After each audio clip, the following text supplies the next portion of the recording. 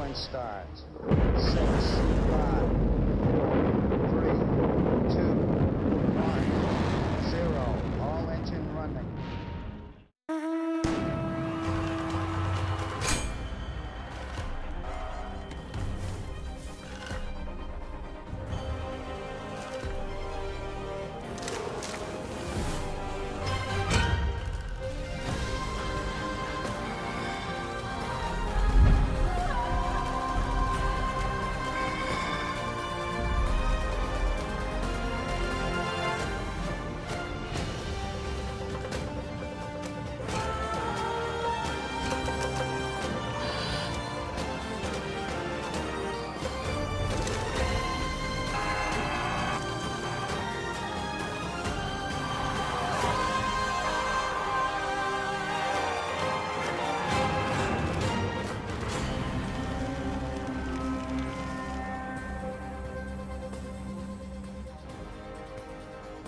Welcome to the Ironman World Championship, Nice, France, where athletes from around the world will descend here on the Côte d'Azur to vie for the Ironman World Championship title. But that's not all. We'll be contesting an amazing course that has tons of history. And I am Michael Lovato, joined today by Didi Griesbauer, also here in studio. But out in the field, we've got Craig Alexander, Fraser Cartmel, Matt Laidlow on the ground in this beautiful town in the south of France. And Didi, we have been waiting for 11 months to crown a new Ironman World Champion. The time is now. The time is now, and today's Ironman World Championship brings together nearly 60 of the world's top professional male triathletes. Pure talent here gathered today. 6,000 points up for grab in the Ironman Pro Series. This is the 15th stop in the Ironman Pro Series for the year. Also, Michael, there is a piece of $375,000 professional prize purse up for grabs, with the winner taking home $125,000. That's right. We've got men today, amateurs and professionals, more than 2,500 of them. Of course, 86 countries, regions, and territories all represented. And here's the cool thing. Nice has just been the heart of triathlon since 1982. We hosted the Nice International Triathlon back then. Then we had Ironman France. And now, of course, well, we did have the Ironman 70.3 World Championship. And now this amazing Ironman World Championship. And I tell you what, with a course this legendary, Didi, and with a field this epic, we are bound to have an amazing race. And we are building to that. And I feel like I'm as excited as I could possibly be. And I still have to wait because it's time to do the body marking. Of course, yes. This is where it all gets underway. We're looking at just a few of our almost 1,500 volunteers who have been active all week this week, helping the athletes get prepared. They'll be helping the athletes through this body marking station, as well as out on the course throughout the day today. This is where everything gets underway. Our professionals will stream through here any minute now to get themselves prepared. They'll make their way into transition, and this race will get started. This is where it all gets going. This is where it gets going, and it's still dark, so folks come in here. These folks have been up, these volunteers have been up since earlier hours. Probably the triathletes have been as well, nervously preparing themselves in their homes, their hotels, their hostels, or their homestays, whatever the case may be. But here's what's really neat about this as we watch and wait for these athletes to come in. Didi, we have almost everyone. We have 8 of our top 10 coming back from Kona here, 8 of our top 10. That's a huge stat. We've got 3-time Ironman champ Patrick Longa here, Magnus Ditlev, Rudy von Berg. I mean, the names go on and on, but also 2023, the guy that won right here at this race, Sam Laidlow, he's back. Not only that, we've got the last 4 men to win world titles are here. We also, Michael, have 21 rookies in our field. So not only is it chock full of super talent and veterans and names we know, there are going to be 21 guys that have never competed in an Ironman World Championship that will get their chance today. Which is super cool, because that's where the good stuff happens a lot of times. You find someone that's not necessarily a dark horse, but someone that's just really nothing to lose, nothing to expect of themselves other than, hey, let me go out and have a great race, which as we have that out there, Didi, I'll say you're going to hear someone today and in the interview or during the process say, you know what, it's just another race. And you get that. It's just another race. I'm just going to treat it like it's any old race. But in the end, it's not, because this is the Ironman World Championship. It is a race that even if you try your best to play it down, it's still for all the marbles. It's still for all of the experience. It's still for the money, the points for the Ironman Pro Series. Everything comes to the head today. And so despite that attempt to keep the nerves down, it's not just another race. No, it is not. And we are taking a look here at bib number 18. This is Jan Stratmann. He wins the award for first into body marking today. Hopefully for this German athlete, that bodes well. And that trend will continue throughout the rest of the day for Jan Stratmann. Yeah, it's pretty good. It's a good spot if you hey, I was first into body marking. First for something, right? I mean, I'm not saying he's not going to have more accolades, but certainly getting his tattoo, getting the numbers, and these volunteers, it's really a treat for them because they get to put the numbers on those two individuals right there, putting the numbers on the first athlete, first of 2,500 plus that will come through and get marked up. It's one of the cool traditions of triathlon that we keep, I think, from the days of old when it was just a Sharpie on your shoulder, and now we're still marking. It's maybe something that is a little less important, but it's still key. You know, we have to keep that at vacation. We have to keep it throughout for us and for safety and for photographs and everything. And I tell you what, those volunteers, I remember back to the days when I raced in a world championship, you will too. Those first volunteers, they are so kind in the morning when your nerves are at an all-time high. They're the ones, their kindness, their enthusiasm, their excitement helps settle you and prepare you for the day. So kudos to all of our volunteers. We see them applauding Jan Stratmann as he makes his way through body marking. Hopefully he will make his way over to our very own Craig Alexander, and Craig will get a couple of words with Jan Stratmann. That's a treat. Get to zip over there and talk to another three-time Ironman world champ. So Craig Alexander from Australia, one of our crack commentators today, down in body marking. Thank you, Michael and Didi. I'm here with Jan Stratmann. Get prize for the first in a transition this morning. How's your morning been so far? My morning has been great. Thanks for asking. It had to be a German to be first in transition, I think. But yeah, I was so nervous, and my hotel is right there. I thought I'm too late, so then I'm the first. Well, that's what I was going to ask. You've done a lot of big races. You're very experienced. Do you still get very nervous, or are you calm on race morning? And what's your race morning schedule look like? Yeah, obviously it's my first Ironman World Championships over the full distance, so that's the little bit of extra nervosity, and I'm a little bit more excited than for the other races. And my routine is normally I stand up 3 hours 15 before the start to get ready, and then have a breakfast, have a coffee. I do my own coffee always, bring my own mobile coffee machine, and then do a bit of mobility, trying to get some food down. It's not always easy. And then, getting hyped for the race. Any rituals? Do you listen to music? Do some yoga? How do you fill that last, I guess, hour before you come down here? Yeah, first of all, I do like my own coffee ritual. That means like I grind my beans and everything, and that calms me down a bit. And then I do like 20 minutes of mobility to get the body a little moving. And then I hear calm music in the morning when I'm like, I don't want to be too hyped up before. And just when I start checking my bike, afterwards I try to get myself up. Awesome, man. Well, good luck. Ironman World Championships. We'll be cheering for you out there. Have a great day. Thanks for having a chat. Thank you. Back to you guys in the studio. Well, I tell you what, that young man has a great morning routine, coffee and mobility. He has won DD Ironman Brazil. That was last year. He also took out the Ironman 70.3 victory in 2021 at Selam.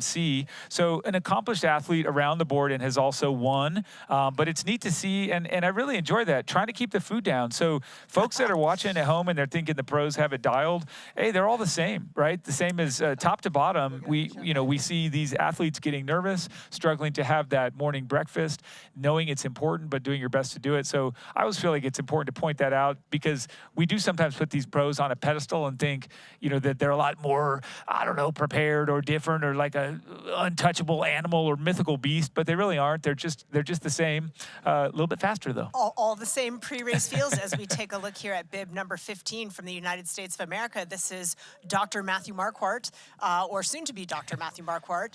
He is on his way to meet with our Craig Alexander as well. He has won 2 Ironmans this year. He was first at Ironman Cairns, also took the win at Ironman Lake Placid. He is with Craig Alexander. Craig, to you.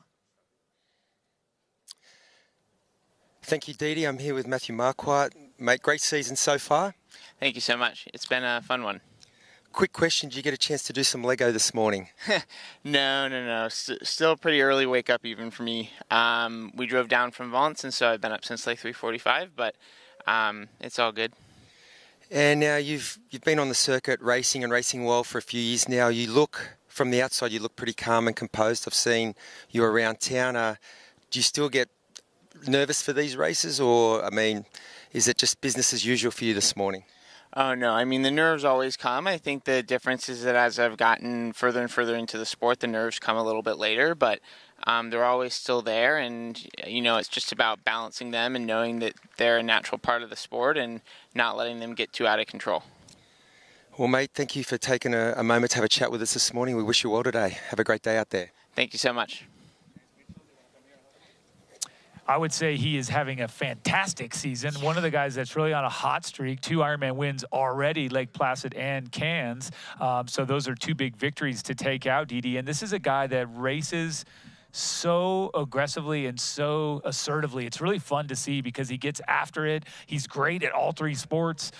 He represents his country well. He represents himself well. Always, I think, very humble, but very aggressive. Well, and for all the man juggles to be that accomplished as a triathlete, as I mentioned, he is in the midst of his medical school studies. He is in pursuit to become a cancer doctor. Super impressive. If you follow him on the socials, he is up super early in the morning doing his training, working a full day in the medical system, and then training again in the evening and trying to get it all done. And to be that accomplished on that many levels, just one of those athletes that I think actually is better because of all he juggles. He's got great balance in his life. He had struggled with some, I don't want to say health issues. He's had some real severe cramping issues that he's struggled with in T1. They think they have a handle on that, so we'll find out today whether they have a good handle on that. Hopefully he can be amongst those lead swimmers, a former Princeton swimmer, so he will definitely be in that lead swim pack, we would assume. It's cool to see because you just described a lot of really successful age group athletes. Yes. Only he's on the professional level because there is so much that I think the athletes really do better when there's more on their plate. It takes a special breed. Not everyone is that way. Many pros will need to have zero focus other than sport, but that's a very cool observation, Didi, and I enjoy drawing that parallel to some of our top, amateurs. And wow, just you kind of wonder, is sleep involved in the program here at all, or how's this working? But great stuff, and he'll be fun to watch. I think he's certainly a highlight. 4 Ironman titles to his credit, and again on a nice hot streak. Matthew Marquardt will say, see you later, because certainly we will be seeing him down the road. And our pros continuing to make their way through the body marking compound here. I believe I caught bib number 47 there. I think I saw on that race tattoo from Norway. That would be Jan Brivhold getting marked up. And we are taking our first look of the day at 2023 defending champ Sam Laidlow. He went big time for the win in 2024, didn't work out for him, but he is back to try to, we'll say, right that wrong and stand atop the podium again.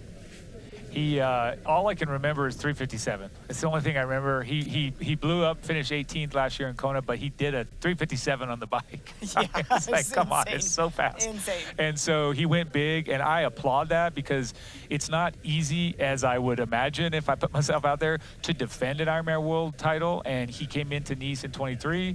Crushed it. Everybody said, hey, you know what, home soil kind of thing. Maybe this is more his flavor. He had obviously been second in Kona, so he had done well there. But to go back, bam, the spotlight's on, the pressure's on. No one's letting him go. Not that they have anything to say about him going, but, he got after it. Yeah. He went for it as the defending champ and kind of flamed out, but hung on. Oh, it looks like we need to rush on down to, Jamie Riddle down there with Craig Alexander. Take it away, my friend. Thanks, Michael. I'm here with young superstar Jamie Riddle. I see you're rocking a fresh cut for today. Yeah, exactly. I said if Christian Blumenfeld shaves his head, I got to do the same. Can't give him any advantages today. So here I am, looking like a naked mole rat, but here I am. I saw an interview with you yesterday. You said you were quite nervous. Did you get much sleep last night? I actually did. I slept like a baby. I was super nervous yesterday, but this morning I'm just ready to go. Like I am. It's fight day. I've never felt like this on race day, so I'm pumped. So what's race morning look like for Jamie Riddle? How long ago did you wake up? Woke up at 3:30, woke up, took like 10 slices of bread, cut the crust off, Nutella through each one of them, squished it, ate it down, coffee, got Johnny Clegg playing in the background, and just, had the family around and just getting ready for war. Was Dad Alex there giving you support, pumping you up? No, I kind of make sure that everyone kind of like is just leaving me to do my own thing. It's, obviously the tension's high, and just their presence keeps me comfortable, but I'm ready. Thank you for taking a moment to chat with us, mate. Good luck out there. Cheers, Corey. Thank you. All right, guys, Michael and Didi, back to you. That Jamie Riddle, I tell you, if you went back to our coverage of Ironman South Africa, that entire country behind that young man there, and the emotion when he got his qualifying spot to this race was something to behold. You can go back and rewatch that broadcast as we take a look here at our defending Ironman champion. This is, Patrick Lange. Patrick Lange from Germany. This guy said that he raced for the win last year in honor of his mom because she said, hey, I really want you to win that one more time. And he just looked like on another level when he got on that run. You could see he was just drawing all that power from everything that he had been through, and super emotional. Really cool to see. He is tied as one of the oldest winners of the Ironman World Championships. It's a three-way tie at the age of 38. A lot of people said he was too old to get it done last year, so I imagine a lot of people saying the same again, and he is absolutely one to watch on this course. But let's throw it down to Craig Alexander, who is with Sam Laidlow. A couple times, yeah. Thank you, Didi. I'm here with one of our sports superstars, the 2023 Ironman World Champion, Sam Laidlow. Good morning. Did you get much sleep last night? Not too bad, yeah. And it's an honour to be here with you, Corey, today. Mate, I've been watching you this week. You look pretty calm and composed. I mean, there's some good memories coming back from what happened, but you're also the hometown favourite and there's some expectation. How do you juggle all of that? Yeah, I mean, I thought I would get away with not being the reigning champion after coming 18th in Kona, but somehow it still feels like I am. And but no, it's great. I have some great memories. I think the course suits me. We spend 30 minutes more on the bike than we do in Kona, so obviously that plays into my cards. But equally, it's a very, very fast run, and the conditions aren't as hard as Kona. So I'm expecting some really fast guys coming from the back. Yeah, it's going to be a hot one today, a hot race. I think the pace will be on. What's race morning look like for you? What's your schedule? Do you have any crazy rituals, a music, pump-up song, yoga, visualization, scrolling Instagram? What's race morning look like for Sam Laidlow? No, I tend to stay off Instagram for at least kind of 4 or 5 days coming into the race. But definitely music before the race that really gets me going.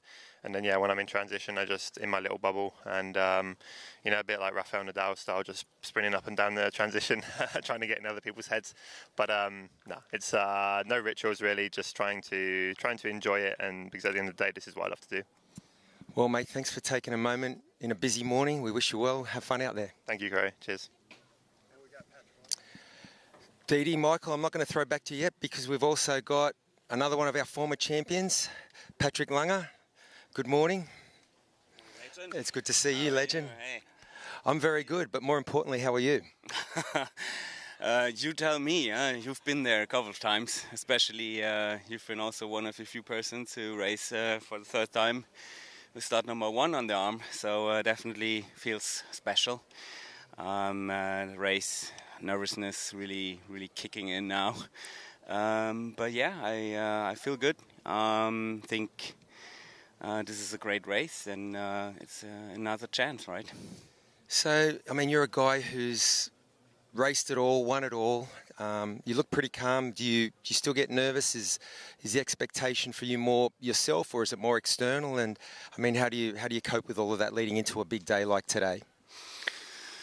I am definitely nervous. I think what I learned over the years is to welcome this nervousness, because it's a good thing. You learn to channel it in the right ways. So I definitely had years where I was so nervous that it was kind of totally stressing me out and kind of like blocking me from showing my real performance. So I learned to channel it in the right way, and it's good that you say I look calm on the outside, but I think burning on the inside, and in a positive way. I think it's really important to take this. I always say you take this nervousness like on your hand, and you take it with you and you welcome it, because it's a good thing and will allow you to push that 10% harder. Well, mate, you have mastered the art of delivering your best when it counts and matters the most. So thanks for taking the time to chat to us. Good luck, legend. Thanks, legend.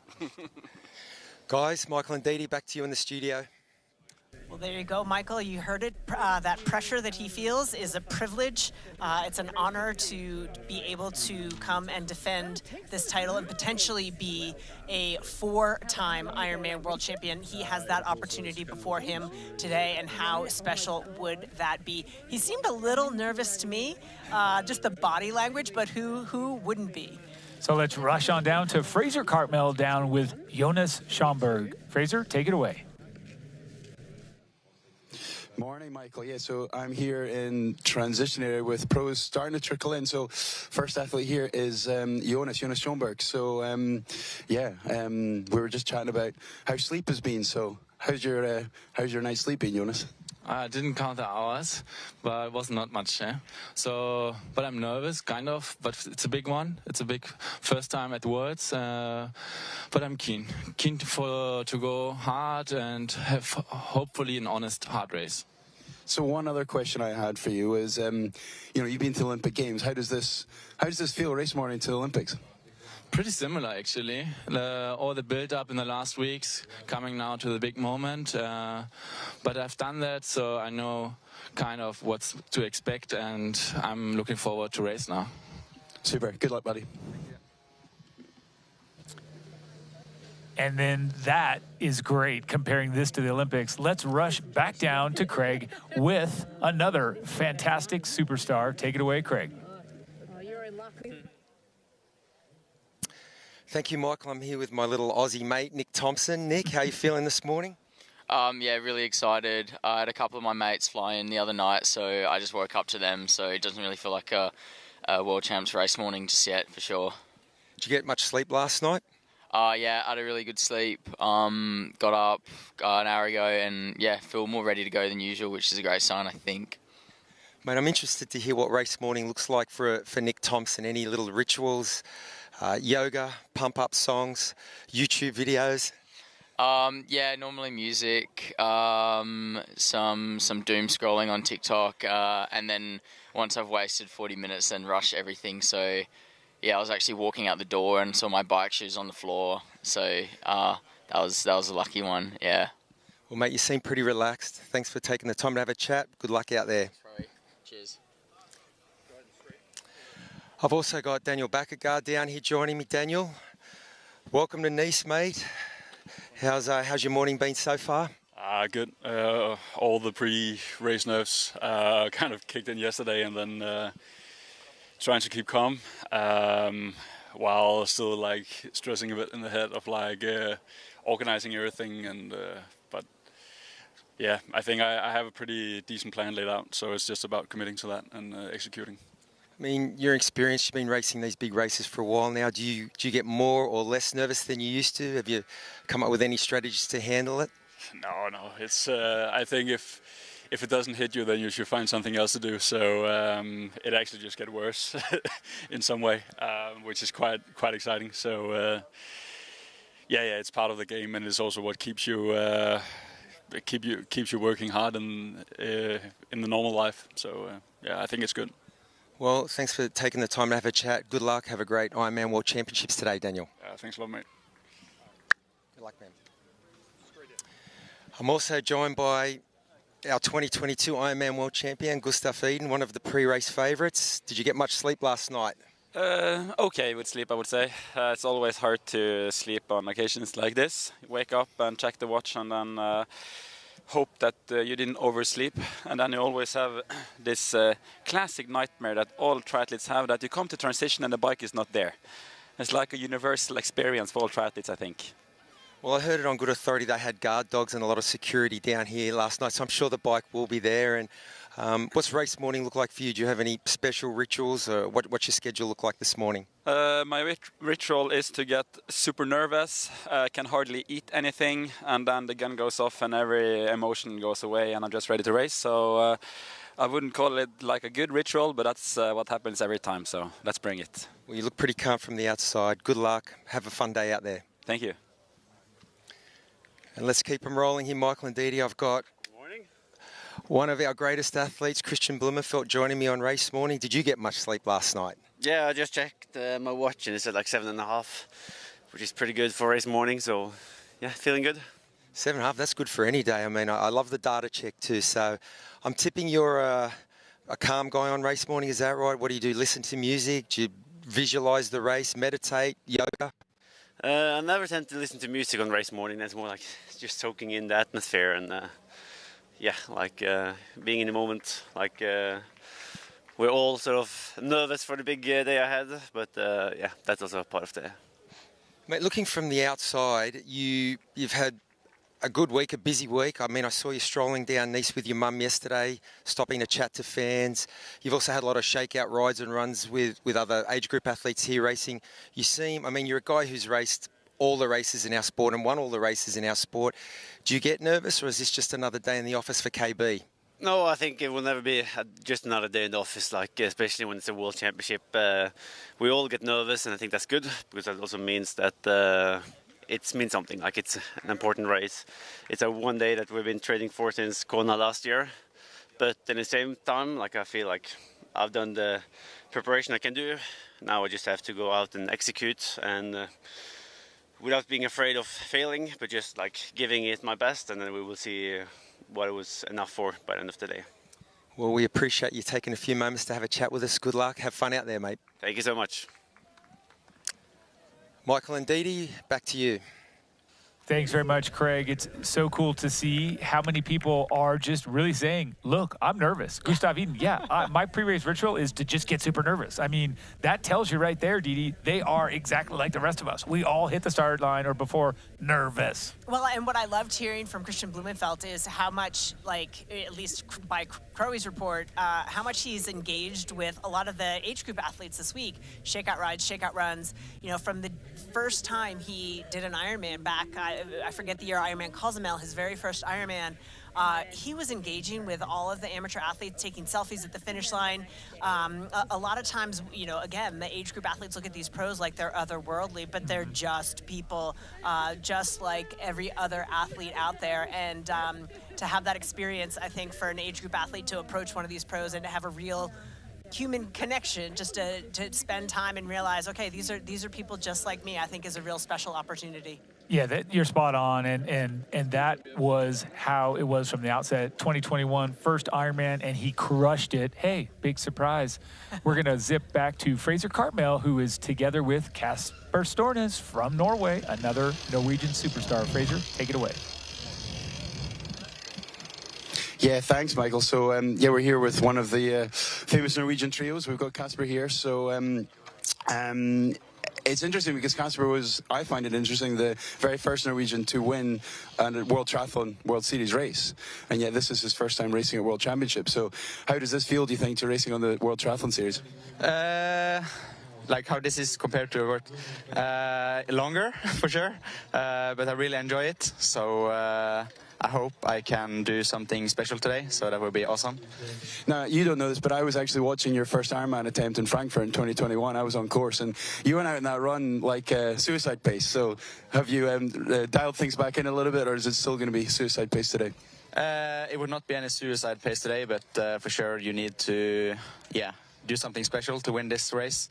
So, yeah, I think the best trained athlete is the one who takes it today, and the smartest one, yeah. Have a great race. Good luck. Thank you.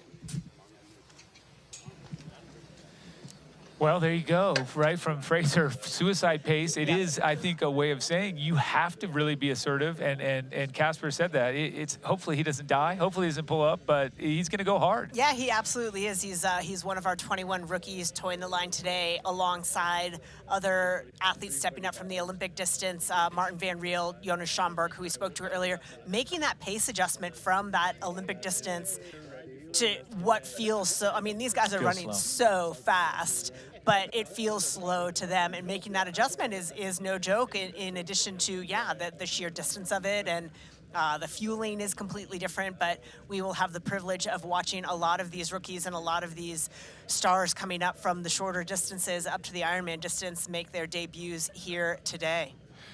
And I think it feels really slow all the way until it doesn't. When the Ironman comes and reminds you how far you're going. Yeah, absolutely. And that is something that we all get to experience. And I know we've got a lot of athletes still coming through transition, and we are going to zip right back down to Craig Alexander. Take it away, Craig.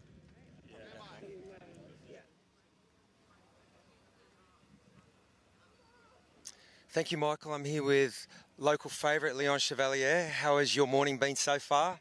Yeah, it's been pretty smooth. It's always in here in Nice, it's always the clash of worlds with people coming back from partying and we just getting out of bed. I slept all right considering the noise outside the window and everything. Yeah, pretty smooth. Body's marked. I've managed to eat some breakfast, which isn't always the case, and yeah, ready to go. Mate, you have such an impressive Ironman World Championship record from Utah all the way to Kona last year. Does that bring extra pressure, or does that give you calm knowing you have the experience? I think it's all about the perspective you have on it. I think coming into the race from, I'd say after Kona, I was probably putting pressure on myself, and then, you know, things don't necessarily go to plan in training, and it's so hard to put good training together when you're also, you know, chasing the Pro Series and all of that, and year after year. So it's not been perfect, and I think that's made me have to take that step back and actually look back at what I've already done and think, you know what, it's already pretty cool to have achieved that, and to have the privilege to come back and, as you say, local favorite and stuff like that. You know, 4 or 5 years ago, it would have been wild to assume those things. So, yeah, hopefully, you know, hopefully the race still goes well, and maybe focus again from next year to like come to the World Champs thinking that I've done everything to win the race. Mate, that's an awesome perspective. You're also in the fight for the Ironman Pro Series, so we wish you well today and really appreciate you taking a moment to stop and have a chat with us. Well, thank you very much. Yeah, see you out there. Michael and Didi, back to you guys.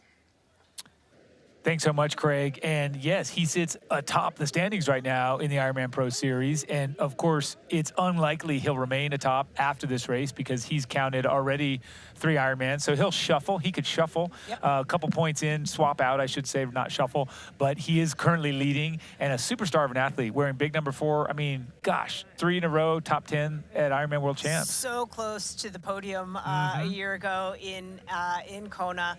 A little bit off the mark, has done a lot of racing this year. 12th at South Africa, 9th Ironman Texas, 27th 70.3 Nice, 4th Ironman Lake Placid. He's been racing all over the place. He's had a little bit of fatigue, but he is here with the Ironman Pro Series in mind. So the race is within the race. Guys eyeing other people that are around them in the Pro Series, knowing I need this amount of time over this guy to hold my place. So lots on the line here for all of these athletes today, not just the World Championship title, but a piece of that $1.7 million year-end Ironman Pro Series bonus pool. Definitely at the forefront of a lot of these athletes' minds as well. The race within the race. And I tell you what, Chevalier 5th here in Nice 2 years ago, 4th in Kona. Is he going to go 3rd? Is he going to keep that sort of march up the ladder, or will he let that slip? I think as you know, the country would go, go wild if he could do it. But again, I don't think he's necessarily thinking that way. I think he's thinking more Pro Series, but it's a long day out there. And as the saying goes in Ironman, anything can happen. We're going to throw it down to Craig Alexander. Craig, who are you with? Thanks, Didi. I'm with Finn Gross-Fries. Ironman World Championships race morning. How are you feeling? Yeah, pretty excited, but I'm looking forward to race, and I can't wait to race here in nearly 1 hour. So you've had a great season. I mean, you're coming off a couple of big wins in Austria and Copenhagen, and how does that compare to what you've experienced this week? Yeah, it's a little bit difficult because Ironman Copenhagen was only 4 weeks ago, but I'm surfing on the wave right now, and we will see how it goes today. Well, hopefully that wave can carry you for another 8 hours today, mate. Good luck. Thank you for taking the time to have a chat with us. Thank you very much. Michael and Didi, back to you in the studio. lot of hype over Finn Gross-Friis. He just coming off a win not that long ago in Copenhagen, so people wondering maybe he's carrying a little bit of fatigue with him, but a lot of eyes on that young man for the future and the potential he's got for this race. Today, yes, but certainly in the future as well. Yes, and now we've got on camera here Sam Long from the United States, crowd favorite across the world. He races a lot of races. He gets into many different distances, many different situations. Very, very strong athlete, and a lot of fans out there as he gets wiped down for his body marking ditty. Yeah, absolutely. He's got a big personality in Sam Long. Definitely will not be amongst the lead swimmers. He is very, very strong on the bike, and his run has come a very long way from when he first started in the sport. He's still a young guy, but he's been racing, it feels like forever. Just a huge talent. He will have his work cut out for him, though, because there will be a lot of strong athletes at the front of the race as we take a look at Rudy von Berg, one of our podium finishers from a year ago. His family lives right on the bike course. A lot of eyes on this young man here today. That's right, Rudy Jr., Rudy Sr. So this athlete here has shown that he's got the goods to compete. Has also moved up the ranks in nice fashion from 4th to 3rd at Ironman World Championships the last 2 years. Really performed well, and I think where everybody was just sort of, mouths agape was when we watched him in the air bars descending on some of the most technical roads we've ever seen at this very race here in Nice, and he was doing it almost by memory. And, actually it was because he's trained here so much, but really fun to watch, and he's good that way on a lot of courses, but certainly here. But for now, let's rush on down to Craig Alexander, who is with Sam Long. Take it away, Craig. Thank you, Michael. Yo, yo, yo, I'm here with the big unit, Sam Long. You! How much sleep did you get last night? To be honest, I actually got a great night's sleep. Really incredible. I slept pretty well, sound like a baby, till 4:15 in the morning. So, mate, we did something together yesterday morning. You seemed pretty calm and relaxed on the outside. Has that been the experience? Yes and no. I mean, I've been doing a lot of mental visualization, a lot of journaling starting 2 weeks out. So I've basically run myself through every aspect of the race already at least 24 times. And so I've done it already, but I'd like to say I'm a nervous excited, and it feels good to be nervous, and it feels good to be excited. It really does. Well, mate, you look good. You look sharp. You look fresh. You look ready. We wish you the best today and appreciate you stopping having a chat. Yeah, thank you so much. I kind of consider it my debut almost. I've never done the body marking, and I'm just here to soak it all up. I mean, I'm actually not here just to soak it all up. I'm here to give it my all and to hopefully crush some souls out there. So thank you, guys. Yo, yo, yo. I love to hear that. Good luck today, Sam. And we've also got Rudy von Berg down here. Rudy, thanks for stopping by. What are the emotions like this morning? Obviously, you're a local favourite, racing for the US, but you're a local guy and you've raced here well before, and you're a guy who's just been on podiums at major championships for 5 or 6 years now. So what's the feeling been like this week? Is it a pressure? Is it an expectation? Or is it just happy to be here? Yes, definitely a bit more expectation on myself. I'm not here just to soak it all up. It's the last one, so definitely I think it's good to have a component of that, of just being happy to be here. Last one in Nice, kind of just enjoying the whole thing. If not, sometimes it can just get non-enjoyable, right? But obviously after performing decently the last 2 years, I'm trying to keep that streak going. A second podium in 2 years would be absolutely awesome for me, so yeah, would just love to do that. Well, you've actually been performing well for the last 6 years because you took a podium at the Ironman 70.3 Worlds in this very city and on this course. And I mean, it's a busy week for you guys. You've got a lot of obligations, a lot of media, plus you've got to get your training in. Are you able to relax the last few days, or is it just, I guess, like being at work and you just got to clock on and do your job? Yeah, a bit of both. Obviously, you have to try to relax as much as you can. So this week, I was trying to finish all training. I pretty much managed to do it. Finish all training by lunchtime, and then kind of try to relax in the afternoon. Even though there were, to come over to Nice, do some things, and then even at the house have some interviews and stuff. But so just got to balance it out. I do have one race question for you. What does a good day for Rudy von Berg look like today? Is it based around metrics or data, numbers on the bike? Is it based around a finishing position? Yeah, I mean, numbers matter. I mean, if you had really good numbers, you know, and you're 9th, well, I guess you can't really be too annoyed about that. But yeah, I mean, I'd like to have be towards the front of the swim. I think that's a bit of a focus point for me. I think the swim will be fast, and I just want to set myself up for a good day. And then, yeah, I mean, have obviously strong bike, strong run, but, you know, be towards the front, you know, in T2 and finish with a sub 240 is my goal. I haven't done it yet this year, so I guess, you know, to win it's going to have to be quicker than that, but I think a realistic and achievable goal, yeah, sub 240 after a very strong bike would be, I'd be happy with that. And your dad, obviously a former professional athlete himself, does he get nervous in the week leading up to the race and on race day? Yeah, he does. I think I overheard him talking to my girlfriend saying he couldn't sleep last night, so I slept better than him. He's a proud papa. Mate, thank you. Good luck today. We'll give you a shout out there. Thank you. Michael and Didi, back to you guys. Thank you so much, Craig. That's good stuff right there. You know, it means a lot to him, and he didn't really want to put it out there, but I think he's really got high hopes to get up there and perform excellently again. And he absolutely should. He has every reason to be optimistic. I mean, yes. he's got the complete package. To his point, yeah, there is the potential that he could make the front swim pack. A lot of it's going to depend on the dynamics in the swim. If there's a split in that lead pack, he will have work to do, but an incredibly talented cyclist, not only in terms of his strength, but his ability to descend as well. So imagining how race dynamics will play out, we're going to throw it down to Fraser, who is with Magnus Ditlev. Fraser, down to you. Yeah, thanks, Didi. So we've got Magnus here with us, and I've already spoken to Jonas and Casper, their first time racing here World Championship. It's not your first rodeo, so how are you feeling before the start? Yeah, it's my 4th full distance Ironman World Championships. It feels pretty new still, but yeah, I must admit it. I'm getting one of the more experienced guys, and I'm hoping to be able to use that out on course. World Championships are special in many ways, and hopefully I will have some experience I can pull on. The build and feeling is great. Thanks, Magnus. Have a great race. Good luck. Thank you. Thanks, guys. Back to you in studio. Thank you, Fraser. Thank you, Magnus. I think he's an athlete that we can start to just use one name.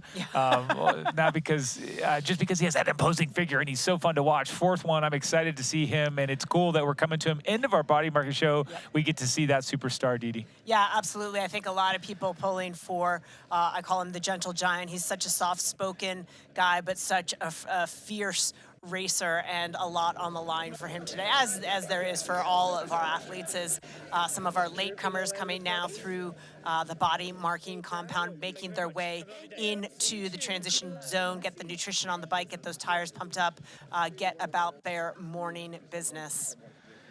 The morning business, and it is never too early to start talking about the morning business, especially when you're in transition. So the thing is, you just said something that made me think, as we watch Kieran Linders here from Great Britain come in a little bit later towards the end, like you said, the fun thing, I think that's who we're looking at. Tell me, you looked at me like I might have read it wrong. No, you're 100% right. Okay, and so as you said that, a lot on the line for Magnus, and it's really the cool thing is, the same amount is on the line for everyone in the pro field, but somehow I think I'm agreeing with you. It's weighted a little differently, right? Because certain people, maybe their expectations, the sponsors, ours here in the commentary booth, the folks across the world, right? There's a little weighting there. I think when you've been on the podium, there's probably the expectation that you either stay on the podium or move up a spot on the podium, and then when you add to that the Ironman Pro Series and all that's on the line there, both in terms of, I don't want to call it bragging rights, but sure, financially as well.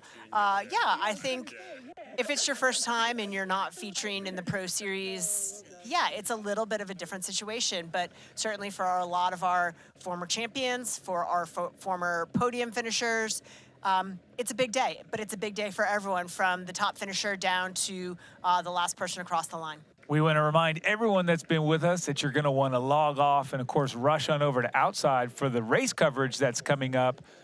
We are going to, if you're in the U.S. and Canada, of course, thank you, Didi, that's correct. Here, U.S. and Canada, that's where you're going to go. The rest of us will stay right here. We'll be back. All the way through for spectators, yeah. I think you need to. Porte E. Ok. Ok. Porte E. Comme ça, tu ressors là. Sur la gauche du départ, en gros. Sur la gauche du départ. Okay, thank you. On se retrouve là-bas. Morning. Very well. How are you feeling? Oh, good. Excellent. No cracks.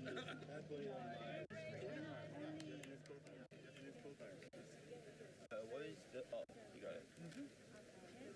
Just wait for that. There you go. Yeah, I'm kind of hairy. Yeah. We had one other athlete very hairy, and it worked fine.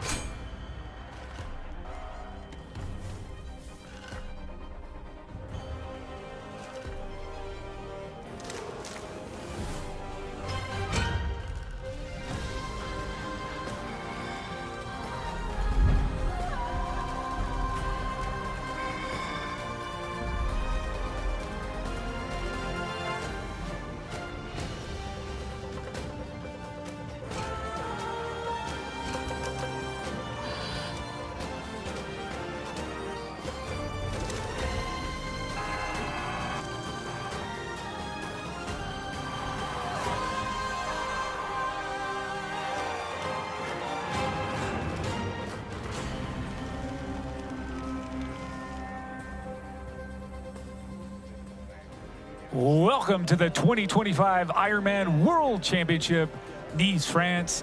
Today, professional and amateur men from around the world will descend upon the Côte d'Azur here in the south of France.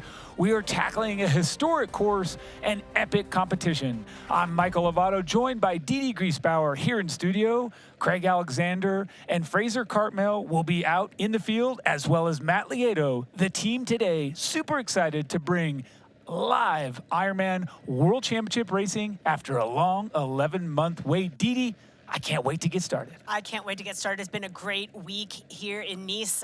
Today's Ironman World Championship is bringing together almost 60 of the world's top professional male triathletes. Of course, the women will be racing in October in Hawaii, but we've got rising stars, we've got veterans, we've got nearly 6,000 Ironman Pro Series points on the line, and we have a $375,000 professional prize purse, with the winner taking home $125,000.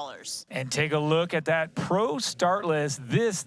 We've got Patrick Lange from Germany, who won in Kona last year, Magnus Ditlev from Denmark, and Rudy von Berg. Those are the first three of many exceptional athletes. From France, we talked about him twice inside the top five, Léon Chevalier, and then Sam Laidlow. He won 2 years ago here in this race. Well, that's right. We've got the last four men to win the world title are here competing today. We've got 8 of last year's top 10 in the pros. But in addition to that, Michael, we have 21 rookies, 21 guys that have never raced an Ironman World Championship before. They'll get their turn here today. That's right. And you mentioned Kona for the women in October, but let's just focus on this amazing venue. Since 1982, Nice has been the host of wildly good international competition. Back in its heyday, it was the International Triathlon. Then it became Ironman France, and then, of course, Ironman 70.3 World Championships, where Gustav Iden won. And now, of course, it is the men's race. For the second time, men only tackling this course. And we say historic, we mean it. It has a lot of depth. Absolutely, and alongside the nearly 60 professionals today, we've got more than 2,500 registered age group athletes from over 86 countries, regions, and territories, all coming together today to contest this extremely challenging but very exciting course in Nice. You talked about some of those 21 rookies. What about Martin Van Riel and Jonas Schomburg? Both of those Olympians and short course talented superstars. They're here to give it a go for the first time. We've also got Antonio Benito Lopez, Daniel Backegard, and Matthew Marquardt. They're all coming back here, but let's just not hear it from me. Let's dive right into exactly what we're facing today on these beautiful shores of Nice, France. It's been a huge year of racing with some epic battles and some incredible moments all leading here to Nice. So let's take a look back at how we got here. We kicked off back in March when the 2 times Ironman world champion podium finisher Denmark's Magnus Ditlev stated his clear intention winning Ironman South Africa. The next shots were fired were from the 2021 Ironman world champion, Norway's Kristian Blummenfelt. Blummenfelt recorded impressive wins at Ironman Texas and Ironman Frankfurt. American Matthew Marquardt had yet to win a race in his career, but suddenly won 2 back-to-back, winning Ironman Cairns and Ironman Lake Placid. Records were broken, points secured, slots for Nice taken, but it was never easy, and Ironman never is. Flat tyres in Oceanside, malfunctioning equipment issues in Frankfurt, penalties and cramps all added to the mix. So too, some new kids on the block. Jonas Schomburg, an impressive debut in 3rd at Ironman South Africa. Kasper Stornes adding to the Norwegian hype train, now a trio with Gustav Iden and Blummenfelt. There were breakout performances too, Christian Hogenhaug in Frankfurt. Athletes were racing hard and fast, flat out from the gun, pushing themselves and everyone else to be the very best. The last time the men raced in Nice was in 2023, when Sam Laidlow stormed into the lead on the bike and held off the field on the run to take the Ironman world title. Patrick Lange, the current world champion from Kona last year, was one of those chasing Laidlow in 2023, ultimately finishing in 2nd. Magnus Ditlev, 3rd in Nice in 2023, but was 2nd in Kona last year, so what can he do in Nice 2025? Not only the podium from Nice, but the top 5 from the World Championships in 2023 are back this year. But who else is back for 2025? Well, the Norwegians Kristian Blummenfelt and Gustav Iden dominated the Ironman 70.3 and Ironman World Championships in 2022. In 2025, they are joined by countryman Kasper Stornes. All 3 have raced in Nice on the 70.3 course before. Iden winning the 2019 Ironman 70.3 World Championships, where Blummenfelt was the 4th, and Stornes won the 2021 Ironman 70.3 Nice. Jonas Schomburg and Martin van Riel have both moved up to the full distance this year and will be racing their first Ironman World Championships. Schomburg, an exciting athlete who pushes hard on the swim and the bike. Van Riel, good across the board, but it's the run where he could really light things up. Then there are athletes from Nice 2023 and Kona 2024 who will be looking for World Championship redemption. Christian Hogenhaug DNF'd in 23, but had a top 10 finish in Kona, and that fantastic performance to finish 2nd in Frankfurt this year. Others to watch, the ever-consistent Leon Chevalier, who always seems to deliver at the World Championships. 7th, 5th, 4th, his last 3 years of results. And Sam Long coming back to the full Ironman World Championships, the first time since St. George 2022. Ready to go? That is A Fighting Chance presented by Hoka. For more, watch short A Fighting Chance episodes on Instagram at Ironman Try and full A Fighting Chance episodes at proseries.ironman.com and on the Ironman Triathlon YouTube channel. What a great race preview. That was a great race preview and talking a lot about the Ironman Pro Series, how we got here, who's doing what, and really just, I think, great, well-produced, and a nice look. I really enjoyed that. I'm sort of biased because I love this sport so much, but it was fun to see everyone kind of mixing it up in there. And so we're back here, and we did mention this, Didi. You said it, 2,500-plus age group athletes. So we focus on the pros in this show. We really highlight the action that those guys at the front are doing. But back here in the ranks, we have all these folks that have also earned their way here to Nice from races all over the world since way last year when the qualifying period began. And so it is a big day for all those folks. Amateurs, they sacrifice just as much. They make the effort just, equally to everyone. And we talked about this with regard to Matthew Marquardt. Big training loads for these amateurs, and they also have other responsibilities as well. They don't have the ability to sort of compete and train full time. They're hobby athletes that are really good. And doing a really good job here still in the body marking compound are our race volunteers. Again, over 1,500 race volunteers throughout the week and throughout this very, very important day. So shout out to our wonderful volunteers who make this race possible. That's right, Didi. And I think as I just backpedal as well and talk a little bit more about those age group athletes, really still the most unique element that they get to compete on the same stage, the same day as the pros, where you don't see that in other sports. You don't see amateurs riding the Tour de France. You don't see amateurs in there playing baseball. And it really is a unique element where you could be there, especially on a course like this, Didi, the Hoka Run course, 4 laps. You're going to be right in there, hopefully not literally, but figuratively rubbing elbows with the superstars of our sport. So it's quite good. As we take a look at some overhead shots here of the transition area, as well as the corral start for the swim start for that Roka swim course. We will be getting down there in just under an hour's time as athletes continue to make their way through the transition zone, finish their morning preparations, pumping up the tires, checking that the bike, making sure those batteries are charged up, shifting's working, getting the nutrition on the bike, and going over everything just one last time before they get underway.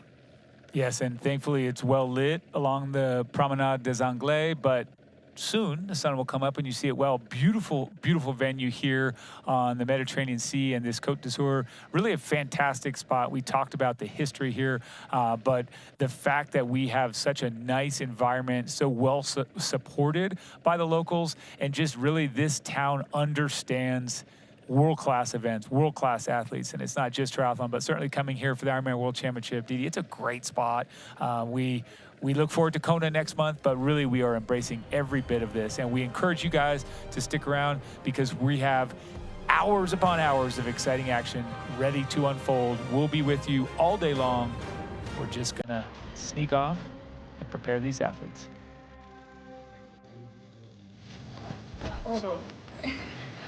So.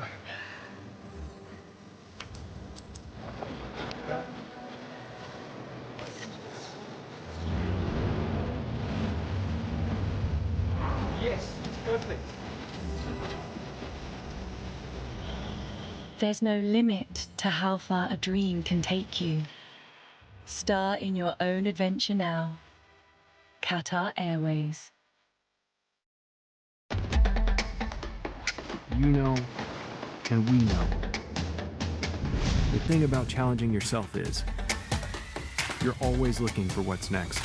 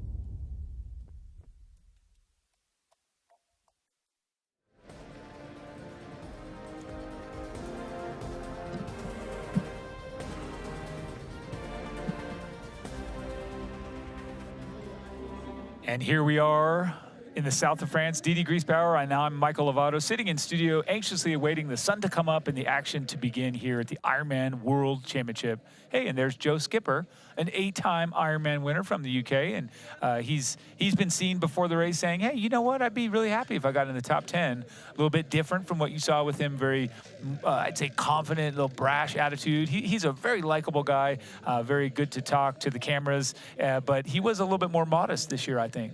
He's a very great gregarious individual. He's helped us a little bit with some commentary throughout our Pro Series races this year. Michael, this is the 15th stop in the Ironman Pro Series for 2025, and all of our top 10 athletes are racing in Nice, and 17 of the top 20 are here to contest the nearly 6,000 points that are up for grabs. And there you see the top 10. Looking at it now, it is going to absolutely shake up because some of those athletes have already counted. You can see them 3 Ironmans. And so the ones that have 2 will race today and will necessarily bump up because you get to count 3. But you should watch this. Blumenfeld still on track for a perfect score in the series after winning in Texas, Frankfurt, and then we've got Hogan Howe. He's in second. He's got his eyes on Kasper Stornes and Rudy von Berg because he's got a time gap on them, but he wants to remain ahead of them in the Ironman going into Marbella in the Ironman 70.3 World Championship.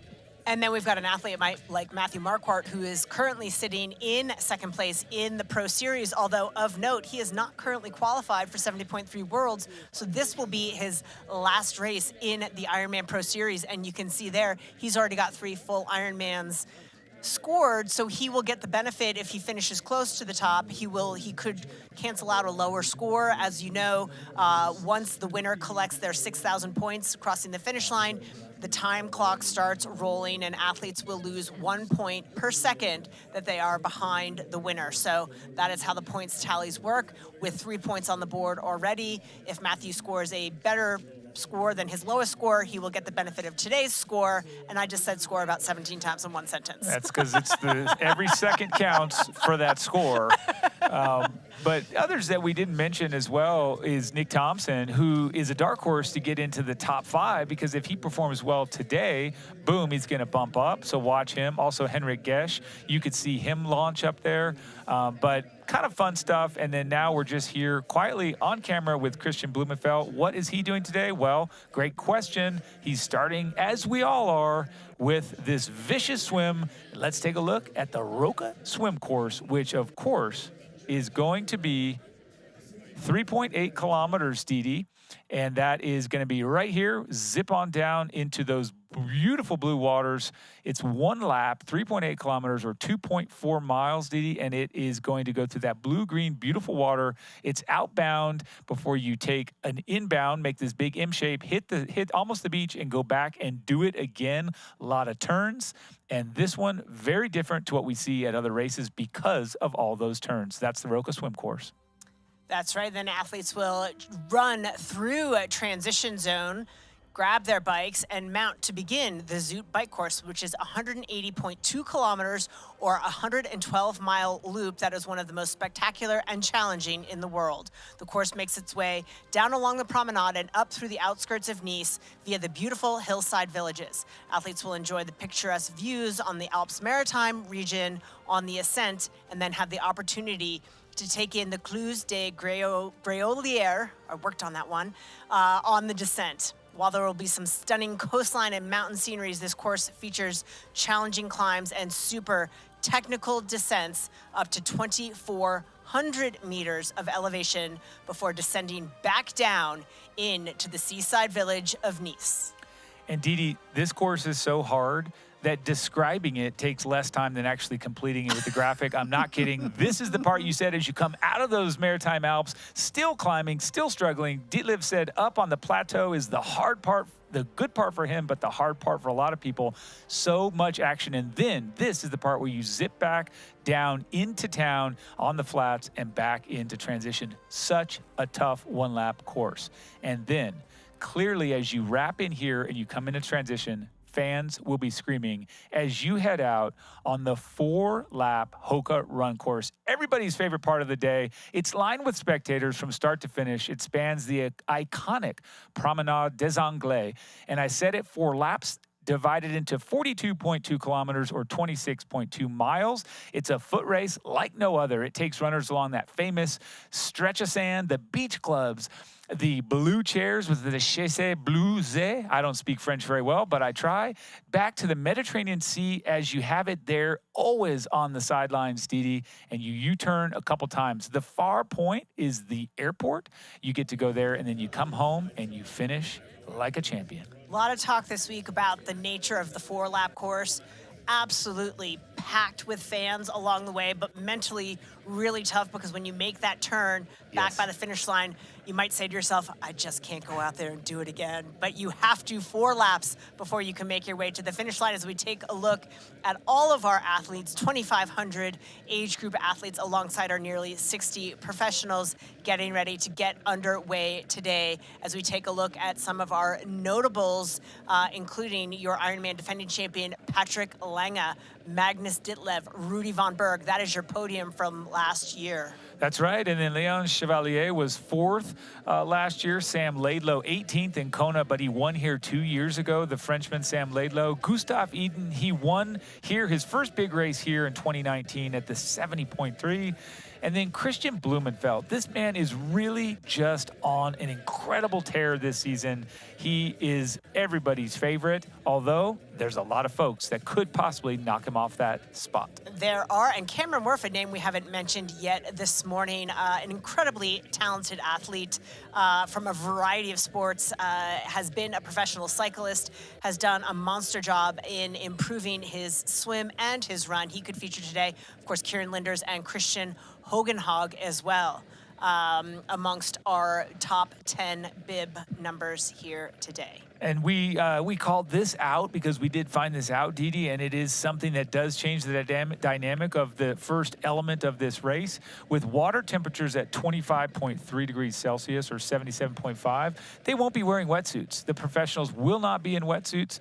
That changes not only the tactics, not only does it change the position of some of the people, but it also changes some of the apparel or the wardrobe you have to factor in. You may have a different thing in mind if you did have that swimsuit or that wetsuit rather, and then you have to go to the speed skin. So little changes. Well, just to elaborate on that a little further, a lot of athletes would wear calf guards, for instance, that are more aerodynamic than human skin. But without a wetsuit, you would have to take the time to put those on in transition because they are not permitted in non-wetsuit swims. Things like that, I think the athletes will certainly, to your point, Michael, be in slightly different positions. The wetsuit tends to favor the less strong swimmers. Everybody swims faster in a wetsuit because of the added buoyancy, but I think generally speaking, it's well understood that a wetsuit will benefit the relatively weaker swimmers more than your stronger swimmers. Could spread things out a little bit more in the swim here today. Fair assessment, absolutely, and that obviously is to do with the buoyancy. So if we really look at that to folks that are kind of still learning this sport, getting a wetsuit on and having that neoprene all the way down your legs, it just minimizes that, gets you to better body position, minimizes that sink.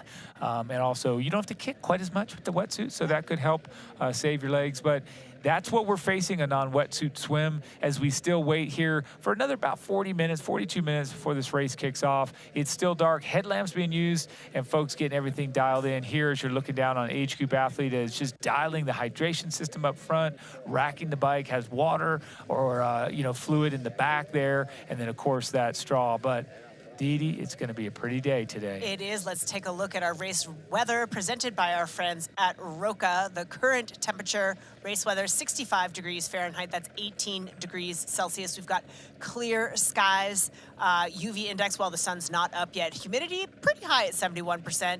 Wind out of the northwest at 4 kilometers per hour.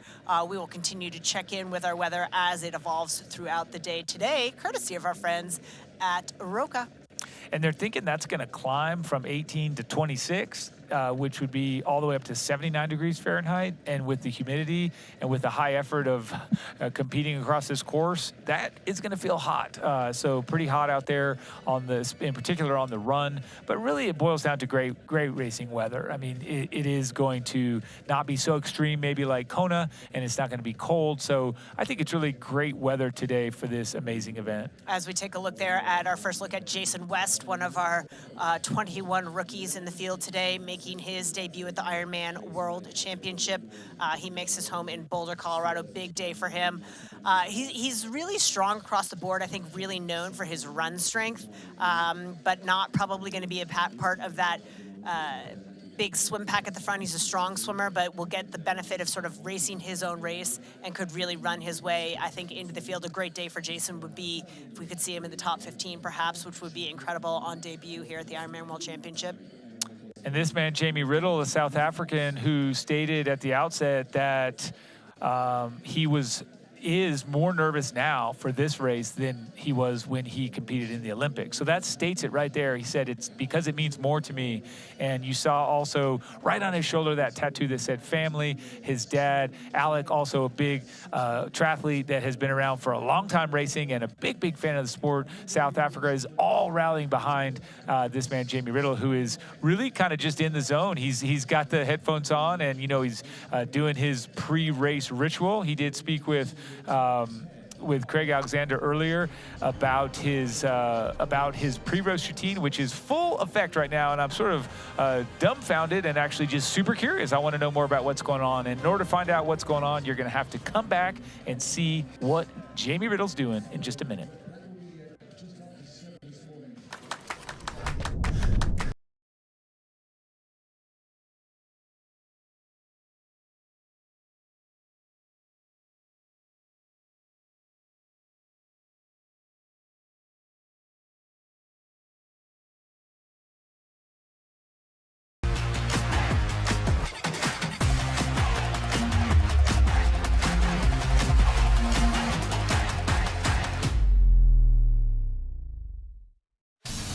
Meet Kicker Run from Wahoo, a revolutionary indoor running experience where you just run and your feet set the pace. We call it Run Free Mode, a game-changing technology that allows you to change speeds naturally, just like you do outdoors. You can even let popular training apps control the speed and grade for you. Kicker Run by Wahoo. It's time to run free.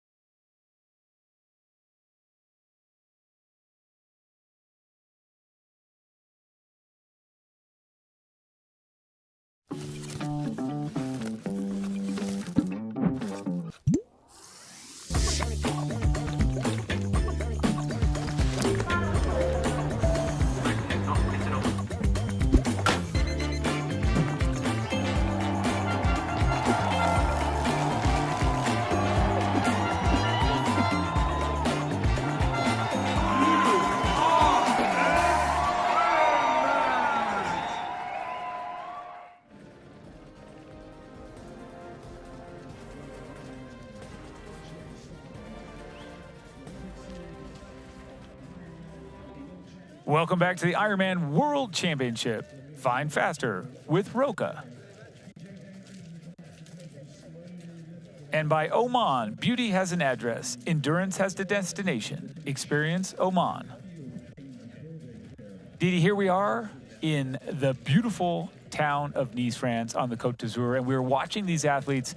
Okay, let's just say it. They're stretching, they're getting ready, but really, they're just dying to get to the start line. Am I right? Is this the moment where you're like, just get me there? Yeah, I think all the business of the morning is done. The bikes are ready. This is Matt Hansen from the United States. He featured really strongly in the Ironman Pro Series a year ago, stood atop the series for so long, had a great season last year, looking to follow up that again this year with another top 10 finish in the Ironman Pro Series. Again, Matt Hansen getting ready here, doing some last minute stretching as all of our athletes sort of settling those nerves. There's nothing left for them to tinker with except their own thoughts. That's right. What else can I do before we get underway here? And let's keep in mind, we still have over 30 minutes to go. I mean, I really do feel like this is the time when it is just, hey, get me there. I've done everything. So you really are just thinking at this point. You're kind of warming up. You're kind of just biding your time, though. So it actually maybe speaks to the reason that some of those athletes that we saw came in right at the last minute because they wanted to just minimize that time where they're sitting here anticipating. So I feel like the height of nerves kind of hits. You start to build. And as even Gustav Eden said earlier, he has a pre-race routine, and it's to just get as nervous as he possibly can. You don't really want to do that, but that's what happens.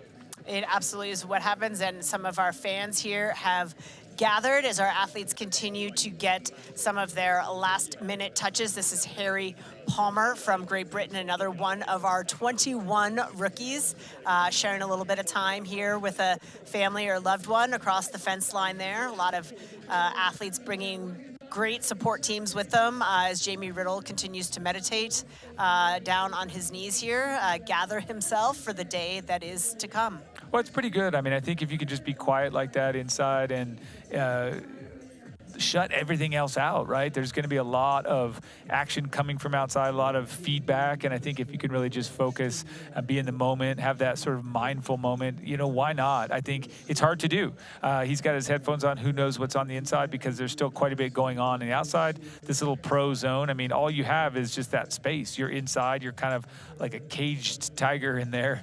Everyone watching and sort of checking your every move, and of course your competition is all around. So it's kind of an interesting little setup there as we see Matthew Marquardt as well. Matthew Marquardt with his traveling companion, that it's his mom. Yeah, I just love that story. His mom travels with him to a lot of his races. She's certainly been a good luck charm as he took the win at Ironman Cairns earlier this year, as well as Ironman Lake Placid. So mom helping out even now. That's right. As we watch Christian Blumenfeld get the swim skin on, pull that over his kit, and delicately doing that. These need to be placed very appropriately. Obviously, you don't want to bunch anything up underneath, and I think it is, Didi, you know, it's an art there to get tight clothing onto a sweaty and ready body, I'll say. Yes, I will say, and if you take a look at our countdown race clock there, you will see the logo, Experience Oman. Beauty has an address and endurance has a destination. And on Friday, Michael, Ironman announced a landmark global partnership highlighting a major new adventure destination to host Ironman and Ironman 70.3 events, including the 2029 Ironman 70.3 World Championship, which is going to be epic. Michael, let's take a look at what is to come with Ironman and the country of Oman. Beauty has an address. Endurance has a destination. Experience Oman. The Ironman Group and the Ministry of Heritage and Tourism unite to realize a new bold vision and are proud to announce Experience Oman as a global premier partner and official destination of the Ironman and Ironman 70.3 series. Taking center stage in 2026, Experience Oman will become the naming partner of the Ironman Pro Series. And in 2029, Muscat will proudly host the Experience Oman Ironman 70.3 World Championship. Oman, a country rich in heritage, a country that strives to move forward and evolve, where every mile of the course is steeped in history and offers spectacular scenery. A place where you can race in the pristine capital Muscat one day and climb a 3,000-meter high mountain the next. In 2026, Oman will become host of premier events, including the first full-distance Ironman event in the region with the Experience Oman Ironman Oman. Experience Oman Ironman 70.3 Middle East Championship Muscat, and the continuation to host Experience Oman Ironman 70.3 Salalah. Oman offers you the opportunity to recover in one of many freshwater pools and rest beneath a sky filled with 1 million desert stars. Wander through lush green landscapes and follow your senses to the mystical Frankincense Mountains. We can't wait to welcome you to this incredible country, where you can race in a breathtaking destination.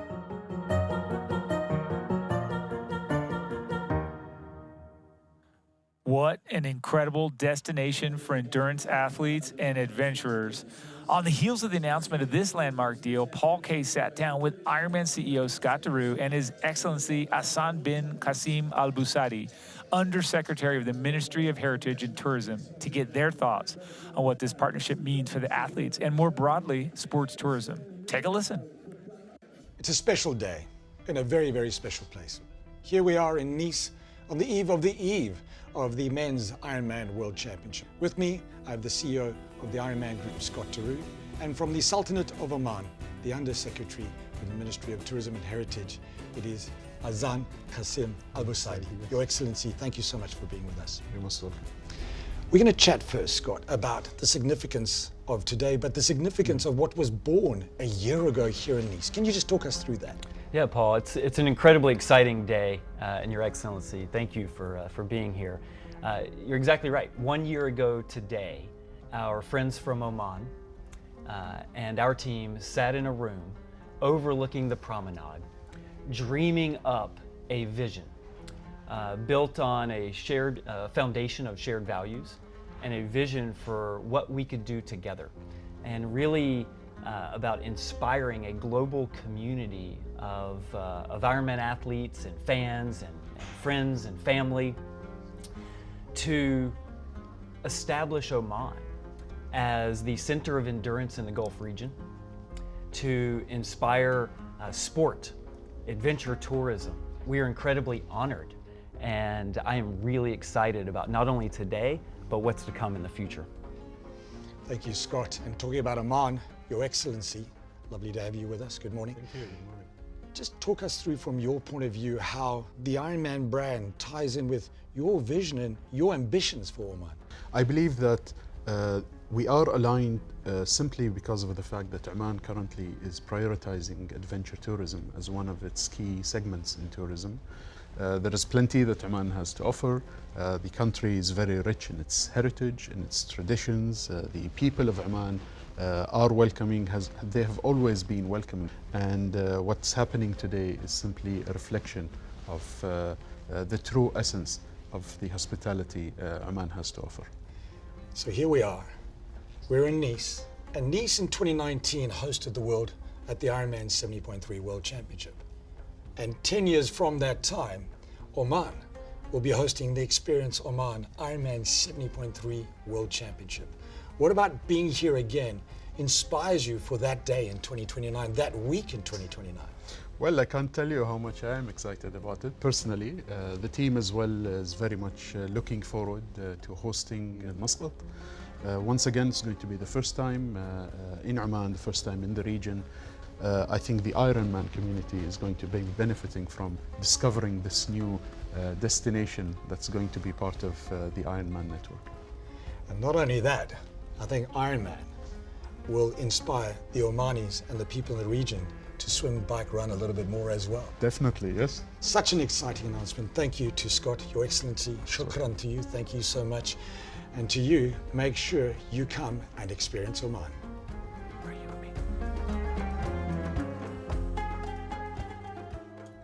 What a monumental moment and an opportunity to offer world-class race experiences and showcase the incredible beauty, culture, and history of Oman. We can't wait. But now, Didi, let's get back to Nice. And just like that, we are with Sam Laidlow. He won this race 2 years ago. And then actually the man who won the Ironman World Championship last year, right there in the background. But Sam Laidlow on the ground, truly stretching, getting ready. And then, Didi, I have to say, the energy is building.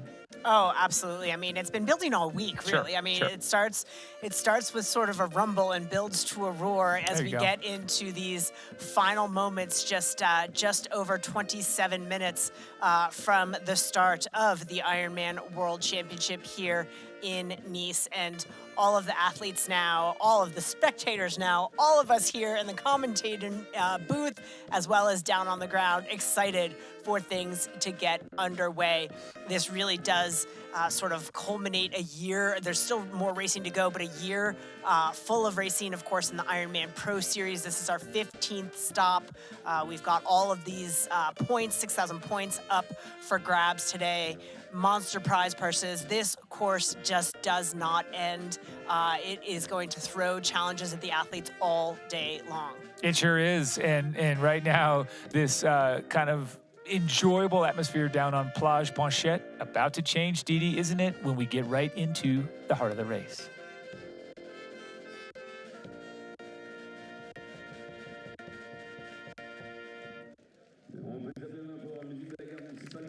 As our athletes continuing their warm-ups here, we've got some athletes doing some mobility there. Sam Long, you see in the background in that white Aroka swim skin.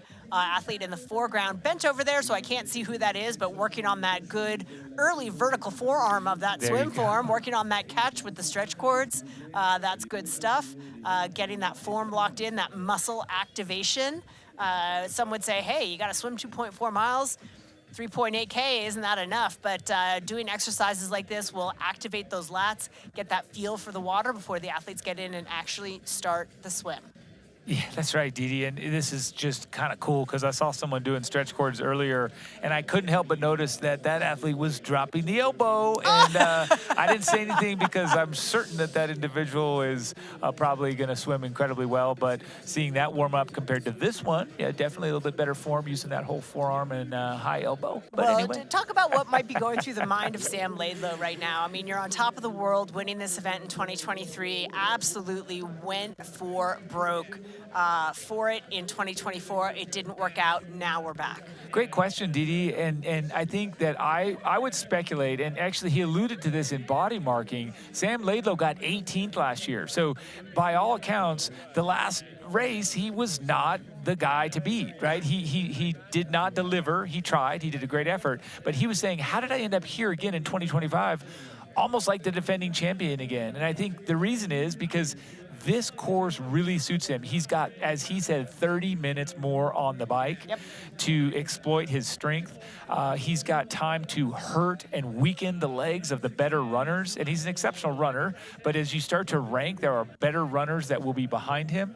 And so I think that there is everybody kind of pushing all of that right up into the foreground. And the thought is that this guy really is a true favorite on this course. He's going to come in here with a nice group of allies on the swim, and he's going to push to break away in distance and hurt the Magnus Ditlevs, the Sam Longs, the second packers, the third packers. And so I think that what's in his head, a little bit of nervous anticipation. Like, I've got to win this thing.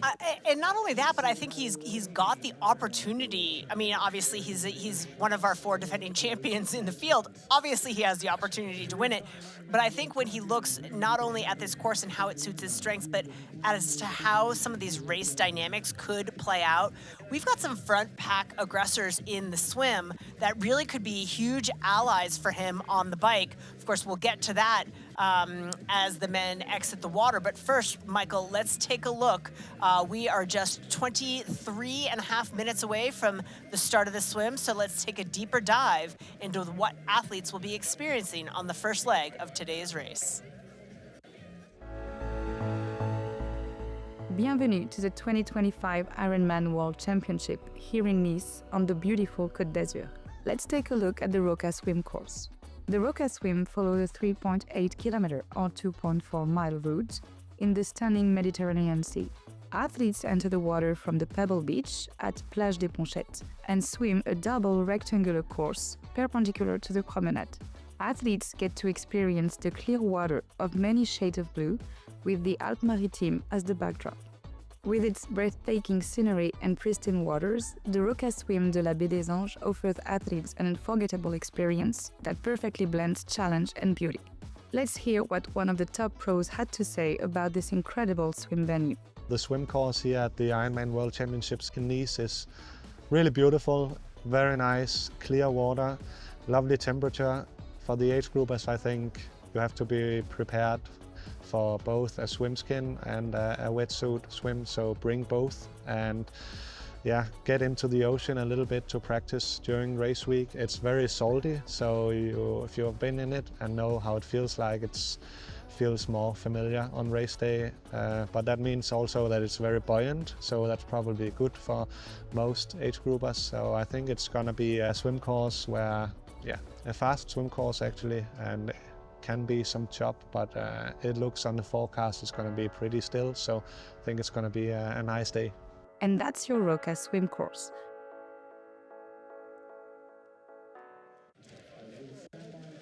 As you take a look there at Magnus Ditlev giving a little bit of a, I don't know, kind of inside scoop, a little bit of talk there. I can't help but think about this guy who has just been, I think, really a fun athlete to watch, 27 years old, out of Denmark, just a really strong and, as you said, gentle giant in some ways. He seems kind of soft-spoken and likable, but you know he's just there to hurt some people on the triathlon race course. And let's take a look at some of our ones to watch here in not only the Roka swim course, but throughout the entire day. Of course, wearing bib number 1 is going to be Patrick Lange, Magnus Ditlev, Rudy von Berg. That is our returning podium from a year ago with Leon Chevalier wearing bib number 4 and Sam Laidlow wearing bib number 5. And then Sam Laidlow in the green cap, as well as that man, Gustav Eden, green swim cap. You've got Christian Blumenfeld. Look for him in the silver swim cap with bib 7. Cam Wurf also wearing silver. And then Kieran Linders, I think he was doing those stretch cords earlier. That's in cap blue. And some others just to watch. So you could see Christian Hogenhaug. Got to watch out for the other Danish superstar that's in this race with a yellow swim cap. Look at that, mugging for the camera. They look pretty relaxed at that Team point. Norway there.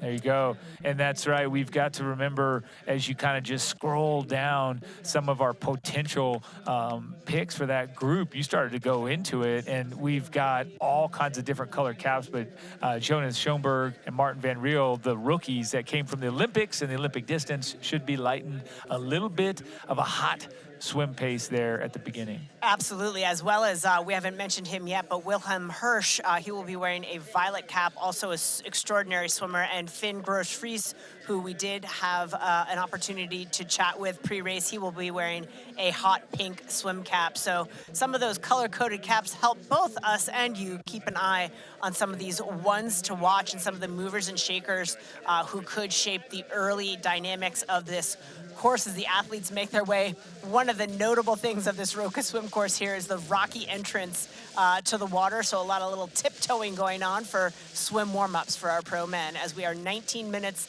and 15 seconds away from the start of the men's Ironman World Championship. I'm glad you pointed that out because folks are like, oh, what are they doing? Are they starting? Well, this is that time I think that they actually get to shed a few of those nerves where they do get into the water. I think that physical, actual proper physical movement really is the best thing for the pre-race nerves. And you mentioned it, this beach famous around the world, but also famous for its rocks.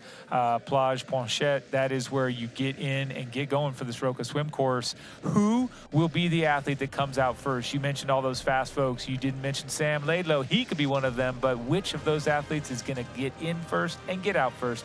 We'll find out here in a minute. Questions to be answered. What do you want? What's that really good non-alcoholic beer I keep hearing about? Do you have that really great non-alcoholic beer that I keep seeing?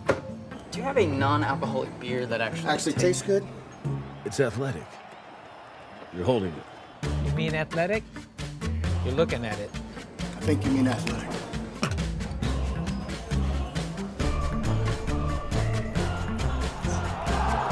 It's athletic. Ask for it.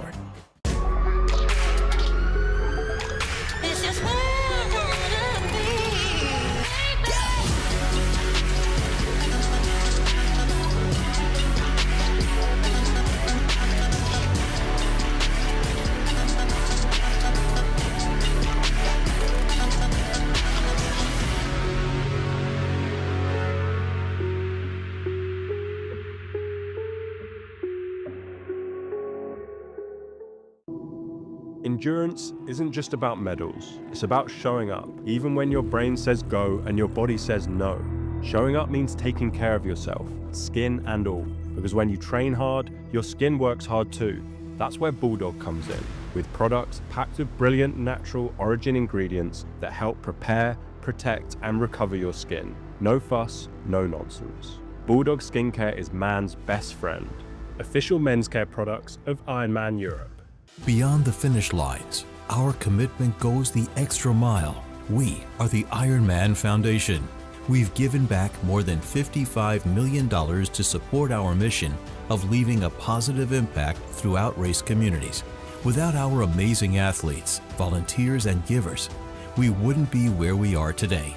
Together, let's continue this journey of impact. Join the Ironman Foundation and be a part of something extraordinary.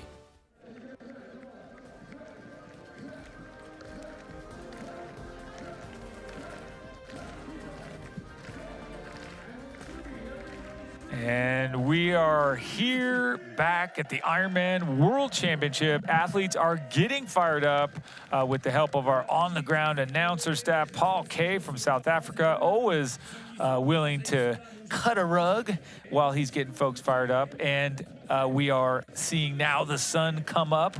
I'm Michael Lovato, joined here in studio by Didi Griesbauer, and it looks like we are approximately 11 minutes and 11 seconds away from the start of this race. That's what the Wahoo clock is telling me. And Didi, I am pretty excited here to see these athletes just get out there and thrive in this tough environment. They're well-trained, well-prepared. And I'll say this, Didi, in catching up with the pros this week, we asked them all to talk about the theme of this year's race, which is resilience. We all know Ironman, especially at the World Championship, is a game of resiliency. And this is what some of those pro athletes had to say. Yeah, I mean, resilience is what differentiates the best, I guess, from just being good. I feel like a lot of people set out with a certain goal. I think if you would have asked, like when they were 18, pretty much every pro that's on the start line, what they wanted to achieve, they probably would have said that they want to be Ironman world champion, or to themselves anyway. And then it's kind of like every year you tell yourself, oh, well, actually maybe I came top 5, that's good enough, you know. And I think resilience is also about it not being enough and never being enough, you know, and that's maybe an unhealthy trait to have, but at the end of the day, that's what makes you resilient. You know, you can go through the roughest patches, and again, Jan is a perfect example. You know, he could have stopped his career 4 years earlier, but he kept believing, and he's extremely resilient, you know, after so many injuries, and to come back and to prove to the world that he can be on top again. So yeah, I think it just comes down to how much you want it, and if you're happy to sometimes spend 6 months injured or 6 months out of the sport, being depressed, if you think that that's worth it, then yeah, for me that's what resilience is. I think resilience is almost my motto, and that is how I always race, and Ironman is about who can get to the finish line, and that's finish line is very far away at the start of the race, and you can't get through an Ironman without resilience, especially at a world championship level, because you're pushing yourself to your limit and maybe even potentially beyond your limit, but with kind of resilience you can sometimes recapture that in many ways. And so resilience, I think, from a racing standpoint, is all about overcoming those dark moments, overcoming those challenging points that will always happen during an Ironman, and getting to that finish line no matter what it takes. Resilience for me is like just, I guess, looking adversity in the face and being comfortable with that. For myself, that's a great metaphor for just my life, and in terms of being able to look myself in the mirror and just being able to like really ask hard questions and go deeper. So I think, yeah, for me, come 14th September is like really like looking adversity in the face and in multiple moments in the race and showing up again and again. That's one thing about Ironman, is you got to keep showing up and keep moving forward. It's yeah, and that's pretty cool, but it's daunting. Like there's a race on Sundays, it's going to war, right? And there you have it, Didi, going to war. As we hear those words, we watch these men come out of the water, and quite humorously, they are a bit tender-footed as they cross those rocks. But you know what? These are race machines that are meant to go hard. They're saving up. And a lot of the athletes you can see pointing out this Roka swim course here. It always looks a little different when the buoys are set and the sun finally rises on the Roka swim course. Athletes, we are 12 minutes and 12 seconds away from the men's Ironman World Championship. Our pros will get underway at 5 minutes past 7 in the morning local time. Athletes finished their warm-ups there. Some did an in-water warm-up, some opting not to. But adrenaline and nerves reaching an ultimate high. All-time high, and we did see Joe Skipper putting on the Snuggie there because he had just gotten out of the water, and once you've warmed up, you want to stay warm or get warm again. I think the warm-up is the swim warm-up, I should say, is a great move. Get the water because I think it helps shed the nerves, but also it does allow you to really do what you're going to do. The swim cord, stretch cords, they're great. The jumping jacks, awesome. Push-ups, sure, but really no replacement for moving the arms, strokes like you will as you start this Roka swim course. Didi, Dee, you said something about them kind of looking out there at the course, and it looks a little different, and certainly now the sun's coming up. One of the unique elements of this race is just that you go straight out, you do 2 turns, and then you come back. It is an M, the letter M, and then you come in, and you've got to do that again, where you diagonal straight out, 2 turns, and then back. So 4 turns inside the 3.8 kilometers or 2.4 miles. Those turns, they tell me, that's an opportunity to drop someone or get dropped. Absolutely, those turn buoys tend to be bottlenecks, so to speak, if there are some larger swim packs. So opportunities for swimmers to make a move at those areas as athletes now toweling off, getting ready for the start here, staying warm. There's Sam Long with his wife Lara. They've spent the summer over in Europe with their young son, and so he is well acclimatized to the time. Spent a lot of good time training out here. Again, family supporters now. We heard Rudy von Berg say his father was more nervous than he was this morning. So all of our spectators, I think, sharing the same nervous energy as a lot of our athletes. That's right, and what a beautiful shot right there of the beach and the beautiful sunrise and the palm trees. That right there is going to be a snapshot you're going to see on Instagram, Facebook, down the road. Hopefully you guys are enjoying that. That's the beauty of when that sun finally comes up and you get to look down, all the spectators, all the athletes, 2,500 plus, 86 different countries, regions, and provinces, everything from around the world here to compete in the Ironman World Championship. And coming back to this, Dee Dee, we are minutes away, and we do a really nice intro of these athletes. We're going to get to see them one more time before they get a nice look. And, of course, in that lineup, you're going to see, what did you say? 4 past Ironman World Champions. I see someone in a leopard print robe, so I already immediately have a favorite athlete here for style points. I mean, if you can't get style points in the race, you certainly can right now, Dee Dee, 100%. All right, let's announce and bring to you our top 10 seeded athletes, beginning with bib number 1 from Germany. And we're going to get there, Dee Dee. From Germany. We're going to get there in just 1 minute. Athletes queuing up here. I had a false start on top 10 bib introductions, but they are coming to you. These are some of our unseeded athletes in the generic white professional men's swim caps. But that's not to say they won't feature in. But here we are, back with wearing bib number 1 from Germany as the defending 3-time Ironman world champion. This is Patrick Lange.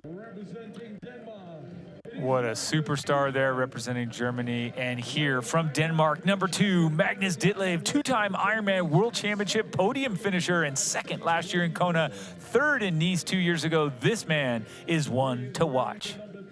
Wearing bib number 3 from the United States of America, Rudy von Berg. Rudy has been climbing the ranks at the Ironman World Championship with a 4th place finish here in Nice in 2023, and then a 3rd place last year in Kona. This year he was 2nd at 70.3 Oceanside and 3rd at Ironman Texas. And he was 5th here in Nice in 2023 and 4th in Kona. This man, French Leon Chevalier, will be looking to move up the podium again this year. Watch out for the Frenchman. And another one of our Ironman world champions in the field today, wearing bib number 5 from France, Sam Laidlow. He had an injury-plagued start to the year, but is now finding the perfect form at the perfect time as he comes into the Ironman World Championship off the back of a commanding victory at Ironman Leeds. Certainly a lot of eyes on that young man.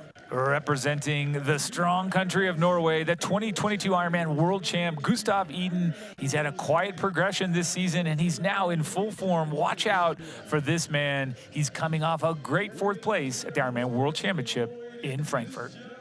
European. And his countryman wearing bib number 7, also from Norway. This is Christian Blumenfeld. He's the 2021 Ironman World Champion and is arguably the best, most consistent male athlete this year, scoring wins at Memorial Hermann Ironman Texas North American Championship, Minova Ironman Frankfurt European Championship, and the Ironman 70.3 Aix-en-Provence. Number 8 here from Australia, Cameron Worf. He's worked hard to develop into a very solid swimmer, and we expect to see him in the second main chase pack. Great cyclist, and he could find himself with some great company on the bike. And wearing bib number 9 from Great Britain, this is Kieran Linders. He had to withdraw from Frankfurt early in the bike, so he will be fresh relative to some of his competitors. He had a great result at Ironman 70.3 Swansea. This year, he was 3rd. And number 10 from Denmark, a brand new father as of a couple weeks. This is Christian Hogenhaug. He's had a crazy stretch of races from Frankfurt to Swansea to Lake Placid. He's got to keep going in this Ironman Pro Series. What a great finish in Frankfurt in 2nd. Watch out, because he seems to be in incredible shape.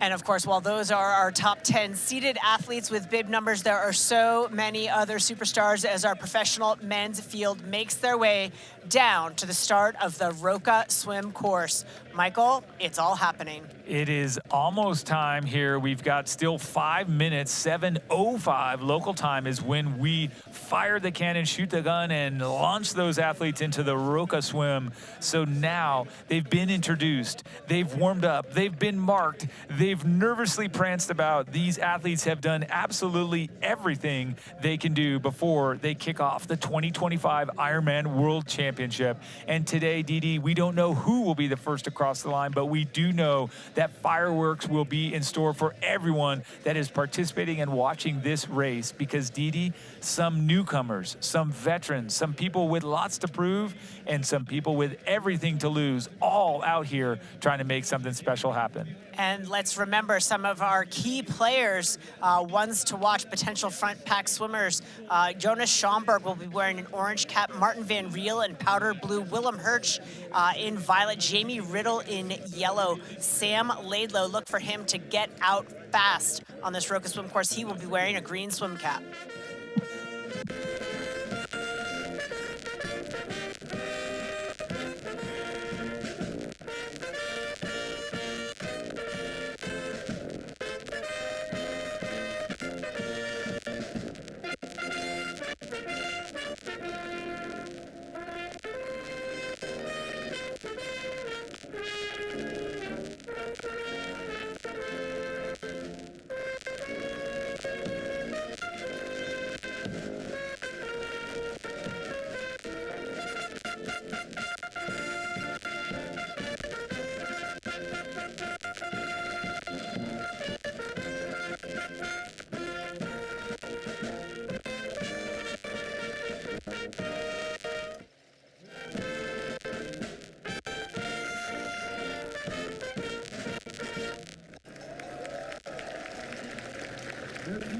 And big thanks to the Musique de la Garde Municipale de la Ville de Lys for performing the national anthem, or La Marseillaise.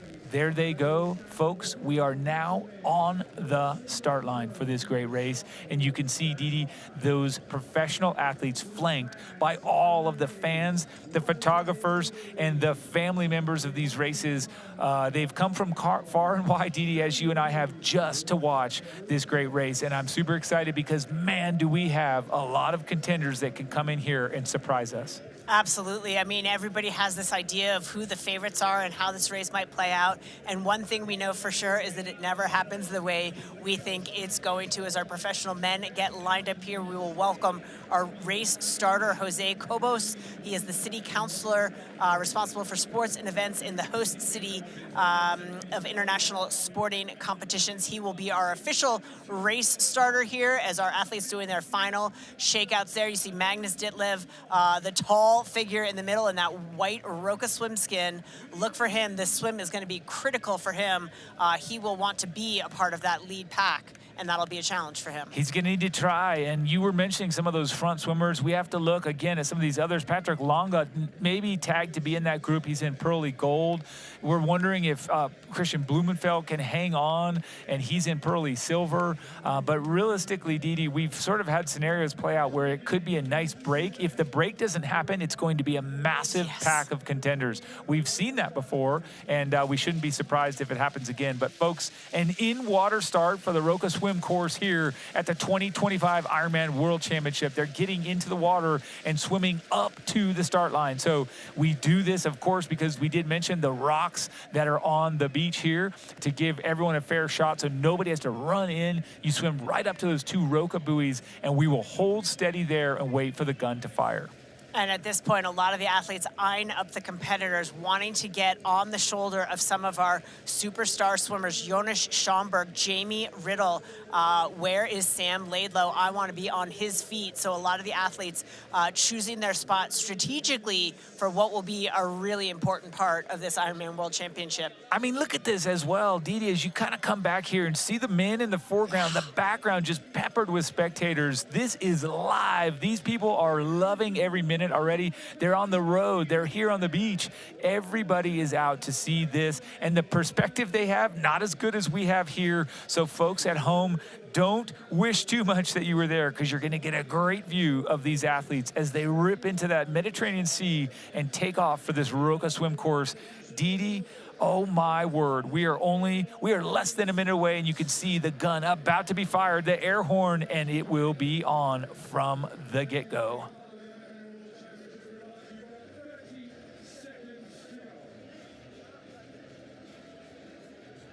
We've got just under 30 seconds to go here for the start. All of the men assuming the horizontal position, getting those feet ready to kick, getting ready to get underway for this 2025 Ironman World Championship. 10 seconds.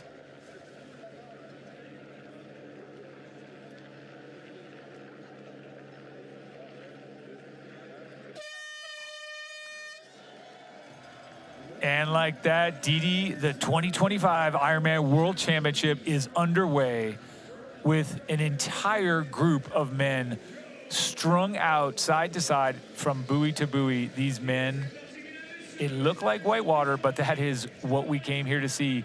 One pack off to the right already, Didi, and 2 points forming 2 arrowheads and one already in the middle. This is no one wanting to give up a single inch from the get-go.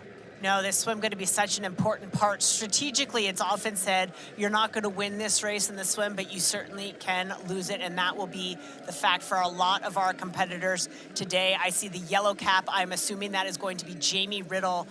No surprises there, out to a very, very fast start. The light blue cap on his feet is likely the cap of Martin Van Riel, 2 likely suspects to be at the front of this Roka swim. That's right, and if you saw that other yellow to the other side, Christian Hogenhaug rocking that yellow cap, but Didi just looking down, oh my word, 2 incredible packs with a straight line followed by a whole bunch. Nobody wants to get dropped here. And let's remember that for Christian Hogenhaug, it was that swim that was so key for him at Ironman Frankfurt. He came out at the very tail end of that lead swim pack. That was a huge benefit for him. He was able to dart to the front of the bike and really take control of the race from there. So looking to repeat that again. I think a lot of people surprised by the strength of his swim. There you go, and you saw Martin Van Riel. You see him now in the light blue cap with the white shirt. It looks like he has no goggles on. Actually, 2 of them there. You got both light blues. You've also got, well, that's actually probably the blue of Andreas Salzberg there, because, or it could have been Kieran Linder's 2 blue caps that we have in there. So let's just wait on calling it out. It's unlikely to be Magnus Ditlev, but he would be somewhere in that big bunch. Wow, Didi, we will see if this starts to fall apart as we come through that first round of turns. Yeah, the good thing about this is compared to some other courses, there is a quite long straightaway, so it's giving the athletes a bit more of an opportunity to find their position within the swim pack versus some other courses. If that first turn buoy is right in front of you, could lead to some congestion, but the athletes have at least a bit of time before they have to make that first turn pack. As we take a look at some of these camera angles, the water looks a little bit of chop on the water, but for the most part, pretty good conditions out there. And you saw that South African flag flag on the shoulder there of our leader, obviously indicating it is Jamie Riddle. And it is exactly 875 meters that they go before they take that first right turn. And then they go a short distance, 150 meters over before you come back. And it's matching 875 meters back. So you're spot on, Dee Dee. There's Jamie Riddle. He is absolutely ripping it. A very quick turnover, breathing every stroke, a light bit of sighting just to make sure he's on track, and a great kick with incredible company on his heels there. The blue cap, the red cap. Dee Dee, this is intense as expected. I actually think that's the green cap, perhaps of Sam Laidlow. Again, it's hard to see. The head is so well buried there. Would not be surprised. It actually does look blue. That is a blue cap. Yeah, better angle from here.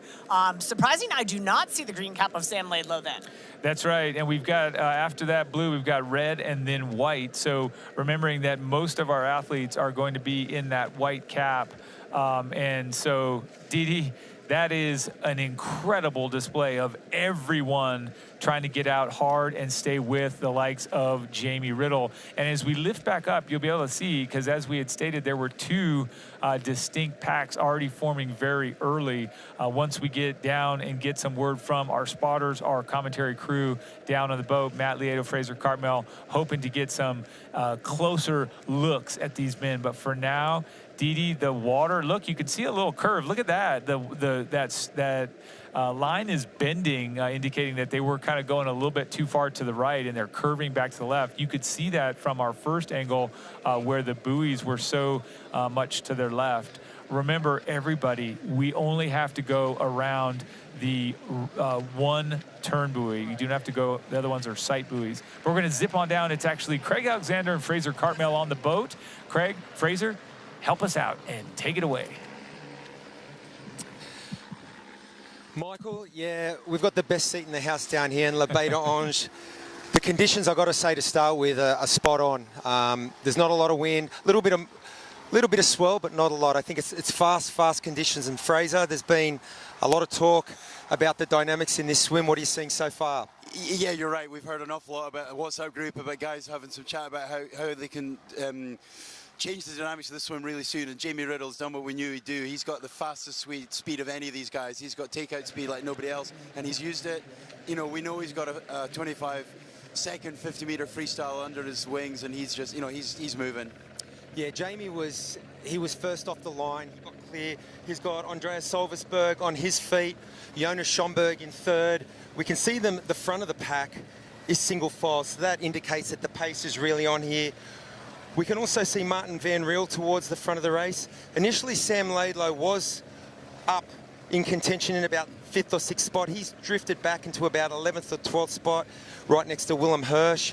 Interestingly, on the swim out, we saw one of the big pre-race favourites, Magnus Ditlev, actually swim into the side of a kayak and come to a standing stop, and had to get going again. He's a little bit further back, but he was in good company. He had Christian Hugenhaug and also Christian Blumenfeld with him. And I think what's interesting about this one, Croy, is that we're going straight out to a turn buoy and then back into another turn buoy straight away. So I think we're almost positive, definitely we're going to see those guys really put the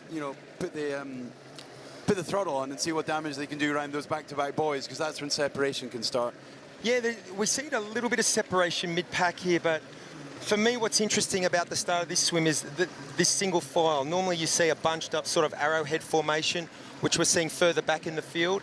But at the front, it's definitely single file with Jamie Riddle leading the charge right now. Yeah, but look, we've got all those athletes we just named. They all come from a World Triathlon ITU background. They've all got swim speed. They all know how to swim fast in a pack. You know, this isn't difficult for them, and they're doing what they can do well.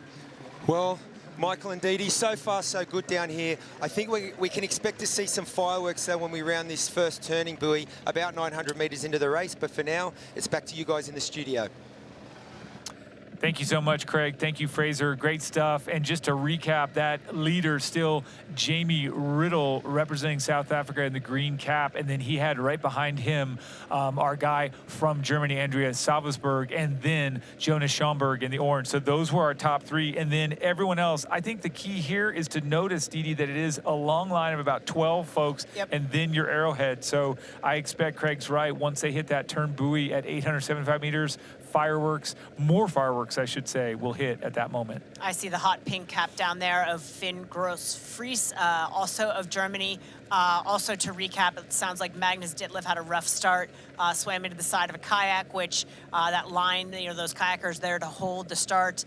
So he got off to a bit of a rough start. And I thought I saw Rudy von Berg kind of in that single file line as well. So that would be a great start for him as we have a little bit of teamwork going on here with Jamie Riddle coming to a complete stop, rolling onto his back, letting Andreas Salvesberg take some pulse. Well, how about that? He got onto his back, looked way back to see where everyone was, and then he actually did exactly what you say, got into third place, and then he's edging out that fourth place swimmer, pushing him a little bit to the side. Very interesting, and then he's just assumed control. Yeah, he's definitely taking a look around to see who is where. He's definitely looking for some of his allies, I think. So there's a recap there. He was in the front. We're going back to show it again. He was backstroke, and then he let Schoenberg and Salvesberg go through, and now he's on the feet of Schoenberg. Interesting tactics there. Of course, looking for the folks that he was expecting to drop or the people he's supposed to swim with. But look at that, and then as you see, he finally got a look there at that stroke. I mean, it's just, to me, what's impressive is that he's just controlled at that kind of speed, and he's going in there onto his back. Didi? Yeah, I think he's definitely looking for someone. It's almost as if he had words ahead of time with one of his fellow competitors to potentially be an ally for him, and it sort of almost seems like he's waiting up, which is a curious strategy. And that's Van Riel right there in bib 25 in the light blue and the red and white striped sleeve. So easy to spot these folks. It is really interesting when you see that, Didi, because all bets are sort of off as far as, right? When you get in here, and I'm not going to question the tactics, but I think what they really need to do, we're going to find out if they can pull this off, is get going. Put some time between yourself. No matter who's with you, it doesn't matter. Ally, schmally. These athletes, will they push the lead? Will they break that second pack? We'll find out. I'm super curious to see.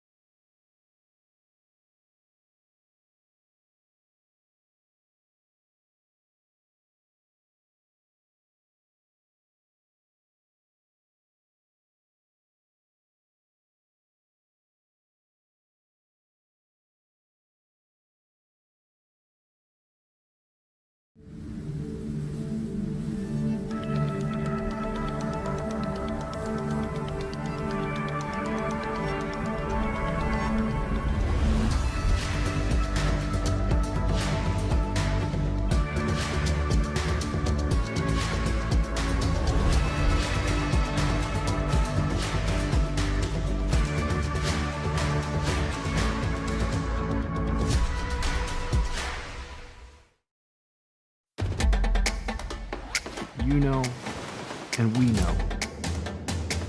The thing about challenging yourself is, you're always looking for what's next.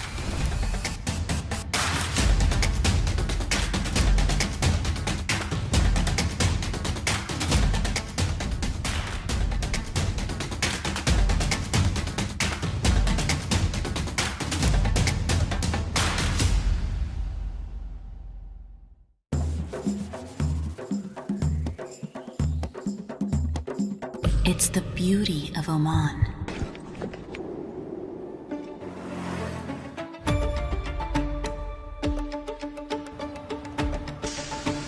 Our tradition, our hospitality, the sounds of limitless opportunities to explore. Listen, it's Oman.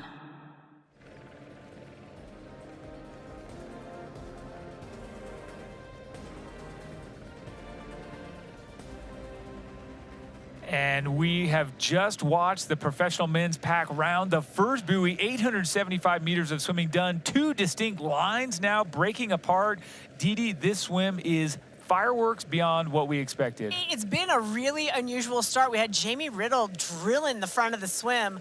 He rolled over and started swimming backstroke as if he was looking for someone, really almost put the brakes on. And now that they've rounded this first buoy, we had two sort of split columns that were part of the same pack take different lines towards that second swim buoy. Some interesting dynamics going on here today on the Roka swim course.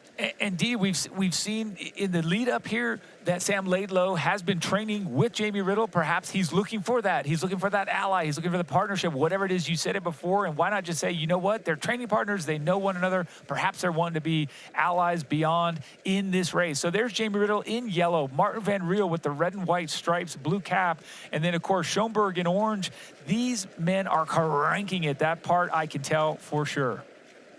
Absolutely. This looks to be the lead for, again, single file, indicating that the pace is pretty on here. Hard to get. I want to sort of back off this camera angle and see how many people were amongst that group. It looked like 8 to 10, and at one point I really did think I saw Rudy von Berg in there. That would be a great swim for him if he could have latched on to the back of this group of 8 to 10 guys. Of note, Laidlow was not there, whether he got back on. Again, Riddle swimming more backstroke than freestyle. Well, I guess when you're that good, you can. So let's just give him another little bit of kudos there for being that fast. But a great overhead shot here, Dee. You were getting what you wish for as you can look down and really start counting the athletes. Of course, the further away we get, the harder it is to distinguish. But I'm seeing a lot of, it's a snake. It's not a straight line. You're seeing a lot of misnavigating swimmers there. Look at that curve. So 2 or 3 times you've seen that happen, and here certainly a bend in that line. But man, it's still staying together, and we're still seeing people try to be tacked in and hold on to that draft. It is. I saw another yellow cap. That would be Christian Hogenhaugen, approximately 12th body in the water there, so a good swim for him. There is the green cap. I assume that it would be Laidlow, and the hot pink cap, Finn Gross-Friis. So it looks like Laidlow is in touch with this lead group, but he's in about 5th position right now by my sights. And look at that. They're still not at the front, but Van Riel there in the front with Riddle on his feet. And this is, again, we talked about the rookie, the one that comes here from the Olympics and the Olympic distance racing, Martin Van Riel right there with the light blue cap. And he's used to absolutely redlining it for 1,500 meters. He's used to everyone around him being able to redline it. And now you come into this race, and of course it's 2.4 miles or 3.8 kilometers, and he is going to be a tick under redline, but why not? The swim fitness, the ability, he's just exploiting that. And here's what I love. It's his first try. He absolutely has no idea what's going to happen at Ironman World Championship late in the day, and it does not matter. He is just here to swim as fast as he can. Very impressive stuff. Yeah, I just counted swimmers while you were chatting there, and I count Sam Laidlow as 7th in this pack right now. We're going to throw it down to the boat, to Craig Alexander and Fraser Cartmel, who have a better eye on it than we do. Thanks, Dee. I'm down here with Fraser, and we've seen some fireworks. We've currently got Martin Van Riel leading the race. On his feet is Jamie Riddle. We've got Jonas Schomburg in 3rd, Andreas Solversberg 4th. Interestingly, Laidlow, he's fought his way up into the top 10 now. He's got Christian Blumenfeld on his feet. A bit further back, probably about 20 metres behind Christian Blumenfeld is his training mate, Gustav Eden, with Patrick Langer a little bit further back from him. Fraser, talk us through some of the tactics that we've seen out here so far. Oh, I mean, this has been fascinating. It's like unlike anything I think we've ever really seen. I mean, we saw Jamie literally stop and like roll on his back and decide that he wanted to be 3 or 4 feet back in the group, which he was, and then they went around the second turn and he absolutely opened the taps and he just pulled away, and then I mean, it's like he's doing a, I don't know, like a 4 or 5 by 400 interval in the pool, like taking his 30 seconds off and then going again. Mate, when you say he stopped, that's not an exaggeration. He literally stopped, and I don't know if that was a orchestrated plan on his part or if he was just sick of leading, but he literally went from the front of the race to about 5th in line and let someone else take up the pace making. And at the moment, though, they still are, I mean, it's a quick pace because it's not a big bunch. It's strung out in single file, but I don't see any race-winning separation so far. No, and what I'm interested in seeing is that Christian Blumenfeld is sticking like glue to Sam Laidlow's feet. Yeah, Bloomy's having a great swim. He's right on Sam Laidlow's feet. and they've got Rudy von Berg right in that group as well. So a lot of the big race favourites and the contenders, a lot of the athletes we've been talking about all week are setting themselves up nicely so far in the swim. Michael and Didi, back to you guys. Thanks so much, Craig. Thanks, Fraser. Great insight there. Didi, what are you seeing? To me, the notable is the fact that the group hasn't really split. The fact that Blumenfeld is on Laidlow's feet. So far, advantage Blumenfeld, not the way that Laidlow would have wanted this swim to go, and a great swim so far from Rudy von Berg as well. I agree with you completely. I think it's an interesting tactic to sort of have that dead stop for Riddle. Maybe he did just want to get to third position or fourth position, but it seems interesting. These guys are still swimming what appears to be flat out. They still appear to be delivering a great swim. A little bit of chop there, a little bit of wind chop. Here's the story. We still have a lot of swimming left. It's 18 minutes and 19 seconds into this race. We're heading back on the 875 meters back to shore. We don't touch shore. We just do another U-turn, if you will, before we go out and do 2 more long 875-meter segments. So just a reminder that a lot can happen then. Most everyone is sort of like the bike. In the first 2/3 of the race, most people can keep up. It's the latter quarter to third where you can really start to see folks distance themselves. Time will tell if that happens. It will, and the other thing of note is that as the athletes swim back towards shore, some of that swell and chop actually might calm down a little bit. I think where we'll see the big separation, or at least the real opportunity for the swim powerhouses to create that gap that they thought might happen, might be on the second loop at the outermost part where the conditions will be a little choppier, a little bit more swell on some of those turn buoys, are the real opportunity for the swimmers to really make a move. But right now, a very large single file group. Well said, Didi, and I will come into this. Many of these swimmers that are benefiting from time-saving tactical apparel dreamed up by our friends at Roka, from goggles to swim skins. These guys are always innovating to meet the demands of Ironman athletes. Let's hear a little bit about that from Kurt Spencer, the CEO of Roka Multisport. I'm Kurt Spencer, co-founder of Roka, CEO at Roka Multisport. We're really proud to be one of the longest running global performance partners of Ironman. We work with a lot of incredible top athletes who are on the bleeding edge, but we also like to say that we sponsor every athlete out here on the Roka swim course. We're here to support everyone that has the courage to step up and toe the line on race day. We know what it takes. A lot of our team have been athletes, triathletes, professional triathletes in the past, and we bring that mindset to everything we do. We started Roka over a decade ago with a singular mission to build the fastest wetsuit on the planet. Really, really excited about where we are today. Mission number one since that day has always been to innovate. The reason we do that is because these athletes all lay it on the line. It's an incredibly, incredibly challenging sport. In 2024, we are really proud to announce that we launched Roka Multisport, which is a dedicated division and group focused on the multisport athlete, continuing that history of innovation and carrying that forward. None of the innovation that we work on or theorize on back in the office, back in the lab, matters if it doesn't work on race day or out in real world conditions. You'll find the team at Roka in a pool, in open water, testing our product, getting wet, making sure that all these things translate into the real world. And it's one of the things that's really special about our team. In warmer waters where wetsuits are not legal, we have the option of a swim skin. And the purpose of a swim skin is to increase your hydrodynamics. You don't want to swim with a parachute on, right? You don't want to swim in a Lycra or textile tri-suit with pockets that it's going to slow you down in the water. People think a lot about aerodynamics in triathlon, but hydrodynamics are even more powerful and even more important on the swim. The Viper swim skin is the absolute fastest stretch woven that you can wear. It's incredibly hydrodynamic, but it's also built to support your body and keep you in the right body line so that you can swim faster and more efficiently. Going into the Kona World Championships last year, we were working with Magnus Ditlev on building a white swim skin, something that would dissipate the heat even more if it were sunny that morning, if it were really hot conditions. And we challenged our team. We said, let's not just make a new color of our existing X3 swim skin, let's build an even faster version of the swim skin. What's the fastest, newest technology that we can use to bring not just thermodynamics, potential cooling and heat dissipation, but also more speed into the Viper line.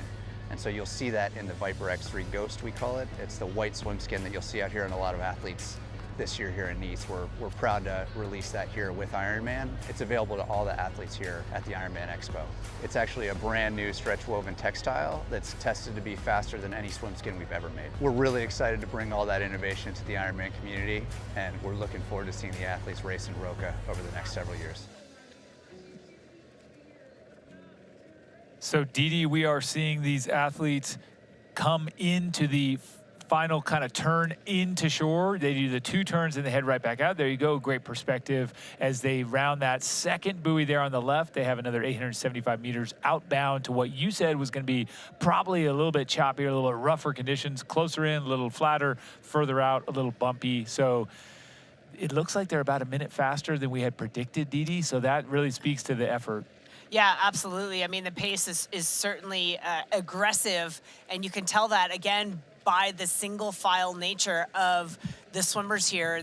These guys rounding the buoy here really struggling to keep in touch with the feet in front of them, and becomes really, really critical to stay right up on those toes, because with a more arrowhead formation, there's more feet available to you, that if you fall off one foot, there's another foot there. But these guys strung out single file tells you that the pace that is being set currently by swim leader Jamie Riddle back at the front of this Roka swim course is definitely aggressive. Athletes now more than halfway through this Roka swim course at the Men's Ironman World Championship in Nice.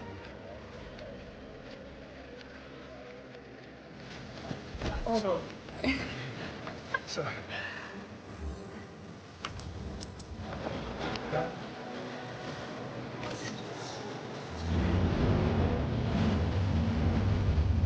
Yes, perfect.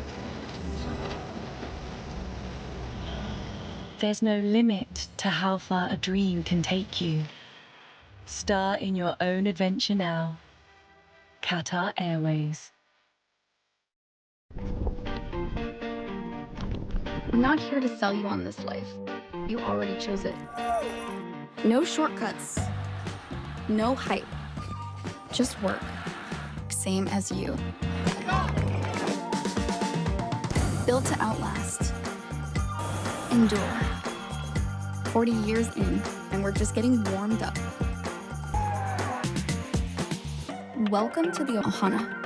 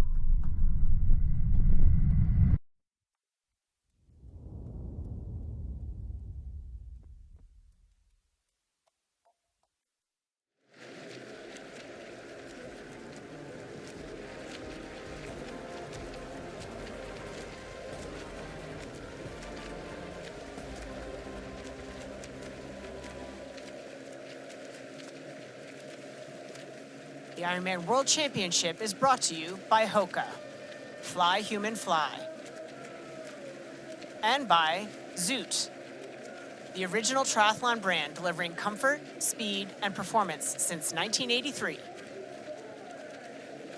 And Didi, we are really watching an incredible swim take place here at this event, as we predicted, but we didn't predict exactly how it was going to go. I didn't anticipate backstroke. I didn't anticipate people swapping the lead like we saw earlier, but we are seeing just about what we expected. The likes of Van Riel up front, Schoenberg, Riddle, as well as very close company. We do have Laidlow. But Didi, these conditions can be super challenging as well as beautiful. The clear water, the calm seas are what we want, but sometimes it gets choppy and rough. Let's hear what some of today's contenders had to say about this dynamic and truly unique course here in the Mediterranean. Yeah, it'll be really interesting. One of the things from a swim standpoint, since this course is, you know, an upside down W, those turns provide more opportunities for the group to break up. You know, that's one of the things with Kona, with it being just out and back, is that it's a lot easier for a really large group to form. So certainly possible that a smaller group will go, and it's really hard to say how hard people will push it. I mean, there's some really great swimmers here, and I'll certainly do my best to stay with them.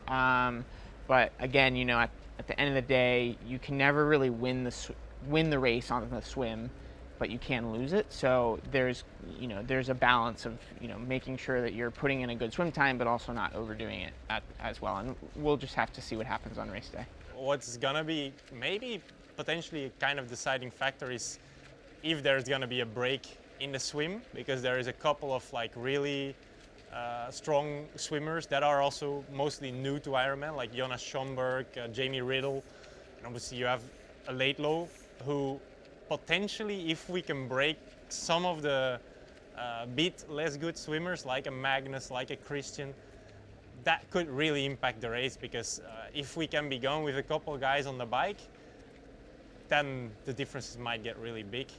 So ideal scenario, that would happen, you know, like there would be a bit of like some breaks forming in the swim already, because I think that everyone is really well prepared this year for the course, for like, yeah, this race. So I think if we don't break it up in the swim, it's probably gonna stay more close than most people think.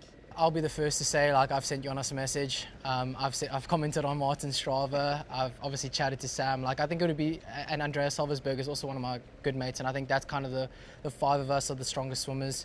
You got some guys that are like in Matthew Marcotte, for example, like was just off in Cairns. You know, if I have guys helping me out, it'll be hard. It'll be hard for, you know, there's guys that might be there, might not.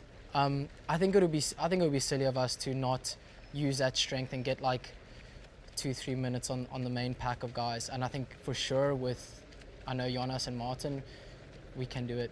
I know we can, but yeah, I think to do that, I think we're all gonna have to split each other on the start line and just meet each other at the first buoy. I don't know, we'll have to see how it goes. There you go. Those guys giving us the insight. Very curious, and a lot of other curiosity here at the studio desk. We must know what's going on, and we're going to throw it on down to Craig and Fraser. What have you guys got going on down there? Please do share. Michael, big news down here in the last 2 minutes. We saw Sam Laidlow, who was in about 8th or 9th spot on Antonio Benito Lopez's feet, literally pulled to the inside of the course, stopped swimming, momentarily started moving back towards shore, and he's back swimming now. He's up and swimming. He's actually on Christian Hugenhaug's feet, but he's 100 meters behind where he was a couple of minutes ago and came to a dead stop for about, I don't know, 30 to 60 seconds, Fraser. I mean, I have never seen anything like this before, Craig. I mean, we're not even joking. It really looked like he was trying to swim back to shore. Incredible. Yeah, I'm not sure if he was overheating. I've got to say, for about the 3 or 4 minutes leading up to that moment, he kept dropping the feet of Benito Lopez. Obviously, when you're very comfortable, that doesn't happen. He fought for the first half of the swim course to stay on those feet and stay in touch with that front group. But in an instant, he just pulled to the inside of the course and stopped. I mean, we've seen him swim a lot, right? I mean, I most recently watched him swim in Leeds, and he put on a clinic. He swam non-wetsuit when everybody else had a wetsuit on. That's how good he can be. So this is very uncharacteristic of a swimmer of Sam's capabilities. So, you know, he's battling. It's great to see he's back on Christian's feet. You never know. He's maybe just, I don't know. Well, we don't know, but he's hopefully going to manage to regather and regroup and just settle in. Yeah, and at the front of the race, clearly very tactical. We've seen Schomburg, Riddle, and Van Riel swap turns. We actually saw Martin roll off and go from his spot, leading the arrowhead, to tucking back in on Andreas Solversberg's feet. Also of note, Rudy von Berg, Christian Blumenfeld, and Magnus Ditlev, three of the big pre-race favourites, all together and not too far behind that front group, but clearly some separation now. And the incredible thing that we chatted about was that it felt like we were watching a bike race, like they were swapping turns. Michael and Didi, some fireworks down on course. Back to you guys. Thank you so much, Craig. Thank you, Fraser. That was what we were wondering about. We heard something about Sam Laidlow, very interesting. And of course, we may not know the exact reason for the stop until after the race, but we do know that he's back in and fighting. So very interesting. It could be a number of things. Could it be a cramp? Could it be just feeling terrible, a bit of a panic attack or some sort of asthma attack? I mean, we've seen it all, Didi, and we just don't know. We have seen it all, just certainly unusual. And we had said it before and we'll say it again.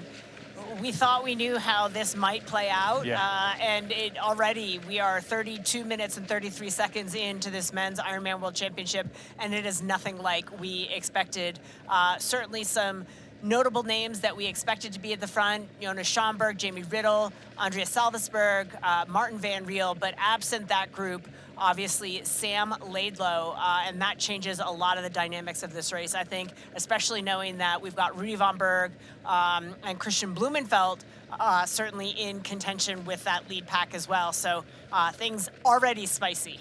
Very spicy as you see this second group come around that turn buoy.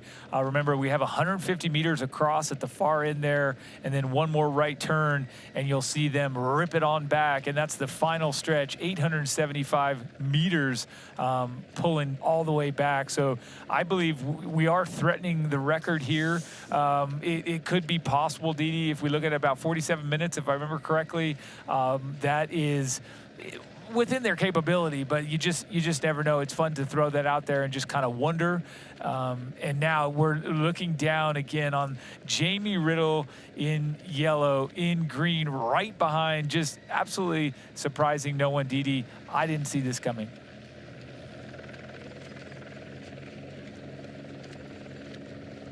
And yeah, you mentioned that course best owned by Matthew Marquardt at 47.46. Athletes were ahead of what we thought they would be at, so it could be potentially a record-setting day here as we are underway at the Men's Ironman World Championship. A lot of things going on here if you're just joining us. One of our race favorites, Sam Laidlow, struggling in the swim, not amongst the leaders as we expected. No.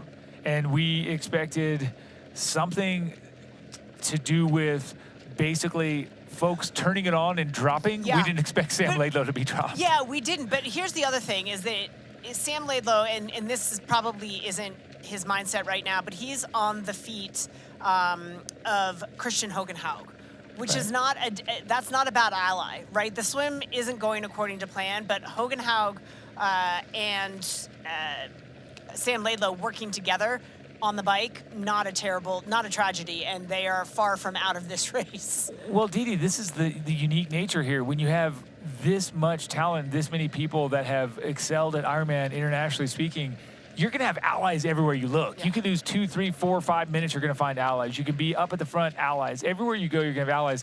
Whether or not you want those allies because you expected others, that's the big question. But this is our race, and this is what is so exciting about Ironman racing. There in the yellow cap, Jamie Riddle following along there behind Jonas Schomburg, who is right behind Martin Van Riel in the light blue. Actually, just a little bit of a mix-up right as I said that. So it is just continuing to flip over, and you've got another athlete there that has lost a swim cap, and so less identifiable. But realistically, Didi, this is still, I think, why we tune into this race, to watch these unpredictable moments, these efforts where people just come on strong. Look at those waves coming back.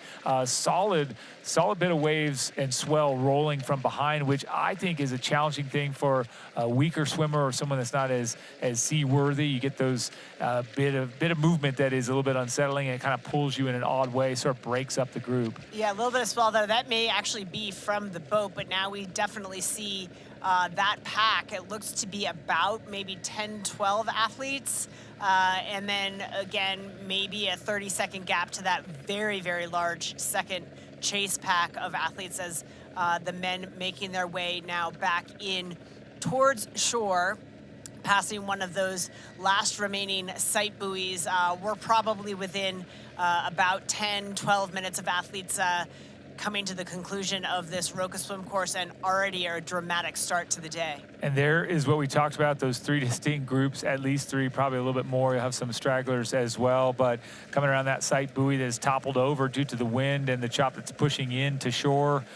Riddle once again looking over his shoulder as he takes a big stroke, really probably winning the award for looking back more than any other athlete. And I sure love his style and the aggression that he's got there as we watch again these athletes tackle it. But you know, not exactly knowing what's going on today at the moment with Sam Laidlow, we do always like to look back and say, hey, what was going on? And let's have a peek into what Sam Laidlow thought and gave us prior to the race kicking off.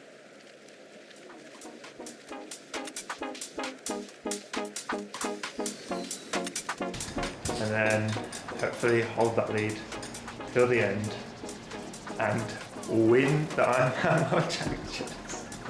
Does that sound like a plan? Sounds like a pretty good plan to me.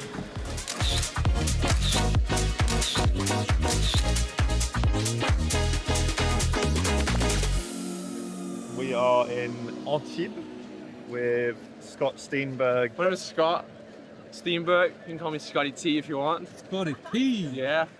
I don't have a girlfriend. What? That's fair enough. And Milan Agnew. So I'm just here for the vibes. I don't really add much to that. And Matt Hauser, who are my 3 training partners of the day. And we are about to go for a swim. We are, 9 days out from the World Championship. And yeah, sun is out, guns are out. And we're going to do a swim, a bike and a run today.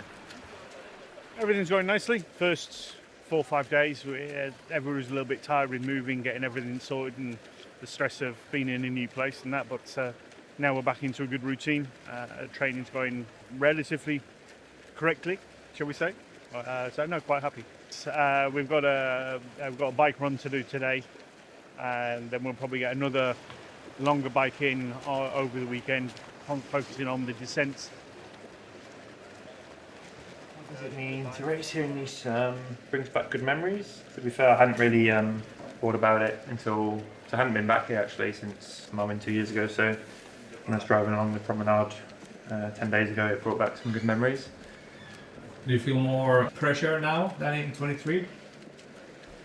No, probably a lot less actually, because in 23 I'd come second just before in Kona for the year before, and the winner of that year, Gustav, wasn't racing, so suddenly I was kind of the favourite, I felt like, and also I'd had a really bad results leading up to it. So if I didn't have a good race in Nice, it was kind of, I felt like that would have been a bad season, bad for all my partners and sponsors also. So I felt more pressured in.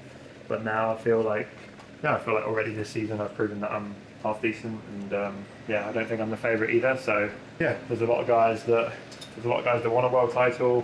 There's a lot of guys that want another world title. And yeah, I mean, the good thing I actually think that this is probably the strongest start list there's ever been at an Ironman World Championships. 4 Ironman World Champions, 1 T100 World Champion, 1 Ironman World Record holder. A lot of Olympians as well. So yeah, it'll be a very, very hard race, but also a very prestigious race to win, I think.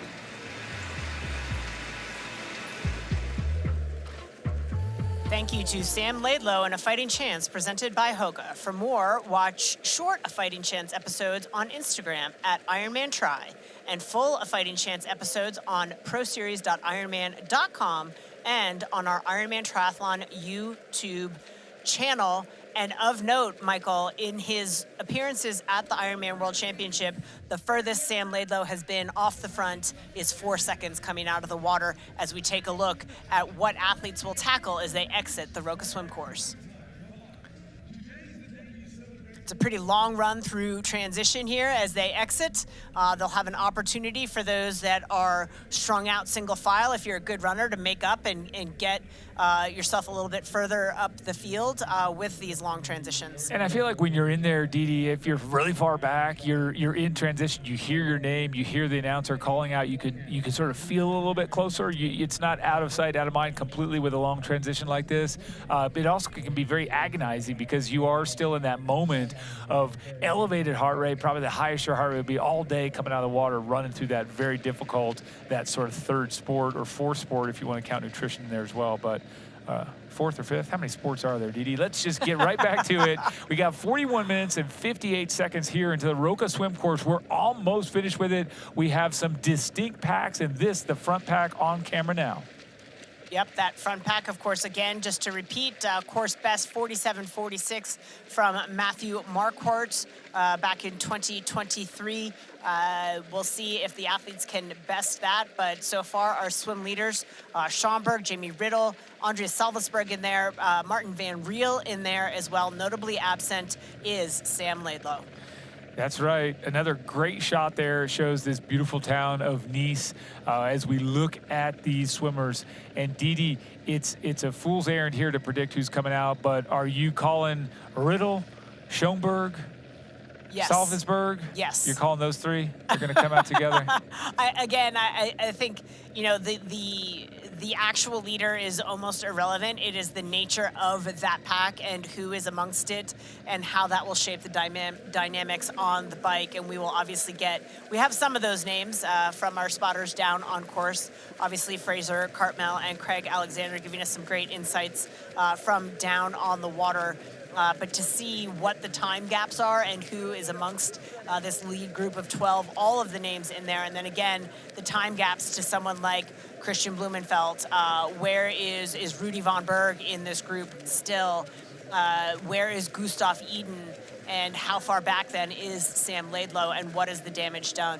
What is the damage done? Some of these swimmers are going to really be surprised when they look around, I think, and do not see Sam Laidlow. I think the expectation is that this race is going to play out a certain way. You're going to have certain company on the bike. And so I think that is going to be interesting as you watch those athletes take a glance around and see that this guy that is really factoring into this race as sort of a hometown hero, or at least a national favorite, he's just not there. So that'll be cool for us to witness as they experience that hitting solid ground. There's Van Riel there in the blue cap and the red and white sleeves. Great position. The athlete that's lost his cap, and Jamie Riddle there with the South African flag on his sleeves and the yellow cap. Orange being Jonas Schomburg.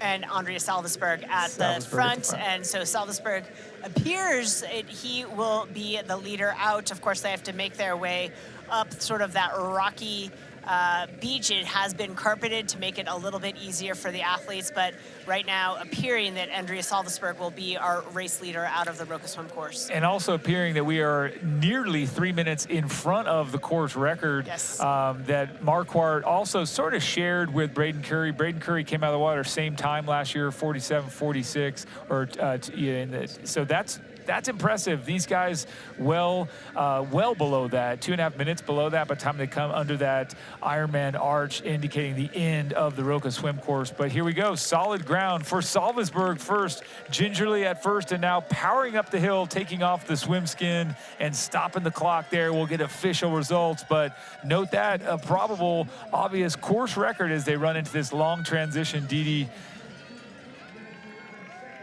Absolutely. Let's take a look at our men's swim split presented by Wahoo Element Arrival. It is Andrea Salvesberg at 45.11. Michael, that is for a non-wetsuit swim, very, very fast swimming. And all of the talk about should he be on his back, can he, who is he looking for when we're referencing Riddle? It did not matter. The pace was on, and that is evident now with this finish time. Incredible result there. As you now watch these athletes do what they do best, really just get through it. Transition is not for taking your time or for resting. You are getting change of clothes and getting onto the bike.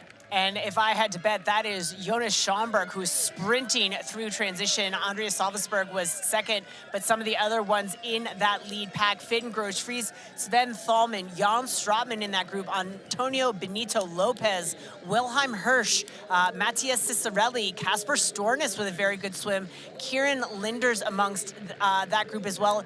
The lead group, 12 large, and then it is another 35 seconds to Kasper Stepniak, Rudy von Berg with Christian Blumenfeld, Matthew Marquardt, at a minute back. Magnus Ditlev also in that group. Oh my gosh, that chase group is powerful.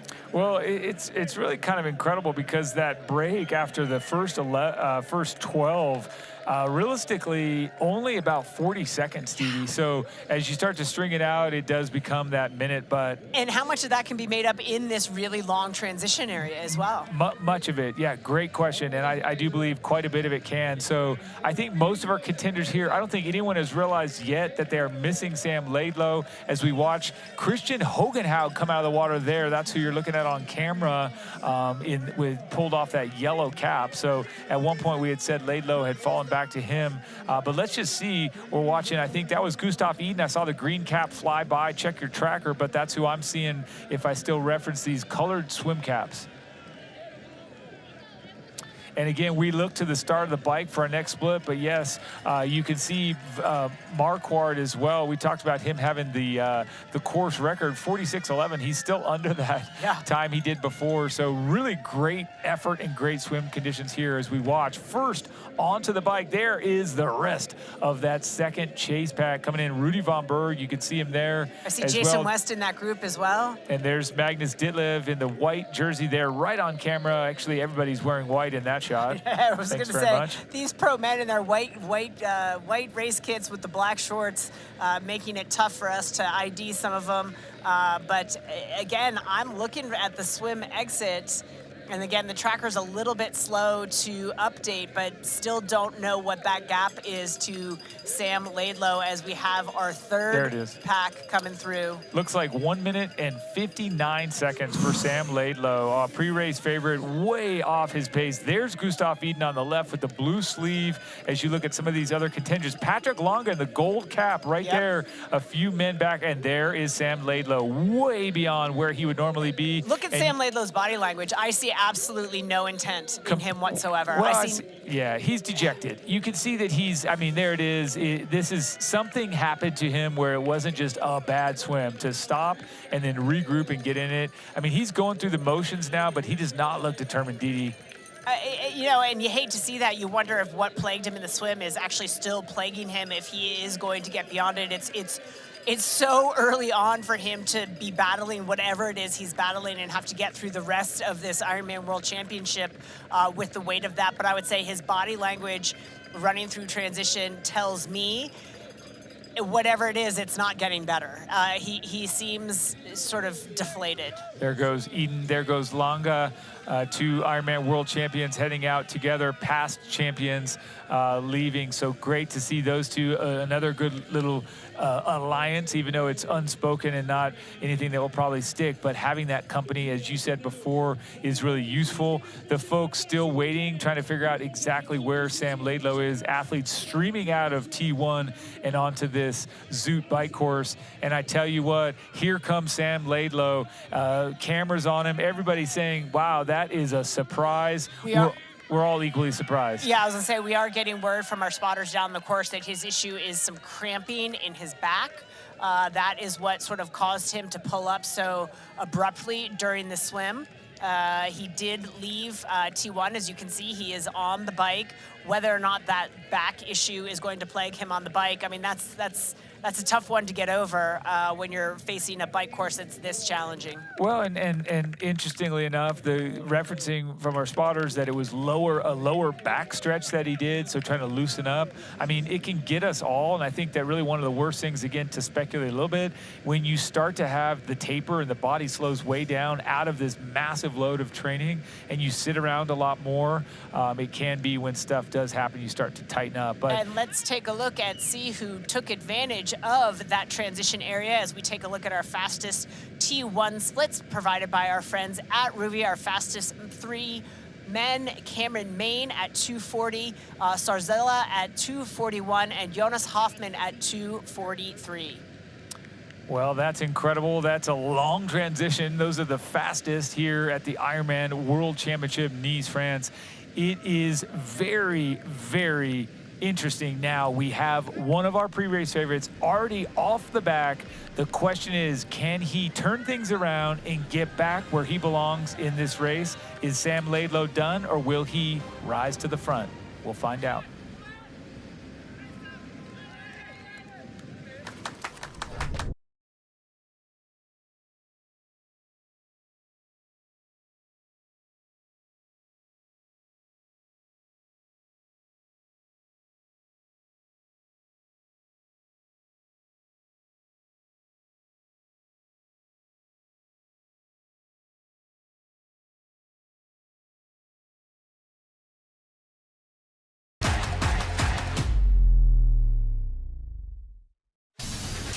Kicker Run from Wahoo. A revolutionary indoor running experience where you just run and your feet set the pace. We call it Run Free Mode, a game-changing technology that allows you to change speeds naturally, just like you do outdoors. You can even let popular training apps control the speed and grade for you. Kicker Run by Wahoo. It's time to run free.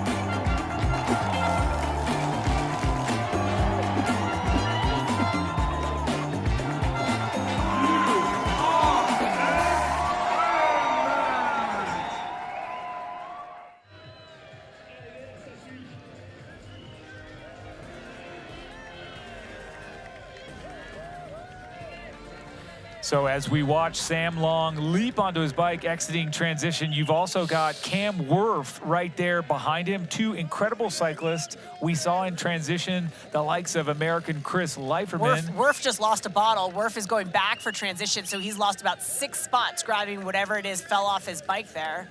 And worth stopping for, so a wise and sort of veteran athlete there to not just hurry off. It's a shame to lose those seconds in those spots, but... Also of note, coming out with Sam Long and Wurf were Chris Leiferman and Bradley Weiss. So for both of those athletes, the day not going as expected. Not surprising to us at all to see Wurf and Long a little bit off the back in the swim, but to be in company with Bradley Weiss and Chris Leiferman is very surprising. And so then, a lot of things going a little haywire. And then also with Chevalier and Matt Hansen. I mean, you think, wait, those two together, not something you typically think. As we come back up the road here and we link up with Jonas Schoenberg from Germany in front. That is on camera right now. Our leader, Jonas Schoenberg, bib 33 after that smoking fast swim. Look, Didi, 47 minutes and 15 seconds right there is what his first split was. That's all the way out there onto the bike, and that's under the swim course record from last year. So 55 minutes into the race, the Ironman World Championship Nice-France. This is the men's edition,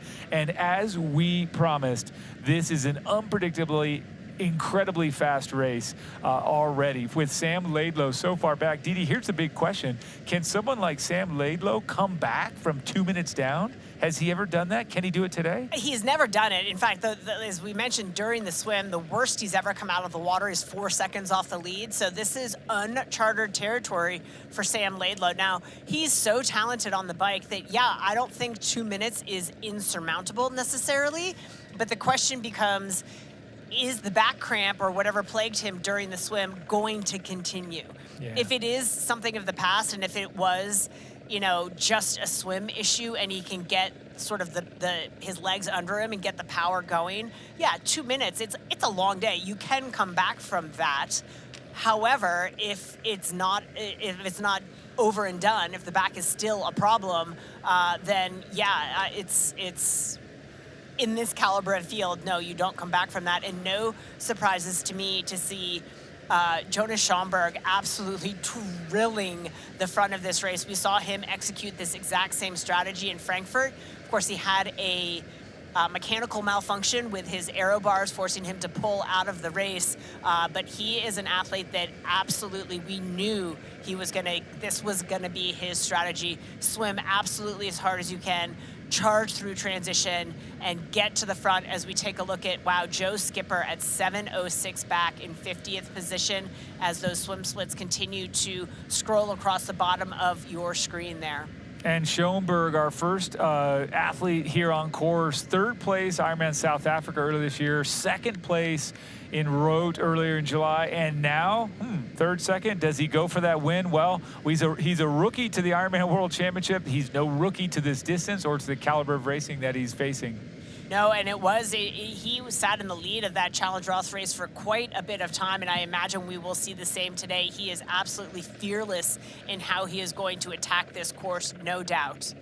And the dynamic part of the race here, you can see the athletes above going on the overpass and then zipping around to go under, which shoots them ultimately in towards the hills of this course. Clearly, hills are everywhere, because even on the flatter part, you see people having to get up out of the saddle and really accelerate. But the danger here, Didi, talk to me about this, of just really hitting it and getting after it super high end here and just really lighting it up and going anaerobic, perhaps just hitting it. Is that something they're perfectly trained for, or is this going to come back to bite them, this early hard effort like that? Yes and yes. I think they do train for it, and they know that the opportunity is there at the front of this race. This first 8-kilometer section is really kind of, I'm going to say, the only flat section of the course. And I think Schoenberg obviously won't know what's going on behind him necessarily. He may have gotten a shout in transition as to some of the dynamics behind him, but he wants to capitalize on this, what is his strength, which is the bike. So super strong. So yes, he is trained for it. Could it come back to bite him on a course that's this challenging? Yes, but these athletes are obviously trained for that. But they have the first 10 kilometers to really sort themselves out and to find position in and amongst the men that they're racing with.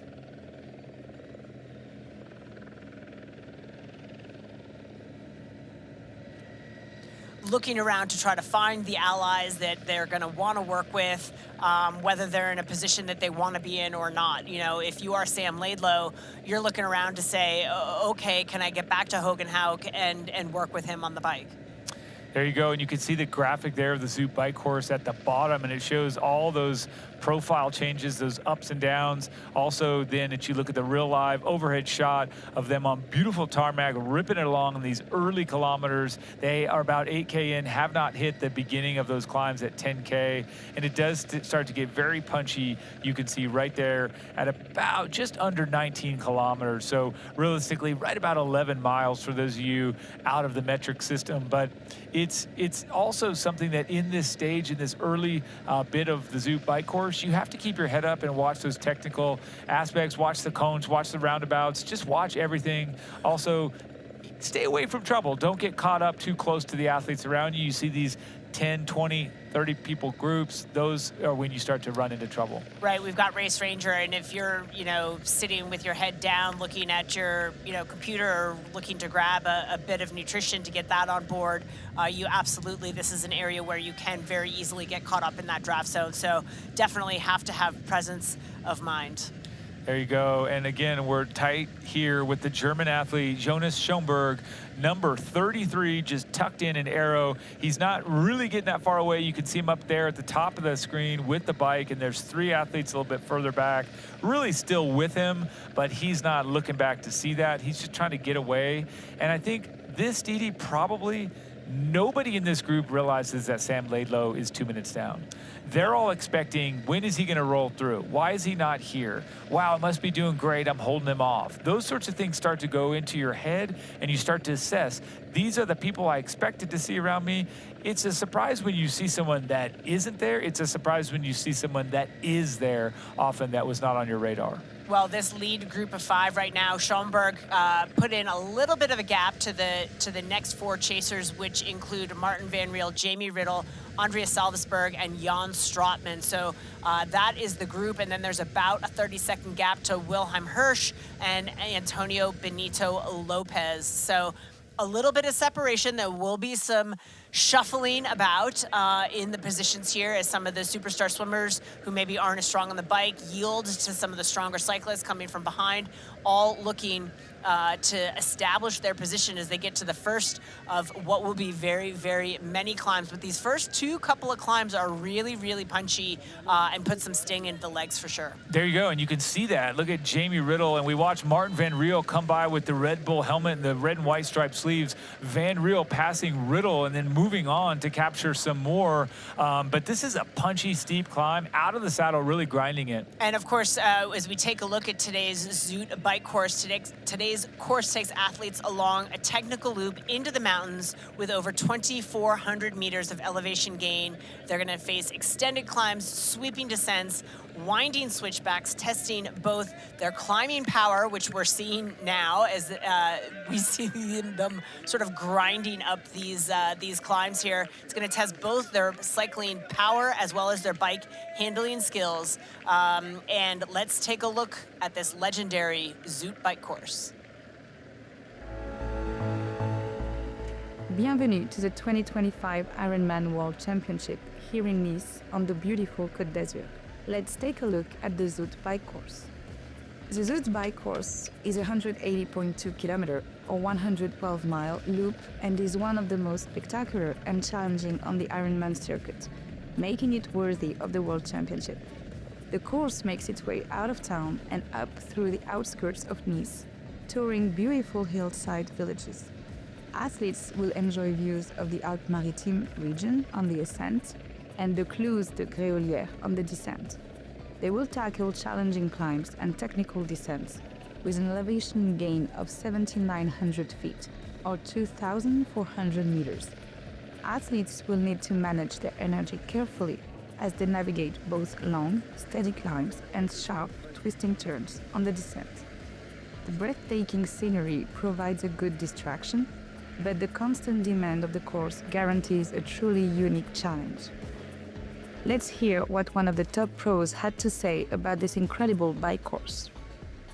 This bike course is the most challenging bike course on the Ironman circuit, and so you need to respect it. This bike course is really, it's 6 miles flat, and then you've got, I believe it's about 12 miles of kind of uphill. Then you've got your first downhill before you have the main climb, which is what everyone's most focused on. And once you get to the top, you have about 35 miles where you're still doing ups and downs, and you have another 2,000 feet of elevation before you do kind of the famous descent where you're going through those arches. And the main thing there is just be careful. Really kind of overall, you need to make sure that you're having your nutrition and not overdoing the first 30 miles of the bike course, because if you overdo the first 30 miles of the bike course, you will hurt a lot at the end of the bike and on the run. And that's your Zoot bike course. And Didi, I tell you what, that is an epic bike course right there. Everything. It tests you on all levels because you truly have everything. You can't get into any type of rhythm for any really extended period of time. You go up, you go down, you go narrow, you go wide, you go flat, hilly, plateau. You've got them everything. And it's really quite awesome. And here's the thing, though, for a lot of these athletes, minus our 21 rookies, they will have had experience on this course.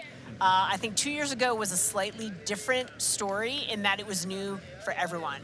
A lot of these athletes will have come and trained here, but for a lot of them, they have race experience. So when we talk about sort of these punchy climbs and how hard it is, and when they get to the main climb, which comes a little bit later on, they've got experience. They sort of know what to expect now, and I think that knowledge is power for a lot of them.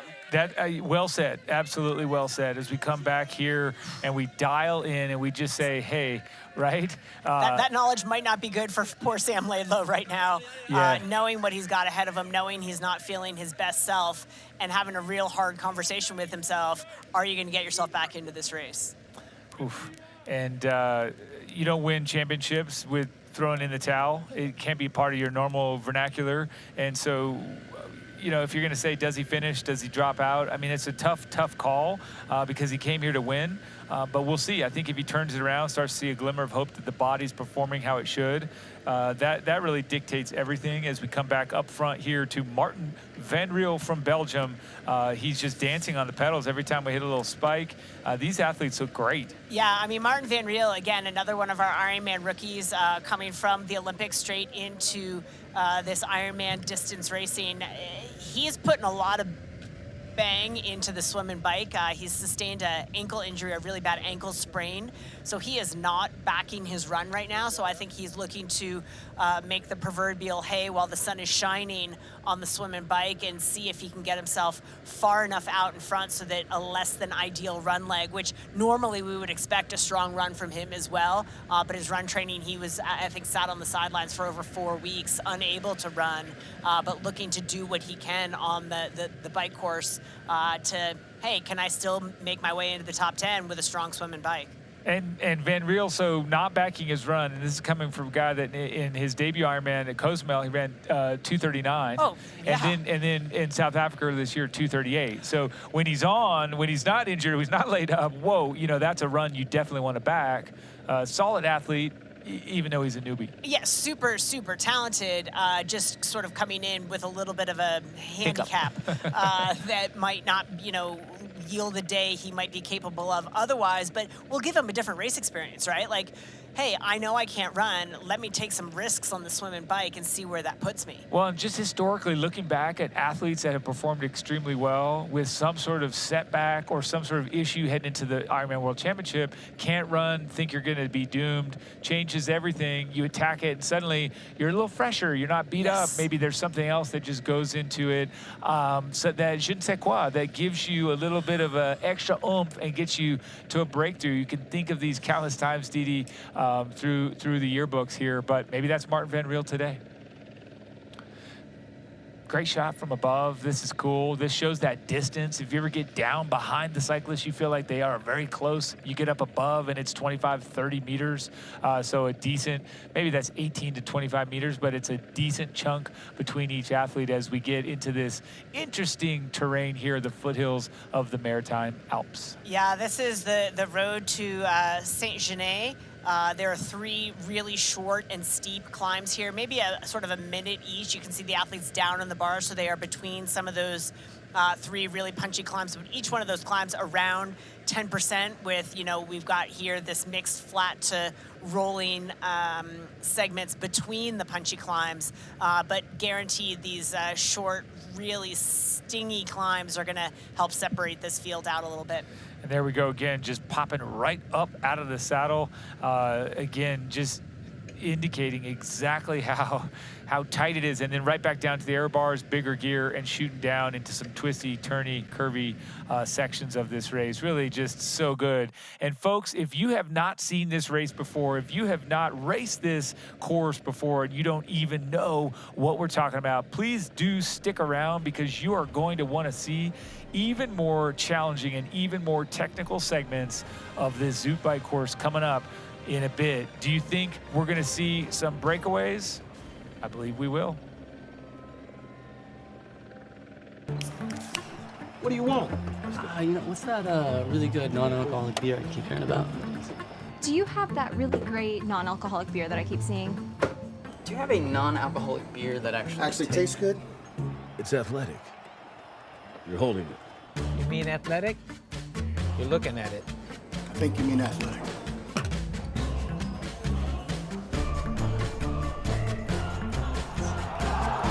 It's athletic. Ask for it. This is where I wanna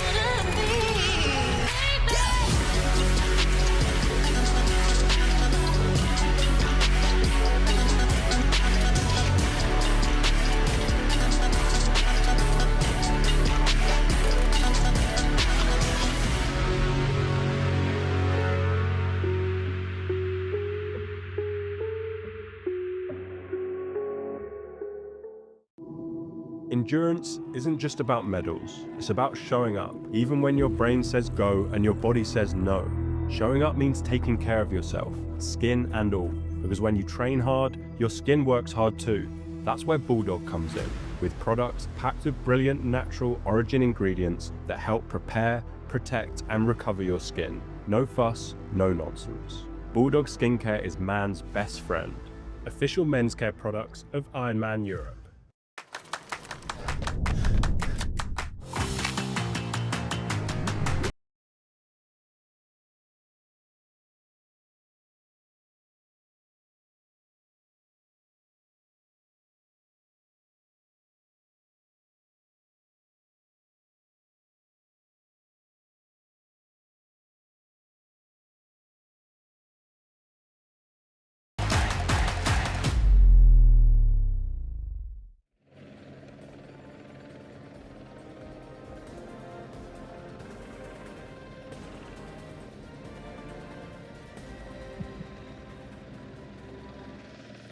The Ironman World Championship is brought to you by Oman.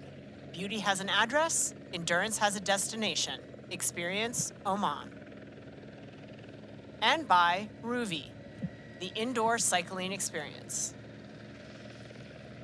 Didi, this race is heating up even from a hot level. It's getting hotter. And I think that what we were talking about a minute ago, when you look over and you're an athlete not expecting to see Sam Laidlow next to you, you see him next to you and you start to think, wow, I'm really excelling. You're not sure, maybe you're not aware that he's had a little bit of an off swim or an issue, some sort of stop, almost a stop and a regression before he got back on course. Folks, if you were not here during the swim, Sam Laidlow, the man who won this race 2 years ago on this very course, definitely struggling, and we saw him stretching in transition, struggling with maybe a low back before he got back on the bike and is trying to get back where he belongs. The good news is that he is making some headway. He has passed a few athletes. I saw him go by Patrick Lange, who probably did a double take and thought, wait a minute. Lange had a pretty solid swim, wasn't lead pack, but yeah, to have Sam Laidlow go by you, I think a lot of these athletes doing a double take. We're going to throw it down to our on-course partners on the ground. This is thrown to Craig Alexander and Fraser Cartmel. Guys, what have you got? Yeah, thank you, Didi. Very interesting start to this race. Of course, we saw, Fraser, the separation in the swim, and it looks like that has translated out onto the road because our 5 leaders on the road were all from that front swim group. Oh, they were, and there's no surprises there. We knew that they were, and from everything we'd heard, we knew that they were going to go really hard through this really long transition. So they've got a lot of time literally on the road to make up more time, if that makes sense. And they were absolutely hooking through transition. Yeah, and we see now, as we flash back to the coverage, and we see Patrick Lange, who was about 2 minutes down out of the swim. And he was in some good company. I think he was around Christian Hugenhaug, one of our other pre-race favourites. But those front 5 guys, they're not hanging around. I think they're trying to, I'm not going to say make a race-winning break here, but a race-changing break for sure. I mean, we've seen Jonas Schomburg in multiple races this year. His MO is just to take the race up the road, and he's got some company today in, Andreas Solversberg. He's also got Jamie Riddle there, and Jan Stratman, who was recently 3rd at Challenge Roth. He's also made that front group. And to say that they all know each other, I mean, they do to an extent. They've all raced each other fairly, with the exception of Jan Stratman. He didn't race in World Triathlon races, but those guys all have a very, I would say, good understanding of what their capabilities are, and that definitely helps. Yeah, as we also see Martin Van Riel in that front group, and interestingly, Martin won the 70.3 here earlier this year, so, it's one thing to train on a course, but I think you get really good intel when you actually race on a race course. Yeah, and Martin's been here for 2.5 weeks. He and his whole team have been on site. They came down from altitude, and he knows this course inside out. This first climb, it's about 13 kilometres long, Fraser, and it's mainly 3 shorter, sharper climbs that top out at about 10%, but it's about 13k, so 20 to 25 minutes of consistent climbing. We know this bike course, the profile, I mean, we've been talking about it all week. A lot of the elevation gain comes in the first third of the course, but some of the big names and guys we would consider the Uber bikers like the Magnus Ditlievs, he's found himself in a great position today. Yeah, it's fascinating because he swam really, really well. I mean, we spotted that quite early on in the swim. He was sitting on Christian Blumenfeld's feet, if I'm not mistaken, and that, it doesn't seem that long ago that probably wrongly we would traditionally think of Magnus as a poor swimmer. He absolutely is not a poor swimmer anymore. That's the Olympic gold medalist from Tokyo. Yeah, he was right around a lot of the other contenders, and he settled into a group on the bike that includes Rudy von Berg, our young Aussie boy, Nick Thompson, who he's definitely a dark horse for this race with his bike prowess, not only on the uphills but the downhills. He's found himself in that group, along with the two Norwegian training partners, Christian Blumenfeld and Kasper Stornes. And interestingly, because you're saying two training partners, but the third one, the world champion in Gustav Iden, he's only 20 seconds behind at the most current timing split that we have. Yeah, and we're looking back to this front group again. They're on one of the flatter sections of this first climb, and it looks like Schomburg's relinquished the lead, and he's got Jamie Riddle in front of him. And I mean, it was just really tactical in that swim.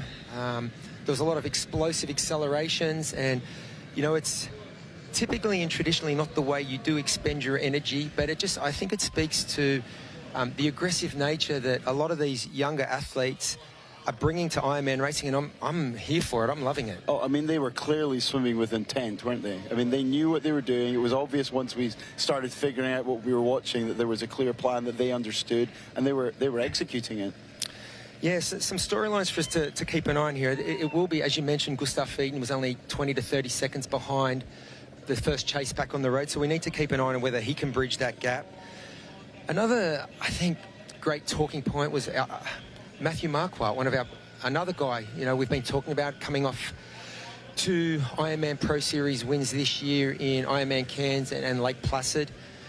You know, one of the big storylines has been his cramping issues. Now, we saw him come out of the swim and he looked good. Normally the cramping has hit him once he hits dry land, maybe the run into T1 or in T1 itself. He looked like he was moving freely, and he was only a minute behind our leader, Jonas Schomburg. But looking at the tracker now, he's lost another 5 minutes. So I'm just wondering if he has been hit with those cramping issues again early in this race. Yeah, I mean, we saw him, we literally got into transition as Matthew was running out, or within that group, and tracker tells us that was about 80 seconds down leaving transition, you know, so he only lost 20 seconds or so, but he's obviously had to step off the bike, or something's happened to lose another 5 within the first 10 kilometers. So a lot of great storylines playing out here already, Michael and Didi, and we'll throw back to you guys now. Thank you so much, Craig and Fraser. A great insight as always. We're back here following along as these athletes are tackling the early kilometers. We are about 15 or 18 kilometers in, about 16 kilometers in, approaching some good climbs, Didi, and we are definitely interested and surprised so far. Yeah, definitely some things going as expected, things going definitely not as expected, but Michael, it's still so early. So for a lot of the athletes, particularly for the athlete on screen, the day is not done. Not a great start for Sam Laidlow, but lots of racing and lots of action still to come from the men's Ironman World Championship in Nice, France.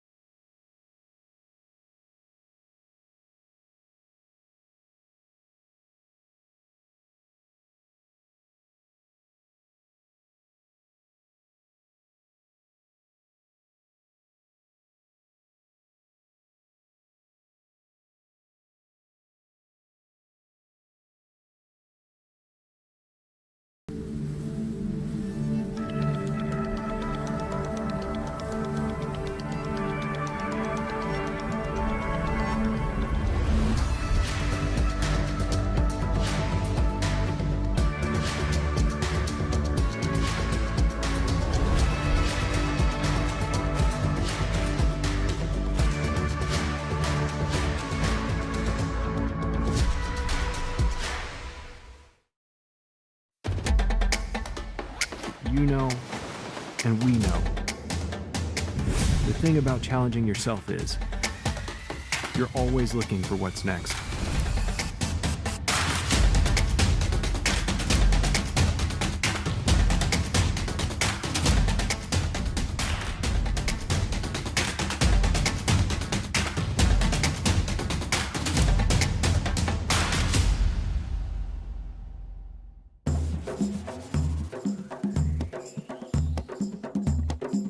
It's the beauty of Oman.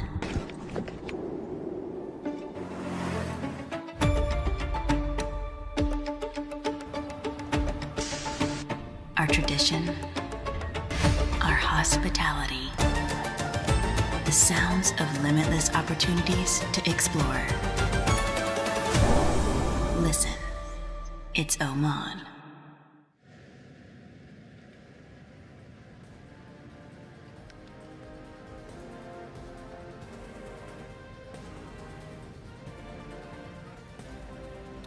And Didi, here we are following along behind the likes of Daniel Bækkegård, who is chasing hard and really trying to make a little move. And then just like that, we're back to the front of the pack. I see a lot from here, but I know our guy, Matt Laidlow, out on course is seeing a lot more. We're going to rush right over to him and see what he has got in store for us. Matt, take it away.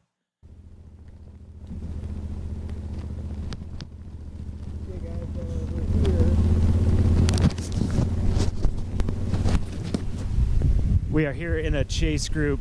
Sorry, road just got a little bit tight here, but we're here with a chase group way in the back with Leon Chevalier first up in screen. And then we can see in front of Leon is Matthew Marquardt and Cam Wirth. Behind these athletes, we had Brad Weiss in this group. We had Sam Long in this group as well. And groups working together-ish pretty well. And, you know, moving through this back portion of the race field, just going through that steeper section of the course, that first climb, big kicker. Obviously, Cam Wirth is going to be one of the drivers in this group. He looks very casual at this point, obviously pushing up that steep section. But they're all just kind of settling in. They know they're a fair bit back. They're not going to see the front of the race anytime soon, but they're still working together quite well. Again, Matthew Marquardt is just a little bit in front here of Cam Wirth, and he's an athlete we know has had bad luck in the past, a few races, having a little bit of cramping coming out of the water, having to ride a little bit softer maybe than he'd like to in general, being an aggressive athlete that he is. He didn't have those cramps out of the swim, which was great for Matthew, but you could tell he was still really building into this bike effort. He had a good swim, a solid swim. He's probably capable of a little bit more, but he was holding back because of those cramping issues. But now we know he's kind of softening in, letting warm up so he doesn't have that cramping issue. We know now that cramp issue comes from his back and sighting a little bit too much in the swim, so he has to take it easy in the first sections of the bike. He's done that. He let this group catch him, and now he's back to the front. But yeah, big bike powerhouse group. Sam Long, Bradley Weiss, Cam Wirth, Leon Chevalier, Matthew Marquardt. That is a lot of horsepower, and they know they're a bit back. They know this is a very long race. 6 minutes sounds like a lot now, but it will not be at the end of this bike ride, and certainly not at the end of this run. So a lot more action on this very difficult bike course, but right now Matthew Marquardt leading this tough group, guys. Thank you so much, Matt. Always great to hear the insight there on the road as we zip right back here to the front of our group. Van Riel, Salvesberg, Schoenberg, Riddle. We have all of it up here, Didi, and man, they are just trying to get away and make use of that hard work they did and they put in on the swim. Absolutely, and of course the athletes now through Saint-Genès, which of course refers back to Saint John the Baptist, who is the patron saint of the village. Now that they are through those 3 punchy climbs leading up to Saint-Genès, we're seeing them enjoy a little bit of aero bar time for the next 10 or so kilometers before they get to the likes of this scenic. That's right, climbing this right is what's to come. That's what they're heading for. That's when it really gets interesting. And I tell you what, the reality of this course, Didi, is that it's ever-changing. Just when you settle in and feel like you're doing what you need to do to stay in position, the course changes. Different demands, and I know we keep bringing this up, and I think it's just such a defining part of this course, the technical nature, and we can all think to who is going to be the one that can break away and stay away on that downhill. But great shots there we're seeing from up above of this beautiful town. Absolutely. These are some of the scenics of what is to come. As we take a look there along the bottom part of your screen, you can see the topographical map, and I guarantee our little cartoon map at the bottom of the screen does not do it justice as to some of the challenges that the athletes will be facing along here. The good news is that unlike some other courses, there is a lot of variability. So we saw some punchy climbs, now some aero bar time, the primary climb, the plateau, the descents. So there's an opportunity as the athletes go through the first aid station here, which is at 24.5 kilometers. This is right in the village of Saint-Genès. And the athletes, again, some of them taking on the aid now that they're through those punchy climbs, didn't want to carry the weight, but grabbing a bottle here, getting it on board, and moving on. There you go, moving along, and it's nice to see this on the left, beautiful, quiet, still images, and then compare them to what is happening with the fury of these athletes on the right. Making quick work of this scenery. They're not seeing much of that right now. No, they're not, but you would be able to see on a more scenic day the castle, Saint-Genès Castle, Saint Jean Baptiste Church, lots of medieval ruins and castles along there, so you can see some of those gorgeous scenics that the athletes are not seeing, but as a tourist, you can go back the day after the race and check them out. That's right, not walking very fast that day, so take in these slow sights on Monday. Didi, we'll come back to just a quick question. When you see that, and you had sort of expressed surprise at seeing how far back some of those powerhouse bikers were, and is there anything that you've watched on the track or you've seen anyone making up for a potentially devastating swim? Anyone you're like, hey, there you go, I've seen Sam Long or Chris Leiferman or Worf, any of those folks get back into the mix? Any moves back the road that you'd like to mention? Well, I mean, I think definitely we're going to see the likes of Cam Worf move forward in this race. I mean, we only need to look back as far as Frankfurt and a massive solo effort that he did in Frankfurt to reinsert himself. And he's got good company, right? So he's got some company to take along with him as well. I definitely think, I don't think the start of this race right now, it's been exciting, it's been eventful, but this race is far from over. Far from over, yes. It's just kind of an interesting thing when you look at who's able to pull off a quick turnaround. We haven't seen some of our major players on camera yet, but we're focusing really well on who we do have. And Bakegaard, again, one of those that is trying to get up to the front, trying to get after it, trying to make his way into that top 10. An athlete that does extremely well across all disciplines, very well-rounded, and a great resume here. Looking at him on camera, he looks pretty smooth in one of those, as you said, aero bar sections, and plugging along. Nice, fast cadence there, nice high cadence as we pan back to some, again, beautiful scenics looking down at this unique part of the world. And waiting for the athletes' splits to come in. What have you got?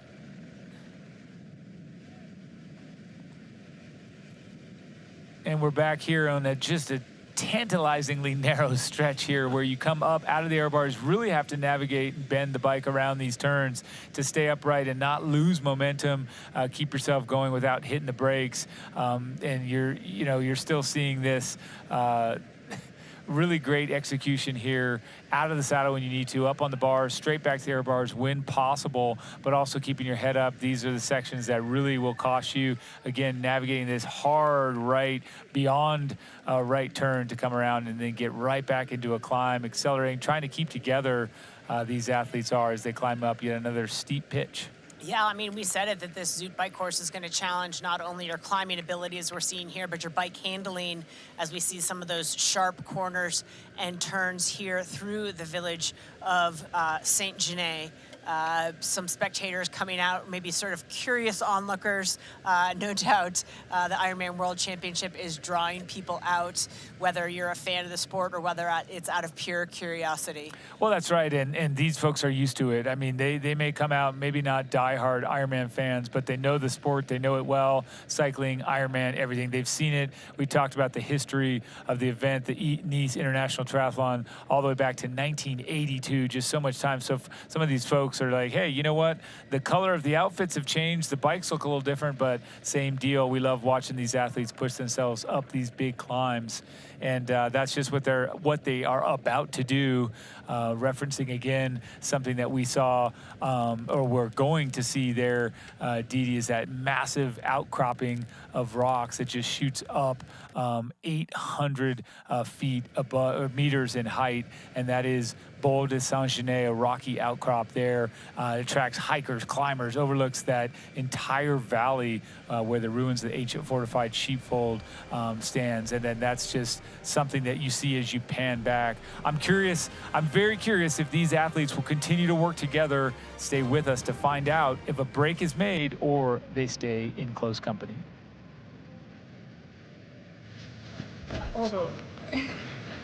So.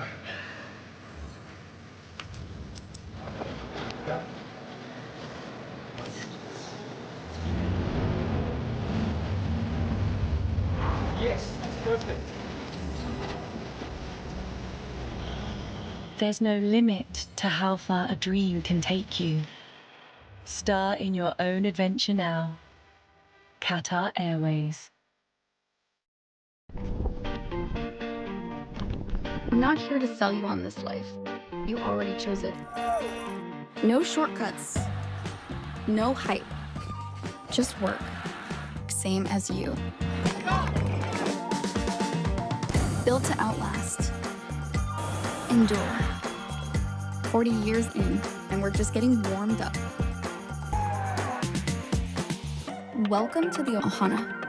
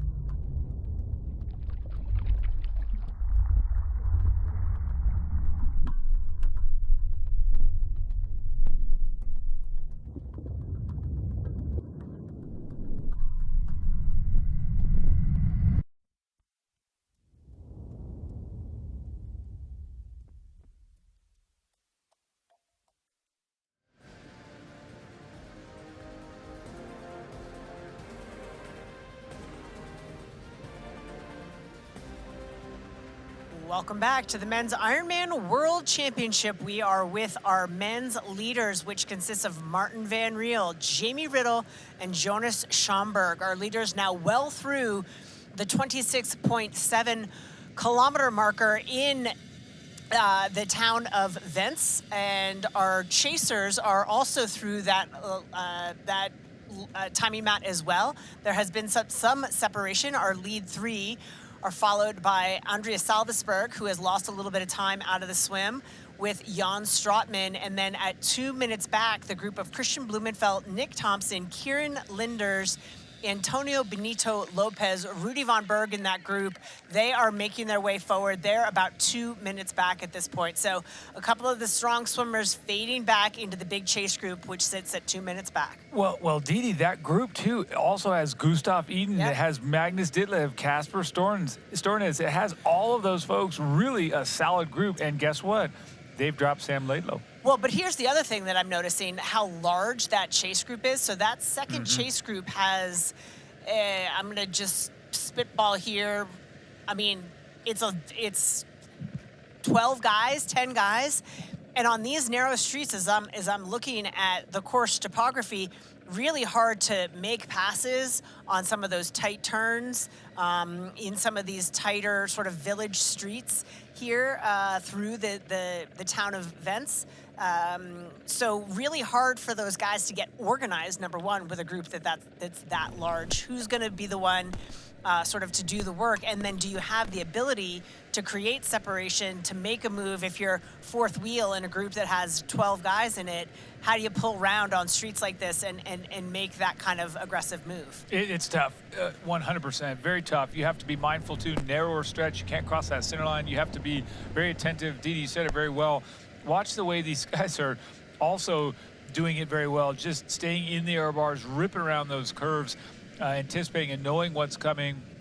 But I'm very impressed the way these three, Van Riel, Riddle, and Schomburg, have really pushed and gotten away, holding average speeds of really 34.8, 34.95, 35, just well above, solidly above what we see for Salvesberg, Strootman, and Thalmann. And then as you come back, like you said, to that chase group, wow. And Blumenfeld kind of at the front, towards the front of that chase pack. Which I think is where you want to be, right? Like, Sure. You don't want to be caught behind. The closer you are to the front, you can sort of navigate any move that's going on ahead of you a little bit more easily, and you're not going to get caught up if you're seventh wheel and there's a break at third wheel, that you've got to sort of navigate that as well. Yes, that's correct. There we go. And we have to always remember that in a race like this, where it's so technically demanding and so up, down, and dynamic in nature, you still have to be very attentive to your nutrition. You still have to know when to grab the bottle, when to hit the straw if it's a built-in hydration system. But you have to take that fuel, get the Morton gel, do what you need to do at the right time. And sometimes the right time is, oh man, my watch, or someone tells me I should do it now, but I can't because I'm in a very technical section or overtaking someone. So I think there's just so much at play there throughout the course of this Zoot bike ride. Nice little shot down there. I think we're gonna zip on over and we're gonna head over to our guy on the roads, Matt Lieto. Take it away. Oh, okay. Dave, is this audio any better? Okay, we are here with Daniel Bakkegaard. He is cruising through the middle section of that descent, actually coming up on one of the false flat sections here. Daniel Bakkegaard riding smooth. He's got Andre Lopes behind him. We saw Gauche not too far behind this athlete, but right now Bakkegaard, he's one that has been, in the mix in the World Championship before. We saw him having a great race in St. George a few years back. Hasn't really had the performances that he's wanted recently, but he's coming back. He's finding that role that you need as an athlete, that confidence from good training, some good positive races. Daniel's got that. He's an athlete that has the ability on the day. Things aren't necessarily where he'd want them to be so far on the day here, but he's riding smooth again, not losing any time to the athletes behind him, pulling back a little bit of time. But Daniel Bakkegaard, one of those strong, tough athletes. So as this day continues and gets harder, we're going to see Daniel Bakkegaard get closer to the front. Thanks so much, Matt. And we will count on that. Bakkegaard, a dynamic athlete, waiting to see and wondering exactly what position he's in. I think the tracker might have missed him, Didi, because I feel like he is a little bit higher up than it appears on the tracker. So coming right back here, and you can see on the graphic below the Descente du Loup, we are coming down, slightly downhill before we hit the notable above 8% climb, where we're hitting it up at 18.9 kilometers there. You're just going really a long section of uphill coming right up. I think a defining part, again, that is 18.9 kilometers uphill, right? That is the climb, the distance of that climb. So it's coming up, watching some more of these beautiful sections of road, Didi, where it's cut into the mountain there, these roads, and you're ripping through these, I would say neighborhoods, but they're not really neighborhoods, just people's homes as you're climbing up and up. And again, these race leaders making this seem like easy work. This is not easy work. The speeds that they're carrying and the elegance with which they're navigating these sweeping roads in this faster section of the course makes it look just absolutely spectacular. It does. It really does. And as we kind of keep teasing, we haven't really seen much of anything yet. It's going to get more dynamic, more scenic, and more difficult. As you watch that, that was that section where we do go downhill coming through here. You can tell these speeds are very high.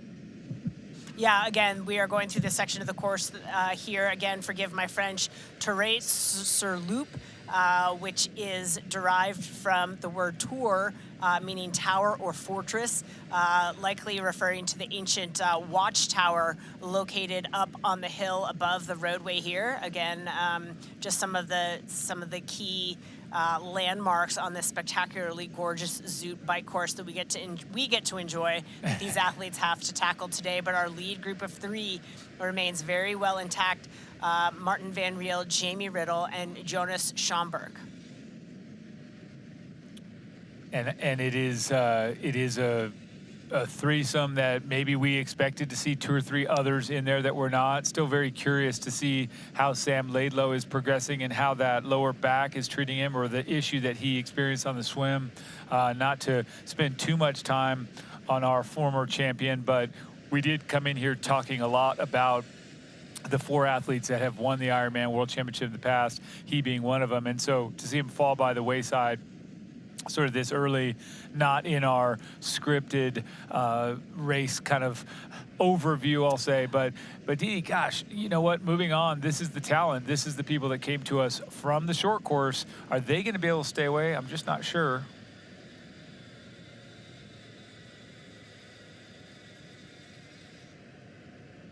I would say of this group, this is playing very, very well for Jonas Schomburg and Jamie Riddle, to be honest. I mean, the only one I'm slightly concerned about is Martin Van Riel, not because of his talent, but because of some of the injuries he's sustained earlier in the year.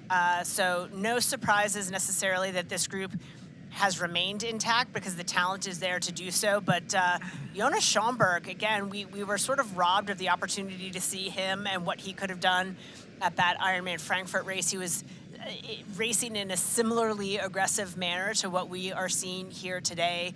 He was alone at the front of the course really early on the bike when he had his aero bar basically just fell off of his bike. It wasn't very much. He wanted to keep going. Technical officials said, buddy, that's a little bit unsafe.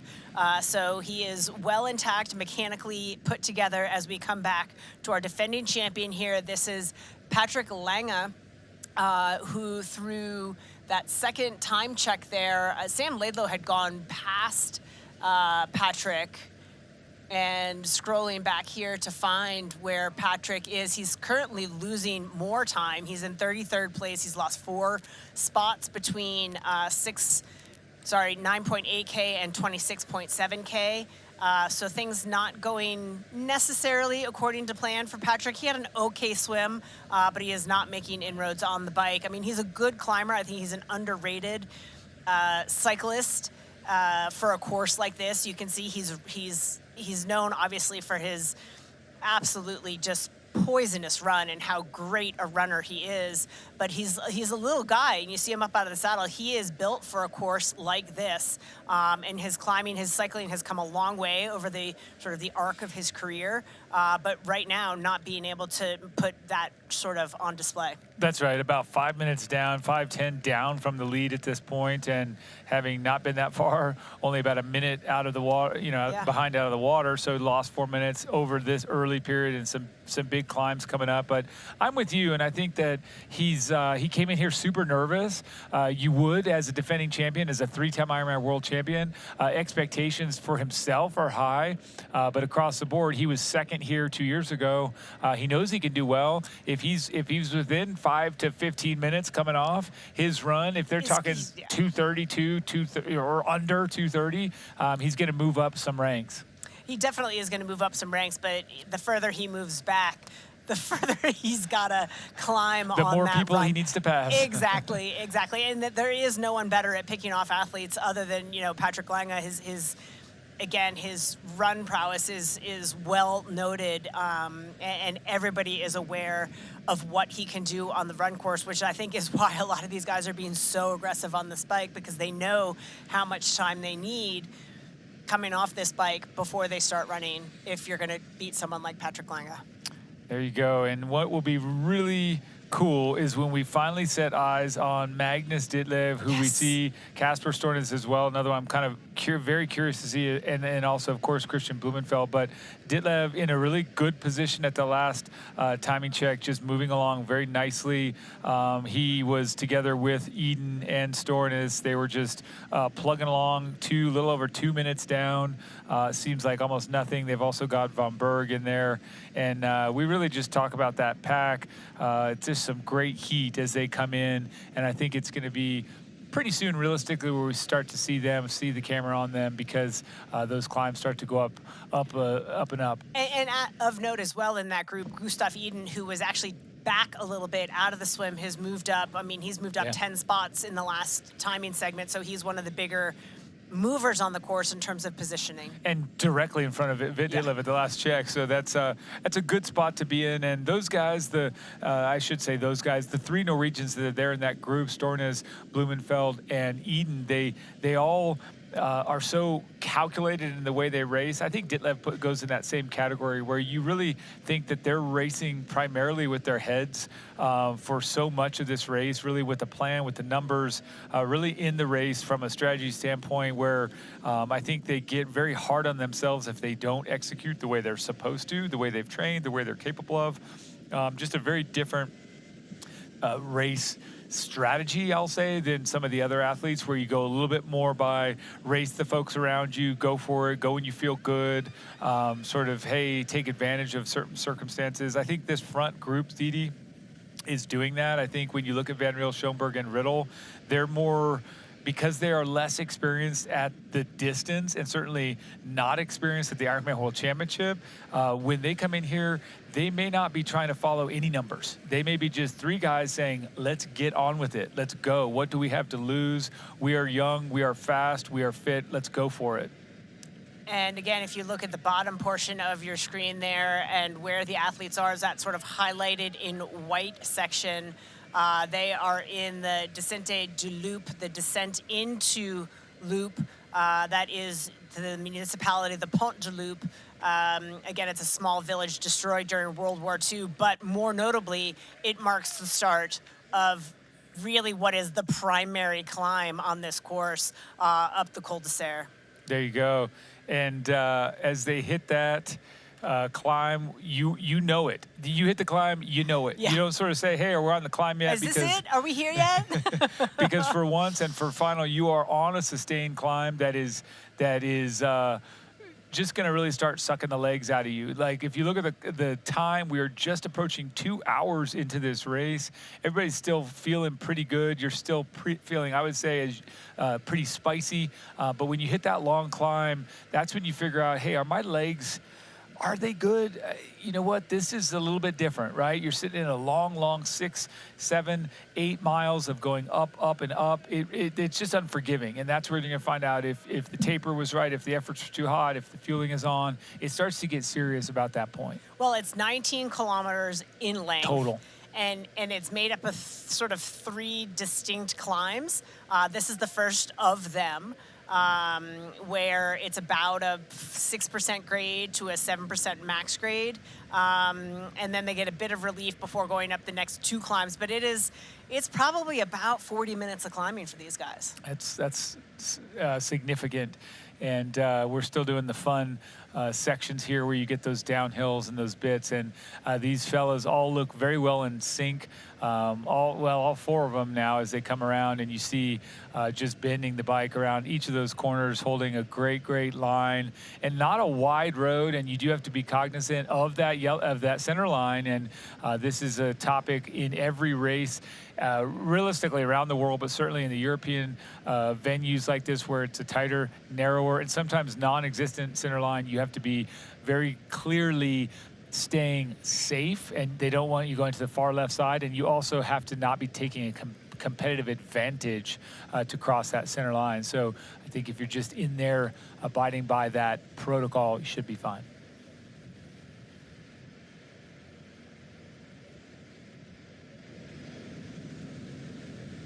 And Didi, we've come right back here. Andre Lopez from Brazil in the bright color right there. And it says Lopez on the back. And this is a nice little group there. You can look up and see the red kit, which I believe is Matthew Marquardt. But we'll come up and have a closer look. But Didi, this is our chase pack that we looked at there. I think this is actually our second chase pack, because that first chase pack had swallowed sort of the two athletes that were flying solo in Andreas Salvesberg, but the Christian Blumenfeld group that includes Rudy von Bergen, Gustav Eden, Magnus Ditlev, they have, and Kasper Stornes as well, they have sucked up Andreas Salvesberg and Jan Stratman, so that group is actually now even larger, and then this is the next chase group behind them that includes Andre Lopez. There you go, and that makes sense as we look at these splits, and you continue to plug along here. And folks, if you don't have the Ironman tracker downloaded on your phone, you're missing out. A lot of this great data is there at your fingertips. As we come back to our lead trio here, up out of the saddle is Jamie Riddle there, bouncing along in third place with this same group, Van Riel, Riddle, and Schoenberg, but out of order there now. And of note, those chasers, you can see those splits up on the screen. They're a little different to what the trackers are giving us. That's just based on moving time in those updates. But the chase group, again, Blue, Rudy, Gustav, that group has taken about 10 seconds out of the lead three. So not significant, but given the size of that group and the lack of maneuverability amongst a group that large, they are continuing to chip away at this lead group of three. That's right, and Blumenfeld just jumped at the last split, so him and Nick Thompson there making it 147 and 148 down from the front, just chiseling away. Salvesberg, of course, from that front pack had been swallowed up. He was up at the front. Stratman, Thalman, Von Berg, such a scary group coming. Antonio Benito Lopez, again, watch out for him. This is the man that really tried to go toe-to-toe with Christian Blumenfeld, Ironman Texas, back in April, and had a lot of us guessing. We weren't sure what kind of form Blumenfeld was carrying into that race, the Ironman North American Championship. And tell you what, we were all sort of looking at the Spaniard saying, this guy's got the wheels, until he didn't, but it is someone that has a well-rounded game. So there are 12 guys in that first chase group, with Sam Laidlow, who appears to be about 15 seconds off the back of that. So Sam Laidlow trying to chip away, work his way back into, at minimum, the chase group. He's sort of sitting by himself right now. He's gone through the Kieran Linders, Paul Schuster, Finn Gross-Friis group, and is still off the back of this large group of 12 chasers, who again are continuing to very slightly chip away at the lead group of three. I'll tell you what, that speaks to the heart of the champion there, Sam Laidlow. If he is, and 217 down from the lead, just really fighting his way to feeling better. We obviously know he did not feel all that great, so very cool to see now as we hone in on our man from Tahiti. It's so cool to see the nation represented. I think that's certainly a first for me to see Tahiti represented at the Ironman World Championship. And of course, we've talked about the significance of today's race in the Ironman Pro Series. And earlier this week, of course, there was a big announcement. The 2026 Experience Oman Ironman Pro Series schedule was announced, and the season 3, Michael, is going to be nothing short of epic. It's going to include 6 Ironman and 8 Ironman 70.3 races around the world, in addition to the Ironman World Championship and the Ironman 70.3 World Championship. Check this out. Presenting the ultimate challenge for those that can endure. 16 races, 9 countries. New paths will be etched across lands yet untouched, and across race grounds already carved deep into history with triathlon's best performances. Every moment presents an opportunity for greatness. You don't have to be first, but you have to be fast. Young blood will rival experience, wrought from the iron will of those that have forged ahead before. All leading to the Ironman World Championship. where new champions will be cast and lives forever changed. Every second matters.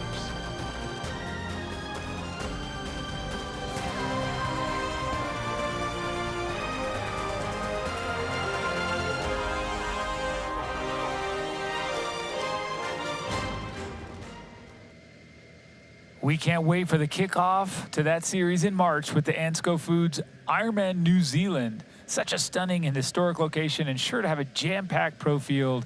Who is going to set themselves up to get a piece of that bonus prize pool of $1.7 million? I can't wait. 2026. I'm already looking forward to it. It's going to be a huge draw. It already has proven to be a really successful venture for not only Ironman but for the athletes. There's a lot of money to be earned by racing the Pro Series and racing it well. $1.7 million for year-end bonuses. Again, to the top athletes in our sport, and I think it's been a huge incentive for a lot of athletes. We've seen some of our most competitive fields, our largest fields, all around these Ironman Pro Series races. So can't wait to tune in to 2026. And for more on the 26 race series, you can go to proseries.ironman.com. A lot of that information is there, as well as what's left in the 2025 race season, because there are races still to come. This is the 15th stop, of course. We have the Women's World Championship, and then we've got the 70.3 World Championships in Marbella. Yes, so much coming. And now we're watching on camera. Well, we were Dylan Mangin from France. And now look at this coming back here. There's Jason West. And, yep, getting a nice look at Jason West there from the United States. Plugging along. This guy has obviously got one of the highest caliber runs in the field always. An athlete that came from the short course over the last few years, really does well at 70.3 and is also tackling the Ironman quite well. Jason West looking good on camera so far. And this, Didi, it's got a whole lot of climbing in front of him. Yeah, I mean, this is our second sort of chase pack, separated by about, I'm going to say a little over a minute to the large 12-man chase pack in pursuit of our 3 leaders. So these guys are about 4-ish minutes down.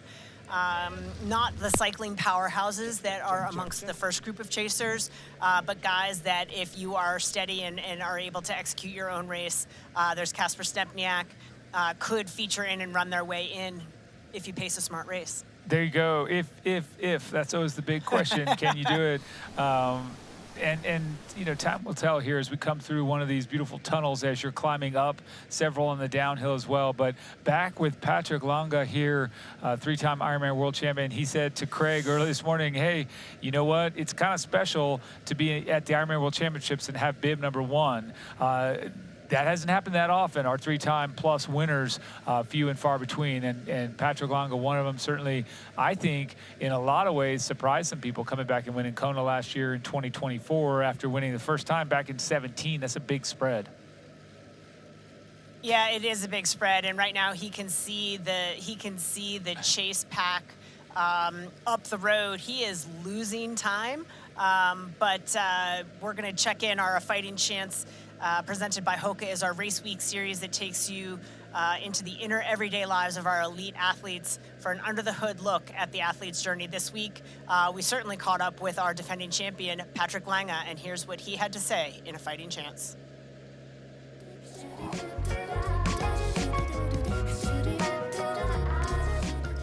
For me, the 24 season race was the strongest ever, and ever will be.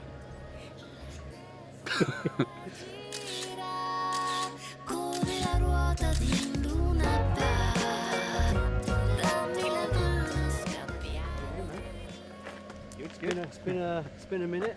It's the first day of altitude. Of course, the travel is also a little bit in the legs. So I had a swim in the morning with a couple of sprints, pick up speed. First time back in the poke pool.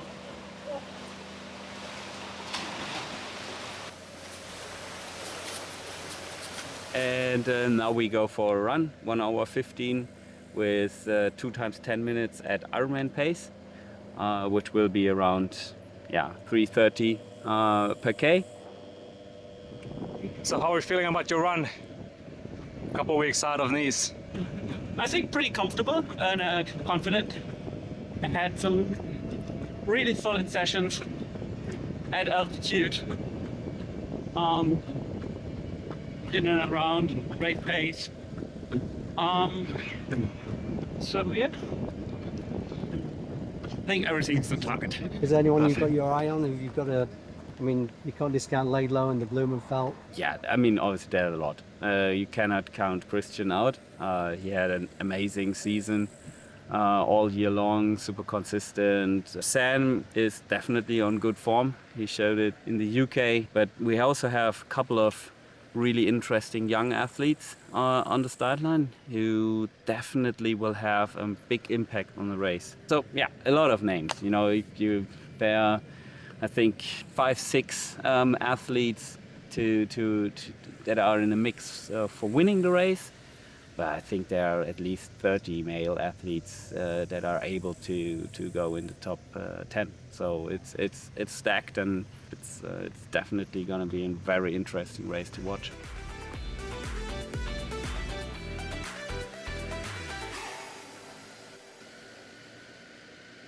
Patrick Lange, what a champ, and he's got a good attitude. Always seems to be, for the most part, sharing his emotion, showing his emotion, and highs and lows. We've seen him absolutely in tears in the lava fields on the bike, and we've seen him in tears of joy at the finish line. He's really just a fun athlete to get behind and cheer for.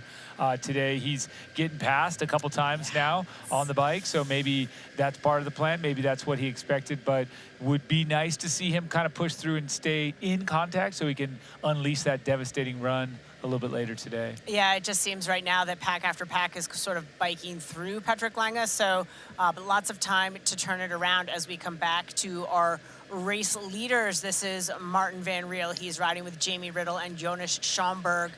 Still large chase group behind them. And we are waiting now for that chase group for the most updated split. At last check, about 6.5 kilometers ago, they were at about 147 down. That is a dangerous group that is in pursuit of the leaders. We will get an updated split for you shortly. Yes, and you've got Finn Gross-Fries from Germany on camera now, pushing through. Does he have what it takes to get back up towards that front, keep moving? Time will tell for this young man, but he is putting his best foot forward. Let's see if he can keep doing that and make enough time.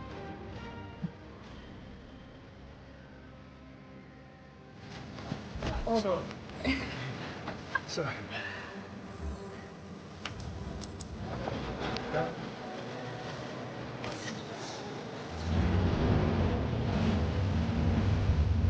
Yes, perfect. There's no limit to how far a dream can take you. Star in your own adventure now. Qatar Airways. I'm not here to sell you on this life. You already chose it. No shortcuts. No hype. Just work. Same as you. Built to outlast. Endure. 40 years in, and we're just getting warmed up. Welcome to the Ohana.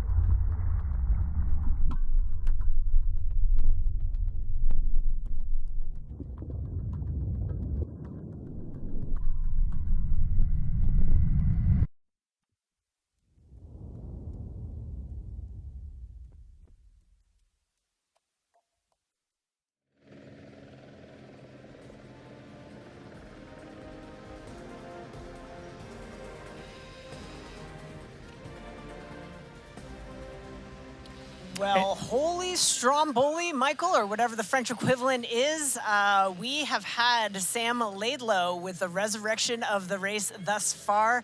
Splits came through for 29 miles or 46.6 kilometers. And at the front of the chase group, Sam Laidlow is back. He's back for sure. 29 miles in, 46.6 kilometers. That split shows us that he's now in 4th place.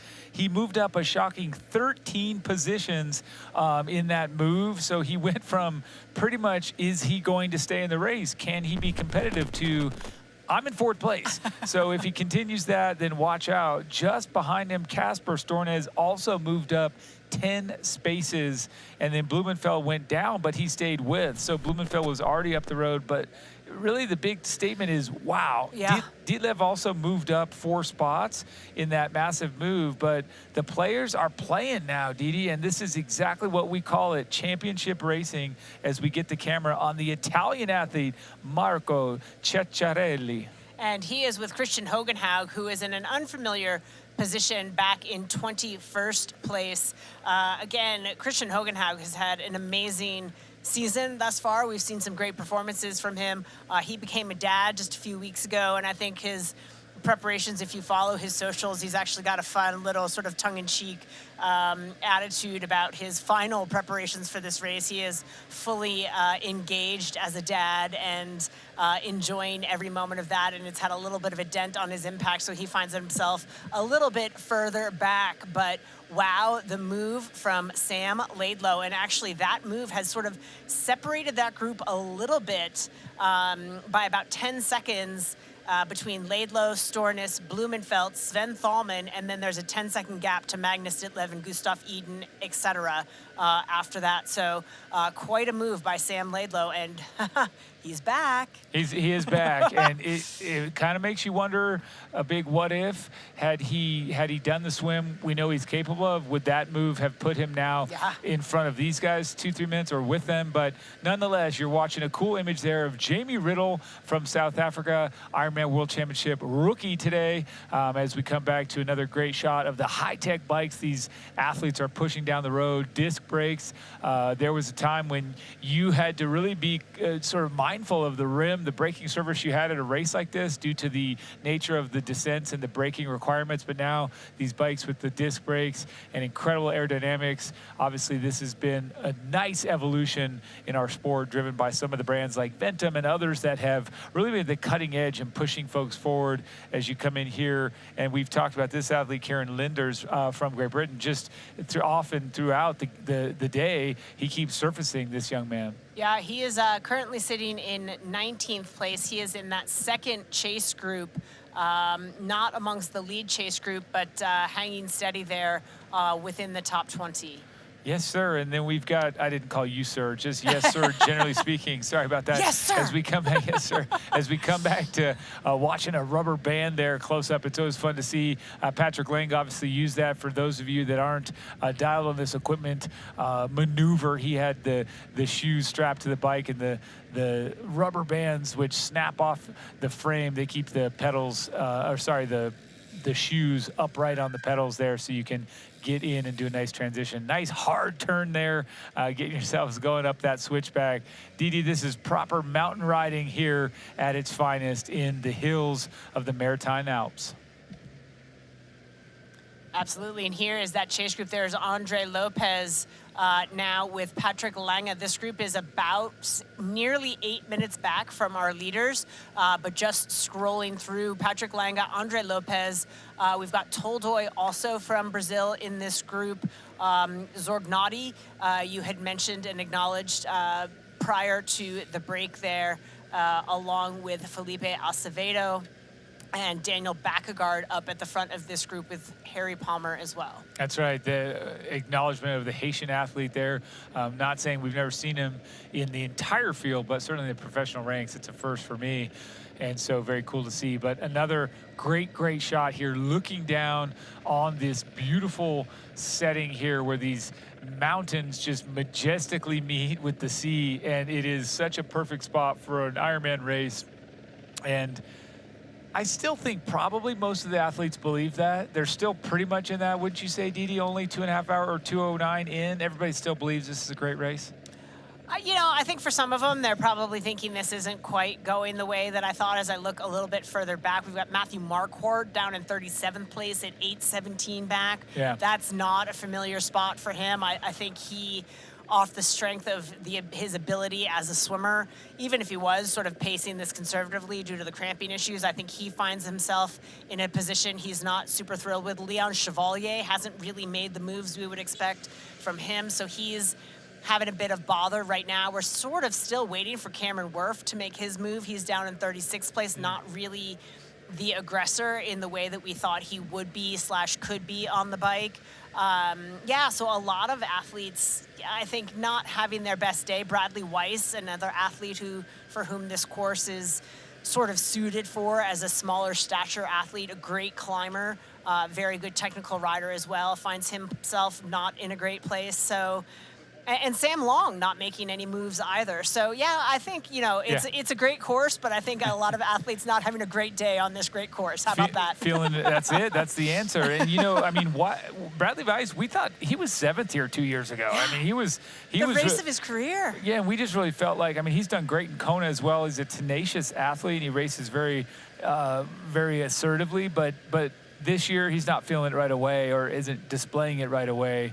But we'll come back to that, and we'll come back to some of these athletes, because I'm going to make a prediction right now as I look at this group of Stoneberg, Van Riel, and Riddle. I honestly will tell you that I think by the time we get to the top of this climb, this whole long set of climbs, we're going to see that group. We're going to see from Laidlow to Stornes to Blumenfeld to that entire pack, we're going to see them, Ditlev as well, catch these three. I don't think they're going to stay away at the top of the climb. They're up there. No, and I agree with you. And along that plateau, which is a flatter section of the course, we're going to see who has sort of spent their load on the climb. And I think that's going to be an opportunity for some of these athletes who have paced the climb really well, or patiently, to be able to make a move.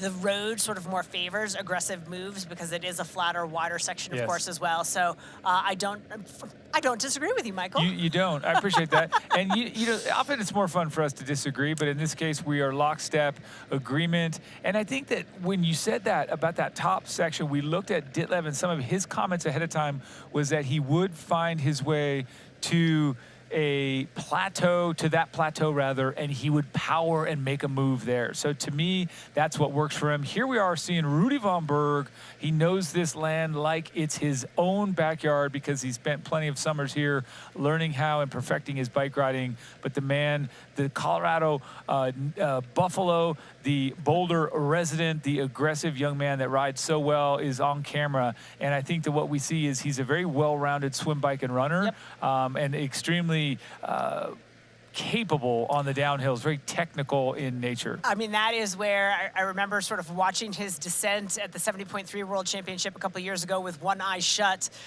thinking, oh my goodness gracious. And this guy, for reasons I don't understand, is perhaps one of the most underrated athletes, I think, in our field. He's a guy, I mean, he's been on the podium. He's been a step off the podium. He has all of the goods, and yet a lot of people don't ever really talk about him until he lands on the podium. They're like, oh yeah, Rudy von Berg. Oh yeah, of course. It's the curse of the consistency, right? Yes. I mean, he's I think, and Craig Alexander mentioned this earlier, as he's got a lot of years because he won Ironman 70.3 European Championship back in like 2018, you know, or 2019, and he's been on podiums for 70.3 Worlds. He just has always been, not always, but he's been able to perform consistently in that top 5.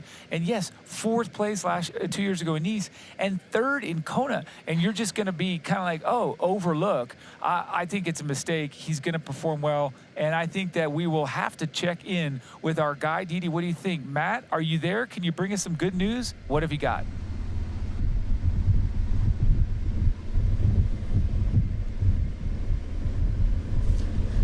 Okay, guys, we are here with Sam Laidlow, and I don't know if this camera picks up, if it's close enough to pick up the expression on his face, but he is eating the pain right now. This athlete has, obviously we know, did not have the swim that he wanted. For the very beginning, you could see him pushing through that swim, and every 10 seconds or so, he just closes his eyes in full grimace state. This dude is absolutely crushing himself out here, and he's with this group. He's breaking this group apart. Casper Storna is the only athlete that was able to stay with Sam straight away. He's struggling a little bit to stay with him now. Actually, he looks pretty comfortable, but there was a gap earlier. Christian Blumenfeld has brought back that gap, and right behind Christian Blumenfeld is Gustav Eden. So all of the big hitters are here or in the road up ahead of these guys. But again, the face of Sam Laidlow and the effort that he is putting in on this climb is insane. Again, you could see it every 5 seconds. He just closes his eyes and convinces himself it's worth the pain to try to get up to these three guys at the front. I have never seen Sam Laidlow push this hard through so much pain. No doubt he's not feeling that freshness today. He's not riding chainless, so to speak. When athletes feel nothing, they feel no pain. Sam is feeling absolutely everything out on this course today, and yeah, he's doing his best to bridge up to these guys again. Casper Storna's the best athlete able to respond to him most easily. But again, Christian Blumenfeld, Gustav Eden right behind. Magnus Ditlev seems to be on their wheel as well from my vantage point. But Sam Laidlow looking to defend the title from 2 years ago. Absolutely crushing it. Back to you guys in the studio. So kudos to Sam Laidlow for reinserting himself into this race when we thought things might be kind of day is done for Sam Laidlow. But one does have to wonder, is he burying himself in a similar capacity to what he did a year ago, and what is the cost going to be when he gets off the bike and tries to run? But full credit to Sam Laidlow for not letting the early setback hamper him at all as we get our first check-in with Christian Blumenfeld, and boy, does he look smooth like butter. He looks great. It's so fun. We saw Ditlev really for the first time. Now we're seeing Blumenfeld really for the first time, and looks smooth, looks like he's just got a really nice cadence, tending to all the details. But kind of wrapping up what you said about Laidlow, he really did what he had to do. He sort of said, okay, I swam, I had this go on, I was way back. Do I just play it safe, or do I murder myself? Because worst case scenario, he ends up at 18th. He got to ride the pants off the bike. So it's a good move. It's a Laidlow move. It's definitely a Laidlow move. I guess my question strategically is, once you reinsert yourself back into this chase group, why you got to go to the front of it? To give yourself a pause till the top of the climb, give yourself an opportunity to regain. I mean, absolutely, he's a man on a mission, but, you know, I don't know what's going on inside of his head, and nor what the swim issue was, but now he's leading the charge. My only question would be, do you take a pause, soak it in, and then go again? That's my question, but right now, Sam Laidlow leading the charge to the lead group of 3 up the Col d'Isère.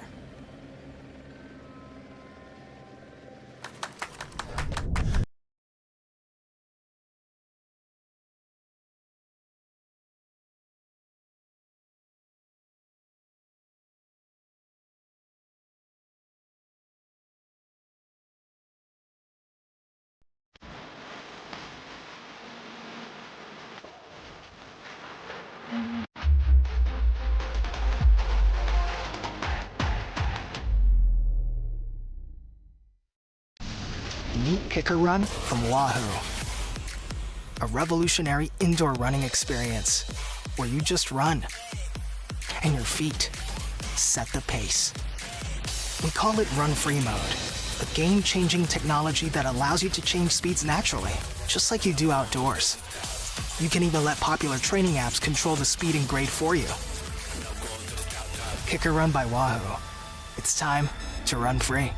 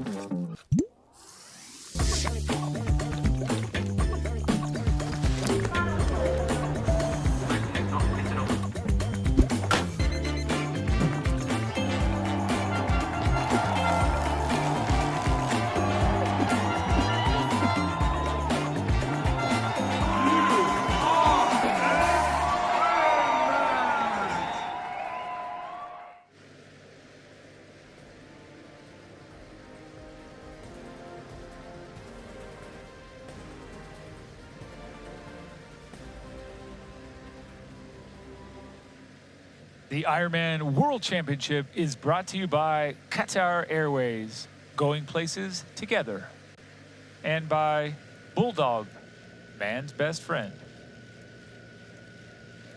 Didi, we've got Patrick Lange out of the saddle, chasing, trying not to really get distance from his group. He wears bib number 1. There's a lot of weight that goes with that number, but I think beyond that as well, I think there's that same fight we just talked about with Laidlow.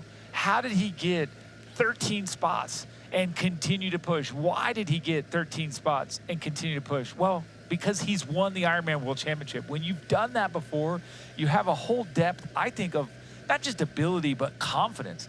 I mean, we'll have to ask Craig Alexander when he comes back on. Is there an extra pressure but equal power that comes from that belief that truly you have done this before, you can do it again?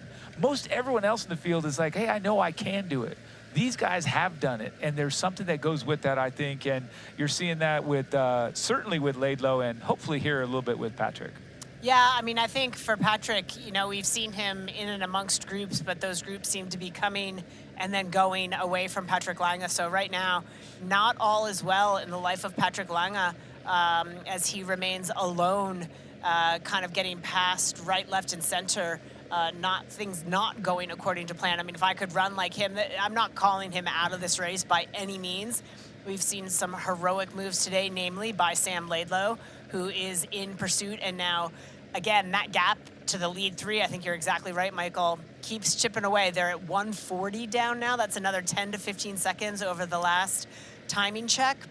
And there is some separation there. They have, Rudy von Berg did not make that group. He's now 230 back. So he's lost about 30 seconds to Kasper Stornes, Sam Laidlow, Magnus Ditlev, Gustav Iden, Rudy falling back out of that group a little bit. So there's been some separation of that large group of sort of 12, 13 athletes, largely due to the efforts of Sam Laidlow. But these are 3 leaders who are continuing up the road ahead.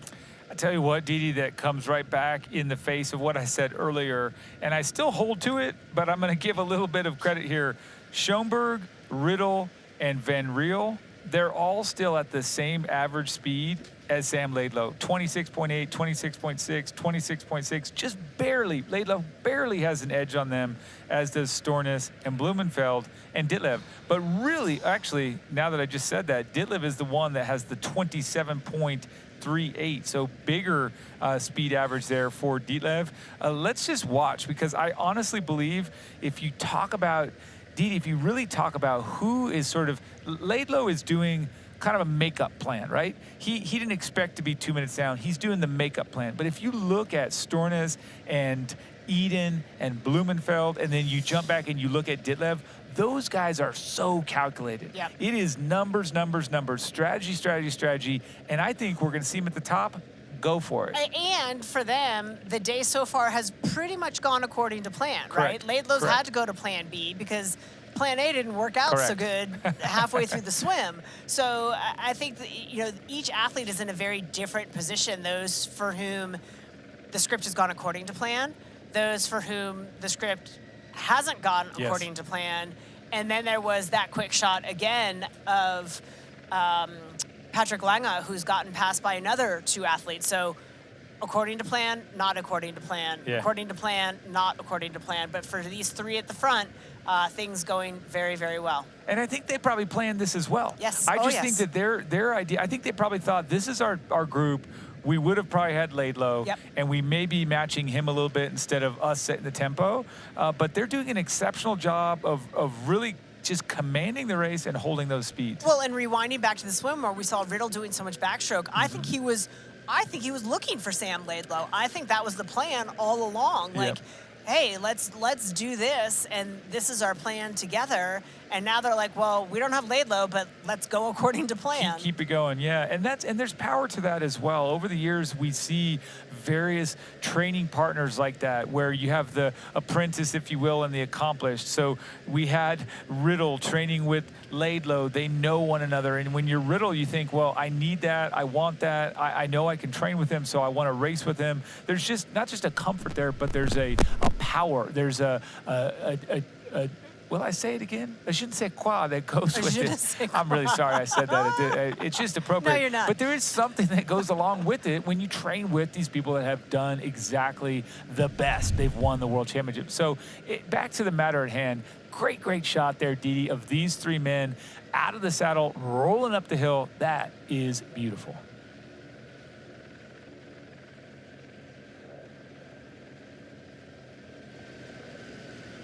And, you know, Michael, it's a beautiful sight for them because if you look at the map across the bottom, they are just about at the summit of the Col d'Isère.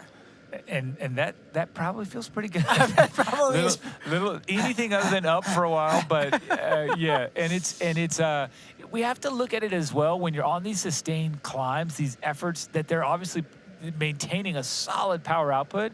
Fueling is still extremely essential. The timing, when you're coming up these hills, you have to figure out, and of course with the elevated heart rate, or at least elevated off the flats, you have a little bit more difficulty. The body is processing the fuel and the hydration, the fuel, everything a little bit more differently when you have that effort up. So on a climb, it's not the easiest time to consume fluids and fuel is what I'm trying to say. But without speculating, let's rush over to Matt and see what he has. Matt Lieto, tell us what you've got. Okay, we are here with Gustav Iden, and I don't know who has a bigger smile on his face, is me or Gustav.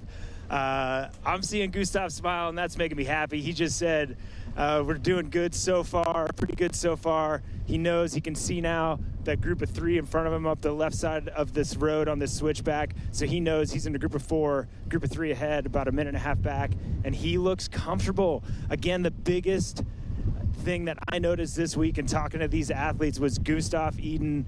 You know, last 2 years in pre-race interviews, I wanted to give him a warm hug because he looked sad because he wasn't ready for the race. And 2 days ago, he said, I'm ready to win, and I think I'm gonna. And he looks as comfortable as I have seen him, certainly since Kona, when he was chasing down Sam Laidlow at the end of the bike ride. This athlete looks like he is ready to go. Again, positive. You could just see that positive nature in his eyes, and his comfort does not look.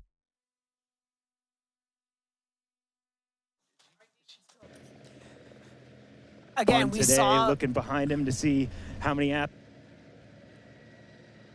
we saw sparks of the Gustav Iden of old at the start of the year at Oceanside, where he had such an outstanding performance. Didn't have a great Ironman Texas, but then came back in Frankfurt and really was showing some sparkle. And I think for a guy, you know, I think it was fourth in Frankfurt that didn't win the race, he looked as if he had, and you could see just the trajectory and certainly his body language during this race week. He brought out the lucky hat of old, and he just had a bit of, I'm gonna say, swagger back. You know, he had a little bit of confidence, a little bit of pep in his step to have that self-belief again. And not that he had lost that self-belief, but when you know physically you haven't been able to do the work. He had that terrible Achilles injury. He lost his mom. It was a really tough couple of years, but for him to come back and be like, hey, I'm back. And that is exciting. And I think a lot of people have really cheered for Gustav Iden. For He's sure. a super likable guy. And of course, the story of the Norwegian, training team together. It's just a group you kind of want to cheer for. And you'll always like to see an athlete come back from difficulty and hardship. Yes, 100% yes. And here's the thing with Iden, you're correct. He was fourth in Frankfurt. There's a difference still at some point between believing and then having that proof. Yeah. You can only, you're believing, it sort of fumes. It starts to evaporate. So you really need that solid, tangible effort or accomplishment to say, boom. Yep, just like I thought, I can still do this. So I think you're spot on. And then just to close it out with something light regarding Iden, this is still the group. Eden, Blumenfeld, they were the guys that were ripping their shirts off and running up and down the streets in St. George a couple years ago, watching the women race. Yeah. And they have that, so you do get behind them. You do enjoy that. They're dominating. Sure, that's cool to get behind, but they're also doing it in a fun way. So very cool. And as our leaders get to the top of the Col d'Isère, we're going to throw it down to our on-course team, Fraser Cartmel and Craig Alexander. Guys, what are your thoughts? Thank you, Dee Dee.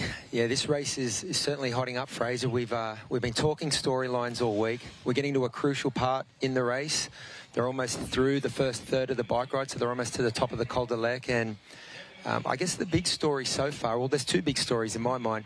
Firstly, we've got our World Championship rookies off the front, but as much as this is their first ever Ironman World Championships, we're talking about three very experienced athletes. I mean, if we look at Jonas Schomburg, he had a podium earlier this year in Ironman South Africa. He did have that malfunction, that mechanical in Ironman Frankfurt, but then backed it up with a nice second place finish at Challenge Roth. And Martin van Riel is a guy who, you know, has been to 3 Olympic Games, has finished as high as 4th place at the Olympic Games, backed it up with a 6th place, well, actually had the 6th place first. Coming off a T100 World Series last year, and he also raced in an Ironman South Africa race. So these guys are not rookies in the sport.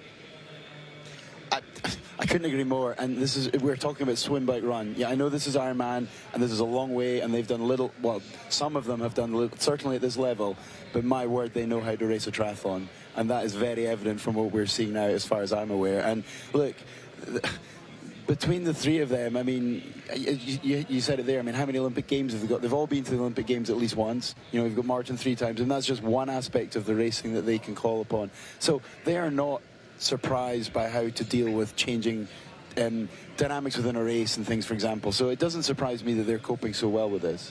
Yeah, and we just got a little look at the other man in that group, Jamie Riddle, who's looks to be using his experience from, you know, Ironman South Africa and Ironman Cairns earlier this year, and he's still up the front of the race. And we've seen Jamie shape the races that he's in. He's such an aggressive racer, but he seems to be tempering it with a little bit more experience. And he's been the guy, I think, who's just sat at the back of that group. I mean, he's gone to the front when it's been his turn, but he looks really calm and composed, and he's certainly on a flyer. But I just want to give you your flowers, because in the swim, when a lot of people were reading Sam Laidlow his death rights, you said it's not over. And I guess the big story right now is the way he's riding his way back to the front of this race. Yeah, I mean, to be fair, I think I said, what if he still wins this race? And I was kind of throwing it out there, but I'm glad I did, because I can keep that in my back pocket. But it's incredible to see him. And look, part of that's because I was lucky enough to watch him in Ironman Leeds quite recently, in July. He just put on an absolute clinic that day against athletes that were very good athletes in their own right. He made them look like mugs, if I'm entirely honest. And if you can do that, and we know what he's done at you know, Kona and here before, so his pedigree is not up for question, and it's really fantastic to see. And I know we're only 50, 60k in, but everything we're seeing so far points to him absolutely tearing this race apart. I'm absolutely intrigued with this Chase Group 1 on the road. We just talked about Sam Laidlow, but we've also got Christian Blumenfeld. Gustav Eden is in that group, and we just saw Matt's throw, and Gustav looks super comfortable. And we've also got a man that we haven't spoken much about, but I think we're getting to a part of the course that might suit him the best, Magnus Ditlev. Yeah, and you mentioned to me a little bit before, probably not been loving the course up until now, because, you know, physics doesn't lie, and he is a good 20 kilos heavier than some of these athletes. So, you know, obviously his power to weight numbers are off the charts. We all know that with the rides that he's done in the past. So, you know, he's just been sucking it up, I guess. And, you know, I don't doubt that he's going to be quite happy to see the road flatten off a little bit. One man I want to ask you about is a man who was in that group, Rudy von Berg. We know his pedigree. We heard Michael talk about some of his best race victories, and you know, that race in Elsinore at the 70.3 European Championships when he beat none other than the great Javier Gomez. So, but at the moment, he seems to be 40 to 50 seconds off the back of that group. I just want to get your insights and opinion on, is this a planned move, or do you think Rudy's in a little bit of trouble at the moment? Yeah, it's interesting, Craig, because you're spot on. He's a very, very talented rider, and we've almost talked to death about the fact that Rudy knows this course better than anybody else. Yes, all the other athletes have come and spent time and invested time in training camps in the course and learning the course, but Rudy grew up here. I don't care what anybody says, he knows this course better than anybody. So I am wondering if this is almost a tactical, you know what, he's a bigger guy too. Maybe he's been, you know, of course he'll been finding that pace difficult. Sam's come through and really put the throttle on the guys. So I wonder if, I hope, and certainly my conversations with Rudy in race week, sounds like everything's been going great. He's training well, so I think he's let the group go to try and push on at the top. Well, we just got vision of our 3 leaders who are now on the plateau at the top of the Maritime Alps, and this is Chase Pack 1, getting to the top of the climb. And we also see Nick Thompson still tucked nicely into that group, and he's being very aggressive at the start of this race.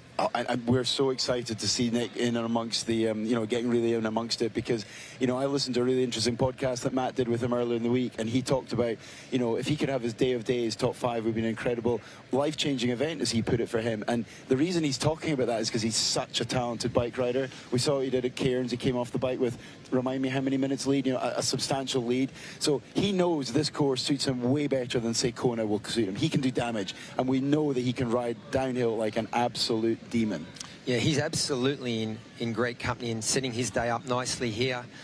One more man I want to ask you about is our 3-time champion, our defending champ, Patrick Langer. We got vision of him before. He seems to be sliding back through the field. He's now with Cam Worth, Leon Chevalier, Matthew Marquardt, and they're about 8 minutes down. What are your thoughts on Patrick's day?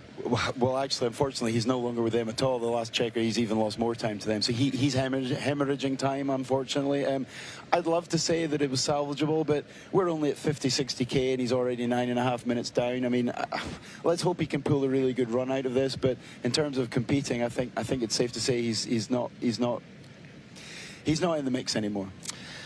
Okay, Michael and Didi, well, we're getting up to what I think is the most crucial part of this race. They're up on top of the Maritime Alps, and, you know, I'm going to throw back to you guys.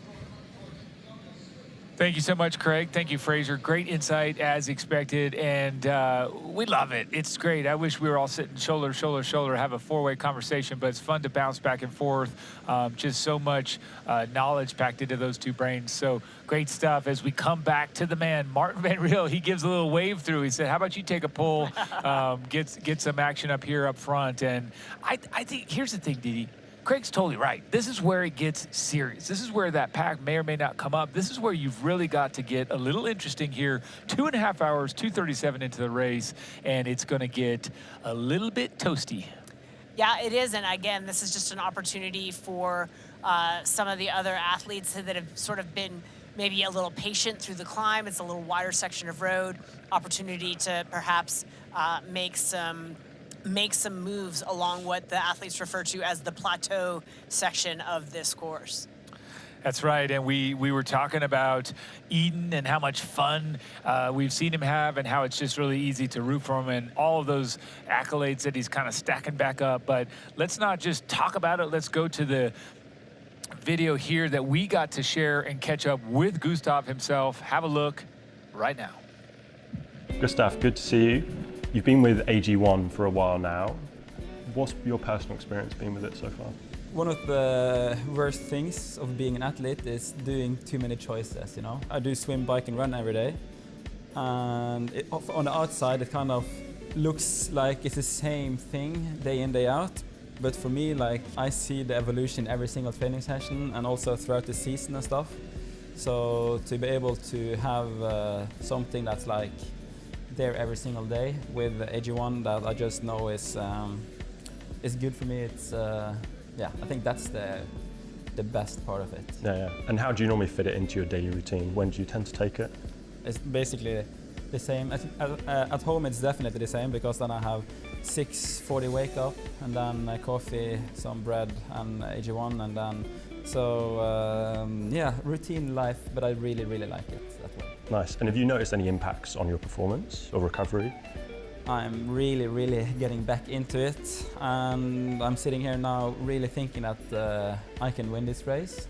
There's no guarantees in triathlon, and definitely not in Ironman, but yeah, I have a really good feeling. And we've seen you and Christian and every athlete now are sort of pushing the limits of nutrition and fueling during the race. Mm-hmm. Have you had to do anything specifically to prepare your gut and your body to be able to absorb that much carbohydrate? I think I'm quite lucky in that way that I very seldom have stomach issues. We are part of a research group in Bergen now, because the gut health we know is super important. I just know that my gut health was super good, which is always a huge plus. And yeah, I guess that could be partly because of AG1 and also just having a normal, good diet now. Back in Nice, 6 years on from your first 70.3 world title, what are your goals for this weekend in the race? I said for, I think, since a long time that this is gonna be my comeback race.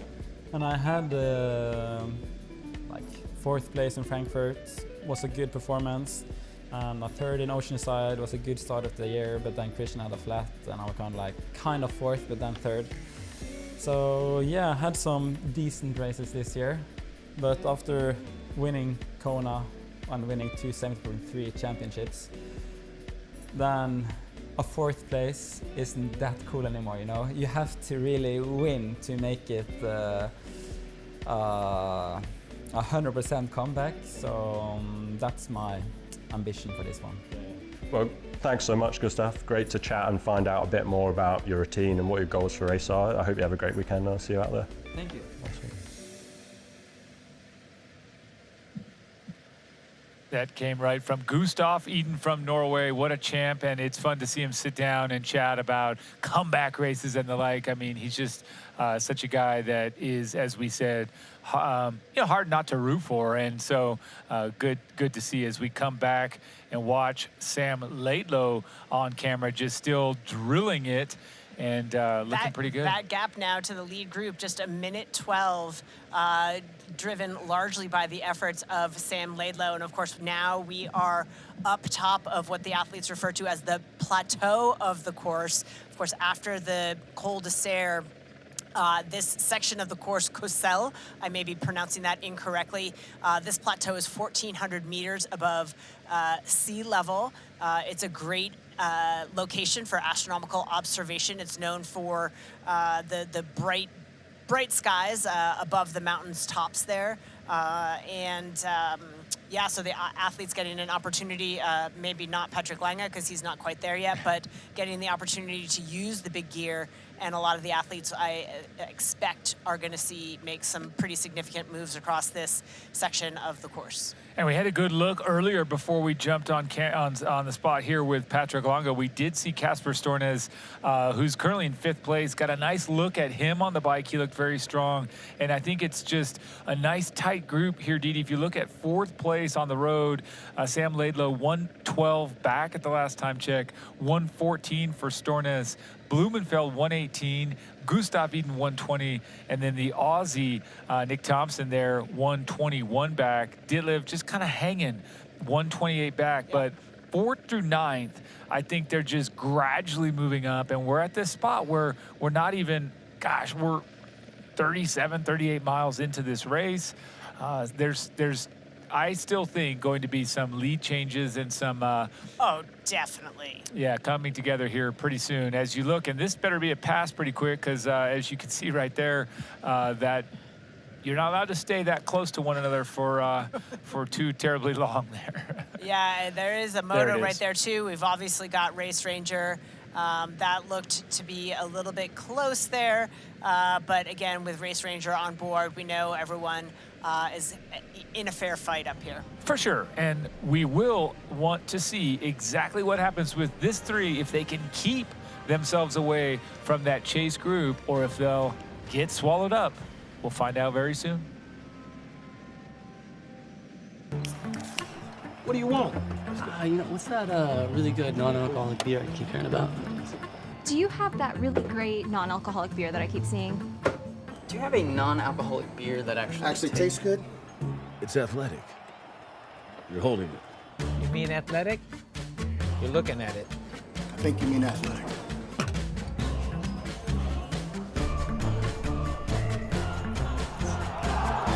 It's athletic. Ask for it. This is where I wanna be.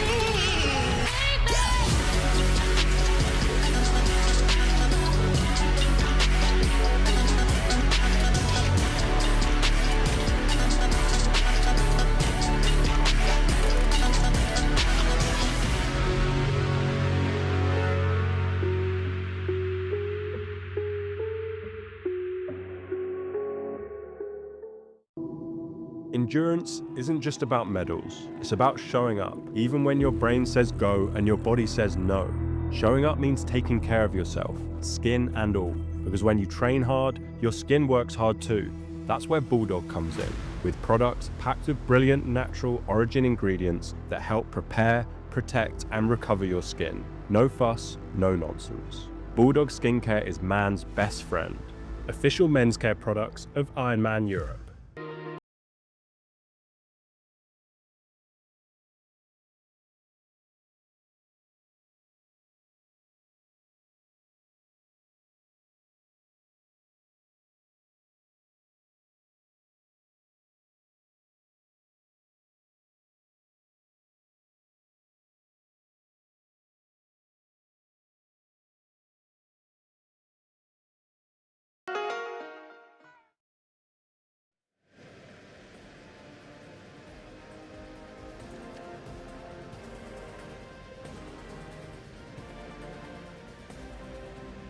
And Didi, here at the Ironman World Championship, these seconds that you have to fight for are really difficult. And right now, these three men are still up front, holding on to that lead. And I will say, yes, they're losing it to some talent down the mountain from them, but they are doing a great job working, I'd say also in tandem or in what would be the word for three, a tandem three? I don't have the vocabulary for that, but working in trio.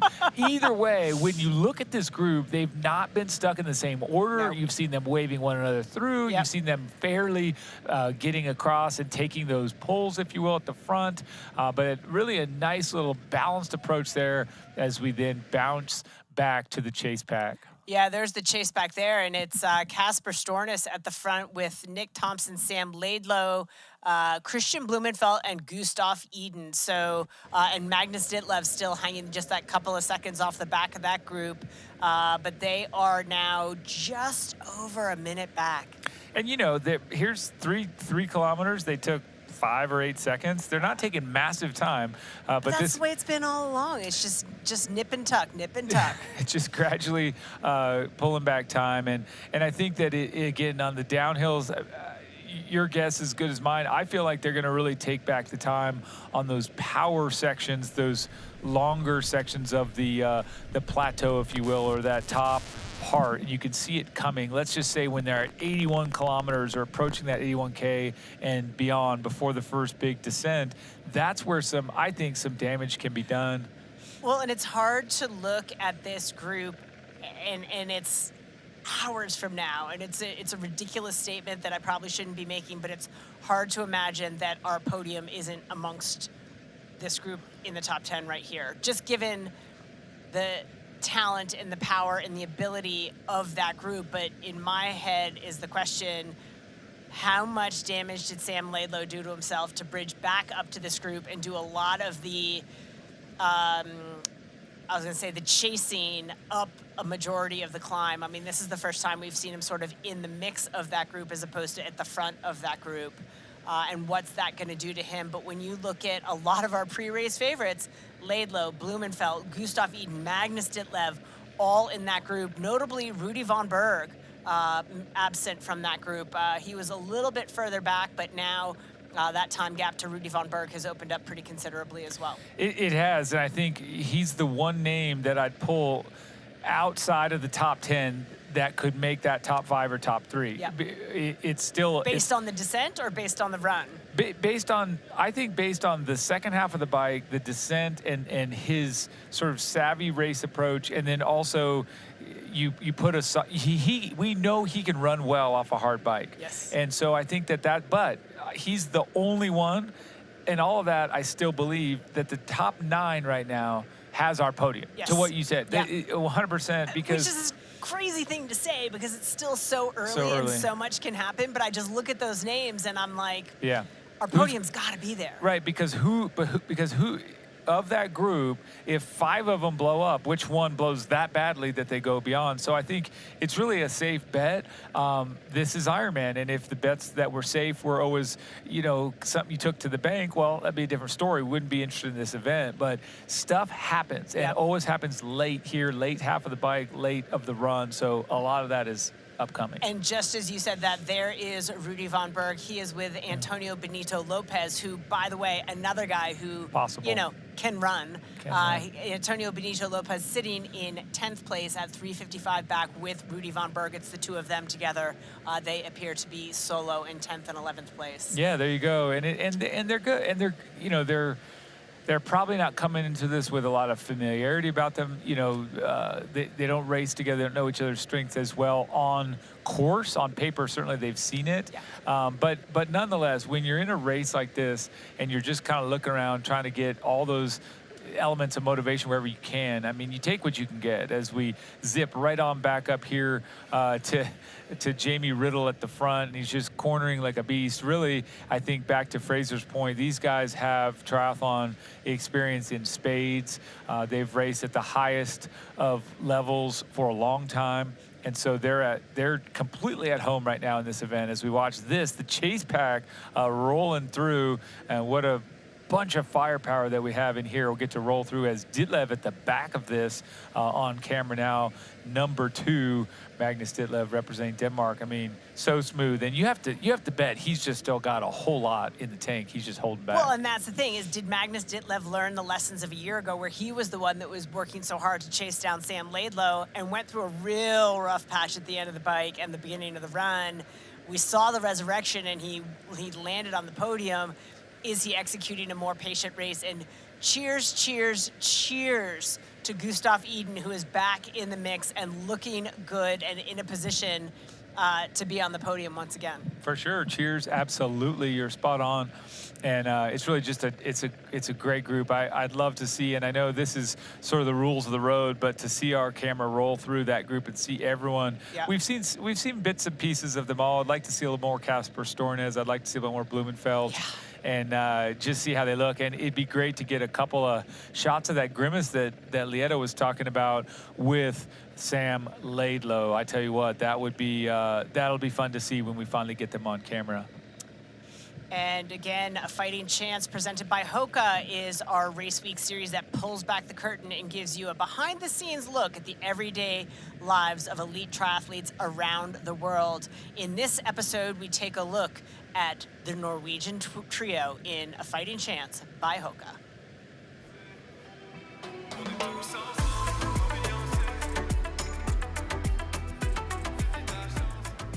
Like a bang. No, it's not the no fart. We're the rally driver. Who said like it's not the fart that kills, it's the smell. Fart is speed. Oh really? Yeah, smell is bang. Fart is speed. Norwegian.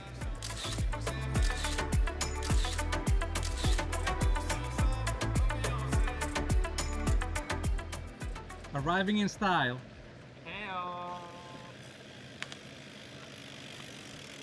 Hello guys, we're now in Nice at the Wilderness athletics track. I don't know what it's called here, but yeah, at the track.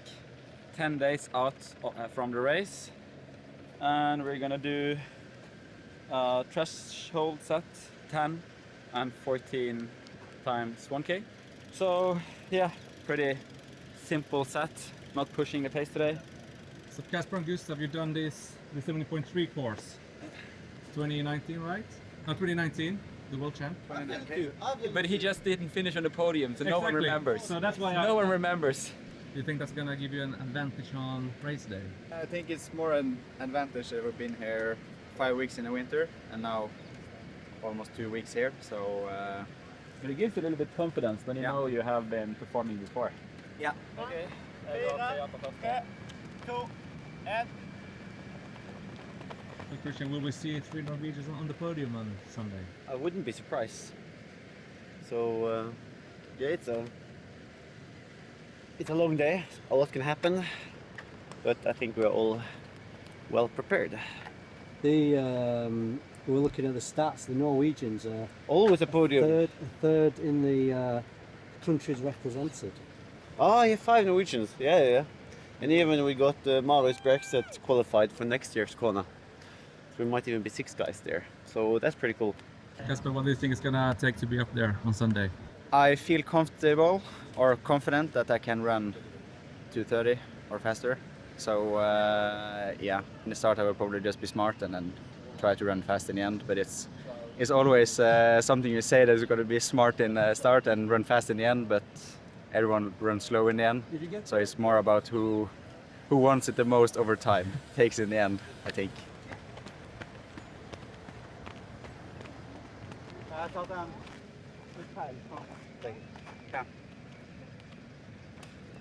Okay, then the job is done, boys. 10 days to go. Now we can't get any quicker. Just slower. We can only do too much. All right, boys. It was nice meeting up with you. Thank you. Au revoir. See you in the post-race interview, hopefully. Bye-bye.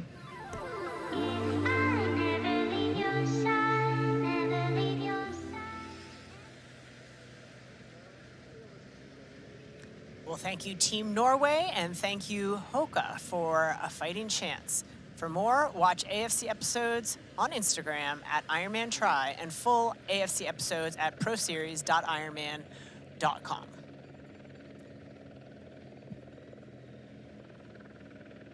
Great to see the camaraderie there amongst Team Norway. A lot has been said, and we haven't commented on it yet. But I know pre-race there was a lot of banter about Christian Blumenfeld and how much he has trimmed down in preparation for this race. Certainly the climbing, certainly an appeal. He is a guy who he's not the smallest athlete out there, but it's always been his strength. And a lot of people commenting, gosh, why did he lose so much weight going into this race? But right now, playing into his hands pretty nicely. Well, you know, there's the power to weight ratio, right? So you keep the power up. If the weight comes down, it's going to be faster. And if both drop a little bit, I mean, his ratio is still above most of them. Yeah. He's got a massive engine, and so hopefully that works out. I'm not sure exactly how that came about, if it's muscle mass or what was trimmed up, but ultimately he does look great. I do feel like he said something really smart there at the end. 10 days out, hey, can't get any faster. Yep. We can only slow down if we keep going, and that's so true and so difficult for these thoroughbreds to really live and breathe, is that recognition that you're there and not crossing that line, not going too far. So heavy, light, perfect, whatever the weight is, it's really, I think, the amount of rest that you get in, the appropriate amount of rest that really counts. So here we are, though, that lead trio. Now, this is our chase pack, this amazing chase pack, really trying to gun it up the road to catch up to the likes of that leading trio that has been away for so long. And then we're back here. There's Stornes right there. Yep. Just looking great. We haven't had a whole ton of shots of him, but this is nice. The aerodynamic position is really good. You can see him tucked in there just so perfectly with the helmet. Yep. And the shoulder crouch just looks really nice as he powers down the road, a part of this chase group that's, I'm not going to say desperate, but anxious to get to the front. There's Sam Laidlow right in front of him, also very aerodynamic, and just probably not in that hurt pain cave he was earlier, more settled. I'm glad to see Laidlow letting somebody else take a turn at the front just to just give himself a breather, right? You're back in the race. Let's re-strategize, like wipe the slate clean from where you were, and it's Blumenfeld at the front driving the pace here. So how about that? I mean, there you go. So yeah, it's so smooth, and again, now you've got Blumenfeld, Laidlow. Neither one probably predicted that at this point. I think the language we were seeing from Blumenfeld before was, how much are they going to hurt themselves on the bike so that when I clean up on the run? But now they're together, very interesting. Yeah. Changes the psychological component of the race.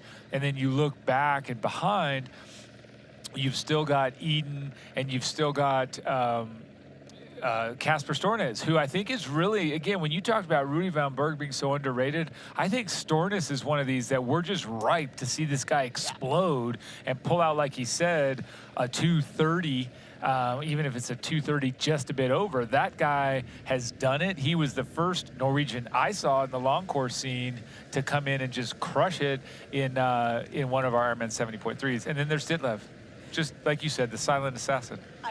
He's just been really patient, which I like to see. Again, I think he learned a lesson a year ago when things got really dark for him for a period of time. He was able to claw his way back to the best performance he's had at a World Championship event, and rightly so. I mean, he's an incredibly talented athlete who one day I'm just gonna say, we will see stand atop the podium. Will today be the day? He's scripting it just a little bit different. And that's great. I think another attribute that all great champions, and certainly Ironman champions, have to possess is that adaptability and doing it differently, being able to win from different positions. I think certainly there's a nature that you have that you take to a race, be it a lead from the front or a chase from behind or whatever your strength and your comfort zone is. But I really do believe that most of these truly elite and high-level champions, they can do it anyway. You throw something at them, you change something up, they can deliver, and I think that's something that is not possessed by everyone in this field. And what I love to see, we've had such a dynamic race, but this group at the front, you mentioned how well they're working. The three of them are working together. What I've noticed in particular is Race Ranger, right? All of these athletes have the Race Ranger attached to the bikes with the color indications. Blue, you're good. Orange, you're good. Red, you're bad. Telling these guys, allowing them to police themselves out on the course. Also helping race officials when there's a large pack, like when we had that chase pack that was 12 big, helping them to see the color coordination as well. And we are seeing a lot of really, really fair racing out there, and athletes really taking advantage of this new technology, and I think it's fantastic.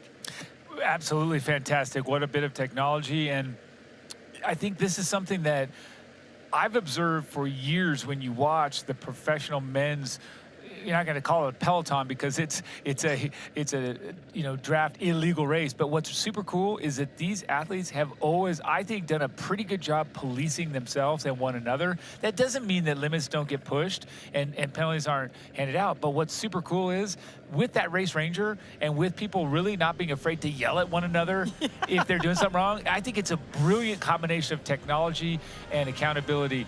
This is Christian Blumenfeld charging to the front. Will he catch that lead trio? We will find out. Please stay with us.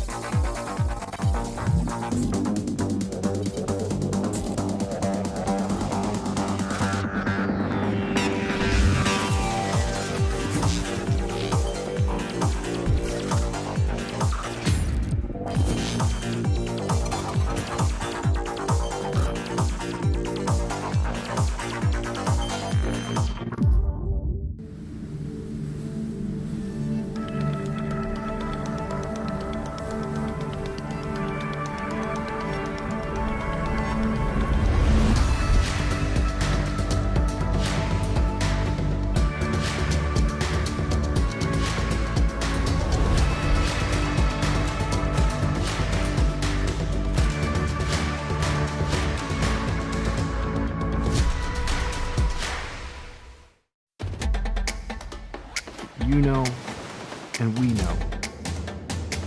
The thing about challenging yourself is, you're always looking for what's next.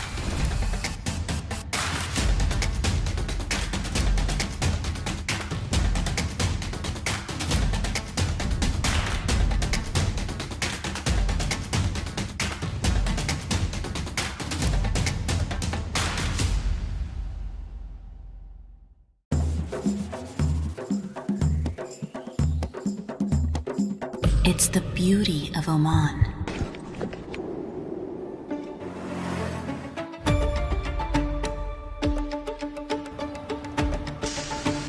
Our tradition, our hospitality, the sounds of limitless opportunities to explore. Listen, it's Oman.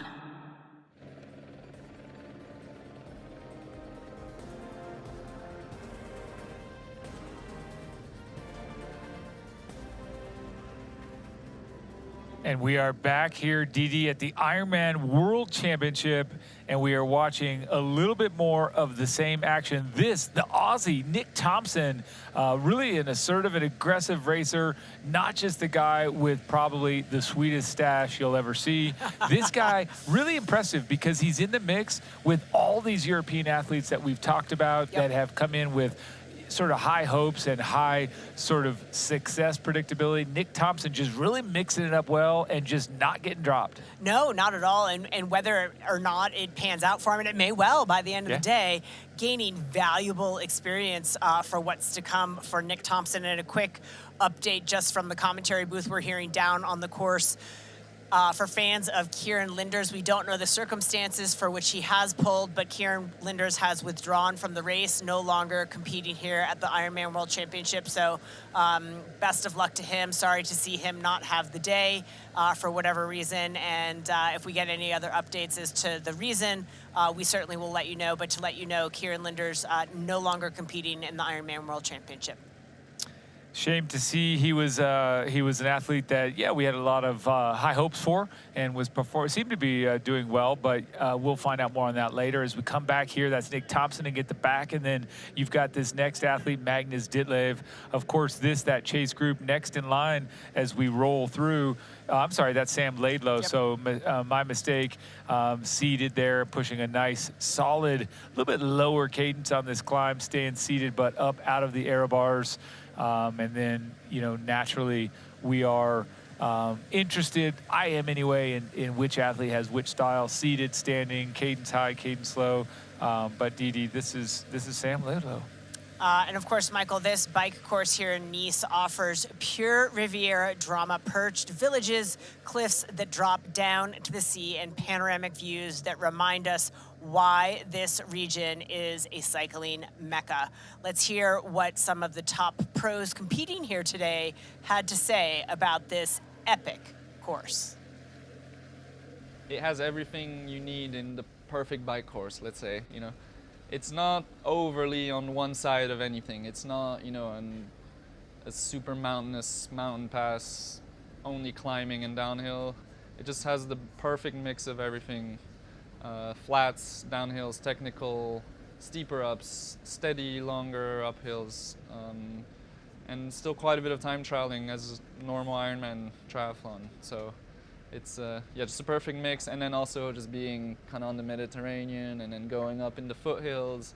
It's just really pretty. You have these areas where there's just amazing views, and so it's just the perfect course. People tend to focus on this course.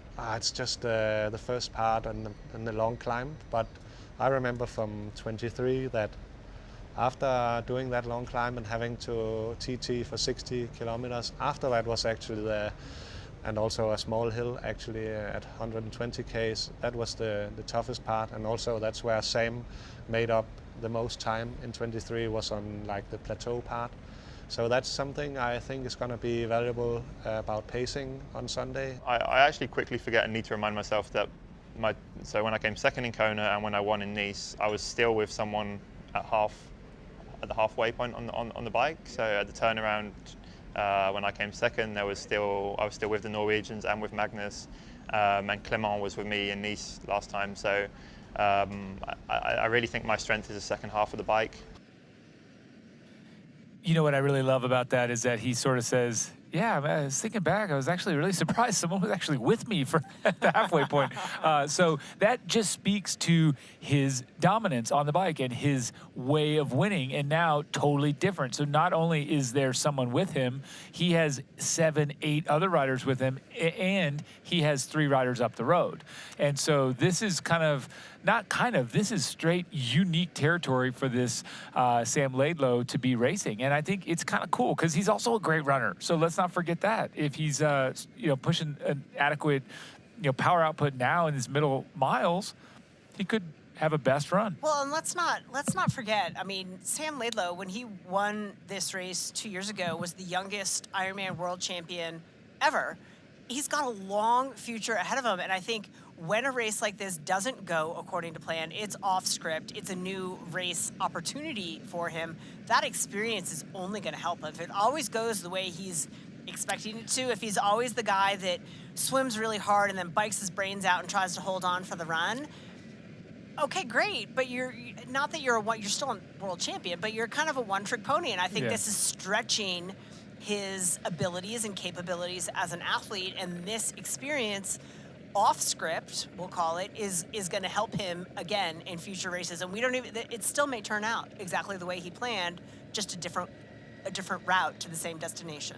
Yes, well said, Didi, well said. And let's not forget that he did run 2:37 in Roth. He did run 2:41 when he won this race 2 years ago.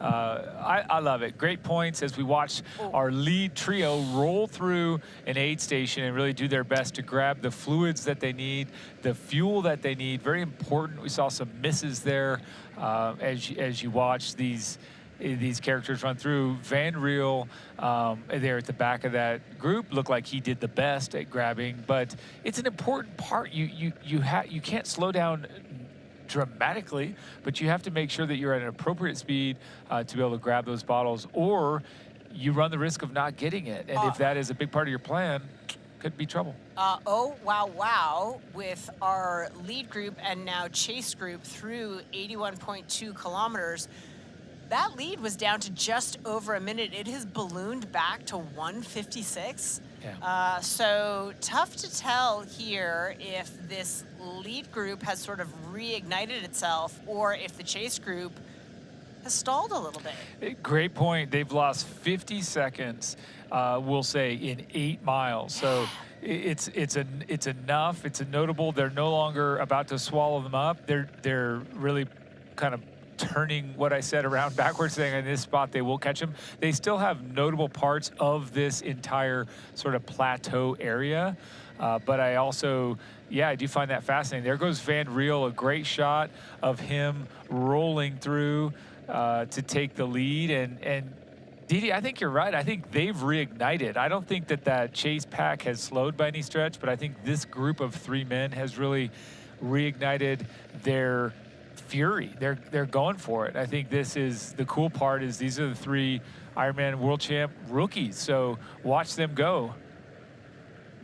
And again, this lead group approaching at 90 kilometers Val d'Oro. This is a small village in a really usually peaceful setting. Going to be a little bit of a different experience there today. They host lots of local festivals, farmers market, sort of your quintessential French mountain village here at Val d'Oro. Yeah, and still visible there is the chapel from the 13th century, classified historical monument. It's overlooked by the Charon bars and overlooking the Vallée de Loup. So rich and impressive waterfalls too, Didi, and tunnels and narrow gorges, hiking, canyons, all kinds of paragliding, camping. It's just an adventure paradise, winter and summer sports. So good mention there, great spot that they're rolling through. About 400 to 500 inhabitants. I imagine all of them might be out manning that aid station today to make sure things get done. That's right. I might have been given a few stats too down the road, but nonetheless, wow, here, look at this move. Nick Thompson rolling past Christian Blumenfeld. We talked about how he was not one to just sit in. He's really taking the bull by the horns here, and the Aussie just looks great. He talked about how excited he was this morning when he woke up and his friends from Australia were here to watch him race, and he gave him a little kick in the pants in a good way. So there he goes, Those just are some ripping good it. friends, by the way. Let's just mention that. Because not only did they travel all the way over, but they surprised. And it's hard to keep a surprise because you're so excited. All you want to do is tell your buddies that you're coming. But yes, super cool to have that. And then this is your chase pack. You just saw it. Maybe that answers a bit of our question as well. If Nick Thompson is now at the front pushing, maybe he felt like, guys, we're getting splits back. We lost time. What are we doing? Let's go. Yeah, assuming they're getting splits back. I mean, that's the one tough thing about this course is that you're not getting that much information, right? Some of these villages pretty remote, tough to get to for support crews, et cetera, et cetera. Not a lot of roads, That's right. not a lot of interstates to bring you out to this section of the course. So they may not, through this section, be getting a ton of feedback. But yeah, I mean, something certainly has lit a fire under Nick Thompson. And trying to re-engage that group, perhaps. That's right. That's right. And then also back here, as we're sitting behind Alex Riddle and the leading duo right in front of him, Nice little section showing you that we keep calling it a plateau, but every time we say that, it seems like they're going uphill. So much, and I think even when you listen to Magnus speak about this race and how he indicated 2 years ago where Laidlow got away, this section has, as you can see, a couple of tough little climbs still coming, but on this plateau, plenty of up and down. So really some great racing still in store for us here on the Zoot bike course. I think these guys stay away. What do you think, Didi? Let's find out in a minute. Welcome to the world's best airline, where your journey is 5-star. And so is your Wi-Fi. Experience the fastest connection in the sky with Starlink. And best of all, it's free for all passengers. So, why settle for less when you deserve the best?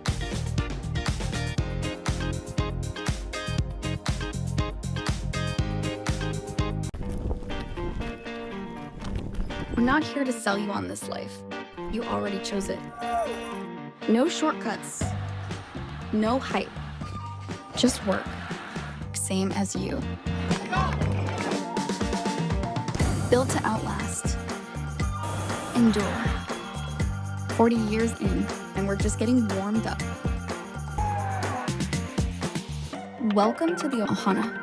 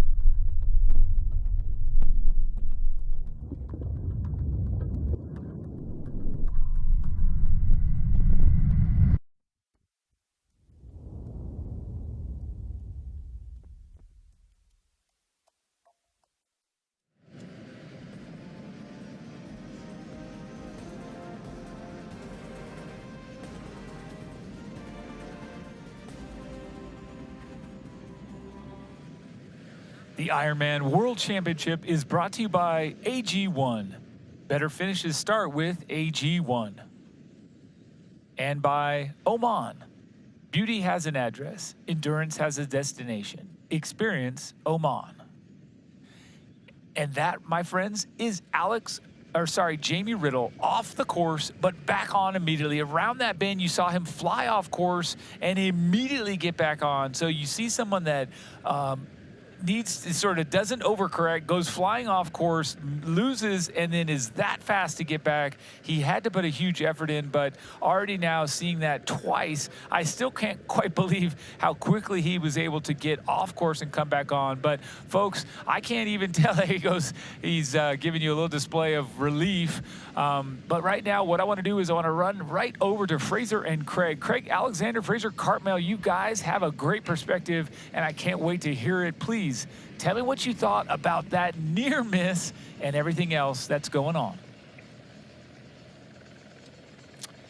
Hey, Michael, yes, the ebb and flow of this race continues. What crazy acrobatics by Jamie Riddle there, exiting stage right, but getting back on course and making up the deficit to the leaders. And that is the nature of this course. We heard in Rudy von Berg's soundbite that this bike course actually tests all skills of a cyclist, not only your heart and lung cardiovascular fitness, but your climbing, your technical skills. So all of these athletes are being tested on all fronts on this bike course, Fraser. Absolutely, but you know, he's overcooked a corner, right? I mean, it's as simple as that. But he's obviously known it's happening, because if he hadn't known it was happening, there's no way he'd have been getting back on the guys so quickly. So that's a bit of foresight, I suppose, and some bike handling skills too, no doubt.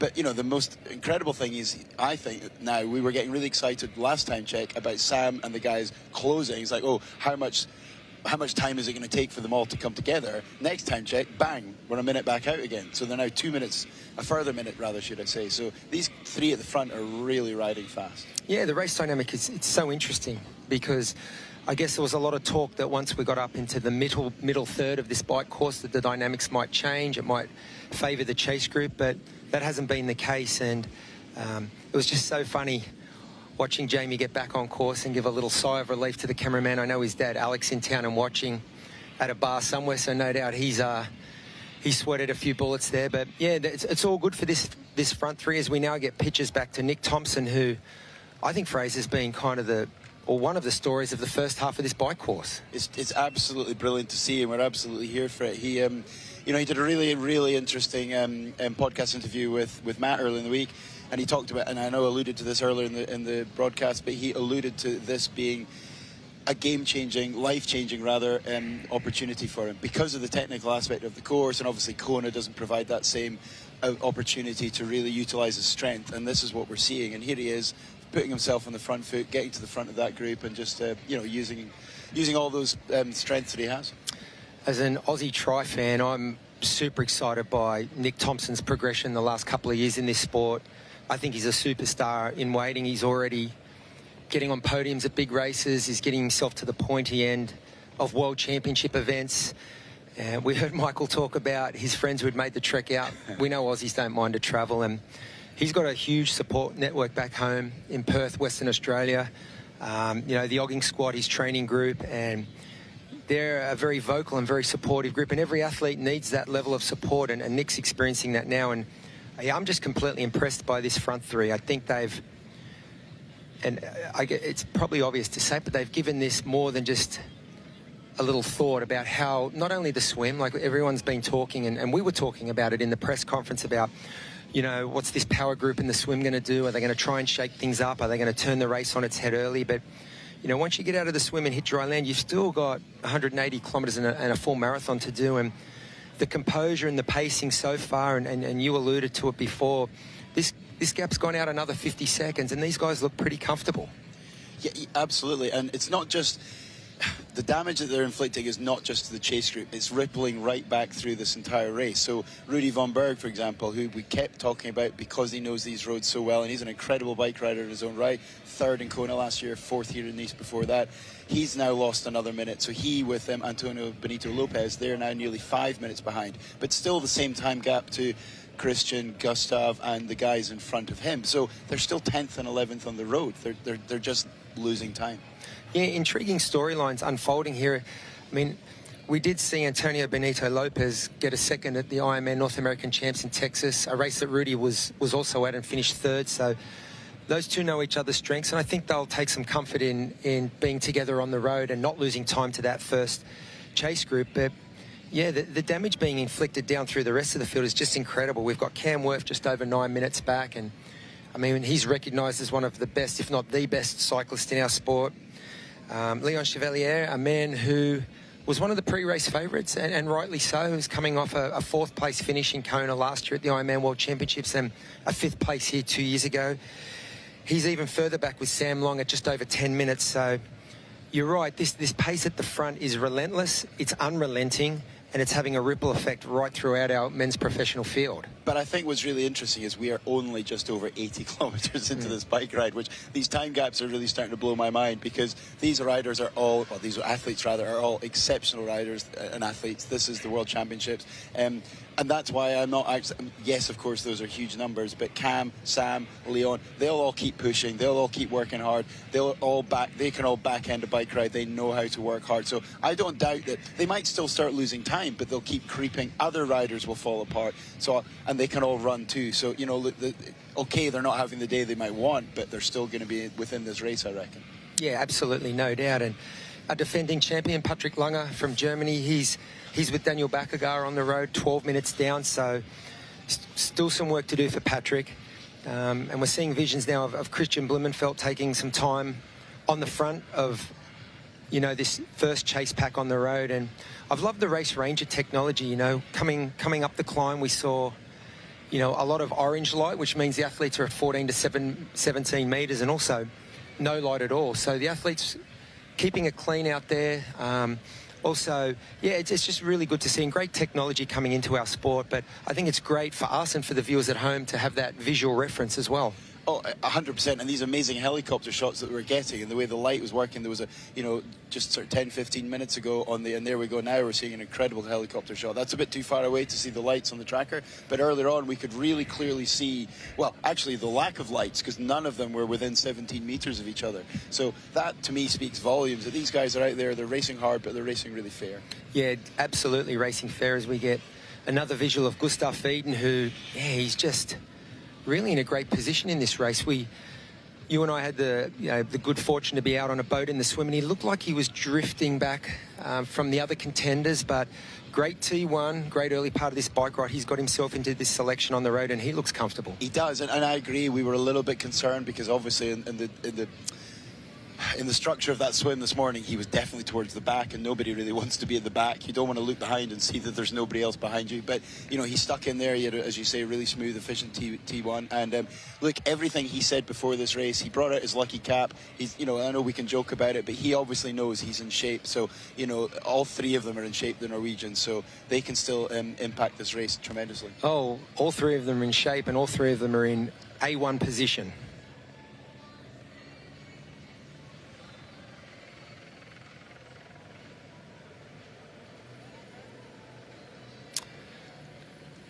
A lot of the pre-race favourites, including the Norwegians, as you mentioned, taking their place in this chase pack number one on the road. And, we're getting some great pictures here, but I want to ask you to look into the future. I mean, how do you see the last 80 kilometres? I mean, we know we have that big descent coming back down into Nice, and, we're still a little bit away from the marathon, but how do you see the rest of this bike course playing out? Well, I think what's interesting is, and lots of the athletes have talked about the training camps that they've had here, and the Norwegians, they spent the winter here, let's not forget. So they've ridden this course in all conditions. Now, obviously, it's never particularly bad down here in the south of France, but, they've trained on this course enough that, it won't be at Rudy von Berg, it's my home type level, but they very much know this course. So I'm sure that and the fact that they're seeing all three of them together, that's just going to, of course it's going to make them feel good, because yeah, cool, it's working. We thought this could happen. We thought we were in shape, and here we go. Yeah, as we see them get a visual, the leaders, our three leaders, seeing the chase pack coming into the little out and back section. So that's probably the first or the closest visual they've had on each other. But yeah, no, I agree. I think the three Norwegians being together, Christian, Gustav and Kasper, will give them great comfort. But really enjoying we keep saying our Ironman World Championship rookies. They're far from rookies, these three young guys. Jonas Schomburg, Jamie Riddle and Martin Van Riel, but they are taking this race up the road and making our more fancied, probably early pre-race favourites chase. I mean, if we're going to start having the crystal ball stuff and looking towards the future, I mean, a lot of talk about the fact that Martin had got injured. He was very honest about it. He talked about it on his own social medias. But he's also referenced the fact that he's been perfectly fine for the last month. He's had a good block of running. He's probably run reasonable amounts each week. And look, he's got a huge volume behind him. His base is enormous. Let's not forget what he did at the start of the year with a double when he went to Ironman South Africa. The week later, he was in Singapore racing again. So he is an incredibly talented athlete. So I don't doubt that he's got... Look, the longer they're out there in the front, the longer they're confident, the more their confidence grows, right? Yeah, great points and great insights. Michael and Didi, I think the long and the short of it from us at the moment is that all the main players are still in contention, and this race is shaping up beautifully. So back to you guys.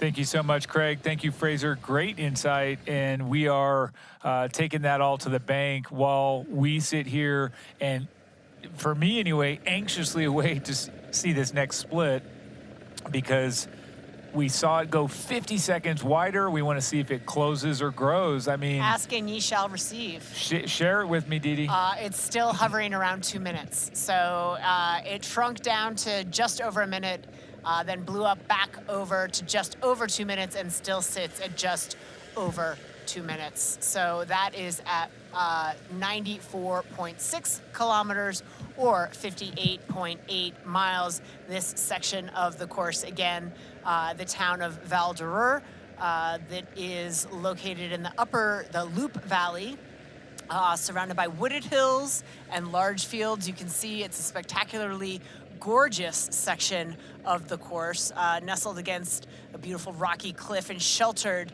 at the end by lush valley along the Lalaine River. Peaceful. It's a great living environment. Dynamic, the community life. There's 400 to 500 inhabitants here, famous for its gorgeous hiking trails through the forest. And of course, the Shandy Plateau, the plains along the banks of the Lane, as well as a great area for some mountain biking. That's right. And in the winter, cross-country skiing. You've got it all really right up in there, Didi. Beautiful. You've also got Valentine Lake. You've got festivals, farmers markets. It's just an awesome little spot. So much in that small rural village. Real peaceful, real natural, but a great spot. And you can see, look at that history right there, 1790. And of course, actually, that is the communal wash house. I love that. I was gonna say that is so cool. And look, you know, Hey, it's everybody, bath time. yeah, a little different these days, perhaps, but pretty cool. And it's low. You know, this is a fun stat. We don't have this stat thrown around much, but the low density, about 17 inhabitants per square kilometer. So just kind of put that in and understand it. But it is just a beautiful, peaceful, and authentic place. And you can see kind of all of these great shots there on the left as these athletes on the right roll through. But you can look at also St. Leon's Chapel. We've also got, as you said, that wash house, and just great stuff. As we come back to these race leaders, Didi, wow, I'm still kind of like breathing a sigh of relief myself, along with everyone, that it didn't end worse there for Jamie Riddle way back in that technical spot. We have more technical spots coming up ahead, Didi. We sure do. This is one of the less technical spots here. This long straightaway there where our athletes got a look. Leaders versus chasers there. And again, also of note, Antonio Benito Lopez and Rudy von Berg still paired up as allies for now in 10th and 11th place, but the deficit now, they're 5:11 back from the lead and about 3 minutes behind the first chase group. So the two of them losing time, unfortunately, to the first chase group, not able to make much inway there, but still locked in battle together. At least they have each other. They do. As we come back here to Magnus Ditlev here, pushing along nicely in a section that he said he was going to try and really push it and really make up time. But just a reminder, it feels like we've been going for a long time. 3 hours, 30 minutes will indicate a little bit of that. But I have to remind everyone, the last time Jack 94 kilometers just barely passed halfway, and still really a lot of riding despite how much we've seen. Also, another reminder that Sam Laidlow did a 4:31 here last year. That's 34 minutes, 2 years ago, sorry, 34 minutes more than he rode in Kona. So there is a lot more time on the bike. So to be halfway, we just still have a lot to go as these athletes get to see one another on the out and back section. Very cool for them to look over. Each side can peek over and see. Plus, you can also do those real-time splits if you want. Look down at your watch and see how long it takes you to get to that 180. But the chase pack on this side and the front pack there on the right side of the road going the opposite direction. So pretty cool to see. And again, these athletes will start to see on the way out to that turnaround, athletes 1s and 2s, people really sort of strung out now. That primary climb up the Col d'Isère sort of separated the field to a certain extent. And so athletes getting eyes on, although a lot of our favorites there in that primary chase group, so they may be feeling somewhat that whatever's behind them isn't, the battle is with them right now. They are in the battle. That's right. And here we go, as we're starting to get more splits. Van Riddle, and Schoenberg all coming across the line there together. And you can see at the bottom there below our graphic of the Zoot bike course. Take a peek at those splits. We'll see more as you come. Schoenberg here on the back at the moment. But again, just another reference to how these three athletes have very fairly changed the lead quite a bit throughout. They are not going to get back at the end of the day and blame one another for sitting in. It is definitely a full effort there to everyone have their face up front and the nose in the wind. Yeah, it's been a very, very shared load, a very, very fair race, although Schomburg looks like a little bit of a gap opening up there. Again, camera angles can be deceiving, but you see that Race Ranger light off, so he is well outside of 17 meters behind Jamie Riddle. But these three riding impressively legally yes. And impressively as a team, working really, really well together. And accomplishing a great deal. Yes. And also, wow, the gap looked quite large there. As you watch, though, he pops up out of the saddle again. To us on camera, it looks flat or downhill, but clearly there's some elevation change in the positive there as you watch Riddle pop up out of the bike. And then here again with Martin Van Riel just really pushing it. You can see that side-to-side nature of his head through the shoulders there. It's really good and rhythmic, and I think it's actually, it's very good overall to not be locked in and too absolutely rigid. I think that'll help out later as well, but certainly I think he is in his flow there on the bike, Didi. And a little bit of inroads from the chase group through 100K, sort of re-engaged now that lead down to just under 2 minutes, so it had been sitting just over 2 minutes for a couple of splits there, but now just under 2 minutes for Laidlow, Blumenfeld. A small gap of 10 seconds to Gustav Eden, who is with Kasper Stornes and Nick Thompson, and then about 20 seconds back to Magnus Ditlev. So Magnus just falling off the back of that group just a bit as well. Falling a little bit off the back. And if you're wondering about these great stats, including these last two splits, which really show Christian and Sam kind of keying off one another 5th and 6th. And then at this split, Christian and Sam 4th and 5th. These splits coming to you straight from the Ironman Tracker app. So folks, please download that app if you haven't done so already. That will keep you informed. As I look at Christian Blumenfeld on camera, I see smooth as it has always been, up out of the saddle, giving us a little taste of the power of the Norwegian athlete. If you want to see him try and catch the front, please stay with us. I believe there's a lot of fight left in this young man.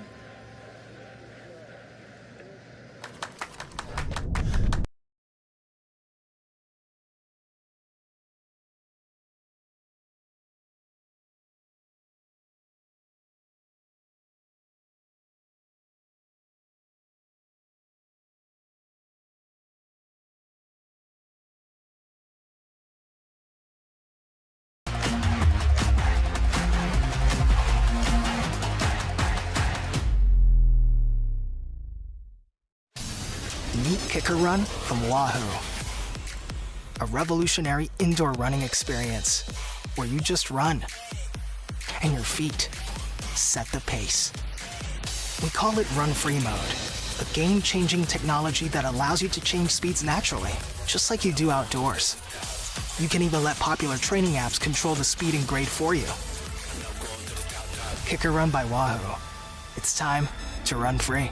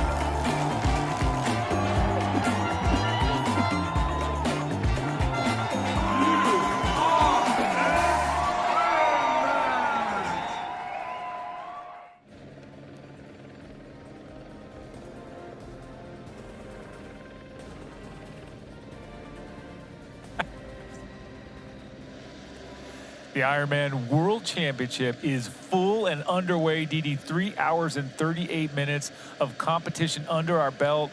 Yes, that means we have done a lot of racing. And when I say we, I mean the superstars of our sport. Right now, that one is Jonas Schomburg. He has lost time, as you stated, slipped a bit back, but not, desperate problem here. Well, let's check out his AG1 supplemental stats, shall we? I think you should. AG1 supplemental stats for Jonas Schomburg at 62.3 miles or 100 kilometers.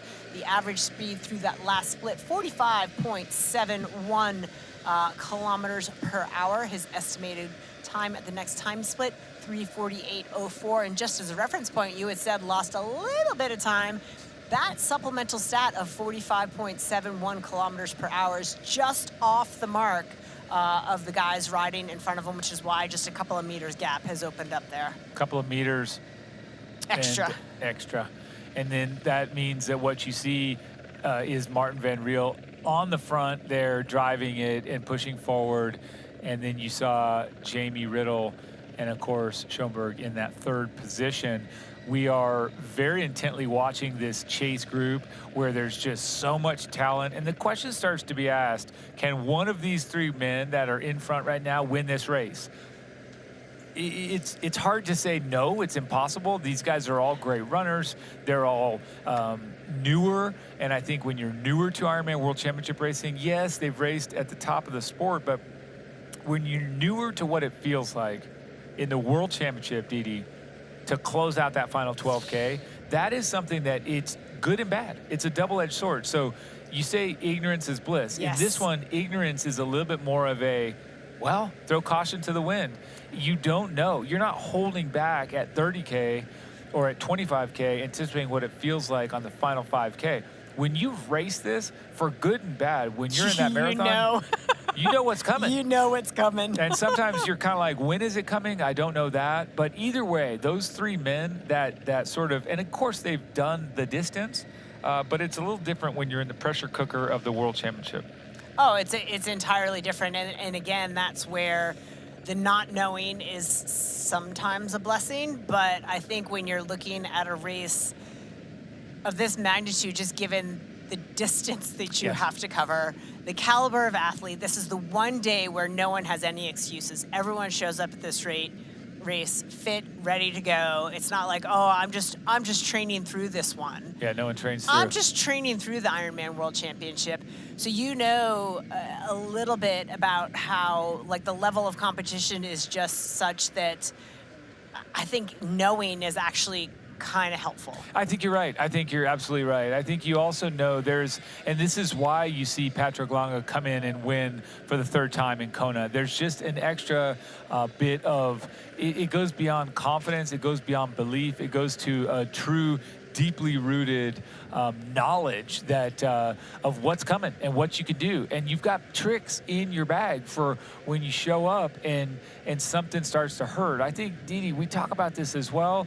Sometimes that hard part of the marathon comes a lot before 30K. Sometimes you're dealing with the hurt locker for 21 of your 42K. Sure. And if you're someone that's experienced this before, you just roll with it. You just say, well, here it came a little bit early. I've got to handle the sore feet, the sore quads, the sore calves, the cramping, the upset stomach, you name it, everything, vomiting, whatever happens, because all of that happens even on good days, or it can happen even on good days.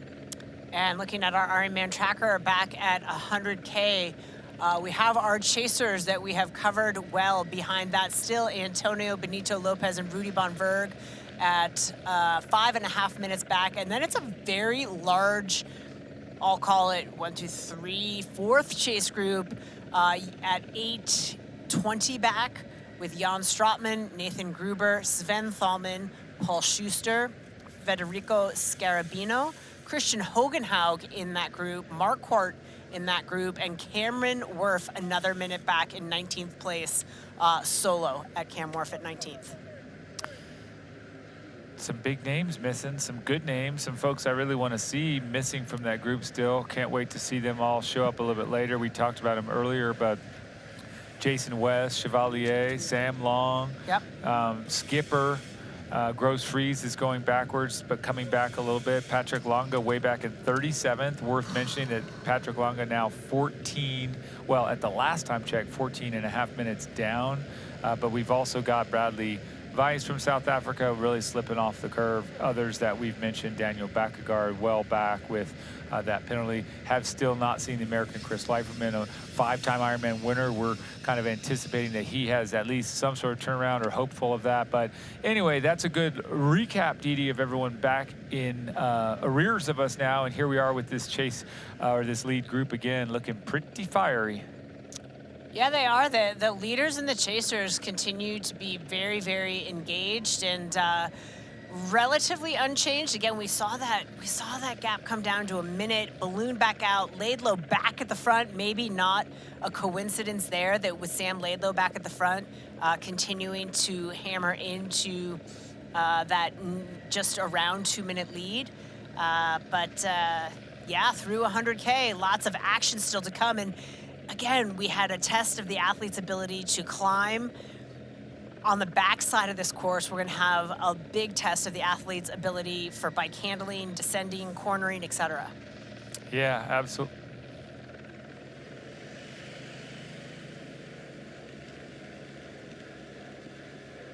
Absolutely. Thank you very much, Didi. Thank you very much. I appreciate the third and fourth syllable of that word.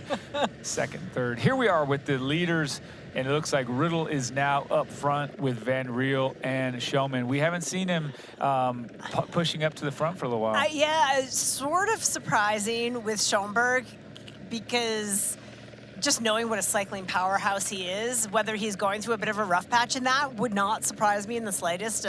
Anyone who has raced an Ironman will know there's highs and lows, there's ebbs and flows. He could be just going through a bit of a rough patch right now.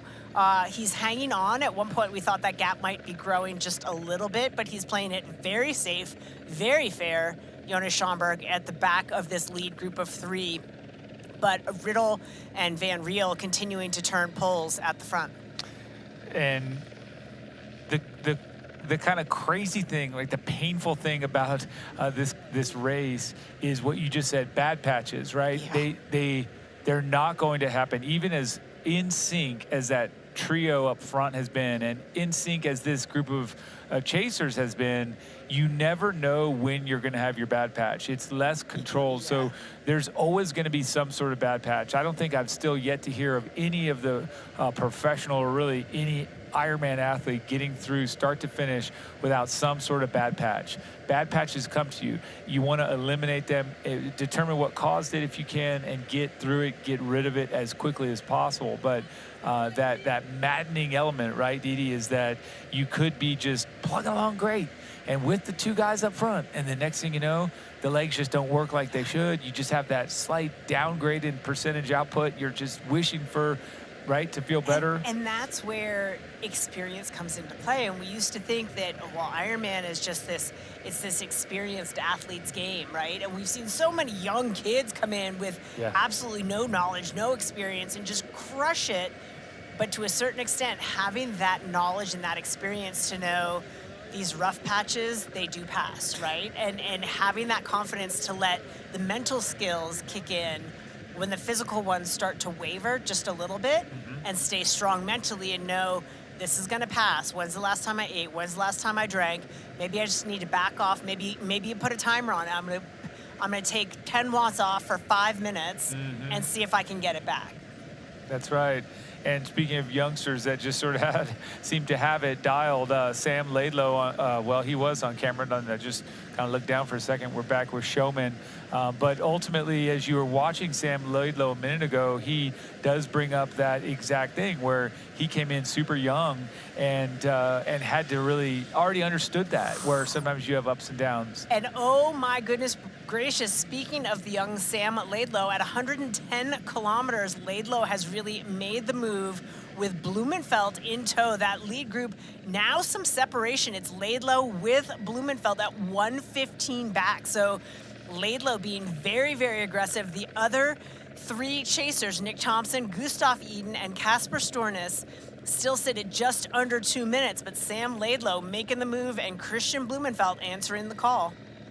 That is pretty cool, and we get to see more of that here in just a second. Didi, right now, a super amazing treat here. We get to zip off to our friends Craig Alexander and Fraser Cartmel together with our 3-time Ironman winner, Jan Frodeno. Fellas, I can't wait to hear what you've got in store for us. Thank you, Michael. What an absolute treat to be joined by one of the greatest male triathletes in the history of our sport, a man who has won every race worth winning, and a man who also finished his professional career right here in Nice 2 years ago. Jan Frodeno, thank you for joining us. Hey, Craig, thanks for having me. It's really exciting to be back here. I mean, obviously, we spoke about the race and the history of it, and finishing here in an Ironman style rather than a champion style. It's kind of, it's part of the spirit, right, of the sport. Makes it unique. You did finish in a champion style, so for what it's worth. But let's turn our, I guess, attention to today. What have you made of the race so far? There was a lot of storylines and narrative coming in about groups forming and orchestrated tactics, and ultimately you still have to get around a 3.8 kilometre swim, a 180 kilometre challenging bike course, and then a full marathon. And I mean, just been super impressed by Martin van Riel, Jamie Riddle and Jonas Schomburg, who look calm and composed still 3.5 hours into this race. To be honest, I had those three on my bingo card for today. I mean, they were an obvious one. The one I didn't expect was Sam Laidlow to be a little bit off. I was fortunate enough to see the swim from the boat, and we were right next to him as he stopped. And I wasn't sure if he actually got a knock to the head or if something went on. He just looked disorientated, and I sort of suspected he had a cramp, but it was really awkward. And for him to come right back into the position where he is right now, just over a minute off, is very, very impressive. Yet to wait for Gustav. I think Gustav, being such a good technical descender, could make up a lot of this gap on the way down, even though he's been gapped slightly, from his training partner. That is interesting. It's easy to forget that he essentially won that world title here in 2019 because of how good he was. I don't on a road bike. Exactly. I mean, Alistair and then obviously Rudy was, as we all know, since made his name in that day. But yeah, no, of course, Gustav really can ride a bike. He absolutely can, and you could see last year some of the risks, 2 years ago, some of the risks Sam was taking on the descent, which we're still yet to see. I mean, it was close on a few of those calls. I mean, sometimes you wonder on this kind of course what athletes are willing to put on the line, but it's a lot. Well, we've already seen Jamie Riddle have a little off. Ooh, yes. And get back on, so that was close. But I wanted to ask you about that, because at the press conference, a lot was made of Rudy von Berg's technical prowess and his descending ability, and he talked about that 2019 race in Nice. He had an armchair view, of course, at the front of the race, and actually I think it was Gustav who said it was a contrast watching Rudy descend versus Alistair. Alistair was washing off a lot of his speed and then having to accelerate it out of a lot of the corners, whereas Rudy was able to keep the momentum and flow, looked more relaxed, was able to get the nutrition on board.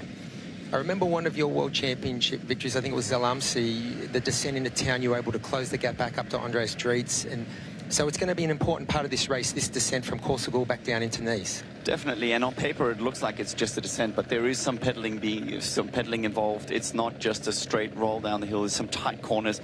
And exactly what you say, if you can carry speed, it is that energy that you can save and conserve that will then help you on the marathon, because I mean it's a 4-lap brutal marathon out here. There is absolute exposure to all the elements, and anything you can save on this bike course is definitely going to be helpful.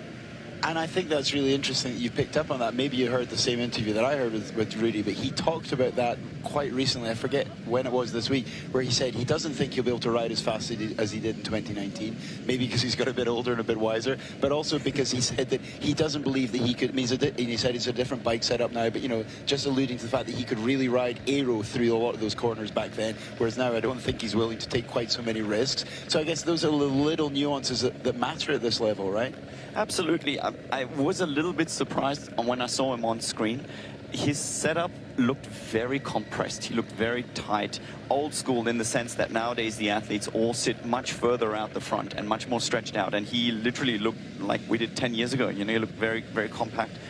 That may help him on the descents because it probably makes for a more agile position.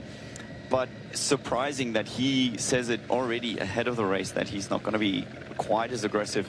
Strange tactic to take, if you ask me. Yeah, and I guess a little insight into his mindset of where he thinks he can make up time. But, I mean, just looking at the splits now, I feel it's interesting.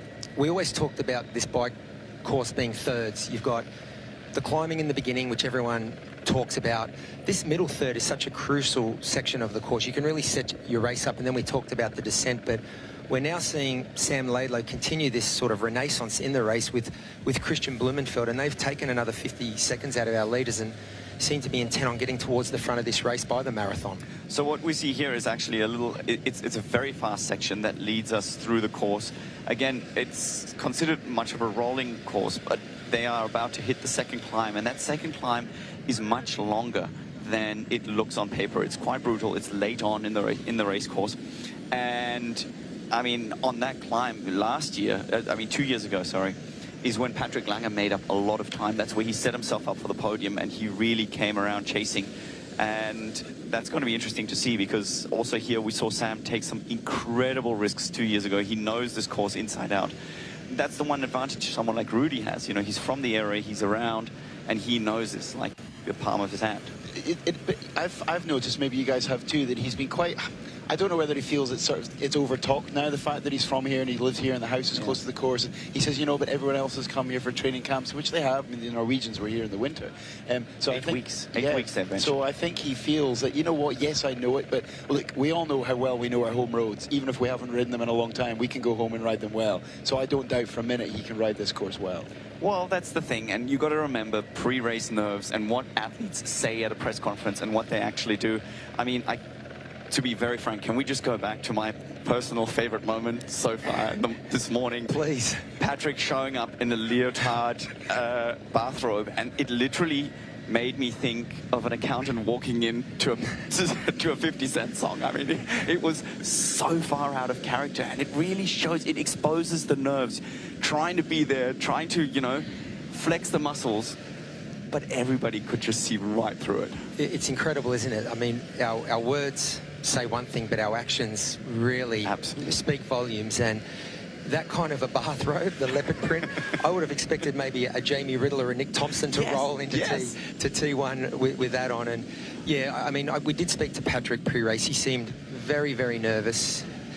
Experience is great, but sometimes ignorance is bliss as well. And what we're seeing, I mean, we keep talking about our Ironman World Championship rookies, but these three men on the front of this bike race right now, or this triathlon, they're not rookies in our sport. We have Olympians, we have Martin who won a T100 World Series last year. Jamie Riddle has got some experience in the sport now. Jonas Schomburg has shown ability across all distances in this sport, and these guys are by no means, they might be new to this race course. Well, actually not even new to this race course, because Martin won the 70.3 here. They might be new to Ironman World Championship racing, but they're certainly not new to high-level racing. Absolutely not. And someone like Jonas Schomburg, he's a generational triathlete. We're seeing the first athletes that are generational, where their parents have done triathlon, and they've been brought up since creche with triathlon, swim, bike, run. Jonas has been around. He's been part of the National Federation. You know, he's been on Olympic programs, and he has done a lot of racing, and maybe finally found a home in Ironman, because it really, in the end, is where everybody wants to end up, right? We all try and dibble and dabble, but Ironman really still is the golden egg of where you want to be. Well, it's good we've got you now, because you'll correct me if I'm wrong, but I believe, because he always goes to South Africa or Namibia to do training, he was in Namibia at altitude at the start of the year, and as far as I'm aware, he was just doing his usual high volley, which I think he's well known for doing, and then was like, well, why don't I jump into, because he did do the very first World Tour Series this year in Abu Dhabi. I think he came 29th, which is not, you know, it's not disrespectful. So I don't know whether, I would like to know if he had actually intended to do the full series and then thought, you know what, maybe I can jump into Ironman South Africa and see how it goes, and we all know how well it went. So, and then he also did another World Series race in May in Italy. So he's a very agile athlete. Well, absolutely. And I mean, Crowe, you can speak volumes to this, but you know, he comes from the old school German train of, or thought train of training, which has always been lots helps lots and more helps more. I mean, that is the philosophy. And in his household, especially, his dad was infamous for doing crazy training sessions, crazy mileage weeks. And that's what he's continued to do, you know, and I think that is also part of why, you know, we've got 8 German athletes here on the line, 10 of them qualified, meaning, you know, you've already had a dropout of 20%. And that is certainly due to kind of, I think, still old school, high volume methods, which work a lot better because nutrition has changed, in my opinion. I think athletes recover much faster. They're generally able to handle more volume. But yeah, Jonas is definitely one of those guys who has been around for a long time, is a good bike rider, very, very good climber. And oh, that is one of those sections. It's just a tiny little wooden, I don't know what it's going to do to you if you don't make that corner, but it doesn't seem to bother Martin van Riel here at all as he's flying through that section. No, Martin van Riel keeping it real through a technical section there. These guys are letting it all hang out. But again, I mean, we talk about, is the swim important? Is that it's all important. It's the sum of all the parts. And you know better than most that the man who wins this race is going to mitigate the risk as best as possible, but they're going to take some risks with their energy expenditure, take some risks maybe with their race strategy. And we just saw Martin get perilously close to that wall. But let's get out our crystal ball and think about the marathon. I mean, what kind of time do you think it's going to take to win here? I don't know. I mean, right now it's very, very exciting. Obviously, with Christian, I think at this point being in the driver's seat, he's a touch over a minute back. And with the kind of low 2:30 marathon times, I know for sure he's one of those guys who's very much fixed and interested on records. He will want to go sub 2:30, which, you know, has been done, once in our sport, but, you know, not in a winning performance. No one has ever put it all together with a sub 2:30 marathon. And the kind of course offers itself, so... Not to want to correct you, but actually twice, because Matt Hansen did a 2:28 as well, and he's racing. But isn't it crazy that it's easy to forget it all? As soon as it's done once, it's easy to think, oh, actually, has it happened again? And even I had to go and remind myself of that. So it would be interesting, but never in a championship setting, right? Well, and that's the thing, you know, I'm kind of, I guess, old school in that sense, because for me, that was never a relevance. And genuinely, I never really cared. You know, if you've got the fastest run split, that's great for you. Clap on the back. But, you know, get out of the way, because seriously, it's all about winning. It's a world championship, and it's so black and white. You know, for someone like Magnus Ditlev, who's been around, you know, he's kind of, between him and Andreas Raelert, they're the guys who've come second that many times. They've got world records in terms of times. And this is what makes a world championship. It's not about a run split. It's not about a bike split. It's about putting the three together, to your point, Crowe. No, I couldn't agree more. Individual splits tell part of the story, but you've got to put it in the context of the whole performance and the whole race that you're in. So, great words, well spoken. I mean, this race continues to evolve. It's ebbing and flowing as we now see that Sam Laidlow and Christian are within 40 seconds of our leader, who's Martin van Riel. He looks like he's stolen a little bit of a march. The gap back to Jamie Riddle's up to 18 seconds. And so we are seeing a little bit of separation creep into the race here. I wonder, just thinking out loud here, is there any element of like a sort of bike racing tactic here? And I know we're not racing as a team, but is Martin putting himself up the road knowing that they're going to catch? I mean, I don't know. No, it is quite technically that, I mean, speaking from experience, having raced Jonas on a very hilly, very tough descending course, he always put in a bit of time on the climbs, and he lost just as much on the descent. So it's definitely, Martin is just a great, great bike rider. And so is Sam Laidlow, and Sam Laidlow is giving the line for Christian to follow. Christian obviously having been here 2 months over the year to prepare for this course, but it is, as you guys know, just that much easier to follow a wheel in front of you. You know the line to take, you know, to be aggressive, as we see him actually passing Jamie Riddle right here.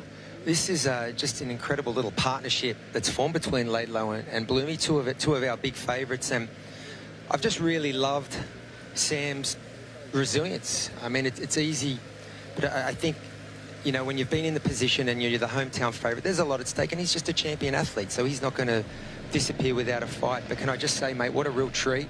I hear you coming back to join us once more. I can't wait. Love your insights, and have a great few hours, and we'll see you shortly. Thanks, guys. It's been a pleasure. What do you want? What's that really good non-alcoholic beer I keep hearing about? Do you have that really great non-alcoholic beer that I keep seeing? Do you have a non-alcoholic beer that actually tastes good? It's athletic. You're holding it. You mean athletic? You're looking at it. I think you mean athletic.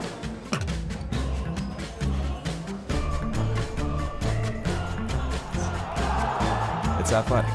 Ask for it. This is where I wanna be.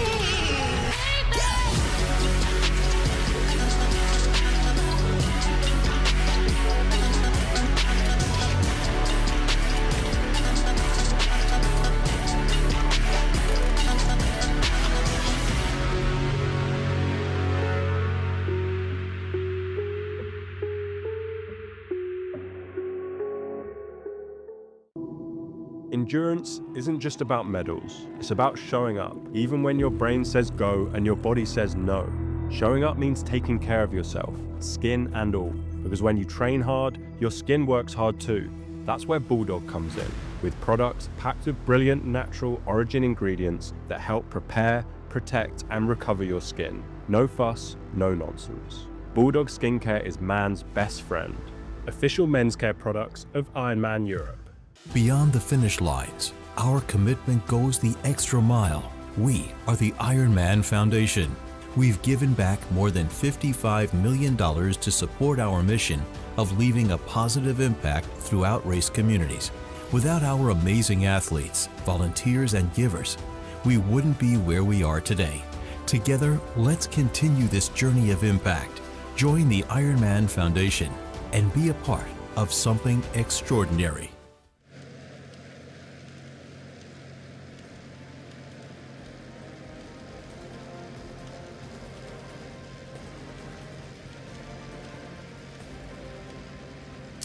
And as we come back here to the Ironman World Championship, the commentary from Craig, Jan, and Fraser has been inspiring and great. And look at this. We just saw Jamie Riddle look over his shoulder and say, wait, where did you come from? Where did you come from? I thought I had a lead. And we saw it under 30, under 40, under 30, and then boom, gone. Now, of course, he hasn't caught Van Riel, but here, Didi, we saw the catch that we've been waiting for a while. Yeah, absolutely. And Sam Laidlow continuing to drill, and Christian Blumenfeld continuing to answer the call. So the descent there offered a little bit of separation. Van Riel absolutely went for it, opened a gap to Jamie Riddle and Jonas Schomburg, and then gap was filled by Sam Laidlow and Christian Blumenfeld with Martin Van Riel still up the road. And just another quick update that happened while our course commentators were on air. But if you had not heard, unfortunately, Bradley Weiss has had to pull from the race. Bradley Weiss no longer competing in the Ironman World Championship. So too bad for him, but lots of action going on here at the front of the race. Didi, as we look, I mean, here's the thing. As we look at this and we look at how much more we have to go, we've got about 33 miles, about 53K until we get to T2. You're looking at these impressive shots from way above.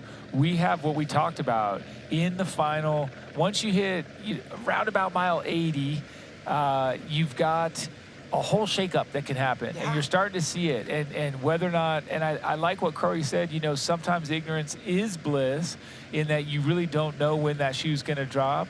But if you knew it was coming, would you do something different? I don't think so, right? So Riddle, boom, he's been caught. Can he just latch on?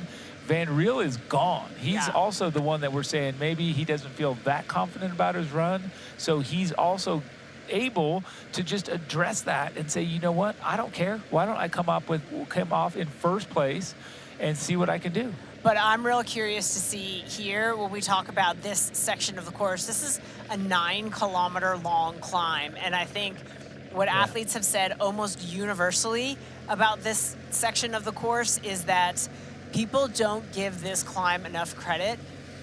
It is a tough climb. Some say even harder than the climb up the Col d'Isère.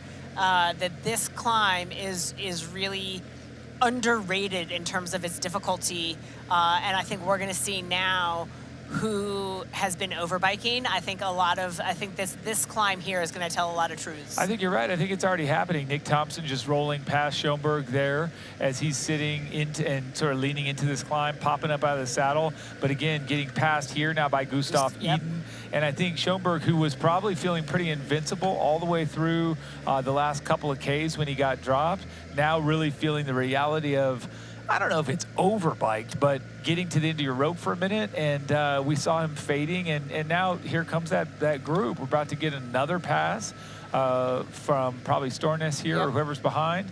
So Didi, this is when the race really counts on the bike. What you did before adds up to how you're counting now, but really this is when it goes down. Yeah, absolutely. Nick Thompson leading Gustav Eden past Jonas Schomburg there. Schomburg was showing some signs of weakness up on the plateau, and sure enough, here comes Casper Stornes. A little pat on the back there from Stornes to Schomburg saying, come on, buddy, join us. But Schomburg, just a tough little patch for him. He's up out of the saddle trying to answer the move that these guys are making, but it may be just not the right time for Schomburg. Well, and you can see also the salt deposits, the mineral deposits starting to form on his shorts. He's got no bottle in back. He's got one in front.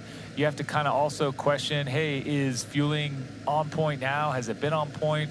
Are you in a little bit of a deficit with regard to that? This is often those electrolyte deposits, they come no matter what, but it is something that you look at. Not everybody has that.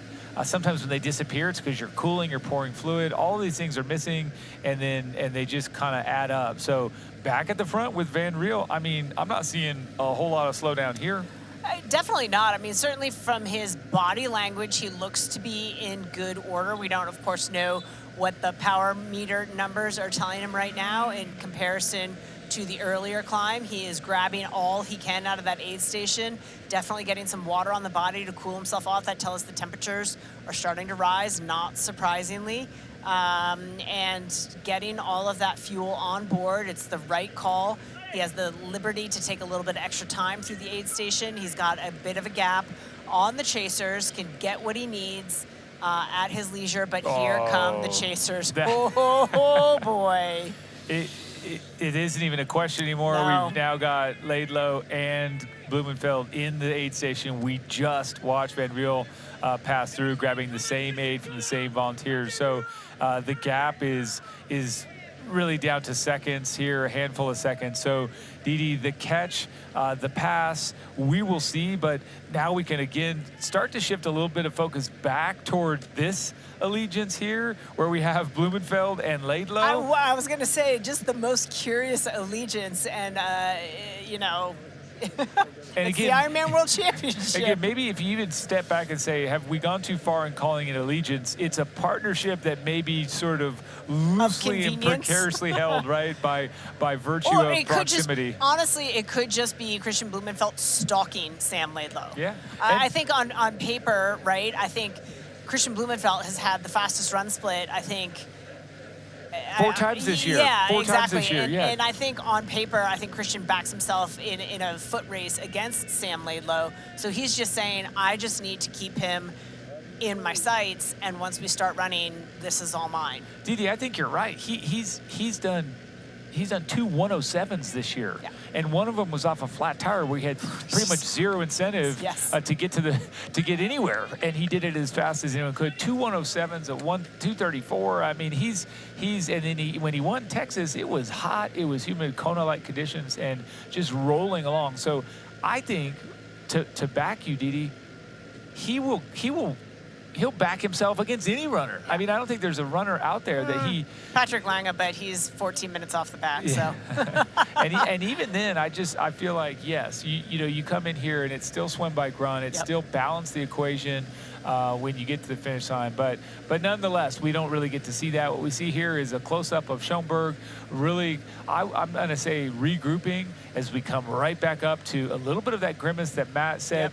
Lieto said that he saw here on Sam Laidlow, sweat pouring off the face, a little bit of work in his visage, and just pushing the pedals together with a little gap on Blumenfeld. This is the race, and I thought he was going to drop out after the swim. I really did. He was so far back, and he was so distraught at that point in the swim. That he's turned it around like this is incredible. I mean, the fact that I called him out in transition, I was like, oh, look, there's no intention. Yeah, he was... Because he wasn't on the bike yet. Because he was still probably reeling and trying to figure out what happened. But let's ask this as we come to Martin Van Riel up front, still drilling it, not quite aware that he's maybe about to get overtaken. Didi, I'll ask this, or I'll state this rather. I don't often sort of follow up for the what happened. I don't really want to see that, call it an excuse or the recap from the athletes that falter, but I am super curious to know what happened to Laidlow in the swim. I think probably a lot of people are. Clearly he's overcome that, but just super curious if Crowe was right, if he banged his head, or if one of those guys said, what, did he just bump into something? He looked really dazed. So nonetheless, maybe Ferdinand said that, but coming here and looking at these athletes, there's still a whole lot of riding to be done, Didi. 30 miles, I mean, that is a lot of action in front of these guys. It is, but this is the end of the grind, I'm gonna say. I mean, once the athletes get to the top of this little, well, I'm not gonna call it little, it's been 10 kilometers long, but this climb, then we put their technical skills to test and see how they descend. And we saw on the last little descent just to this final climb how much separation happened between the athletes. That's when Van Riel sort of made his move and dropped Jamie Riddle and Jonas Schomburg. And it's also where Laidlow made a move, wasn't able to shake Christian Blumenfeld, but a lot of shakeups happened during the initial descent. What's gonna happen in this far more significant descent that's going to bring us to the end of this Zoot bike course? A lot of exciting descending still to come once the athletes make it to the crest of this final climb on the Zoot bike course here at the Ironman World Championship.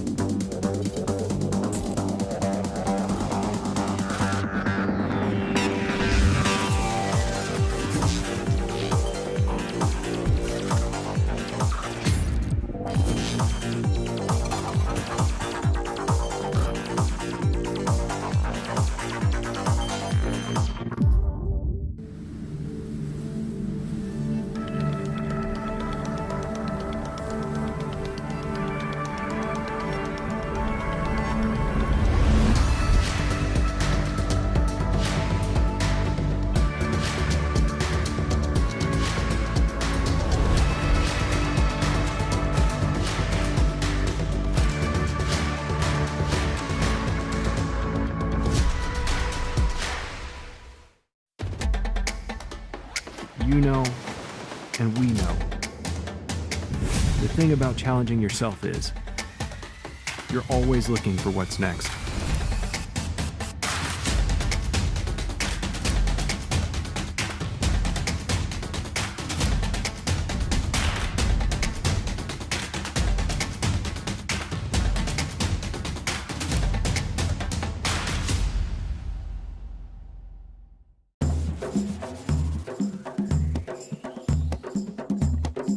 It's the beauty of Oman.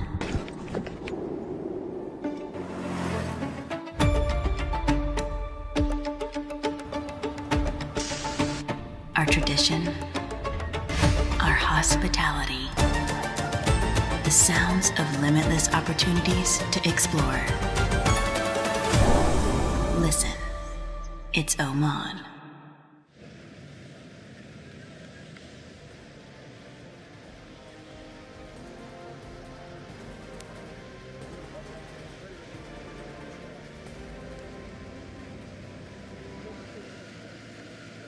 The Ironman World Championship is brought to you by Breitling.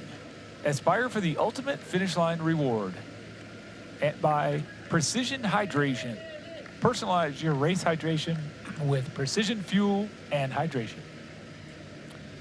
And Didi, we have Martin Van Riel holding that 26-second margin over the two very intimidating pursuers behind him in Sam Laidlow and Christian Blumenfeld. This man holding strong throughout, very technical in nature, especially for an Ironman race where we don't see a lot of this around the global circuit. But watching these switchbacks, the hard 180s, you're more reminiscent of a Tour de France race as Nick Thompson makes a move out of one of the turns and gets told off in a section he was getting told off by Casper Stornes there. And the slalom course meant to slow them down, but really giving a little bit extra challenge to these athletes to test their skill as they are aboard the steed, bombing down the hill. Didi? Well, my guess here is that is a no-pass zone, and I think Stornes probably thought that was a pretty cheap move, perhaps. Passing right in front of the no-pass zone? Right before the no-pass zone. Thought it was sort of a cheap maneuver, but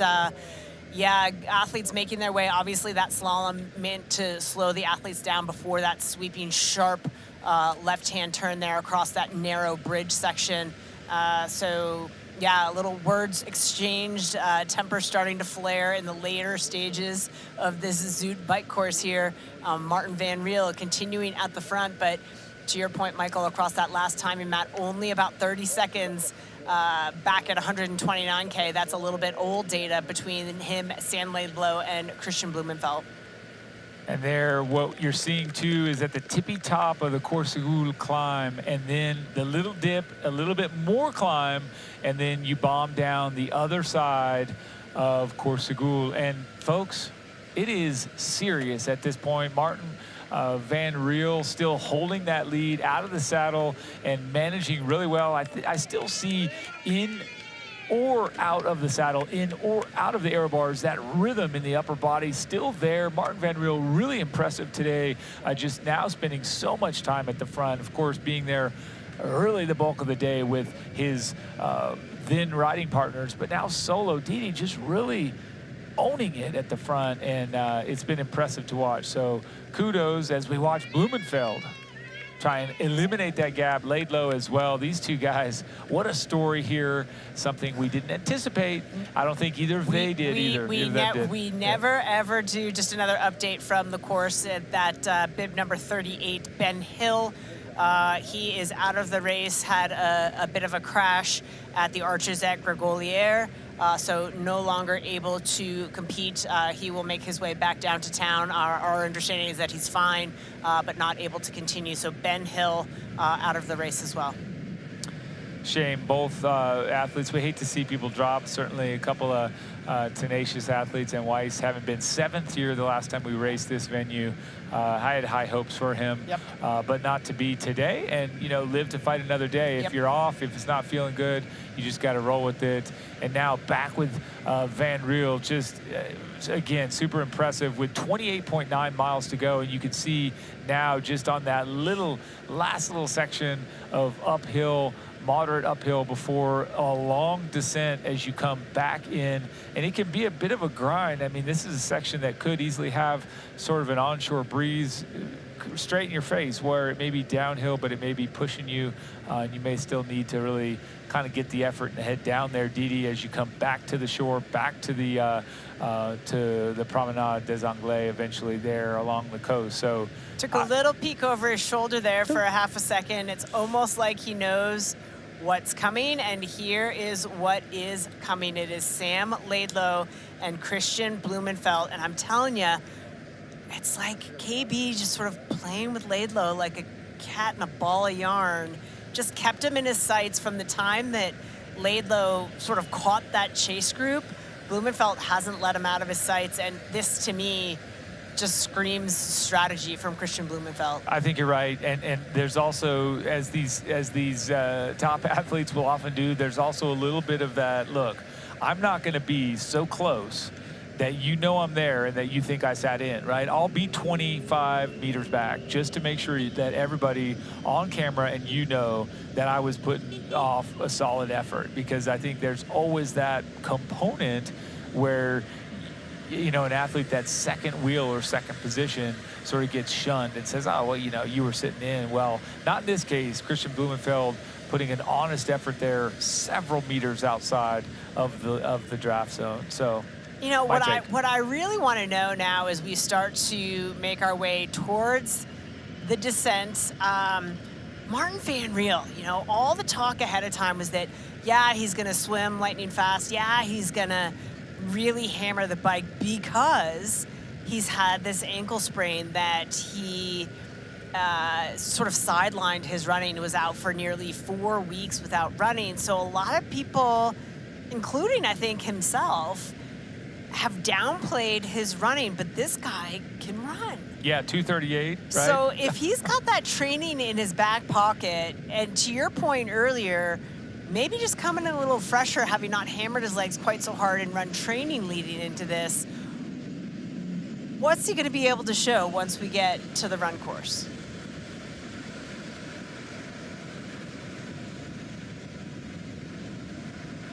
I think that history shown several occasions where it becomes an advantage. It becomes a two-part advantage. And I'll just reference in 2019 when Tim O'Donnell took second place, the American at Kona, he had been out and sidelined for something very similar, a random foot injury, injury that kept him out of running, and he was able to swim and cycle to the best of his ability, train very hard, and then he went into the race in Kona and was just really in awesome shape. And I think there was a lower level of pressure because he's in there going, I don't really think I can run that well. That's an advantage. You're not keeping super high expectations. Same thing here with Van Riel. You're saying at all the press conferences, look, I haven't been running. It's really not in the cards. That's kind of a nice little feather in your cap. But then you combine that with, guess what? You're fresher. You don't have the pounding. You don't have that last 20-mile run. You don't have that wear and tear. And so ultimately, you're talking about 4 weeks of no running. Most of us, most of them can really still just coast. Thank you for making that differentiation. And absorb that training, right? The tear down is now finally built back. So to me, I think you're spot on. I think there's absolutely a 100% chance this guy comes off and rips a 235. Yeah, I mean, absolutely could be. It's fitness is fitness, right? I mean, there is something to be said for sports-specific fitness, and I don't think any professional athlete preparing for a world championship event would elect to take 4 weeks off of one sport if they weren't forced to do so. But that being said, fitness is fitness. And what a great parallel to Tim O'Donnell, who I think literally had done 2 full body weight runs on the ground, coming off of a foot injury, now slightly different foot injury. And we don't yet know how healthy Martin Van Riel is. Like, is the injury fully in the past? Can he get through a marathon? Or is it just a bit of a lack of training that's going to hamper him? Time will tell, but he is certainly doing the job. And I'm just trying to foreshadow, like, all the talk was, well, yeah, Van Riel's going to drill the swim and the bike, but he can't really run because of the injury. Well, is that true? Yeah, exactly. Well, and can he? And the Ironman World Championship has a funny way of drawing out of individuals something special. And it bears mention because once you're there, even if it is still hurt, or even if you do ultimately feel that lack of fitness in any way, shape, or form, you rise above in a different way. You overcome a different way. We know he could do it already. He's a 3-time Olympian. So we know that spirit is there. But in an Ironman World Championship, if you get in and all those things you said start rearing their ugly head, guess what? I'll just be more sore tomorrow. You know, I'll just be wrecked. I'll be injured for the rest of the year. I'll take that trade. But I'll walk away with this incredible result. So, hey, we'll see. And the fun part is that we get to still watch him expertly down ride down this mountain. I mean, expertly indeed, because he's holding Sam Laidlow and Christian Blumenfeld to that 30 seconds. So the man's got some skills, because we absolutely know that Laidlow is a master on this course, and Blumenfeld is just being Sam Laidlow's shadow here. And Martin Van Riel holding those guys to 30 seconds through that last split. Gustav Iden, Nick Thompson, and Casper Stornes still together at 140 back now. As they sort of tackle the descending section of this course. Yeah, that's pretty cool too, because also when you look at Didi, here's the thing, 30 seconds, that sounds close, sort of. 145 sounds kind of far. You start to look at this, but guess what? It's not that far. That is so short. I mean, that can be made up, half of that can be eliminated in transition. Yeah. You know, some of that can be eliminated in getting my shoes on properly. It can be eliminated in 1/4 of a mile of just feeling off. So those times are negligible. This descent is impressive as you watch that freeze up right on the line. So cool to see that it froze there on the left, because it just shows that. Saying, hey, I'm on the correct side of the line. No center line violation here, boss. Yeah, yes. And then also just like, hey, how do you ride down a mountain fast on a tri-bike? Well, there you go. Yeah, and again, just looking further back, Jamie Riddle and Jonas Schomburg, who were so strong at the front with Martin Van Riel, now sitting 2:14 back. So Jamie Riddle 30 seconds down of the chasers, Gustav Iden, Nick Thompson, and Casper Stornes. And then Jonas Schomburg definitely going through a rough patch. He sits at 3 minutes back. Yeah, Nick Thompson here in the air bars, just bombing the hill in great position, fun to watch. The 25-year-old Australian, representing what, University of Western Australia is his team. Pretty cool. And then we come back here to the front with Van Riel, and just really, you have to kind of also assume that he's just having a blast, right? This is, they're taking in the fuel on a straight section. Very important that he can do that and is able to do that from the air bars. But I really do believe that he is just in there having fun. You don't You're go leading that, the Ironman World Championship. Of Pretty course, it's good. fun. But even in, yes, correct. And then also just adding in the fact that, sure, this would be fun in Kona as you're rolling across, Scenic Point and you're coming up on the airport. But this is different. This is fun. Riding a bike like this, when you're that good and that, empowered by this lead, that is fun. My goodness, taking these turns in the bars. To your point, this course, you time your nutrition, but you take your nutrition when you can get it. He took the opportunity in a slightly less twisty section of the course, take that Morton gel on board, and now he can enjoy the ride. And it is, it's a thing of beauty there, right? And you can kind of anticipate, hey, you're familiar with the course, you've still got to do it and take the risks. As Crowe said earlier, right? You've just got to be willing to put yourself out there and take those risks. How far will you go? Because one false move, one sort of miscalculation, and you're over the edge in a world of hurt. Happened at Cameron Wharf here 2 years ago, and that dude rides a pro cycling team. So if he can crash, it can happen to anyone. But right now, just really, really skilled descending here from Martin Van Riel. That's right. And my hunch is, do we have Laidlow on the right, Didi? It's a guess. I'm assuming we have first and second, and I'm also watching some expert cornering, but I could be wrong as we come back and get a nice little straight section there. In the air bars is also worthy of mention. These athletes are that good where they can be just essentially steering with some counter steering, some counterbalance, lean to the right, the bike goes to the left, and you see them drop that knee to kind of keep it going. But it's really a thing of beauty to watch a proper bike handling lesson, if you will, sort of just be on display.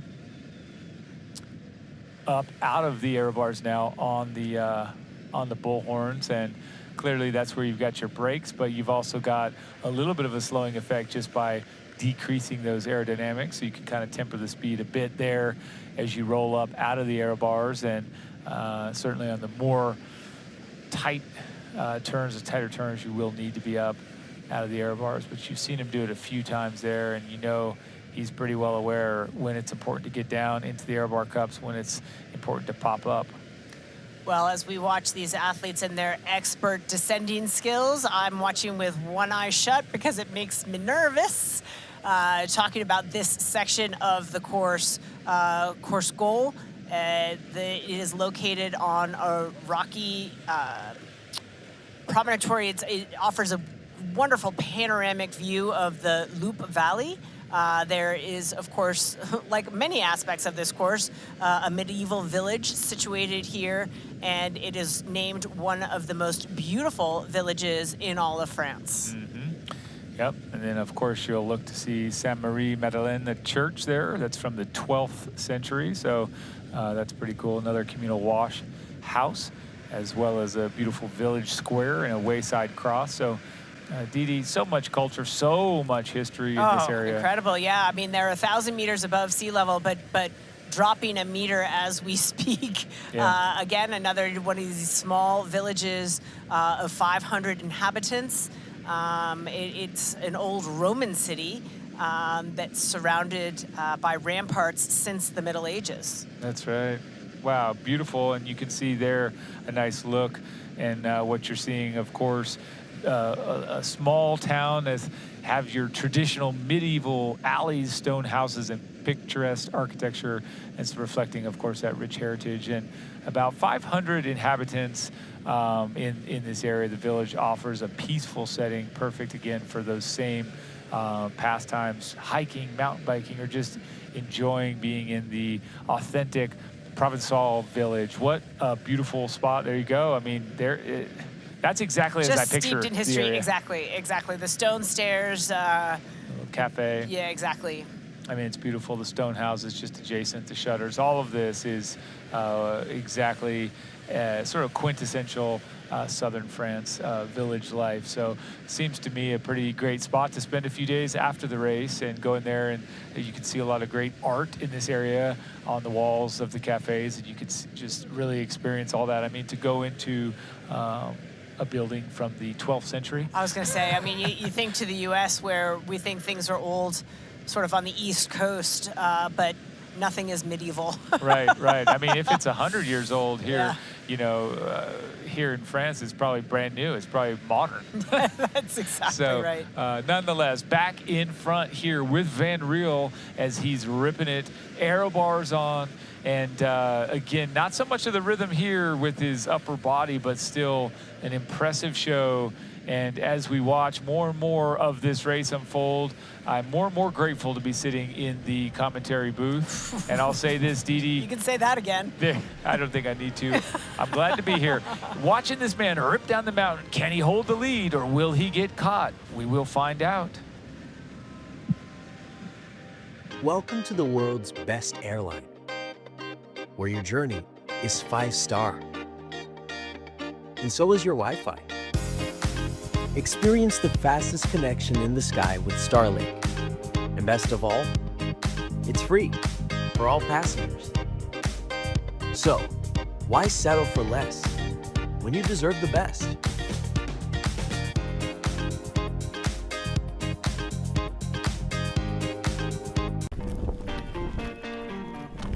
We're not here to sell you on this life.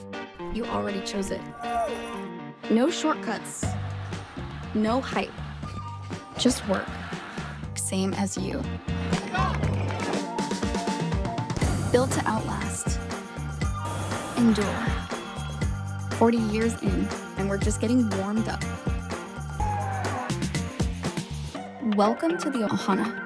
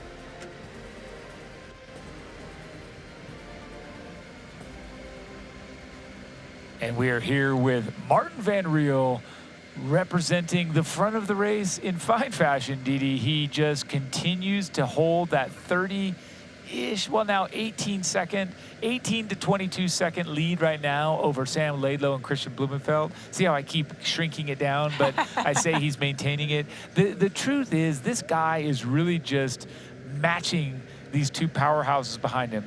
Not well, because he's a powerhouse. But here's what we're seeing, Dee Dee. We're not seeing what I initially thought was inevitable, which was just to get swallowed up at the top of the climb, at the top of that plateau. That has not happened. We're well into the downhill. While there is still some elevation change in front of us, he has done an exceptional job of just getting out and staying away. This man, Sam Laidlow, still gunning for him, though. He absolutely is. And full credit to Martin Van Riel because for how well Sam Laidlow knows this course, Martin Van Riel doing just a brilliant job of doing just that. I said it, staying away. He's not away anymore. He's about to get caught. He's got a big fat target on his back. It's been there all along, but now it is flashing red, and Sam Laidlow sees him right there. And I can't tell you how much the people at Nice down in the town are going to go nuts if Sam Laidlow, who looked so broken and so forlorn when he left Nice earlier this morning, rides into T2 in the lead. You're spot on, Didi, and I will say this as well. He must be so grateful that whatever it was that stopped him in the swim and nearly turned him back was overcome, that he got in front of it, that he maintained the belief, because he was at the lowest of lows in this race, and now he's at the front. We almost can't emphasize how rare that is for an athlete of his caliber to literally stop dead, sort of dog paddle, side paddle off the course, cause us all to wonder, is he out of the race? Like, we're not even halfway through the swim, and what's happening to him to re-engage and catch back up and then come into the lead, not as he would have scripted it, but wow, just courageous, bold, champion's mentality. Yeah, I mean, he kept the faith, and I think that he lost the faith, regained it, and then kept it. And as I said earlier, I can't wait to hear exactly what stopped him in his tracks. But I also just have to say, yeah, that's what it takes when you're trying to win a second Ironman World Championship, when you're trying to perform like this. You have to be ready to handle all of the obstacles that come your way, the good times, the bad times. Don't get hung up on the good ones. Don't get hung up on the bad ones. He did that in spades today. He came in and said, you know what? Boom, I am at the back. I mean, we were hearing reports from Craig. He's turning back. He's going home. He is heading the wrong direction. Nope. Then he got back on, stopped for 30 to 60 seconds. Wow. And now here he is about to catch the lead. Let's not take away from this man on camera, Martin Van Riel, who still has not been passed. And then let's also get into what you said, Didi.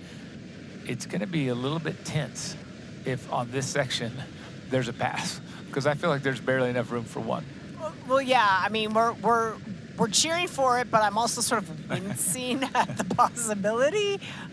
Just, you know, these guys know how to handle their bikes, but out of athlete safety, it always just makes me a wee bit nervous. Wow, look at that. Look at him lean into that turn. It's just, I mean, what a great skill. And that is something, I hate to say, you know, we talked about it, I think, 2 years ago when the athletes raced here, where some of the athletes from Europe definitely have an advantage. We don't have roads like this in the U.S. So the U.S. athletes, Canadian athletes, they don't really get a chance to practice on roads like this the way a lot of the Europeans do, because the roads were made differently.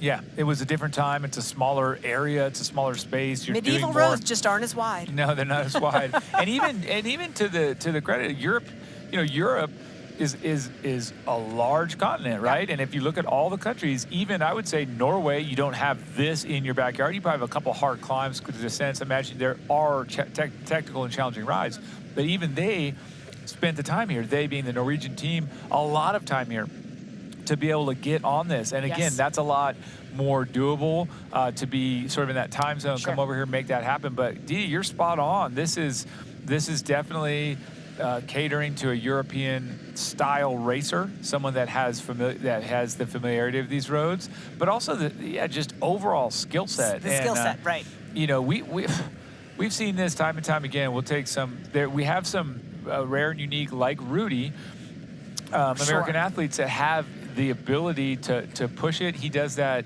back in Boulder as well. He just gets right into it on the big canyons and the steep descents, but it's not easy.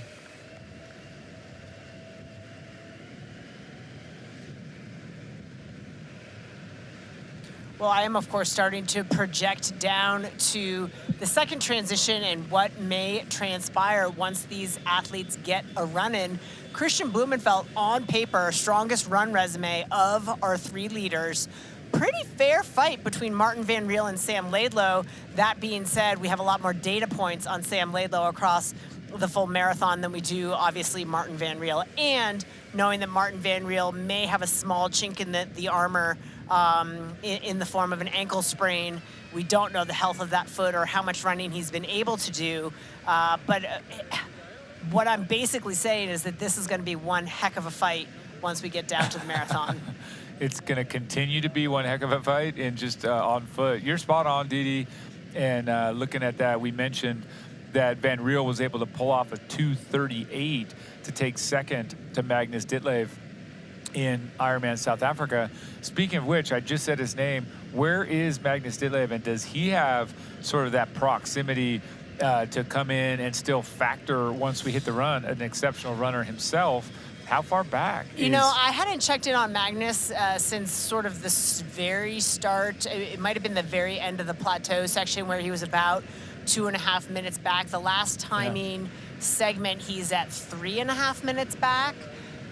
Again, to me, that seems like a lot to catch a runner like Christian Blumenfeld.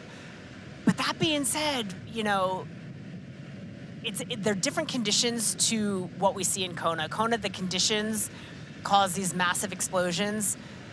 Here, we're going to see athletes that may have overbiked and they could blow up. It's a different race dynamic. So to me, 3.5 minutes seems like a lot for Magnus Ditlev, but it really isn't. None of these numbers are devastating. I think if you're under 5, it is a doable gap to eliminate. But let's talk to some more experts here. Let's talk to our crack commentary team over there. I love hearing the perspective. Fraser, Craig, please enlighten us. I can't wait to hear it. Thanks, Michael. Yes, well, as they say, Fraser, what goes up has to come down. It's physics. And we're seeing now our lead men coming down the side of this mountain, heading back towards Nice. And still Martin Van Riel having an awesome race, doing what I think a lot of people predicted. There's been a lot of talk this week that not so much a dark horse, but, you know, a breakthrough performance at this distance was beckoning. But I think the real story here is also, you know, the renaissance of Sam Laidlow's race. I mean, we take ourselves back onto the boat, and you know, we just had Jans, you know, with us, and as he said, he was very fortunate to be in another one of the boats, and he saw the same thing as we saw from a slightly different perspective. Literally, Sam stopping, treading water. I mean, we all watched it. We couldn't believe what we were seeing, and yet now here he is lighting this race up. We've just seen Laidlow make the pass. Oh, actually, sorry, no, it was. Oh, yeah, it was. It was Laidlow making the pass on Van Riel, so he's got to the front of the race, and. Yeah, and to your credit, Fraser, you did call that. You did say there were a few skeptics around us in the boat saying that could be Sam's day, but you said let's not ride off a champion just yet.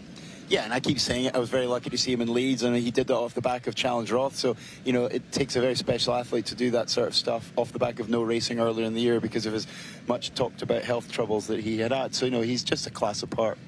I often think in these long course races, particularly Ironman distance, having a good honest rest early in the season can come back and pay dividends late. We see it time and again. I know it must have been terribly frustrating for Laidlow, not absorbing the training, not responding to the training stimulus like he normally would, but it seems like it hasn't really negatively impacted the back half of his season. No, I mean, I'm really struggling to find a way that we say that was, I mean, obviously you're right. Nobody wishes that on themselves at all, and we're really glad to see him back racing the way he would want to race, but, you know, we can't deny the fact that he lost the first half of his season. Great pictures here as we see now Sam Laidlow leading the dance off the mountain, and Martin Van Riel for the first time in a long time has another athlete in front of him. I think another big story here is Christian Blumenfeld. He seems to have not flown under the radar, but he's moving on up through the field with Sam Laidlow, and it looks like he's employed some pretty good tactics here. Yeah, I mean, we can't see the cameras obviously pointing forward at the moment, but as far as we're aware, Christian is right there. I mean, the camera is sitting in behind Martin and Sam, so that would suggest that Christian has been distanced, but he can't be too far behind because he has been following Christian up until now, and that's really smart racing, you know. He's okay now, he's been a bit distanced, but we know he knows these roads really well. They spent 8 weeks of their, you know, training so far on these roads. You know, he is clearly a very good bike handler, and you know, he's in the driving seat. I think we've all come to that conclusion now. You and Jan talked to it. He talked about how fast he wants to run. He's made no it's not a surprise that he wants to run fast. Yeah, well, you stole my thunder because that was my next question. I want to put you on the spot. Is he the current race favourite on the road, given the race situation as it stands right now? Yeah, well, I'll ping-pong it right back because you and Jan did say, yeah, and I agree with you guys, absolutely. I mean, look, barring any sort of, let's say, a disaster, and of course that can happen. We all know what happens in Ironman. Anything can happen. But look, his pedigree is just second to none. How good was it having the legend Jan Frodeno come and join us. His insights were awesome. Yeah, and like we're all tri geeks, right, at heart, and yeah, it's really interesting to hear it from his perspective. I mean, I find it fascinating to hear from you and his. Obviously, there's 6 world titles sitting there right beside me, you know, and obviously I love to talk about triathlon too, so it is fascinating. Okay, let's move back through the field to chase pack 1, a select group. Nick Thompson, Gustav Iden, Kasper Stornes, just over a minute down. Looks like Nick's doing what we thought he might do on this descent. He's known for his bike handling skills and just his bike riding in general. He's across all the cycling skills in terms of fitness, strength, climbing, descending, and those 3 gentlemen are in a great place. Oh, aren't they? And that's, you know, again, that's sort of the, I almost think it's the more exciting story here. Of course, the front of the race is fantastic to see, but Kasper is you know, we talked a little bit about this or touched on it in the press conference. He's the athlete that won the first big race out of any of the Norwegians. He was, you know, you could ironically say he was the first to taste success, and he's been in their shadows a little bit since. So I'm delighted to see him making a mark here. I hope he continues it. And look, he seemed, I don't know him, never met him before, but he seemed pretty nervous in a good way in transition. And, you know, you can tell that with an athlete, that they're nervous because they know something good could happen. Well, let me ask you about his run pedigree, because in the Ironman Pro Series race in Aix-en-Provence, he pushed KB all the way. I know it was a half Ironman, it was a 70.3, but he ran a 107 there. And he also kept KB's company for a large majority of the marathon in Frankfurt and took the 3rd spot on the podium there. So, I mean, it's not beyond the realms of possibility that he could, you know, get in a real running battle with his countrymen here today. I mean, look, was he 7th or 8th? I forget, at the Olympics in Tokyo. I mean, look, of course he can run. You know, he is a really, really well-rounded athlete, and, you know, it is clear that they have had an incredible training camp. All 3 of them are coming out of it talking that they think good things can happen. They want a 1, 2, 3. Let's not forget that. Yeah, and Gustav Iden looking comfortable. Of course, I'm a biased Aussie, so I'm going for Aussie Nick, but let's move back down through the field. Another sort of comeback tale, and it's not foreign for this man. Matthew Marquardt he had a great swim here today. He was just over a minute down coming into T1. Seemed to suffer from those cramps. We haven't had that confirmed from course yet, but it seemed to be he suffered from those cramps again, and at one point was lost 5 minutes in the space of a few miles on the bike. So that speaks to something untoward happening. But as is his way, he just keeps chipping away, and he's made his way up into the top 10, and at one point was the fastest man on course. Yeah, which is one of those, you know, I shout out to my brother. He sent me a little message to say, look, you know, you do realise who's fastest on course right now, and he's up to 10th overall. So, and had dropped or distanced at least Cam Worth at that point. So, you know, that's fantastic riding, and all credit to him, because we also know that he's got huge strength, lots of heart. He's going to push really hard in the marathon. And don't forget, he has got a real incentive with Pro Series points on offer here. Yeah, well, that's a great extra layer to the story today, isn't it? There's more Pro Series points than normal, and a lot of these guys are in the fight. Obviously, we've still got Ironman 70.3 World Championships in Marbella to come this season, but that'll be the furthest thing from all of these athletes' mind today. But you're right, Matthew Marquardt and many of these other athletes are in the fight for the podium on that Ironman Pro Series, so they have every incentive to fight for every second here today. And another one of our pre-race favourites, Rudy von Berg, he's still hovering in and around the top 10. He's in 11th spot. What are your thoughts on his race so far today? Yeah, I mean, I think obviously Rudy would probably want to be a little further up the field. He probably wouldn't have wanted to be distanced. But look, he's not been gapped by huge margins. Rudy has a very good run in his back pocket. I know we've talked to death about the fact that he knows these roads really well, so he is going to be conserving that little bit more energy than the other riders perhaps now as they are flying down this hillside. Yeah, I think an interesting storyline around Rudy is, you know, there's been a lot of talk, and Rudy himself put it front and centre at the press conference saying his run was 5 to 6 minutes off what it needed to be. Someone asked the question, what's it going to take that next step from 3rd or 2nd up to the top step of the podium? And he talked openly about needing at least a mid-2:30 marathon. So I just wonder if there's a slight change in his race dynamic and tactics today with that in mind. Who knows? But I do know that he said quite openly that a success for him in this race would be the podium, because he was on the podium last year in Kona. So of course he doesn't want to regress. But equally, these athletes are all riding really well. They're all going to race hard in the marathon. So, you know, if it means that he comes 8th or 9th, then I'm sure he's still going to be, if he's got everything out, you know, all you can do is empty the tank on race day, right? Yeah, and there's a lot of marginal details and 1%ers in the way these athletes, I guess, formulate their race plan. Probably of note, Cam Worth, 18th spot, 13 minutes down. Sam Long and Leon Chevalier together just under 14 minutes down, and our defending champ, Patrick Langer, keeping company with Jason West and Joe Skipper, back around 32nd spot. Michael and Didi, things are starting to hot up figuratively and literally down here on the Promenade d'Anglais. Back to you guys.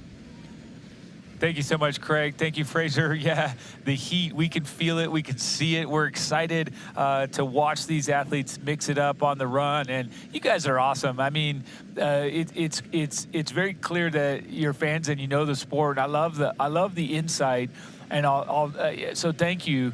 And we'll come back to you guys very soon as I volley another just thought back there when you guys were talking about Rudy and some of these athletes are just going to play their cards a little bit differently. I mean, that's the nature of this sport. I think we're on such an ascent right now with what people are capable of, and you have to reinvent someone like Rudy that really generally might be looking at this and saying, well, it could be a victory if I run 2:35. Doesn't matter realistically what my bike is. But nonetheless, we can come back to that as we watch these incredible cornering skills as we roll through a beautiful and technical section of the course. Yes, the village of Gatier, it's the perfect example of a concentric perched habitat. Dominant defensive. And what I mean is in the center of this little town, there's a castle that was just dominant in its day, often would be destroyed and then replaced with some new construction. But this town, so cool, surrounded in places by walls and sort of defensive. You can see the defensive nature of it. So a great little spot here on the eastern Provence of France. So really Gatier, a key part of this historic course as we're rolling through. And all that to say, Didi, I think it's almost impossible to imagine that these two men have any idea that that's any part of the history. They're just trying to keep that bike up, right? Well, I was going to say, they've got other things on their mind other than the annual pilgrimage to Notre Dame de Var, the chapel. It's a religious tradition held here each year in the month of September. So right around this time. One of the cultural aspects of this fantastic part of this legendary course. There you go, and so much legend and so much history and so much fun watching these men scare the pants off you, Didi. I know, seriously, I'm so dreadfully uncomfortable right now, and I'm just sitting in a chair. Yes, but yeah, it's fun to watch. It really is sort of inspirational to see these guys rise to the challenges that they face each time, a new challenge. So, I mean, it's kind of an understatement here, but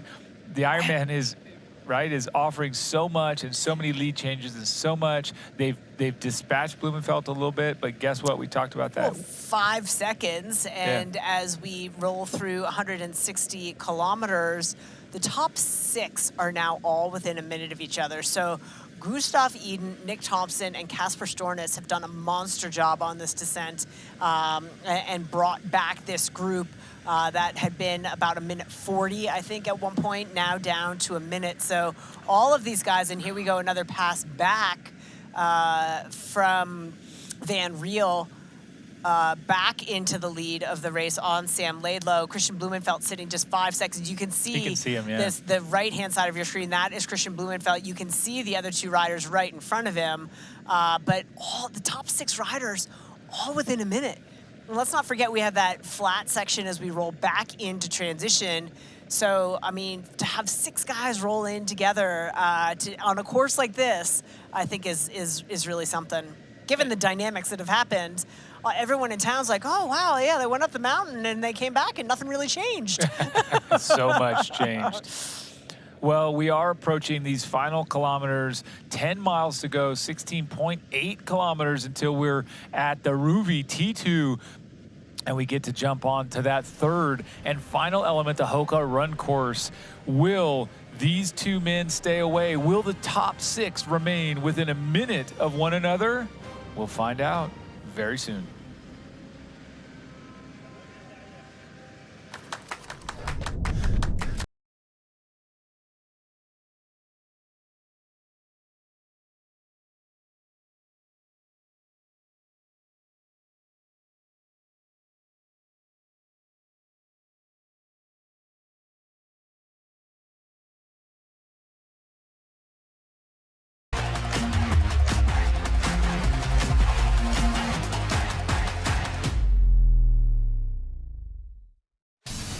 Meet Kicker Run from Wahoo, a revolutionary indoor running experience where you just run and your feet set the pace. We call it Run Free Mode, a game-changing technology that allows you to change speeds naturally, just like you do outdoors. You can even let popular training apps control the speed and grade for you. Kicker Run by Wahoo. It's time to run free.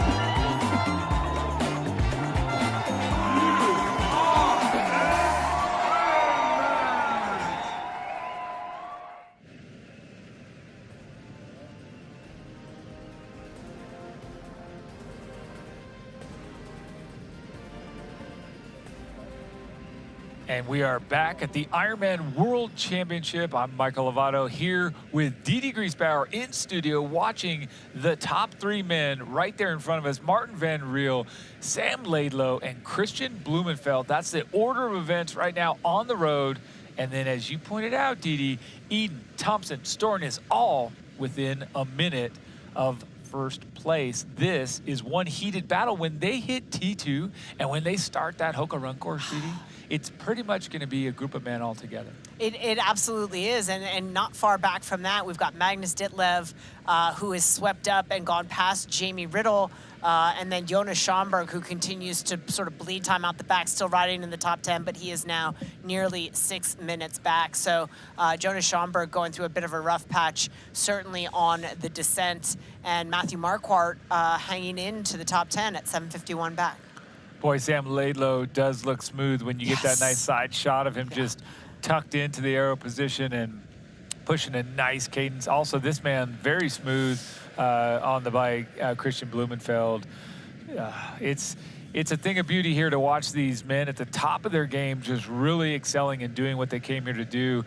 Not surprised at all. I think we've already overcome a couple of the big surprises, one of them being, for those of you that missed it, early on in the Roka swim, about halfway through, we saw Sam Laidlow really run into a brick wall. He actually stopped swimming before he righted himself and got back into the rhythm. But a full stop is not common, pauses and hesitations, but nonetheless, he overcame whatever stopped him in his tracks and is now in second place, essentially with the top three. And again, just projecting, looking at the top three men and projecting what we think may happen on the run. Christian Blumenfeld has turned in, across the 70.3 distance, 2 107s this year. And to your point earlier, Michael, one of them was at Oceanside when he was in about 27th place after a puncture, had absolutely no motivation. I mean, he biked 222 at Oceanside, which I think, you know, is obviously indicative of the 15 minutes, 20 minutes he spent standing on the side of the road. Still ran 107, and then his two Ironmans this year, Ironman Frankfurt ran 2:30:59, Ironman Texas in the heat of Texas, 2:34:03. Again, on paper, Sam Laidlow doesn't have that run pedigree, and the real question mark is Martin Van Riel. Yeah, 2:38. Van Riel was able to put down a 2:38, and that's a very quick time, a very good time. But as you do, you look at the resume, you look at the track record, you look at what they have done. It's predictive of what they can do.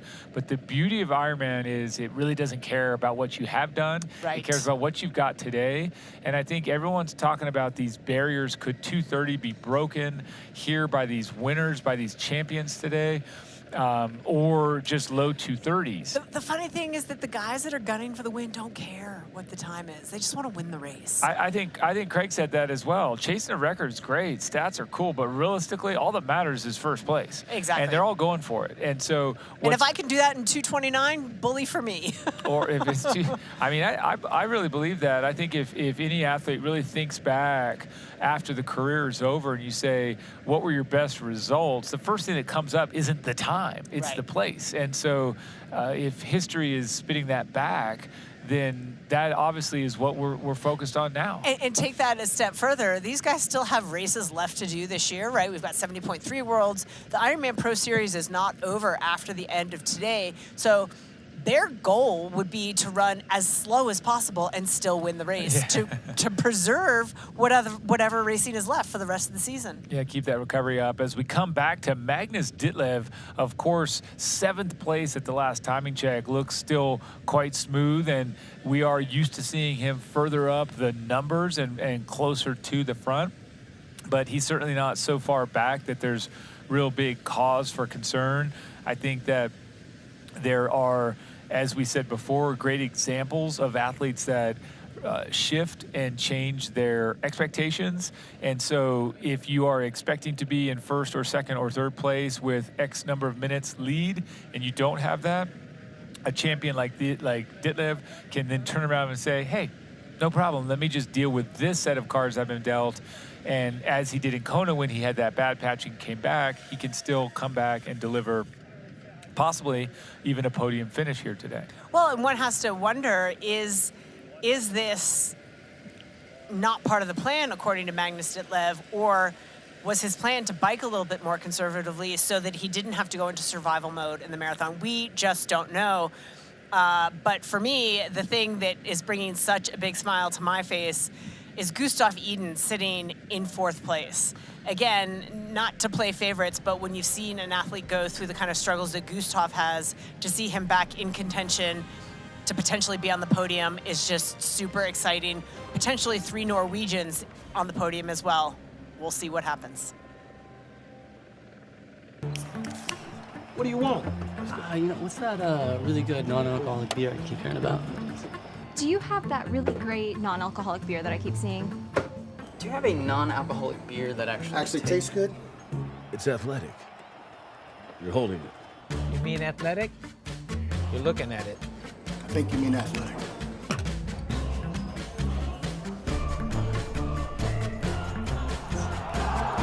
It's athletic. Ask for it. This is where I wanna be.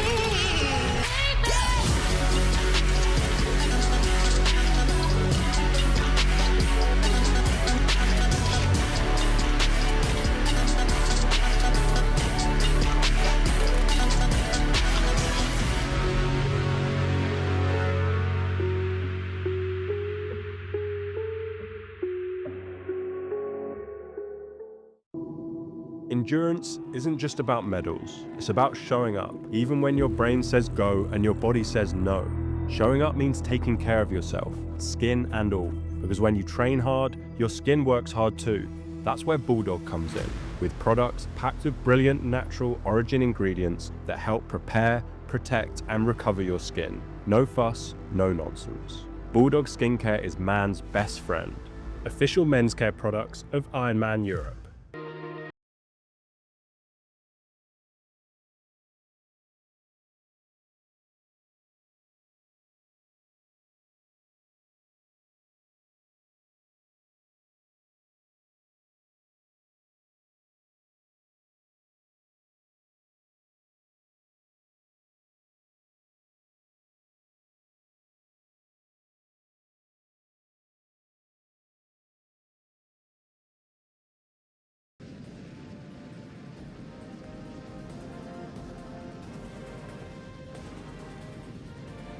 And this is the closing segment of the Zoot bike course in the Ironman World Championship. We are so close to coming into that transition 2. And Didi, we've had a lot of late action. The camera just showed Jamie Riddle, the South African superstar that was leading this race for so long with a couple of good companions on the road. He's still in great shape. So South Africans unite. Your guy is still in 8th place. And he's still with great company. But Didi, there is so much excitement ahead once they hit this Hoka Run course. And I can't tell you, if you are in transition now, prepare yourselves. Martin Van Riel, Sam Laidlow, Nick Thompson, Gustav Eden, and Casper Stornes, all within 30 seconds of one another, hurling towards T2 to get going on the Hoka Marathon course. It's exciting times. Again, we joked about it. They left transition early this morning, and it's like nothing ever happened. 6 of them rolling back together just as they were when they left there this morning. Yes, that's right. And I think you were playing a fun game earlier, which is, oh, here we go. This is what it looks like when you come into transition and you run up with your bike. You drop it here. You're going to give your bike to a volunteer. They're going to take it. But this is what it looks like on the ground to be cruising through that transition. It's a long transition. We did this earlier this morning when they came out of the water, and so T1 a whole different lifetime ago, but this is where we're going to be. Looks longer to me now. It does. It feels longer as we transition from discipline 2 to discipline 3, from bike to run. Some of our hard-working staff there jogging that section. Yeah, you know, it's just to see if they can. Again, this is a very, very long run. Yeah. It's you haven't handed both a blessing. They haven't even gotten to the gear bags yet, right? So here they come to their run gear bags, where they will grab that red run bag. They will put their helmet in it, get those running shoes on, grab a seat, maybe not, get the run shoes on, and out they go. It's an opportunity to get upright and get running well, but it's an opportunity, if you're an outstanding runner, to distance yourself between you and the 6 guys you're coming in with into transition. That's right. That is correct. And we are now back on the closing miles of the course. 4.8 miles to go, or just under 8 kilometers to get these athletes home. And they are on a stretch that will ultimately intersect with the 4-lap Hoka Run course. But closing out these miles, you have to expect even the best of the best on the bike are still fairly ready to get off the bike. We all have a sense of, okay, 180K is still a long time. Even if I make quick work of it, let's get done and move on, stretch some different muscles and apply a little bit different force. Absolutely, and I think, again, if you're Sam Laidlow, to endure what you have endured thus far on the course and to be in the position that he's in, I think he has every reason to be grateful and optimistic for how we thought things were going to go. But we're going to throw it down to our guys who are just outside the transition zone. Craig and Fraser, throwing to you. Thanks, Didi. Yeah, the excitement's really building down here, Fraser. We're right next to transition and the crowd's building. It's about 5 or 6 deep. We can see the streets being lined down the Promenade d'Anglais, and this race has certainly delivered. I cannot wait for this marathon. Oh, it's getting pretty exciting. I mean, I maybe a bit too much of it, but I had to run through there, and there's some deep crowds out there in their building. It's palpable. That is too much information, but thank you for that. Like this, we're on that flat, fast run in to T2 now. They've been up on the Maritime Alps. Now they're back at sea level. They're on the Mediterranean, and by hook or by crook, we've come back to a group of 5 at the front of the race. Yeah, it's interesting they've come back down into that flat section where we had Jan in. He said that when he raced here 2 years ago, he sort of referred to that dip when you come off the descent into this absolute flat section that follows the riverbed, I believe, as like the cafe leg syndrome, you know, that feeling of, oh, you know, I'm feeling a bit flat, I'm feeling a bit dead, and like sort of get me off the bike type feeling. Yeah, it's a great description, but it doesn't look like any of these gentlemen are suffering from the cafe legs. I think everyone who's ridden a bike knows what that feels like, but I guess we're about to find out. I mean, it's not terribly hot down here, but the temperatures are starting to get up. We're going to find out very shortly who has managed themselves well through this bike course, who's been right on point with their pacing, the hydration and their fueling strategies. Yeah, and I think what I am looking forward to, or will find most telling and interesting, is You know, these 4-lap courses are quite unusual in a marathon. I mean, I've been to Frankfurt a number of times, and that also is a 4-lapper. And I find it a great distance to watch a marathon over, because you can really sort of, you know, it's basically 4 10K loops, right? Most of us are familiar with running a 10K, so you can sort of think, right, what sort of time are they going to knock out this first lap in? And I wouldn't be surprised if they're moving. Yeah, if we cast our mind back 2 years, the bike course record set by Sam Laidlow was a 4:31, and I'm not sure. I think these guys are going to get pretty close to that, and it will be Laidlow, of course, because he was the furthest back out of the swim. So, I mean, let's talk about these average speeds on this course with, you know, over 2,400 metres of elevation gain to average 40 kilometres an hour. 25 miles an hour, that is swift. I mean, it's mind-boggling. I mean, you're right, absolutely. 40 kilometres an hour gives you a 4-hour 30 marathon Ironman bike split, and it's just, look, that's a fast time, or once upon a time was a very fast time on a flat course. Now we're talking about on one of the most demanding technical, you know, elevation gain courses that we have on the circuit. So, and with that comes all the technical bike handling that's required too, and that doesn't mean you're always going fast either, although you might assume it does. Yeah, it's just really... mind-boggling keeps coming to mind, but that is how I feel. I'm feeling watching this race. Every time we get close-ups of these guys, they all look composed. They all look like they're on top of their fueling, their hydration. You know, their movements on the bike, their posture hasn't really changed. Has anything you've seen in the last 30 minutes changed your opinion for how this marathon's going to play out? Good question. I mean, I suppose what you're highlighting there is what we've talked about all through this. You know, we had our 3 Ironman World Championship rookies, but none of these athletes are, you know, none of these athletes are on their first rodeo, right? Swim, bike, run, they know their way around it. Of course, on an Ironman, the nutrition, like you say, matters so much more. Holding position on the bike and being in a comfortable position matters so much more. I would be interested to see how Sam was stretching his back when we saw him leave T1. We wondered if that was the reason that caused the issues in the swim. So, you know, we'll find out soon enough if he can run. Yeah, I think we've got a fair idea of what KB's going to do in this marathon, probably Casper Stornes as well. I'm really excited to see what Sam Laidlow can do after the trials and tribulations he's had, and also Martin van Riel. I think he's still the X factor in this race, so a lot to look forward here. As we throw back to you guys in the studio, Michael and Didi, they're about to hit T2. Thank you so much, Craig. Thanks, Fraser.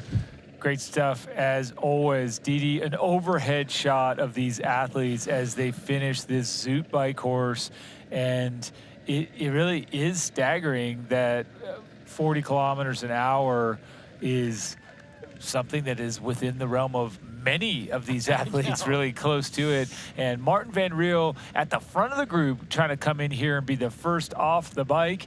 Then we will see what happens on that run. We absolutely will. And I'm just going back not only to before this race started, but to the pre-race press conference where a lot of our top contenders were asked, what sort of a gap do you need to Patrick Lange, right? Yeah. That was everyone's focus. Like, how much time do you need ahead of Lange in order to win this race? Yeah. And we can throw that playbook out. I mean, Sure. they've got it. Yeah, they did right? I achieve mean, it. just hasn't played out the way we saw it playing out. And a lot of our favorites just not factoring in. I mean, we've got Rudy von Berg, 4th here 2 years ago, 3rd a year ago in Kona. He's 10:42 back. He can have a solid run his way possibly onto the podium, but so many things have happened that have just been, as always in Ironman racing, a little topsy-turvy. I mean, to your point, 100 miles into the race, Patrick Lange was 19 minutes down, not a surmountable lead, or that is an insurmountable lead, either way you want to read it. But yeah, great points. I mean, this surprises, these things happen. It's the nature of Ironman. One thing that also happens here on the Côte d'Azur is crowds come out and they watch this show. Look at either side of that narrow strip, these cyclists coming through, and those folks have been waiting in the heat, the warmth of the day here to watch the superstars of Ironman come off the bike. And then just to the other side of that median, Didi, that's where they're going to be doing 4 laps for the Hoka run course, 42.2 kilometers or a full 26.2 mile marathon. It's almost here. Seems a little crazy. Let's do it. It is, absolutely. And we talk about that 4-lap run. I think that plays to the benefit of some of the stronger runners, right? They get to, you're going to see your competition constantly. right? You're out, turn around, back, turn around, out, turn around. These guys are going to be getting so much data, not only from seeing their competitors on the course, but from the literally thousands of spectators who are going to be screaming splits at them almost every step of this marathon course. So some of the stronger runners are really licking their chops here. This isn't a race where guys, you know, that are maybe off the front can sort of run and hide. You're on full display, and I think the runners are just going to be, you know, pounding their chest to be like, yeah, I'm gonna let you know every single 5K exactly how much damage I'm doing to you. There you go. And that's, yes, well said. I think of those poor athletes that love the kind of course where you get to go out and be on your own. Run and hide. Or just even if you're dominating, you feel great, you're not hiding, but you're just alone. You talk about those elements of the Kona course where you're really in that solitude. You don't have that here at all. No. And that's from all angles. You're at, as you said, the athletes and the spectators and the volunteers. It's always noise. What a great contrast to the bike course where they have been sort of on their own, given the remote nature of a lot of those roads. It's really difficult for supporters and spectators to get out there to give them love, give them support, give them a split, give them information, and make it back. You just can't do that. So I think after being on their own for the last 4.5-ish hours, they will welcome a bit of company from the crowds. Probably so. Here we have, and look, you can see that you've got Van Riel, then Laidlow, then Nick Thompson has jumped in front of Christian Blumenfeld. So interestingly enough, the young Aussie decided that he was really going to gun over that last little segment of the race. Van Riel into transition, still with the helmet, has discarded the bike. Now you've got Blumenfeld together with Gustav Iden and Kasper Stornes, the three Norwegians. It's just another training day. The training partners, and maybe Nick Thompson didn't pass. Maybe Blumenfeld conceded, and said, let's come together, my three Norwegian, or my two friends, my threesome. So here's what's cool. We now have the foot race we've been waiting for, at least I have, since basically the gun went off. Martin Van Riel, the first, and the Wahoo Element Bolt, first off the bike time, stamped it, 4:31:48. Again, that is the time. We talked about how Laidlow was 4:31 last year. 28. 4:31:28 was that course record. So 10 seconds over that. But I mean, that's first off the bike. That's not the fastest split. So did Laidlow best his own? Yes, he did. 4:29:29. Nick Thompson also under that previous course record as well. So Van Riel getting his run back first and taking a seat as Laidlow is in, Nick Thompson is in, and then the three Norwegians lockstep together. And this is Van Riel just looking to the side, seeing who's coming, and not too impressed as he pulls on his socks, because this, I think, the fighters love this fight, right? The runners love this run, and we're going to see, as we started the day talking about fireworks, Didi, we're going to see fireworks. Some of these athletes going to want to assert themselves at the very outset of the marathon. Others are going to say, I'm not too worried about what happens right now, because I'm going to blow out the 2:30. I'm going to do that. Who else is coming with me? So it's Van Riel and Laidlow first out of transition. They will run out shoulder to shoulder. Laidlow tucking in some nutrition there, running through a quick aid station, get a gulp of water on board as Van Riel makes some adjustments here, getting that run watch on. The rest of the guys making their way out of transition. Looks like Christian Blumenfeld has made himself a little bit more aero with the shaved head. That's good for running. That's a good move. He's got the hat on, and the two Norwegians head out shoulder to shoulder. And this is when you do say, hey, another training day, at least for now. Yeah. So the two have history, right? Each one has won Ironman world title at a minimum. Each one has excelled. One, obviously, the Olympic champion, Christian Blumenfeld. These guys have the accolades. They're racing now for the absolute glory of today. And I do think you're going to see that camaraderie and that friendship and that partnership with those two really bolster them until the gloves come off with 5 or 6 or 8K to go. Well, and that's what we saw, the year that Gustav won in Kona. He was running shoulder to shoulder with Christian. And everyone was saying, oh, well, Christian's won this race before, but that year it was Gustav's turn. Gustav took the victory, and I think we're seeing the Gustav Eden of old. He's proven that his form and fitness and mental game is absolutely back on track. You're not wrong. We'll find out. These two still shoulder to shoulder. Sam Laidlow with the bucket hat, keeping the sun off. Van Riel, a standard full white cap, neither with a visor, neither with exposed skin on top. Sam tucking bottles into the kit, a move patented and made by Patrick Longa back in the day in Kona 17 or 18 when he came in and was establishing that this could be a place to kangaroo pouch your fluids. And everyone's like, wow, that's a good idea. Hey, why not? Now we all do it. And now we've got Magnus Ditlev coming off representing Denmark, and you have to assume not where he had hoped to be with the deficit with these guys already out into that first kilometer. But nonetheless, the champion's heart will enable him to press on and have a great race. Didi, quickly, how much of this is running scared and how much of this is running confidently? Where are we at on the scale there? I would say, well, I mean, for both of these guys, it's Martin Van Riel doesn't have a lot of Ironmans under his belt, right? So I don't want to say he's running scared, but he's running a little bit into the unknown. I would say Laidlow knows exactly what's coming behind him. I don't think he had the time gaps that he would have liked to either Gustav Eden or Christian Blumenfeld, to be honest.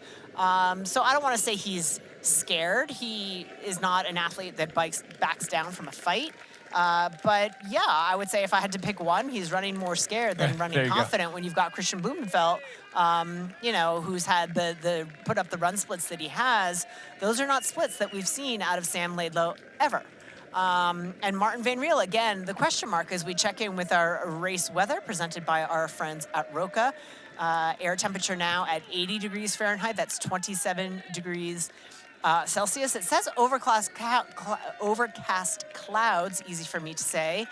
It doesn't necessarily look that way. That sun looks pretty strong. The UV index at 4.6. Humidity has dropped to 53%, and there is not a stitch of wind out there. As we look at Van Riel sitting on the shoulder of Sam Laidlow, he took second in Kona and then won here, Laidlow, and then in Kona 18. This time, he is in the driver's seat for now.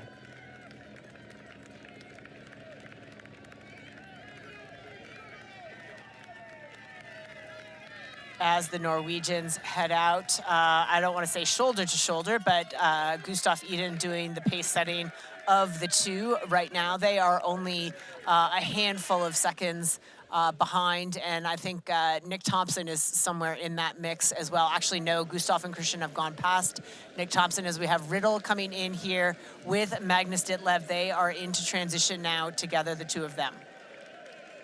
And the South African who led for so long, as part of that trio that led for so long. He looks sharp, he looks good, he looks ready for the challenge. Ditlev also looking good. And Didi, I just want to kind of talk about these two guys here on camera. Van Riel, when you talk about his 2:38 that he did in South Africa, that was 6 months ago. Yep. And in a completely different set of competitive circumstances. Sure. It earned him second place. But when you see that 2:38, if you forget about any sort of injury or downtime, is he capable of 5 or 6 minutes faster today, or is it more of the same, 2:38? You know, one would... I almost don't even want to say this because I'll be wrong. One would assume that in his Ironman in South Africa, he's been a little conservative. Okay. Right? No Ironman experience. Yeah. Right. Okay. I'm gonna try to get my slot. I don't know what's in front of me. I'm not gonna hit the ball out of the park necessarily. Okay. So now he sort of has a feel of it a little bit. Okay. Might know what's possible. 5 or 6 minutes is an awful lot. That's a lot to shave off on a marathon. Different course, different circumstances, different level of competition. I don't want to say it's not possible. I don't know that it's extremely likely as we watch Jonas Schomburg making his way into transition, all on his own. He's given up quite a bit of time in the last, I'm going to say, 40K of the bike. We had Magnus and Jamie Riddle, and they were about 6 minutes down, and Schomburg will come in, 8:22 down off the lead. So these two that you see on camera have run in their opening kilometer the same pace and through that first split that we saw the Norwegian duo run. So each of them each of those two groups running about the same pace. As we do see Matthew Marquardt come off the bike looking typically, as he does, a little bit crunched up, trying to open up and stretch out the body. But I feel like, Dee, that's pretty darn close still. He's in a good spot, definitely in a good place to move up the ranks. As we take a look at our 3 fastest transition times presented by our friends at Ruvi, Sam Laidlow at 2:07, Martin Van Riel at 2:14, and Gustav Eden at 2:20. Again, that's amongst our contenders. There might be faster transitioners coming in, but for now, those are our 3 fastest transition times. So looking here at a nice overhead shot, pulling away from Laidlow and Van Riel, just to give you that perspective of what it approximately 20 seconds looks like. That's Eden with Blumenfeld. They are obviously running their pace, and I think it has to be fairly difficult to run your pace and also look up the road and see that gap, because the competitive mind says just eliminate the gap right now. Go get him right now. But ultimately, you have to listen to what feels like the reasonable voice, which is just run your pace, you'll catch them, as we zip back there to Casper Stornes. And here's Marquardt.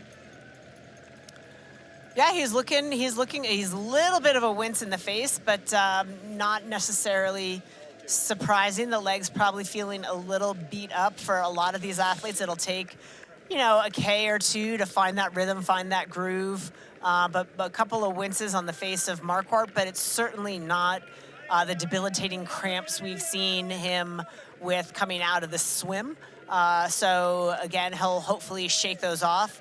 He rounded out our top 10 into T2, so Matthew Marquardt will make his way out onto the Hoka Run course momentarily. Just another update, an athlete we had hoped to see run his way not into contention for the win, but potentially into contention for a top 10, top 15 was Jason West, but we've gotten word from the course that Jason West has pulled from the race as we watch Rudy von Berg top off some water, make his way into transition. Again, not in a position that Rudy would have envisioned for himself, but we'll see how he plays the cards that he's been dealt on this day. And we look at the progression, the forward progress every Ironman athlete or every athlete wants. You want to go from 4th here 2 years ago to 3rd in Kona and then go to 2nd. You don't like backstepping, but in the end, that's a part of the journey sometimes. And I think for Rudy von Berg to come in here, come off the bike and do maybe a turnaround and have the best run you've ever had could be extremely, even more valuable than a successful, more productive, maybe not as satisfying, but I think there's still a lot of victory in the potential there for Rudy von Berg. Yeah, definitely. I mean, he is off the bike in 11th place. He's got Christian Hogenhaug just about 30 seconds behind him. And for Rudy, I think it's obviously going to be a little disappointing. We had talked so much about how Rudy has such expert knowledge of this course. His family lives on the course. He spends a lot of time training here. We certainly know his bike prowess and particularly his technical skills. So to find himself in 11th place and to be 11.5 minutes down, not super ideal, not what he would have envisioned, but you've got to just say to yourself, what can I do with this? How far can I run up? How many athletes can I pick off ahead of me? Yeah, that's right. And so these two athletes here running together, you saw a little while ago, Sam Laidlow talking to Martin van Riel. They were communicating. And then now, just looking at the splits, although you don't have the three Norwegians together, the three Norwegians are all running comparable, almost identical kilometer pace. These two stride for stride, and then Stornes just behind. This man here as well, running pretty much the same pace. Nick Thompson running the same as the first and second place on the road. So these guys are all out there rolling the dice, Didi, every single one of them, and it's super fun to watch. And of course, much has been said about this waterfront marathon course here in Nice. It is spectacularly scenic, but after that bike ride, there is no doubt it is a brutal, brutal ask on the legs, as we can see on the faces of some of our competitors making their way into transition. Literally every step of this run is cheered by screaming crowds along the Promenade des Anglais. Let's take a closer look at this stunning final leg of today's Ironman World Championship course. Bienvenue to the 2025 Ironman World Championship here in Nice on the beautiful Côte d'Azur.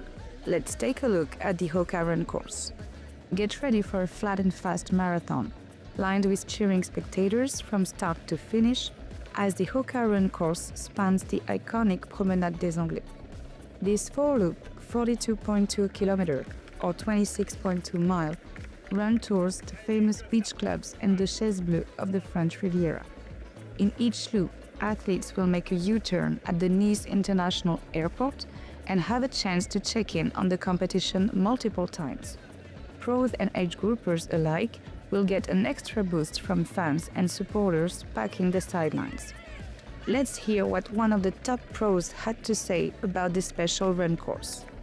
The run course in Nice is 4 loops, basically do 5k out, 5k back, just with a very small dog leg on the way back. And the conditions, I mean, can be quite difficult, can get very hot along the promenade, also quite humid. Although there could be a sea breeze, the buildings kind of tend to stop the wind from coming, and so it can get pretty hot and humid out there. But the difficulty of the run has a little bit to do with how hard you went on the bike, but equally it's a run course where you can't, there's no descents, so if you go over, you've gone over, you know. It's very important to just keep a cap on it until the last lap, I would say. The crowds will definitely keep you going. That's the good thing about this course, is that there's crowds the whole way along pretty much. That's your Hoka Run course. That is the Hoka Run course, and this is what we've all been waiting for. The two Norwegians from 3rd and 4th coming into 1st and 2nd. It's a bunch of athletes together, and Didi Sam Laidlow still in front coming into this aid station. Martin van Riel pouring water on his head. Then Gustav Iden in 3rd, really the power position. Or is that power position held by the man at the back, Christian Blumenfeld? This is the moment we've waited for. You know, it absolutely is, and one has to want to crawl inside of the mind of Christian Blumenfeld and say, you know, are you just playing with them? Again, on paper, has the fastest run splits of this group, although Gustav Iden, we haven't seen Gustav Iden at his true self, in his true form, for 3 years now. So Gustav Iden proving that he is back on form as well. We've seen hints of it with a great performance at Oceanside earlier this year, and then a 4th place finish at Ironman Frankfurt. So the progression has been a steady one, back to form, as the 4 athletes running now stride for stride. All 4 of them look smooth, each of them running their own style, their own form. But Didi, you know what? This is where, if I'm looking at each of these athletes, in particular, starting with Blumenfeld, he knows his training partner very well. He knows that Gustav Iden is back in better form than he's been in, as is Stornes just a few steps back. But here's what I feel like. In the world of athletics, in the world of competitive Ironman racing, there's still something that you hold over someone when you've got that more recent dominant history. Oh, and sure. I think so when Blumenfeld's there standing behind, look, he's like, hey, we caught him. He's still in there going like, I've got you, Eden. Yes. You know, we're my guy, and we're going to go through this together. But right now, I'm on top. You've got to kick me off the top. Well, and I guess my question becomes as we watch Sam Long make his way into transition here, and that's Leon Chevalier off of his shoulder. Certainly not the performance from Chevalier that we would have expected on the bike. He's an athlete that we would have thought would have biked his way a little bit further forward into the race, but got good company with Sam Long. But my thought process with Blumenfeld and Eden in particular, when does that partnership, when does that, this is my training partner, we're going to do this damage to this field together, become a battle in and of itself? At the end, when there's because someone will it's sort of like someone will find that energy advantage at some point. Someone will have that shift, and when that happens, I think it'll be 7 to 9 miles towards the end. You're going to just start to see a little break. It could happen earlier, but realistically, I think it's later. I think it's at that ending point where someone just has that power shift and they capitalize. Am I wrong? Possibly. Let's find out who's going to come out on top.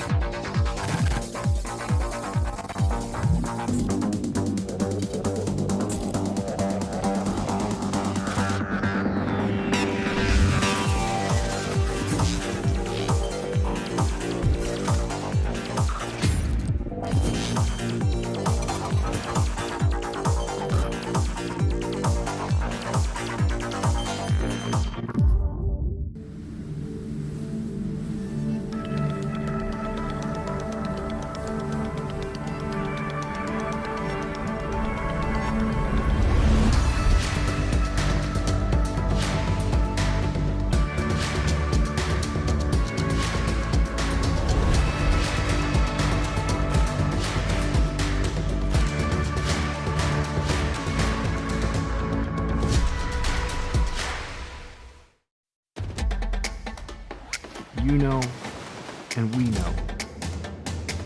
The thing about challenging yourself is, you're always looking for what's next.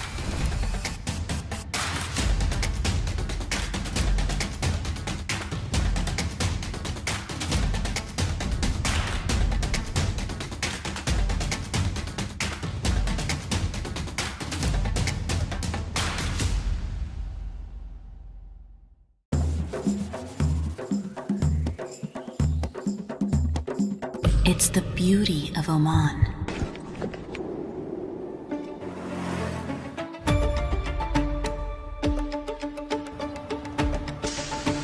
Our tradition, our hospitality, the sounds of limitless opportunities to explore. Listen, it's Oman.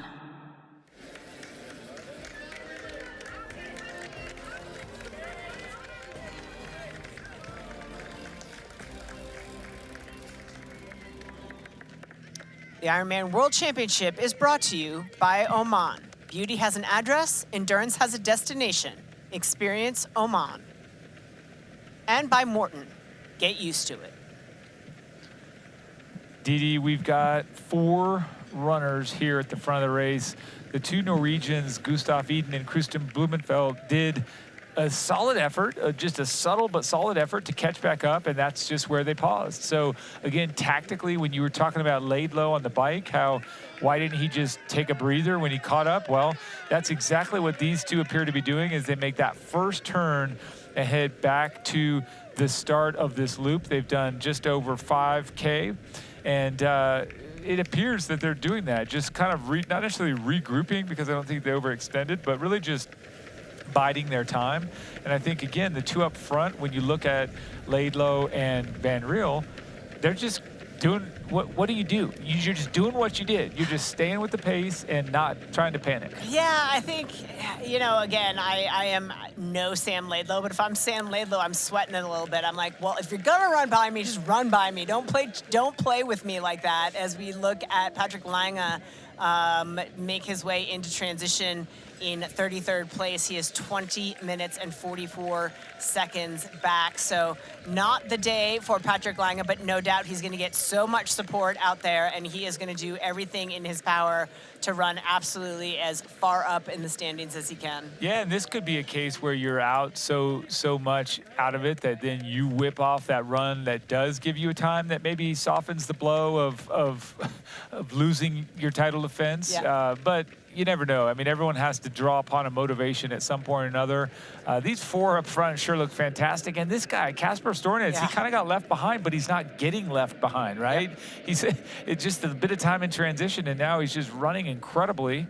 And then the Aussie, Nick Thompson. Wow, this guy just, again, no company, doesn't matter, just looks great. Yeah, he does look very good. He's 43 seconds back. Now, Stornes was about 8 seconds back, so a little bit in closer touch. And when you're just that 8 seconds back, correct me if I'm wrong, Michael, but you just kind of want to be up there, right? Not because it's any kind of advantage, although I think it is a little bit to just be able to focus on the shoulders in front of you and just lock into that and think about nothing else other than match the pace with the guy in front of you, match the pace with the guy in front of you. And that 8 seconds, it looks like he is pulling that back in because, again, just to be a part of this train, I think is an advantage to let somebody else set the pace at the front. You get to sort of tune out to pace and just race the race and forget about the pace. You're just focused on the athlete in front, match his footfalls. Yes, and then here's the counterpoint, only because it's fun to have a counterpoint. When you're chasing, there's a power.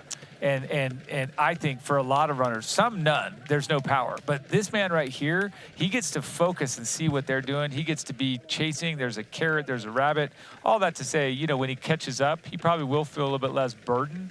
But I think hunters like to hunt, and I think that's what Stornes is doing right now. Just have to give a counterpoint. Well, again, fair point. We'll see what he does when he gets back on, assuming he does get back on to the back of this pack. Wouldn't it be great if he just blew by? If he just blew right through. It was like, later, boys. All mad that he got left behind.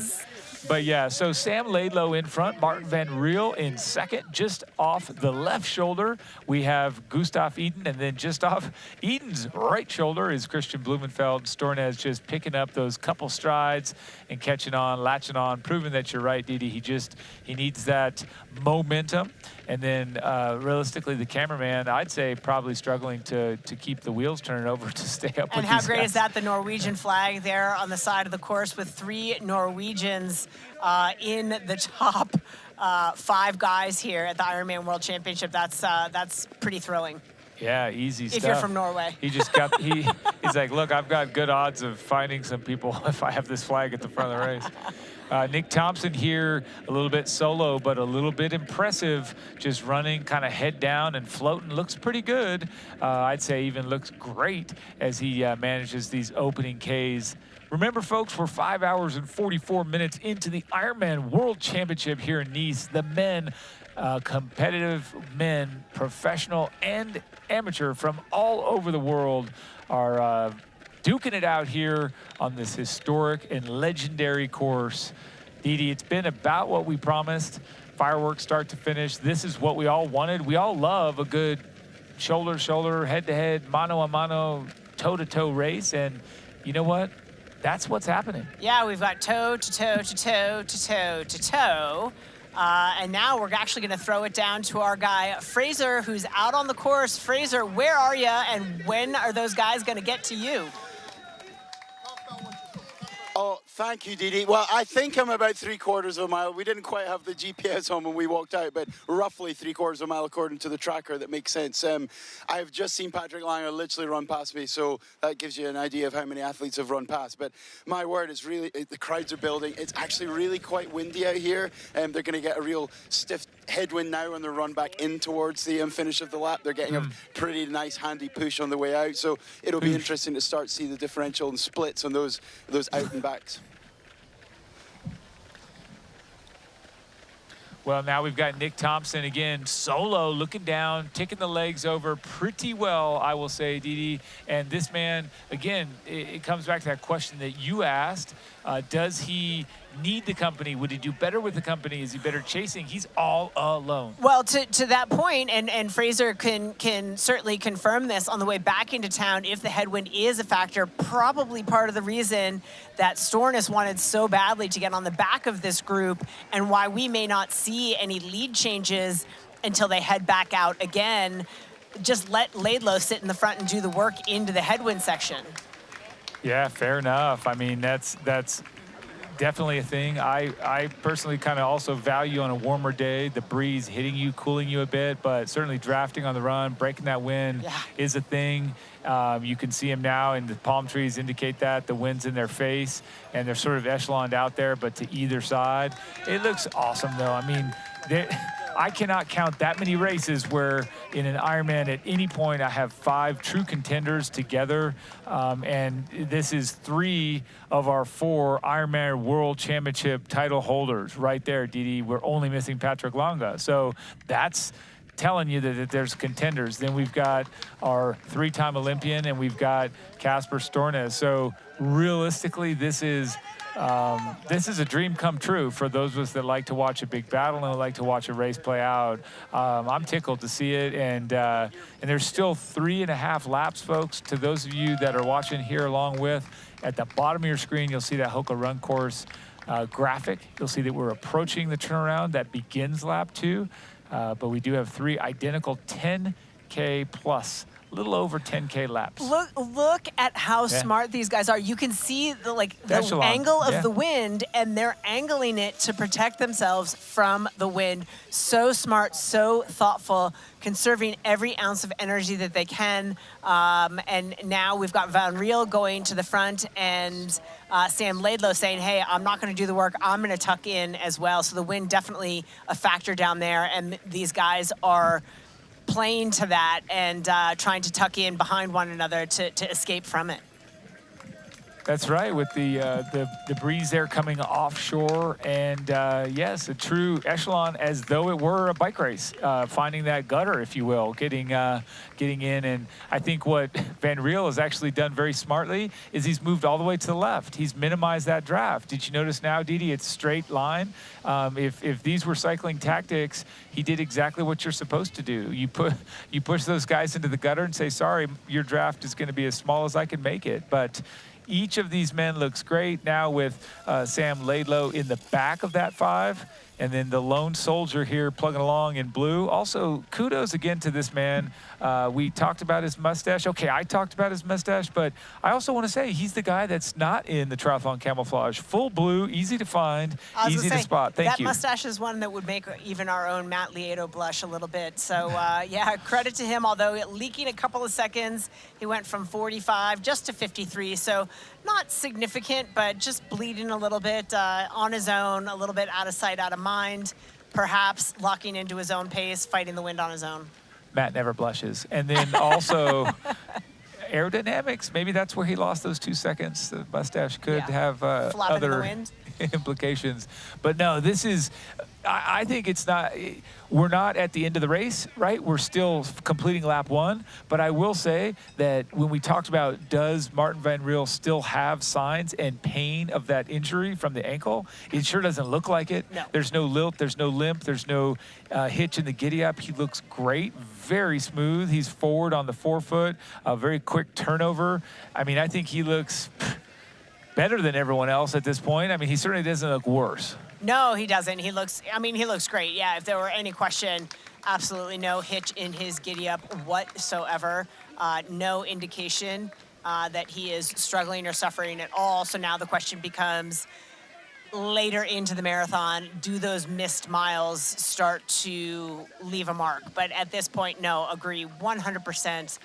Martin Van Riel looking absolutely fantastic. But again, on paper, we come back to the fact that Christian Blumenfeld has turned in run splits that are in the realm of 3, 4, 5 minutes faster than all of the guys that he's running with.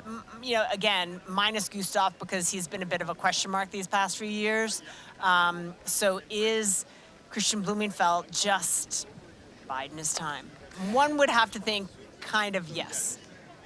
Yeah, I think so. And I think he's just a calculated runner. I think when we also look at all these great runs that we've seen out of Blumenfeld, I don't think we've ever seen him truly pressed like he ultimately could be, like truly pressed. You look at, and I always go back and say, you know, Dave and Mark, right? They pushed each other side by side, shoulder to shoulder. The greatness comes from when greatness tackles greatness. But let's just rush on down to Fraser Cartmel, who is on the street, the Promenade des Anglais.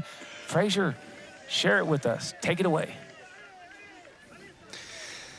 Well, Michael, I'm still patiently waiting here. I see that they've gone through the 7.7 kilometer tracker points, so I don't have eyes on them yet. I can see nothing but straight line, as you can imagine. That's pretty much all the Promenade des Anglais gives us. So yeah, I don't expect them to be very long at all, but I didn't quite hear the full broadcast until we got here, but I'm sure you guys touched on the fact that Casper must have had to work like a bear to get back on and catch those guys, because the benefit of being tucked in behind the other four guys with this headwind will surely pay dividends for him. So I can imagine that was fairly pressing on his mind on that first outward 5K stretch. What do you guys think? Yeah, we talked about the strategy and that it did look like he was trying to pull himself back on. Of course, we didn't know the conditions down on course as you were able to provide for us, that the wind, that headwind back into town is definitely a factor. So a really smart and thoughtful move, while could potentially be costly. Yeah, if he had to burn a match to get back on, he's certainly reaping the benefit of it by being able to be in this group into the headwind. Yes, and now we've got Gustav Eden, who has popped himself up in front and realistically into that wind, pushing in front of Martin Van Riel with Blumenfeld just in third position there. I think this is all just the get it done, right? I mean, this is us. Well, now we've seen Stornes jump in front of Laidlow. We'd seen that happening. But I think this is just, I mean, Didi, I don't know exactly if this is the way to say it, but this is just, you have to put these miles in. This is not the race. This is not where you win it or lose it.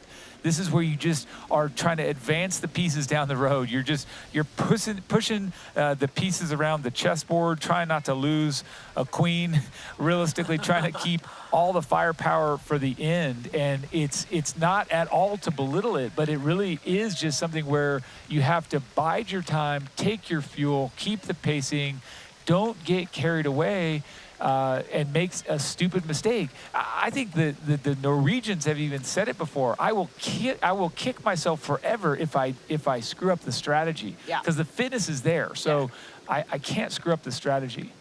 And right now we're taking a look at Magnus Ditlev, who, again, this is where conditions like this are not gonna favor our gentle giant running into a headwind solo effort there. So Magnus looking not bad. I wouldn't say as good as some of these guys are looking, but he is a taller stature athlete, so he's not going to have the turnover, the stride rate that some of these guys are going to have. So Magnus getting it done back there, fighting the fight.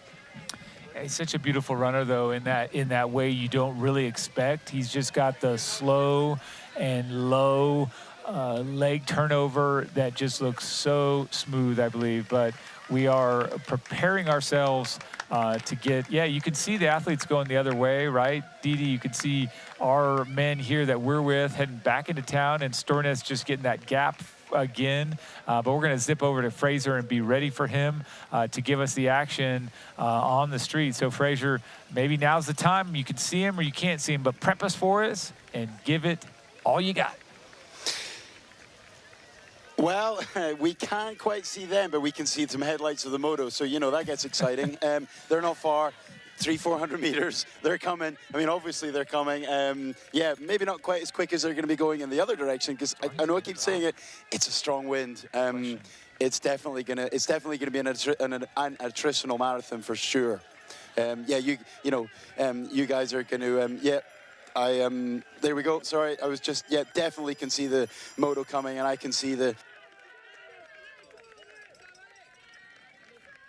is so reminiscent of watching, you know, a World Triathlon or an ITU race of old. It's just, what do you want to see when you see a good running race? You want to see a group, you want to see tactics, and this is everything of that. Yeah, I'm actually a little bit speechless that we're getting to witness this at World Championships. And Fraser, you're in good company there to become speechless, because we all want this. We all, I mean, honestly, there's a part of me that wants to be speechless and just watch it and listen in and see if there's any conversing or any sounds that we can pick up. Obviously, that is a technical demand that we would place on our cameramen that is very difficult. Well, but sorry to butt in there, Michael, but they are on me they are on me now. Here we go. We have got Gustav looking super smooth. Sam is right on the shoulder, Christian behind, and actually, surprisingly, we have Casper off the back, and Martin, I don't want to say if he's being distanced, I don't want to say if he's starting to be dropped off, but, you know, we all know that he's had struggles with his running, so time will tell on the next lap. But look, those two in the front, Gustav and Christian, they looked super, super smooth. So Fraser, that's being all I've down got on for you guys.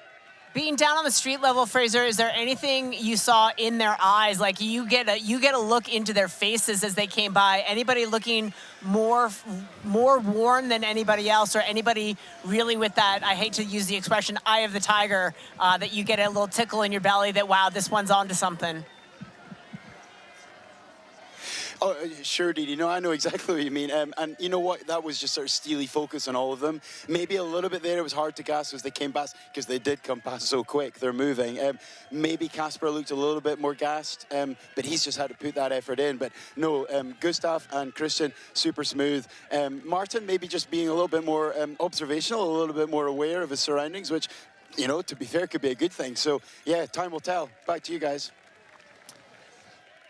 Thanks, Fraser. And I tell you what, the Norwegians are making that Sam Laidlow sandwich right now. And I think if there's at all, and this again is not belittling Laidlow's running, but to see that is the surprise. To see of the 5 of them that we're seeing him remain in there, it's so tenacious. And again, it speaks to his ability to overcome that bad start and a great bike, and then now come in here with a run. Will he stay in that sandwich? Will the Norwegians drop him?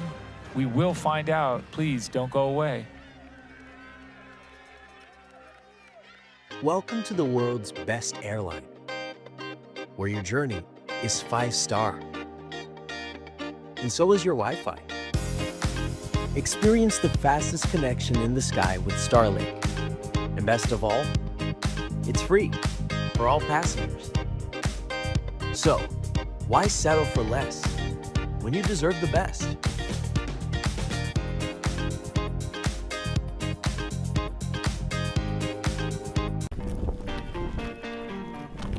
We're not here to sell you on this life. You already chose it. No shortcuts. No hype. Just work. Same as you. Built to outlast. Endure. 40 years in, and we're just getting warmed up. Welcome to the Ohana.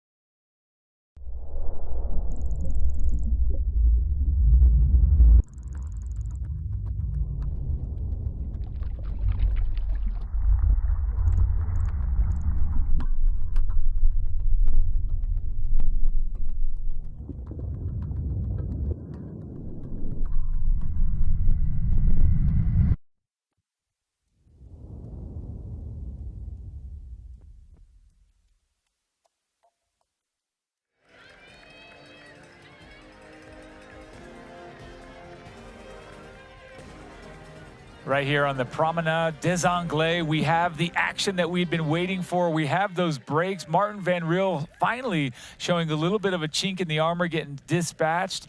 And then, of course, we come here with Jamie Riddle and Jonas Stromberg. These two, so much time together on the bike, but that is not the essence of the race right now. The essence of the race, these guys are cracking it out extremely well. Very impressed by these young men just getting it done as Ironman World Championship rookies. This is the exciting point. We saw Laidlow briefly at the front as Eden came to the back, and Blumenfeld sort of waited for him, and then boom, they just blew it up. The Norwegians making their move. Van Riel, first guy to slip off where Stornes is coming back in. But this is the break, Didi. This is when I was saying, hey, it's going to happen later. They're putting a punch in now. A couple of slugs. They're going to gap everyone, and then we'll see them probably settle and hold a rhythm for maybe that middle lap. But this is it, Didi. This is the Norwegian 1-2 punch. Gustav Eden in front through this aid station, and Christian Blumenfeld a very close second at the moment. You know, for as a little bit heartbroken, and I'm not saying that this move is going to stick forever, although it seems likely that it is a pretty aggressive move. A little bit heartbroken for Sam Laidlow, who battled so hard after the setbacks in the swim. But again, to see Team Norway doing their thing here, it's not a huge gap there to Laidlow, but to reel that back in, it is gonna be a tall order, but my literally heart is like soaring out of my chest to see Gustav Eden running at the front of the Ironman World Championship after the hardship he's suffered the last few years, the injuries, the setbacks. To see him back on form is just amazing. I love seeing this because I love competition, and I think that is the type of pass, or I would say that is a drop that you don't come back from. So this is not even a direct hit on Sam Laidlow. This is a direct hit on when you're in a race like this and you see a move like that in Ironman racing. You just you rarely see that overturned. And so I think that's a decisive blow to the Frenchman. I'm very happy to see, as you said, his fight, that he even came back, because I for one, thought as soon as I saw him come out of the swim that far back, I thought he's going to drop. Yeah. I mean, I just felt like he's injured, he's off there. I thought there was something dramatically wrong. He has already proven me so wrong, and he's still in this race in very good placement. But these two men, that's the race right now. And I think that if I were to throw, a little caution to the wind and predict something, I think Stornes has also gone with his flow, and he has said, you know what, those two guys, I'm not going to try that right now. I'm going to sit here in fourth.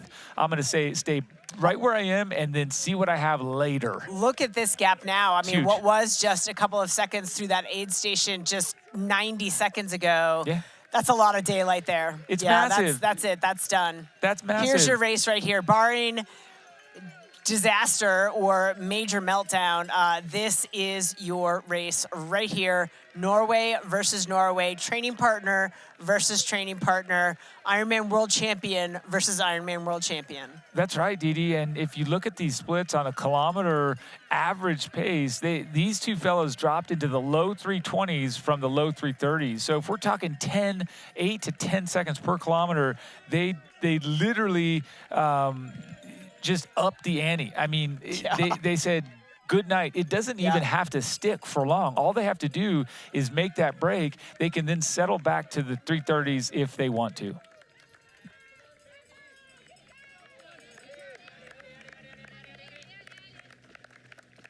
Well, and to make that break and then leave Sam Laidlow exposed for the headwind section back into town is just adding a bit of, I'm going to say, insult to injury. I mean, Laidlow looks okay.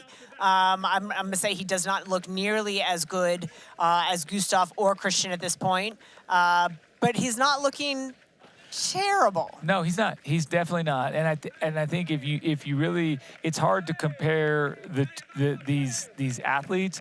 This is a freight train that has left the station right here. I mean, this is the runway, and the jets are taking off. And so I'm really going to echo what you said. To watch Gustav Eden have the few years where he himself and others have really counted him out. I mean, I think it's not unfair to say that he's not even had the mojo. He's got it today, and even if it drops, whatever happens, he's back, and that's cool to see. Today, you could see him just leaning into that pace, and these men are equally, they know each other well, and they are so fit, and that is so clear right now. Well, one thing's for sure, he's got to look after that lucky hat like it's made of gold, because right now it is bringing gold. Good luck to him. As we look at Stornes now going past Sam Laidlow. Norway, we talked about it. Nobody actually thought that it was necessarily a realistic possibility, but do we see Norway? It's such a, yes, I think that, yes, we see that it's happening. I mean, I think that was kind of, if you start to put some thoughts in, Stornes, relatively, an Ironman rookie still, he kind of got next to Laidlow and did the, for real, like, am I there? What do I do now? He broke clear, and I would say right now you have these three Norwegians in the absolute driver's seat. If anything changes and these guys get spit out, it's because the Ironman thing happened to them, and there's some massive implosion. I don't see it happening. I think that's your podium right there. And it's 20 seconds from Stornes up to Eden. One has to wonder if Stornes is going to be like, hey, guys, wait for me again. Like, let me tack back on. Let's finish this thing out together. 20 seconds separate Kasper Stornes from his two countrymen up the road. Although when you look at it from this angle, 20 seconds is an awful long way. And I think because we're so early, look at the graphic, Didi, at the bottom. The Hoka Run Course, we're not even to the halfway point. Or even to the halfway, right? We still haven't got to the turnaround. Here's what I like for Kasper Stornes. He can do, realistically speaking, he can really focus internally. He's got that carrot up front. He knows all the world is behind him still. Yeah. But I think this is a really promising place for him because he is training with these guys. He knows them inside and out. He doesn't have to be there getting dragged along with them. It could almost be damaging. So I think it's great. The thing that would not surprise me is if somebody cramped or had an issue and Stornes came through. Yeah. And we saw the Norwegian triumvirate come strong, but the order changed. Well, again, and let's remember Kasper Stornes, another one of our Ironman World Championship rookies. One of the 21 rookies. Again, Martin Van Riel, another one of our rookies as well. So the rookie story continuing to play out as well. I love the rookie story because I do think there's some level of not even comfort, but sort of brash confidence of being ignorant of what this. I mean, that's not even fair. This guy's raced such elite competition on so many distances, but just there is, no matter how you treat it, there's a special sauce that comes with the Ironman World Championship that just adds greater implications. The same thing that's causing this man to keep fighting. Yes. He's not listening to our soundtrack. He's playing his own. Yeah. He's turning down us. He's turning up, I can still win this thing. Yep. He literally in his head is a picture of how these guys are taking it out too hard. They're going to melt down. They're going to cramp. They're going to, all of it. All the evil things are going to befall the guys in front of him. He is absolutely still in this thing. Golly, Gustav Iden looks good to me. Like, he just looks, I mean, not that Christian Blumenfeld looks bad, but just Gustav looks so in control and calm, relaxed. He has missed this moment for the last 3 years, and he's getting the moment back. That's old school Eden. That's how he looked when he won here for the 70.3 Worlds. That's his Kona form. I'm with you. He looks great. And then if I'm betting, I just think that Blumenfeld has. We've seen his bad day. We've seen him vomiting in Kona. Yeah. We've seen him hurting. We've seen him struggling. Right now, he's too good. I just see such fluidity to his running form. I see him checking the splits. He's being diligent and smart. I mean, you know what? It's too early to predict, but I'm calling KB, then Eden, then Stornes. Hey, you know what? I'd even bet an Athletic Brewing on it. At least one or two. All right, well, you heard it from Michael Lovato. He's back in. Christian Blumenfeld with Gustav Iden second, Casper Stornes third. You know, for me, it's too tough to call. I think Gustav looks just so good, and I think he's got 3 years of, you doubted me, I knew I was coming back, I am back, I am not losing this thing. He said pre-race he was here to win, he thought he could win. He's backing himself here, and he knows what form. That's the thing that makes this so unbelievable, is that these two know each other as well as two competitors could possibly know one another. That's the truth. There are no secrets between these two. No, that's the truth right there. That is the truth. And there's so much racing to be done. The Hoka Run course offers 4 loops, and we are only on the second. So lots of action. And the question that Didi and I are asking is, which of these two Norwegians has the goods to take home another Ironman World Championship title? That's a huge question, and we promise that we'll answer it.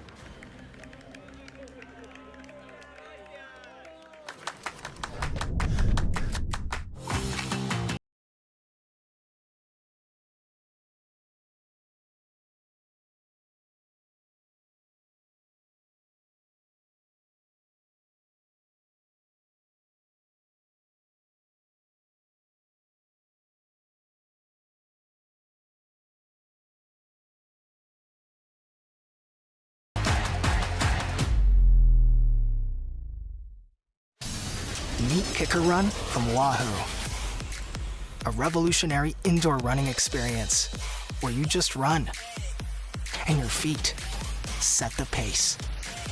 We call it Run Free Mode, a game-changing technology that allows you to change speeds naturally, just like you do outdoors. You can even let popular training apps control the speed and grade for you. Kicker Run by Wahoo. It's time to run free.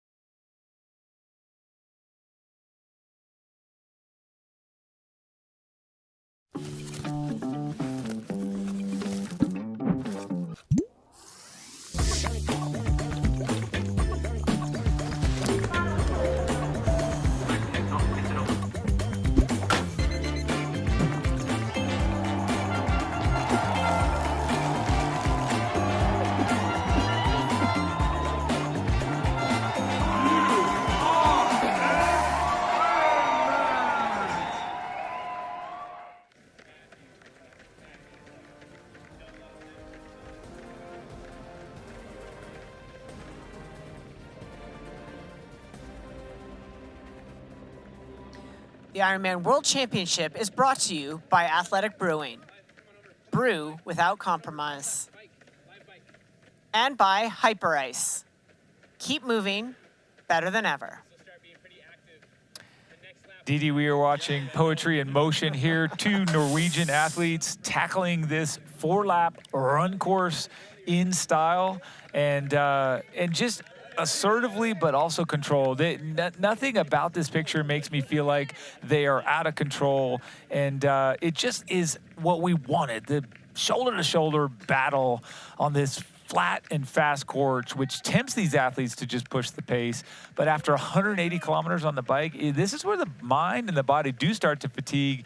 And I think what we need to do is really kind of take a closer look at the Hoka Marathon run course and hear what these folks think about it. Let's do that. It all comes down to who is having something left, in the pocket for the run. So, but yeah, I guess you're all sort of, it's sort of a fight to get through it mentally, no matter who you are. Like, if you're having a good day or bad day, like I think everyone who is racing on Sunday have had a brutal day out there before, so they all can sort of relate to how it feels like, struggling just to finish. And the same is like, if you're winning the race, you will sort of hit the wall at some point of the race. The question mark is just how close to the finish line you're running empty. And before you have to sort of start fighting to survive.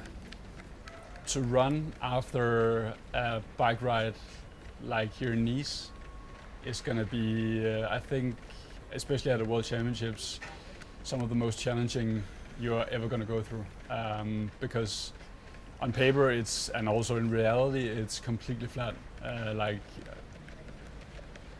I think you can count the altitude on one hand, but at the same time you have so many small factors coming in. Weather conditions, like it can be really brutally hot here in Nice. If the sun is directly at us, it's going to really warm up, and that's obviously going to impact. And then the bike, it's going to require that you overpower quite a bit on some sections here, and that's what you're going to see on the last 20 or 10 kilometers on the run. The bike legs is just going to kick in, and all of a sudden you have no energy left. It is a super fast run course, but it is so dependent on the race dynamics.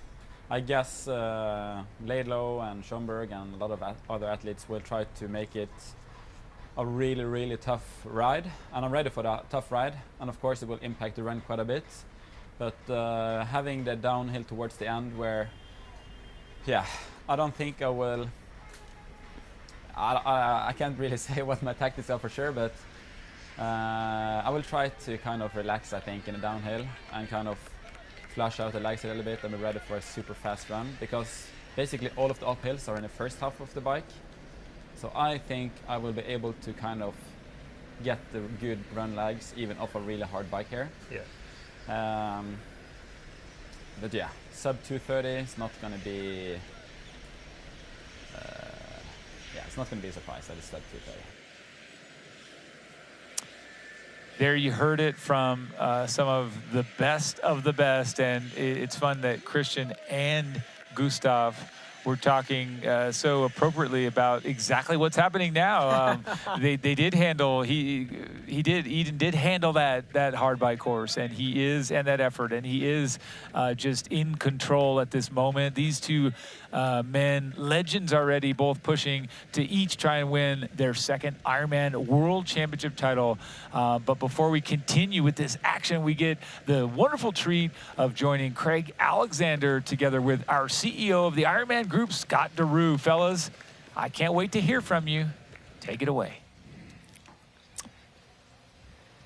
Thank you, Michael. This is turning into one of the great Ironman World Championship races, and it's a pleasure for me today to be joined by the CEO of Ironman Group, Mr. Scott DeRue. Thank you for your time. Craig, super excited to be here. What a day. What a day, yes. And what have you made of the race so far? This is going to be one of the most exciting World Championship races in the history of Ironman. From Sam having a tough swim and having the inner strength to come back and have a blazing fast bike. And now what we're seeing on the run with Gustav and Christian, Casper, Sam, I don't know that we've ever seen an Ironman World Championship with this many top athletes hitting the run course all at the same time. Very exciting. Yeah, no, it's certainly very crowded at the front end of the race. Let me put you on the spot. Have you got a tip for us? We've narrowed it down to a few, so give us a tip. Who's going to win? Predicting with an hour to go is a little bit easier than predicting with 8 hours to go. But look, we've got a real chance at a Norwegian 1-2-3. But you know, Sam is never out of a race, and there's some folks right behind him as well. So it's anybody's race at the top of the field right now. But Gustav, Christian, and Casper look really strong right now. Yeah, it could be a historic podium, so we can wait and see on that one. I wanted to ask you about Nice. Nice has shown itself to be an amazing venue for Ironman and Ironman athletes, but there are some changes moving forward, so how do Nice factor into those changes? Nice is such an iconic destination for triathlon and sport globally. I mean, as you know, the home of triathlon in Europe. And Nice for decades has opened its arms to the Ironman community and welcomed us. And so having the Ironman World Championship here the last few years has been incredibly special.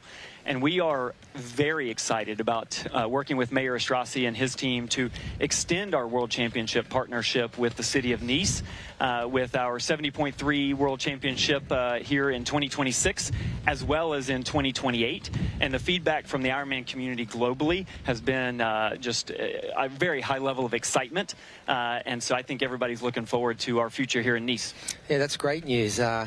Athletes better race out and book their qualification and get down to the French Riviera. There's definitely worse places to host a triathlon and to come to do a triathlon. So it's been a busy week. There's been a lot of talk around the storylines, how the race would unfold.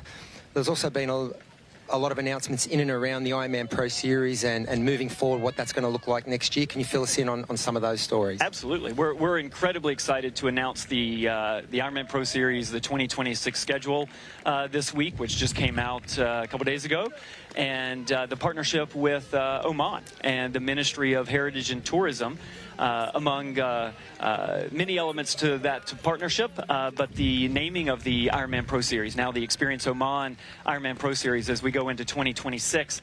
And it really is a testament to the power of triathlon, the power of our sport, and the excitement around the Ironman Pro Series, where Oman got really excited about that platform and all of the energy and buzz around the Ironman Pro Series and how it's really elevated not only the professional side of the sport, but inspired age groupers around the world. And so we're incredibly excited about the future of the Experience Oman Ironman Pro Series and our partnership with Oman, where we'll bring the first full distance Ironman to the Middle East region next year in early December. Naming of the Ironman Pro Series, and also going to be the home of the 2029 Ironman 70.3 World Championship, which will be the first time ever in the Middle East. And so we're really excited about this race this week, but everything that we've been able to announce as well. Awesome. Well, thank you for your time today. I appreciate you taking some time out of a busy schedule to come and join us. And you heard it here first. CEO of Ironman Group, Scott Deroux, has called for a historic Norwegian podium sweep here at the Ironman World Championships in Nice. Back to you guys. Thanks, Craig. Thank you, Scott Deroux. Some really exciting announcements, of course, this week. Great to hear the Ironman Pro Series headed into its third season. It's been just revolutionary for the sport, a great opportunity for the professional athletes, and to see it carry on into a third season is just extraordinary.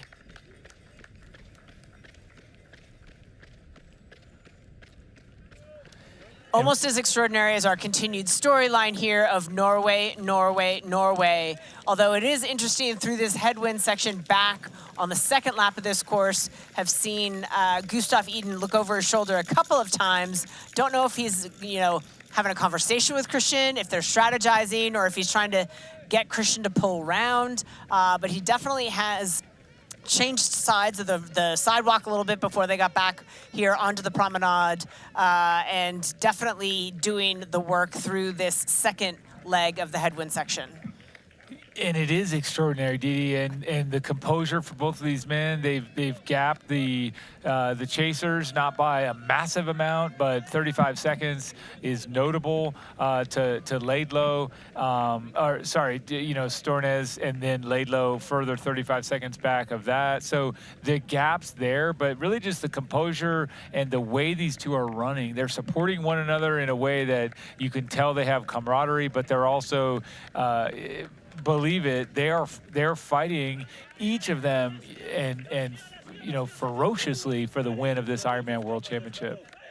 And of course, looking onto the other side of those bollards there makes me smile as well to see the fans, and we lost it with that camera angle as we come back to Sam Laidlow, but the bicycle brigade following our leaders along. There it is, the bicycle brigade. Again, this can't be their support crew. They can't be giving them information. These are fans who you can see posting to their socials, riding along with our two leaders in this historic event. Norway, Norway, Norway, currently first, second, and third here at nearly halfway through the marathon. And Didi, you can You can really appreciate the couple that have the camera turned on themselves and then with the action in the background because they're doing either an Instagram live welcome to TikTok or their own show. But it's also worth mentioning that a handful of them, many of them, were actually on electric assist bikes because they can't keep up with this 5:30 pace per mile. But in all seriousness as well, Kasper Stornes, who is our third runner, 35 seconds back of Gustav Iden, just looks remarkably smooth. And he's only got really just 2 Ironmans to his credit. He's not as accomplished or have near the depth of the other 2. I mean, Christian Blumenfeld has won 5 Ironmans, and this man has not even completed that many. So I say that because that experience level, when it does kick in your favor, is I think getting through some of those hard moments. But I will just say he looks smooth. He does look smooth. And here's the other thing: if you're not going to have the experience, at least he has training partners who have the experience, right? And so those 3, they train together day in, day out, and no doubt that Christian and Gustav will have shared with Kasper, hey, this is how you want to attack it. This is how it could play out. This is how, it's going to feel. They would have prepared him, maybe kept a couple of cards closer to the chest, but if you're not going to have the experience, at least you've got training partners who have the experience and are going to share that with you. And I think, the possibility of this all Norwegian podium, almost too good to be true. And the fact that it could well come true is just amazing. And I think each one of these guys, there's a lot to run for out there right now. Well said, Didi. And the cool thing, too, that we've seen over the years with training partners, when you're training side by side with an athlete that has won on the biggest stage, you always start to allow yourself to ask, if them, then why not me? Because I'm sure at times Stornes has had the upper hand in training. He's had the faster splits, be it a swim, a bike, a run session, a combo, something. And so you start to say, or even if you don't have the upper hand, you match it. And you just start to say, there's really no reason why I can't do this if they have. So that's just even not a shared lesson, but just something that you earn and you keep. And we've seen that, Didi, before with multiples of our Ironman champions. But look at this. We've now got Christian Blumenfeld in the front of the race for the first time, taking the burden there for Gustav Iden. And just as you say that, he comes over to the right, which gives the draft, and he looks over. They kind of check to see perhaps where Kasper is, but really unique dynamic here. This does show that they are still compadres, and they're still working together all the way until they aren't. I mean, one has to wonder, and I want to have a backseat to the conversation between these guys that, like, okay, we're teammates, we're training partners until we're not. And at what point in the race are they not? Well, they probably had these scenarios. I mean, we all go through Ironman and Ironman training with scenarios in mind. And if this, then I'll do that. If that, I'll do this. So certainly these guys have probably had a scenario where they said, okay, here's the deal. Let's say that the dream comes true and we're doing what we think we can do, and you and I are running shoulder to shoulder, Promenade des Anglais. At what point are you, do I drop you? Does it matter? Do we, at what point are we no longer allies and we just really drop the gloves and go for it? I think they've had that scenario. That doesn't mean it'll play out that way. No, not at all. And again, we've seen this, not exact scenario, but we've seen this scenario play out before where it has been a natural selection at some point in the race where one of them just, the cracks in the armor start to show. But clearly these two have strategized, and the whole of the second lap until just a moment ago, Gustav was in front, and then he calls Christian to the front, and Christian's like, okay, yeah, he's my training partner, he's my, I'm gonna air quotes, teammate. It's my turn to take the lead. But at some point, that friendship, that it's gonna turn rivalry because there's just too much on the line. Gustav fighting so hard to get that world championship title back after 3 really, really difficult years. Christian Blumenfeld chasing a perfect Ironman Pro Series points score, right? I mean, he could make history by winning having a perfect score across the board.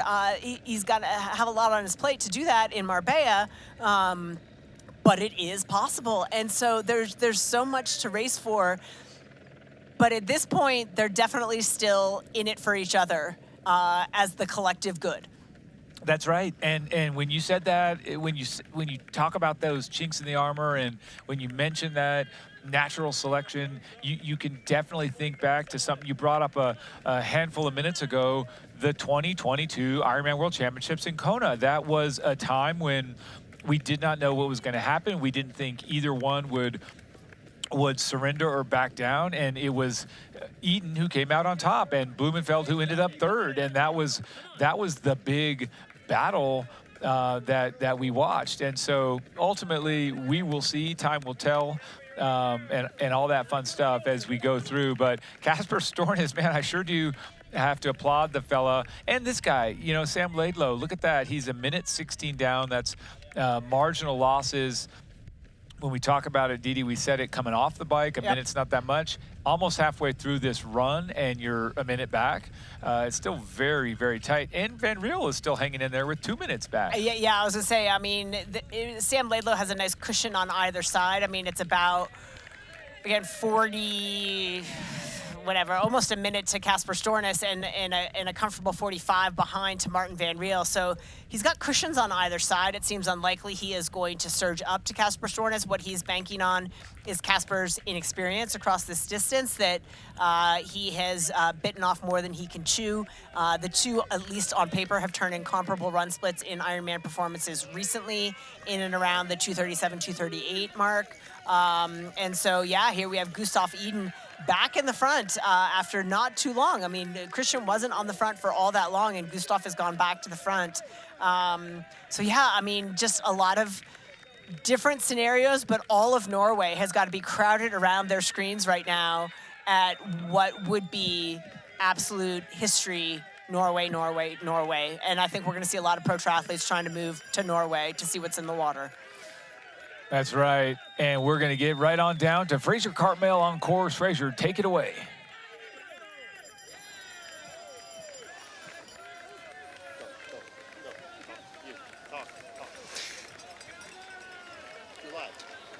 Didi, sorry to butt in there. Didi, hello, I'm live. We've got visuals of the guys. Thanks, Michael. Sorry to butt in. So we've got visuals on the guys now, and I've been listening in intently to your take on this, and to your point about the companionship of these guys. It's just incredible that we're potentially going to see a clean sweep.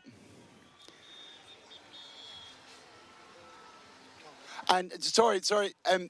So the clean sweep, this clean sweep is reminiscent of 2018. They did it in Bermuda over short course. They did it again in Bahrain over long course on the 70.3 distance.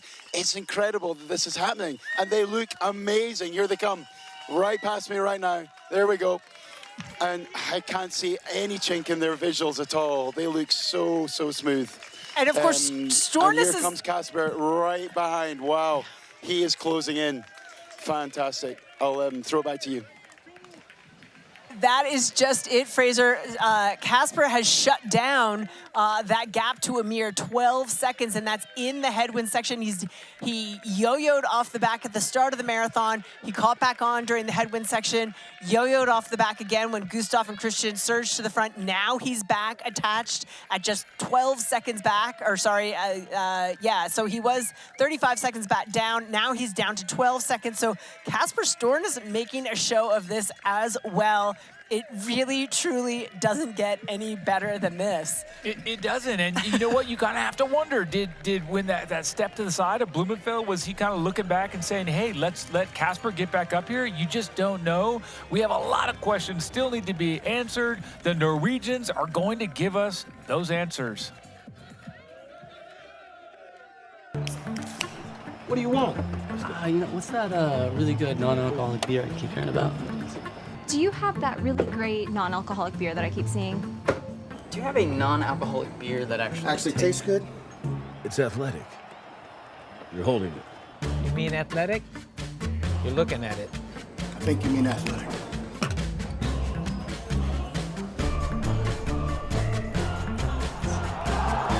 It's athletic. Ask for it.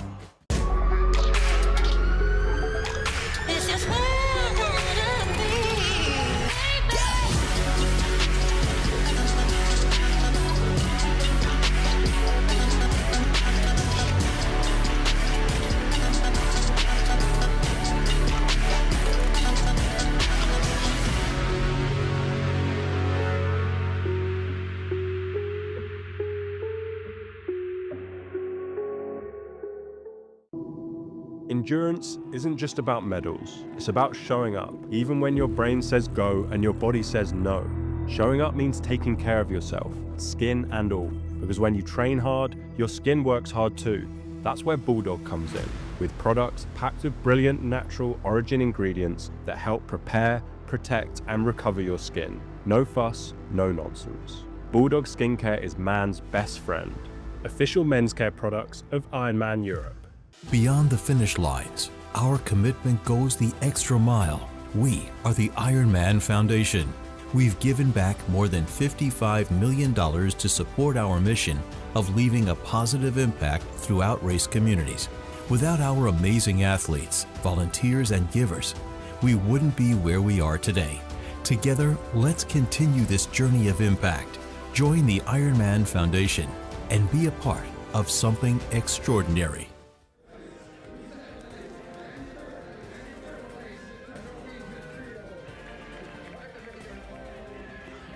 Welcome back here to the Promenade des Anglais and the Ironman World Championship Nice, France. And yes, we have exactly what we all wanted, a head-to-head battle. And now they all happen to be Norwegian, but these three men just going toe-to-toe, and we are going into the second half of the run. What a great opportunity to zip away and hear from Craig Alexander with a special guest, a man who knows something about toe-to-toe battles in Ironman, the legend, six-time Ironman winner, Mark Allen. You guys, I cannot wait to hear what you guys are thinking about this race. Please enlighten me.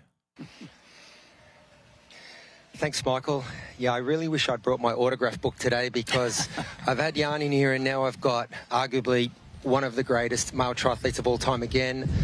Mark Allen, as Michael said, you've won Ironman World Championships 6 times, but probably just as importantly, you've had 10 victories on this course, so you know this course intimately. What have you made of the race so far?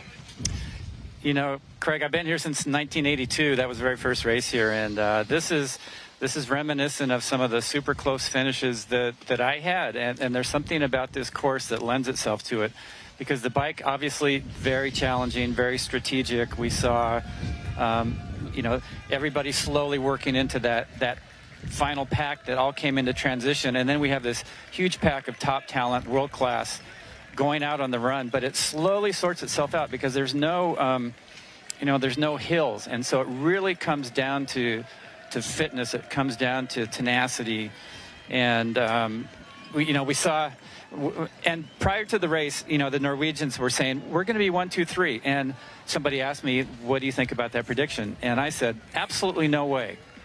However, and you know what? I love it when somebody shows that my prediction was wrong, because it means that something extremely exciting and actually unpredictable happened. And so if they are 1, 2, 3, it will go down as one of the most iconic podium finishes ever in Ironman history. But we saw, interestingly, that, you know, Christian and Gustav are essentially working together. I mean, I'm assuming they're kind of working together, but both of them want to win the race. So there's part of their mindset that is probably not quite working together. And we saw it because as they headed back into the headwind on the return from the far end of the run course, Gustav kind of said, hey, dude, come on, pull your weight. If we're going to work together, you got to do some of this. Everybody talks about drafting on the bike. Nobody talks about drafting on the run. And as you know, Craig, if you're tucked in behind somebody, that gives you a little advantage, especially on this course today where they're running directly into the wind the entire way back. Yeah, that is a great point, because results, race finishes are always dependent upon conditions, and it's the wind actually down here on the coast it's a tailwind, a direct tailwind heading out to the airport, and a block headwind coming back into the wind. So we've seen some tactics at play. Of course, you were a part of one of the great shoulder-to-shoulder races in the history of our sport, the Iron War in '89 with Dave Scott. More recently, we saw a great, it wasn't a shoulder-to-shoulder battle, but a great running battle for the women at the European Championships in Hamburg between Laura Philipp and Kat Matthews. So there is a lot of mental byplay and mental gymnastics that takes place here. I want to drill down on that. You know, at the press conference, the Norwegians were very clear about they train as a team, they often sometimes race as a team. and they would work together until halfway, potentially. It hasn't looked like that Christian's been living up to his end of the bargain. It looked like on the bike he was very strategic. He sat behind Sam, Laidlow, and for the first half of this run, now with the pictures we're seeing with the three guys shoulder to shoulder across road, and what pictures these are. I mean, this is what we hope for and dream for at a World Championships. Christian has come to the front, but again, interestingly, it's with the tailwind. Mm-hmm. Yeah, he's sort of like, okay, but boys, here we go. But as you said, Craig, he's got the tailwind, so he's not really doing the real grunt work. And as you said, on the bike, he was very strategic. He never came around Sam once he was caught, and so he was sort of just letting the race unfold and holding back a little bit. And I have to ask, I mean, he's had two very, very intense long-distance Ironman distance races. He had Ironman Texas. I was there. Incredibly strong on the run. He had Ironman Frankfurt. Incredibly strong on the run. In my opinion, that takes just a little bit of that edge off of what you can put out when there's real pressure, like he's seeing right here. Yeah, well, it is interesting because both Casper and Gustav were at those races, but didn't look like they went as deep into the well as Christian had to. I mean, he ran a 2:34 in Texas and a 2:30 and change in Frankfurt, which are incredible times, as we're getting some footage of Sam Laidlow now, and he's battling on. What a great, resilient race he's had. I just checked the splits. They went through halfway in 1:14.40 or thereabouts, so they're on pace for a sub 2:30 marathon. There's been a lot of talk about that being possible. I don't think there's any doubt it's possible. We've seen it in some other races. Manuel Macias ran a 2:26.50 in Ironman Brazil. We've seen Matt Hansen do it in Challenge Rot and a couple of other races. No one has done it at a World Championship race, though. Yeah, and I'm not sure it's going to happen here today, because there is going to be part of these three guys running together that's strategic, that has nothing to do with trying to set a marathon record. And so they may just be holding back a little bit on this third loop to sort of set themselves up for that final loop where, like, the rubber's going to hit the road and one of these guys is going to do it. You know, interestingly, I saw Gustav 2 days ago in the elevator, and he had his racing flats, and he goes, "Here, check these out." And I put them in my hand, and they were literally as light as my cap.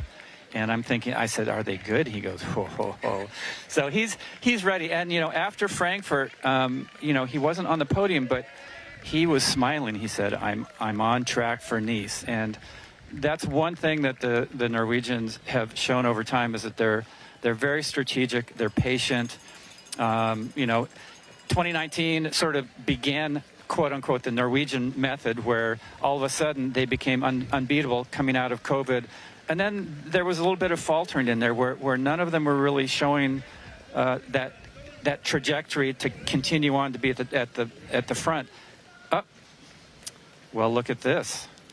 Yeah, it's interesting, isn't it? For the first time, I mean, about a lap ago, I was going to say, are we going back to 2022? It looked so reminiscent, that race we saw when both Christian and Gustav were trying to chase down Laidlow, and Gustav spent a fair majority of that marathon on the front and then slowly ran away. But it looks like Gustav's, I'm not sure if he's hitting a rough patch here or the other two boys have slightly picked it up. Casper Stornes, for me, is interesting. He had probably the slowest transition, gave up 30 seconds, ran back up to them in 5K, which is no easy feat. Started taking his turn on the front into the headwind as well. Got gapped again when the move was made at the end of the second lap, has bridged up again, 30 seconds, and now he looks nice and smooth, but it's just, there's such a contrast between their turnovers and their techniques. So, I mean, we have this idea of what we think textbook running looks like, but in the end, it only really matters what happens from the hips down and how fast you actually cover the ground. Exactly. Casper actually looks the lightest on his feet. Sam here, obviously not quite as light as he would like to be. If you look at a lot of Casper's splits from previous races and you kind of add it up, you actually got to scratch your head and go, why hasn't he won something like a world championship? Is today going to be the day? As you mentioned when we were off camera, Casper really runs a sort of erratic pacing. Like he's a slow, and then he picks it up and he closes those gaps. I'm really I think this opening from Gustav might be something that sticks, though. Yeah, it's a great point, and I mean, you're right.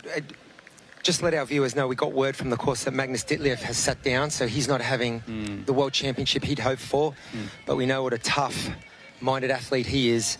So let's hope Magnus can get up and get going again. But yeah, I mean, if we look at the run splits this year, Kasper Stornes went shoulder to shoulder with Christian Blumenfeld at the Ironman Pro Series event in Aix-en-Provence, which was only a 70.3, but they ran a 107. He did run on Christian's shoulder for a large majority of the marathon in Frankfurt, and he ran a 2:35 to Christian's tick under 2:32. So they both have the runs on the board. The question is, have they gone into the well too much?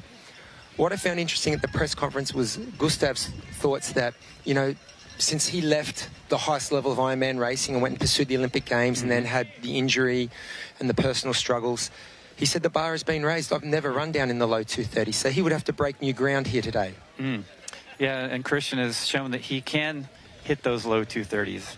This year, he's shown that. Kasper, I think he's trying to kind of soften things up. I don't know if he feels like he can hold that pace all the way through. Again, here's Christian sort of doing what he's done all day. He's the shadow. He's lost an incredible amount of weight because he knew that carrying extra weight up and down those hills, as we know, neither he nor Gustav were here in 2023 because they were going for the Olympics. So to see them preparing for this course specifically, and for Christian to, since last year in Paris, to just be slowly losing that weight that he knew he did not want to be dragging up and down those hills on the bike.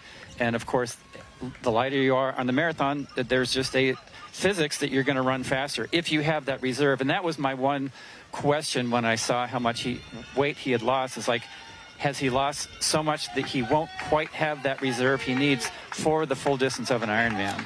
Well, I think we're going to get the answer to that in the next 45 minutes or so. But, I mean, you know, we often talk about the course profile and, you know, this is a flat marathon, but flat often means fast but not easy. There is no downhill sections where your heart rate can drop, where you can reboot your leg turnover. You've just got to generate your momentum the whole time here. And I've always found them as challenging or more challenging than hillier courses. The change in pace that Kasper has demonstrated is interesting to me. I agree. I think Christian, he looks like he's sitting there playing his card. He's patient. I think this is a crucial lap. Like, you think, oh, the third lap's crucial, and then you can bite down on the mouth guard the last lap. But I think these guys are just setting it up for lap 4. I think they're setting it up for lap 4. Anyway, it's been great, Mark. Always a privilege to chat. I could sit here for an hour. Can't wait for the finish. I'm just going to throw back to Michael and Didi, guys. Things are starting to really heat up. Thank you guys so much. Just a treat to hear you guys chat, and I wish I had my autograph book for you both, Craig and Mark. Great stuff. I love it. So, Didi, a lot of dynamics, and you know, we keep talking about what we think is going on and what we think is in their heads and what we're observing, but in the end, as you and I were discussing just now, ups and downs, highs and lows, they hit each athlete when they want to hit each athlete. Some of them have very short lows, some have long highs. Either way, there's a great part of this race that is somewhat out of our control, and we respond to it. Will these two burst away and take the 1-2? Let's find out in a few minutes.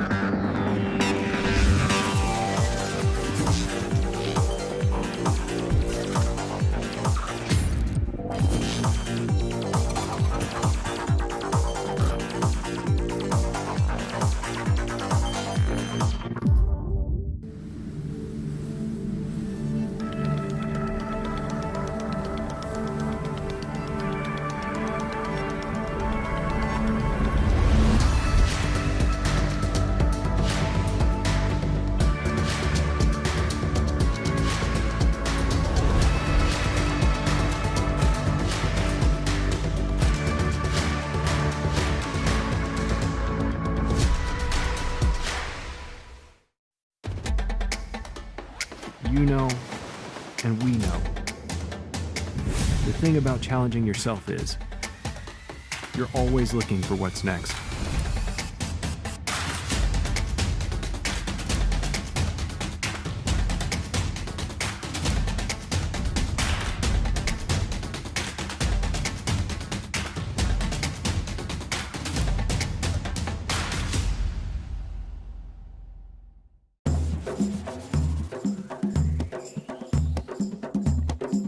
It's the beauty of Oman.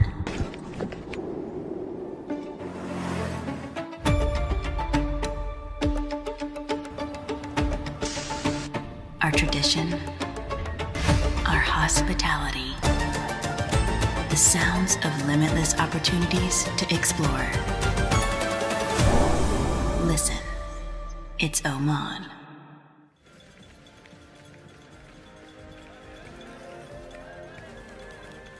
And we are approaching midway for lap 3 of the Hoka run course here at the Ironman World Championship. The Promenade des Anglais is delivering the drama as it always does. And Didi, I tell you what, we just came away from the Norwegian duo of Blumenfeld and Stornes, and Stornes was trying to wiggle to the left and get Blumenfeld to pass him. And there was absolutely no chance. Christian came right behind him, and Casper tried again. And with a bit of dismay, he sort of said, okay, and is staying in front. But Blumenfeld, I think, is answering yours and my question, the question of when do they drop the gloves? When is it no longer a partnership? We're full in there right now. Blumenfeld is racing for the win. He's not giving advantage to anyone. He's not coming in to, quote unquote, take a lead, share a lead, push anything, I think. No, and we saw it sort of on the bike where when Laidlow inserted himself back into the race after a really rough start in the swim, Christian Blumenfeld really just attached himself to Sam Laidlow and said, I am going to keep eyes on this guy until, like, this is the guy I need to beat. I'm going to keep eyes on this guy until the end of the bike course, knowing what he had in his back pocket. Gustav Iden did a brilliant job at doing the same thing, but Christian Blumenfeld has not put himself in a role of being the aggressor, never did it on the bike, not doing it on the run either. And guess what?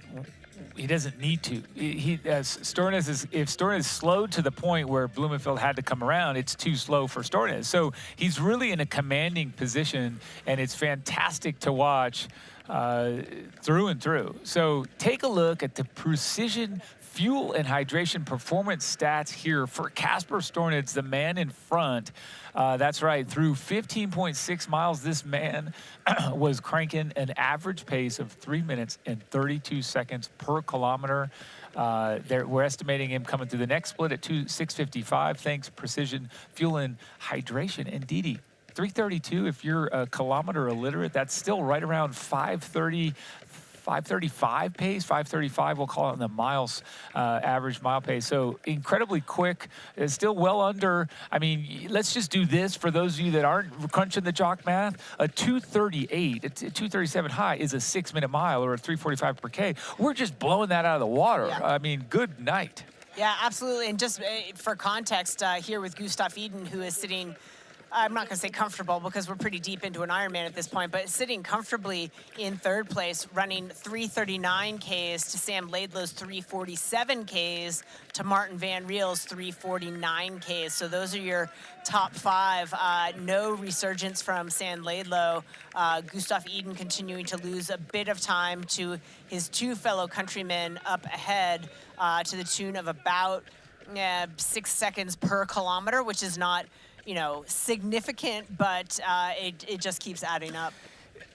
That's a solid 6 seconds per K, 10 seconds per mile. I mean, that's when you start to say, hey, these are big numbers. Yeah. This race dynamic right here between these two as they approach that turnaround is fascinating, and they're going to run over the median here in just a second, and I think that'll be another opportunity for Stornes to sort of try to let Blumenfeld get in front without losing too much momentum. And let me bend over, tie my shoe here. Why don't you take the lead now that we're back into the headwind? But you know what? You can't play around too much because the hard look for where is Eden, because I think also with the likes of these two up front, each of them battling the other, but still knowing that in this race, you don't leave Gustav Eden unchecked. I mean, you can't forget about him. Well, and again, through that last timing segment, you know, Eden had given up a bit of time to them, but he's 13 seconds down, but through that last segment, running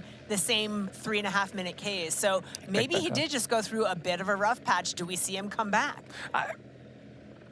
I think that there's, even if we're still speculating here, the one thing that you're not speculating on is that there are always energy ups and downs, highs and lows in Ironman racing.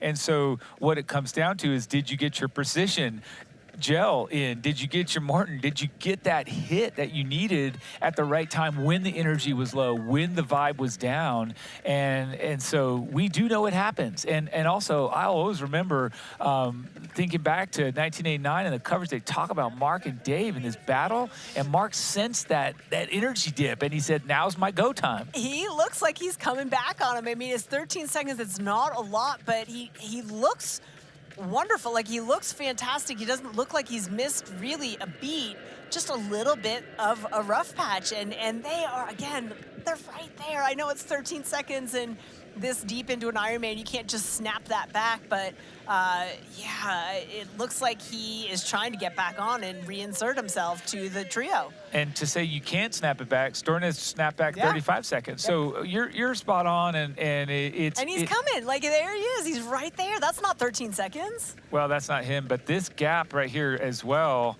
look, this is kind of yo-yoing a bit as well. So I think that the more you run in front, as Stornes is, and the more you want something, the more you start to gain more strength. Look at him go.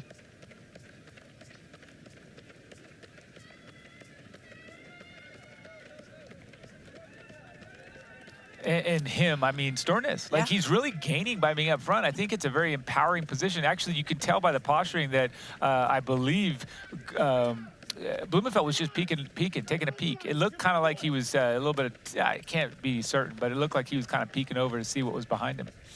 I think, see, is that Gustav behind? I mean, there's a wheelie with him. It's got to be a camera. Yeah, way back. I thought they had just passed a fellow that was in white that looked right there. So they're all in white. So 13 seconds, yes. We have, but look at this, another move. This is Blumenfeld losing ground to Stornes 100%. So they are no longer together. Stornes has opened up that gap. This is the most fascinating Ironman World Championship marathon that we've seen in a long time. Yeah. And it is so good because now Stornes is gaining that energy. He does not hear or feel Blumenfeld on his shoulder anymore. This is unbelievable, and I want some more. Yeah, 100%. And I think these lapped athletes are looking at what's going on around them and saying, well, yeah, it's Norway, but that's not the Norwegian I thought it would be. Look how far back Blumenfeld is now. This is a proper gap. And so go, Stornes, go, as he approaches the end. Still a couple K before he gets to the end of the third lap. But remember, here on the Promenade des Anglais, we have 4 laps to make a Hoka run course complete, and this guy is in the driver's seat, and he's just really commanding everything right now. Everyone pay attention to him. Everyone follow his move. He sort of tried to get Blumenfeld to come through. Guess what? It didn't work, and now it doesn't matter. He's like, yeah, I don't need you, bro. I got this. I got this all me. Again, he was off the back at the starts, where Gustav and Christian had gone to the front to pass Sam Laidlow. Casper stuck a little bit in arrears, fought so hard on that first lap through that headwind section to get back on to that pack and was successful. And now, end of lap 3, he seems like he's running away with it. This is really fantastic. And back with Blumenfeld, who is, you can tell he's having a little bit of maybe that moment where, yep, shaking out the arms, a little bit of less sort of fluid movement. He still looks fantastic, but I think it comes back again to those energy ebbs and flows. And right now, he is 100% in an ebb. He is down, he is low. He's got to come back to get back to where he needs to be with that flow. So great stuff here today on course as we approach or just hit exactly 7 hours of racing. Didi, we are closing in on the finish of this beautiful race here at the Ironman World Championship. Beautiful and extremely challenging race. This has been, the race dynamics here have been absolutely bonkers. If you're just joining us, Sam Laidlow with his struggles in the swim, caught back on to the group at the tail end of the climb through the plateau section of the course. The group thinned out at the start of the descent. Technical skills being the differentiating factor, blew up the lead group. That had been 3 strong. The chasers caught the lead group, and then coming down the descent, it was Stornes, Blumenfeld, Eden, Laidlow into transition. The 3 Norwegians now at the front of the race in an order I don't think anybody would have had on their bingo card. Well, that's right. Look at this, 5 seconds, 18 seconds. I mean, that was at the last split, but we know it's more now. So Casper Stornes and Mark Allen said it earlier, he has since, well, early on, looked the lightest on his feet, the most forward on the forefoot there. He does look just smooth. Now, granted, looks don't count for really that much of anything, but it gives us those clues, those insights into how the race is going. A little heavier on foot here, but still exceptional. I mean, this race has a lot of battle ahead, and we're going to sit here front row to continue to watch it. Oh, absolutely. And I mean, we had Mark Allen say, you know, Christian Blumenfeld trimmed down considerably. A lot was said of his weight loss coming into this race. You know, yeah, power to weight. You don't want to be carrying that weight up the climbs. Did he go too far? Was it too much? Didn't seem like it was, but now we're getting to the business end, the last 10, 12K here of this Ironman marathon. Are those energy stores just too low? Like, does he not have what it takes, or is this just a breakthrough, otherworldly performance from his countryman Casper Stornes? Well, we've been saying it since the beginning. These 3 train together day in, day out. They've done all the same general planning and execution getting to this day. And so we do know that Casper is capable of this. And we spoke of it earlier that he has trained with the guys that have won the title. And so he knows he can do it. Now, that was obviously a little peek inside the soul there of Christian Blumenfeld. When you give that hard look, it means you're not feeling that good, and you're no longer thinking, how do I get to Casper? You're thinking, how do I stay away from Eden? Gustav.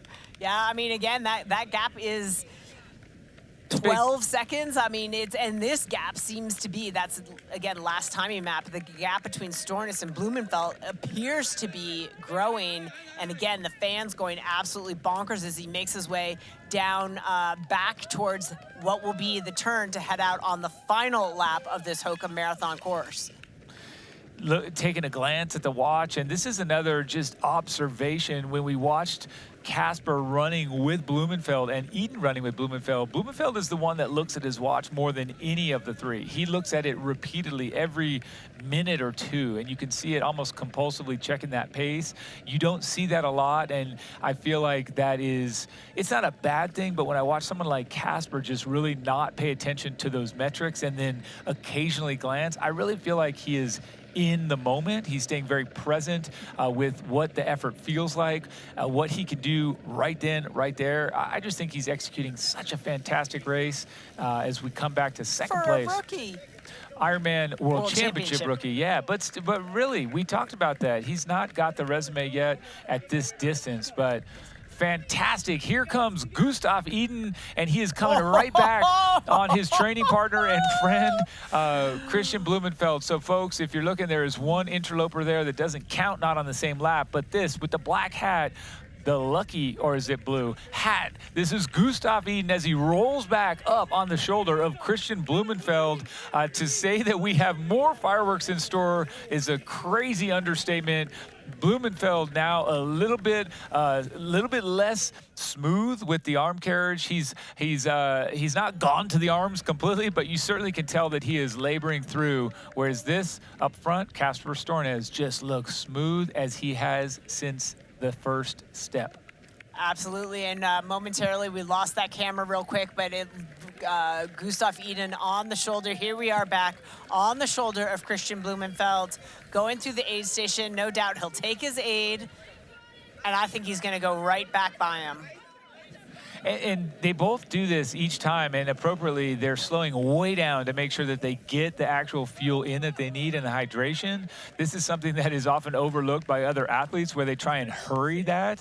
Blumenfeld got right back in front, had a couple words, and it's just absolutely I don't know, the toughest thing to not actually hear what they're saying. I wish we could get right in there with a microphone and just dangle it over their shoulders. Just through that last segment, though, we had talked about that 330K, 330 to 340K. For that last segment, Christian Blumenfeld 354K, so definitely going through a little bit of a rough patch, but I actually like what Gustav is doing here. Doing to Christian what Christian did to him a lap ago, sitting on the shoulder, taking the draft into the headwind section. Gustav has come back on Christian Blumenfeld. When we get to that turn, it's going to be full guns blazing for all of Team Norway here. Kasper Stornes with the upper hand with 10 kilometers, a little over 10 kilometers to go. I'm sorry, Didi, I know you're the same, but such a fan of the sport, and I just have to say how much I appreciate Ironman running and seeing these guys on this 4-lap course, because there is so much that happens, the ebbs and flows, the highs and lows of the energy, the highs and lows of your mental side, just everything. It is the best part about it, and we're getting the greatest foot race here. But to see all of the ups and downs, it's just fantastic. These Norwegians are really delivering today. Absolutely putting on a show. And again, going back in the tracker, Sam Laidlow still holding down 4th place. He's 2 minutes 45 back, still with a comfortable margin of 1 minute 15 seconds over Martin Van Riel. So your top 5, still your top 5. So no interlopers into the top 5. Jonas Schomburg holding on strong to 6th place. He had faded pretty hard in that last 40K of the bike, but he is running strong with Nick Thompson in 7th place at 10 minutes back. Oh, good for you, Didi. I had sort of forgotten there was anyone else in this race except these three. It's just too riveting for me as we get right in up and close with Kasper Stornes glancing again at the pace. The GPS watch does not lie, giving him real-time feedback. He continues to look really great, light on his feet. Again, that forward foot strike, very little contact time on the ground. I mean, that foot is down and up immediately. There's no absorption. It's really just good energy return. And his lead now against his fellow countrymen up to 40 seconds. 40 seconds on Blumenfeld, 42 seconds on Eden. Again, Gustav Eden coming back on Christian Blumenfeld, but not taking the bait, waiting, biding his time potentially into this last 10K. We thought all along it was Christian Blumenfeld who was being the strategic one, always sitting on the shoulder, not spending much time, taking the wind, setting the pace. And now it's Gustav Eden who fought to get back on the shoulder of Christian Blumenfeld, headed back into the headwind, waiting for his turn, perhaps when they make that last turn with 10K to go. We also can't discount the fact that Blumenfeld was dangling. So he got dropped and then he was dangling. He was exposed. And when Eden caught him, there was a lift to that. He obviously got a physical lift from going through the aid station, but he did have that emotional boost by getting Eden up with him. So that counts for something as we watch Stornes grab into the jersey and pull out his own special electrolyte mix and calorie mix and then zip right up. And this is something, again, that we talked about it, Didi, where it's more of a thing now. It's more expected to bring what works for you in the jersey there versus grabbing only on course nutrition. Absolutely, and the other advantage to this World Championship event is the pro services table. Each lap, the pros have a table where they can put their bottle. It is at the turnaround, so we will see. We saw it on the last lap. Athletes will grab their own bottle of whatever it is that they want. I mean, again, the nutrition, the advancements in nutrition sciences, and the amount that these athletes are able to intake all of these products across the board just raise the bar and allow these athletes to put in these performances. And here we have Gustav Eden going back by Christian Blumenfeld as they make their way towards the turn for the final lap of the Hoka Marathon. They're approaching that final turn at the finish/transition area, and then they do have that crazy last turn there. But remember, each lap is about 10.5 kilometers, and that is how we get through 4 laps of the Hoka run course. Right now, we've got Gustav Iden back in front, the 2022 Ironman world champion, in front of Christian Blumenfeld. And you can still see that Christian's laboring. You can see that he's lost that super composed and completely poker face appearance. But he is still battling it out. And Didi, what better way to get right inside and feel the vibes of these men running than to throw down to Fraser Cartmel on the run course. Fraser, please take it away. We can't wait to hear what it's like there on the beat.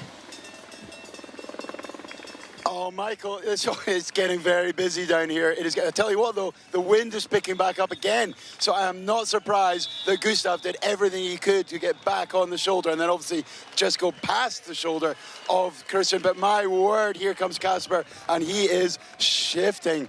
And oh my goodness, he looks super composed, straight through the aid stations, not slowing down one bit. I mean not one bit. Straight through water, straight through coke.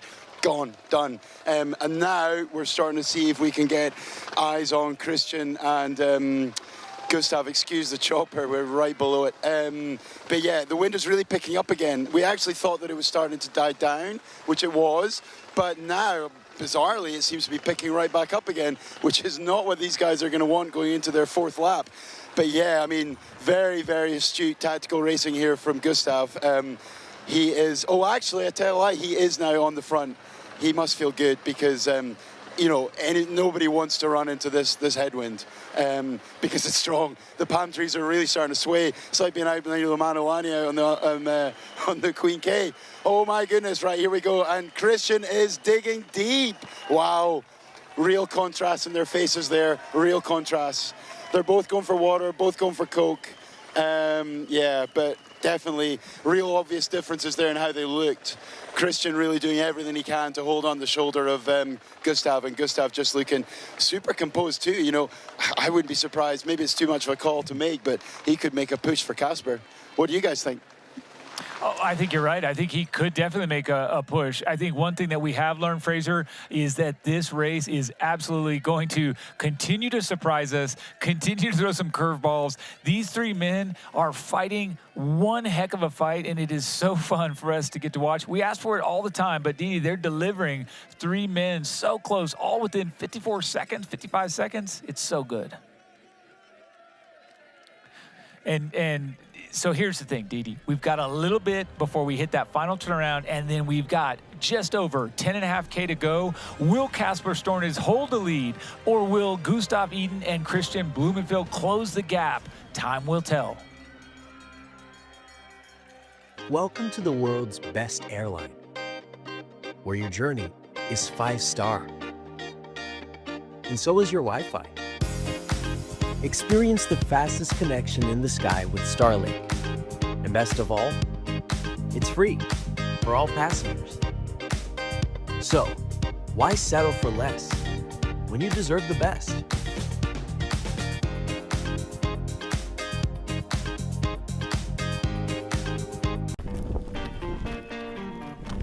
We're not here to sell you on this life. You already chose it. No shortcuts. No hype, just work, same as you. Built to outlast, endure. 40 years in, and we're just getting warmed up. Welcome to the Ohana.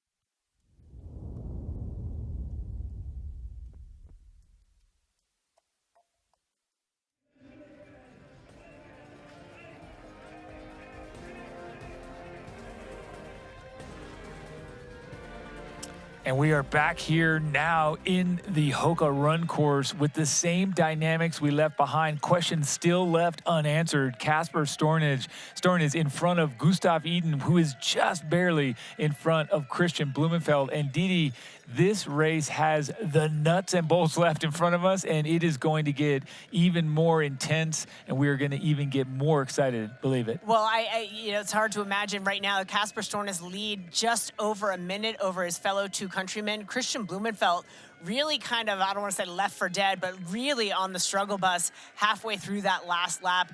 Gustav Iden swept him up, and he is holding the shoulder of Gustav Iden.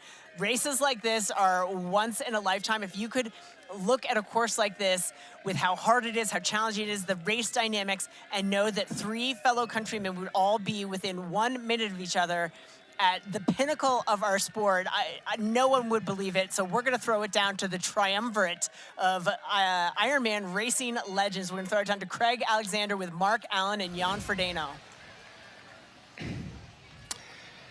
Thank you, Didi. Yes, there's a fair bit of Ironman World Championship experience with me in the booth here, and I think I'll throw to you first, Jan. This race is the gift that keeps on giving. I mean, we've seen it ebb and flow. We've seen some changes. Casper's gone out to a minute with 1 lap to go. He looks full of running. He's running himself into the history books. You just went out for a run. The wind has picked up here. We've seen it's been a very tactical race, but tactics now are going to be crucial. Absolutely. I mean, here the wind is an absolute factor because you've either got it completely as a tailwind, as these guys have now on the way out to the airport. And this will be interesting to see what Gustav does. And that's why Gustav's move was also so interesting just before the end of this lap to actually just get ahead of Christian and give him a bit of wind blockage. We thought maybe he's got one more match to light to try and close this gap. I mean, this is one of those championship moments, right? But for this guy, I mean, Casper, he's been in the shadow of these two for so long. The Norwegian train has been talked about, and it was just a translation of Christian and Gustav.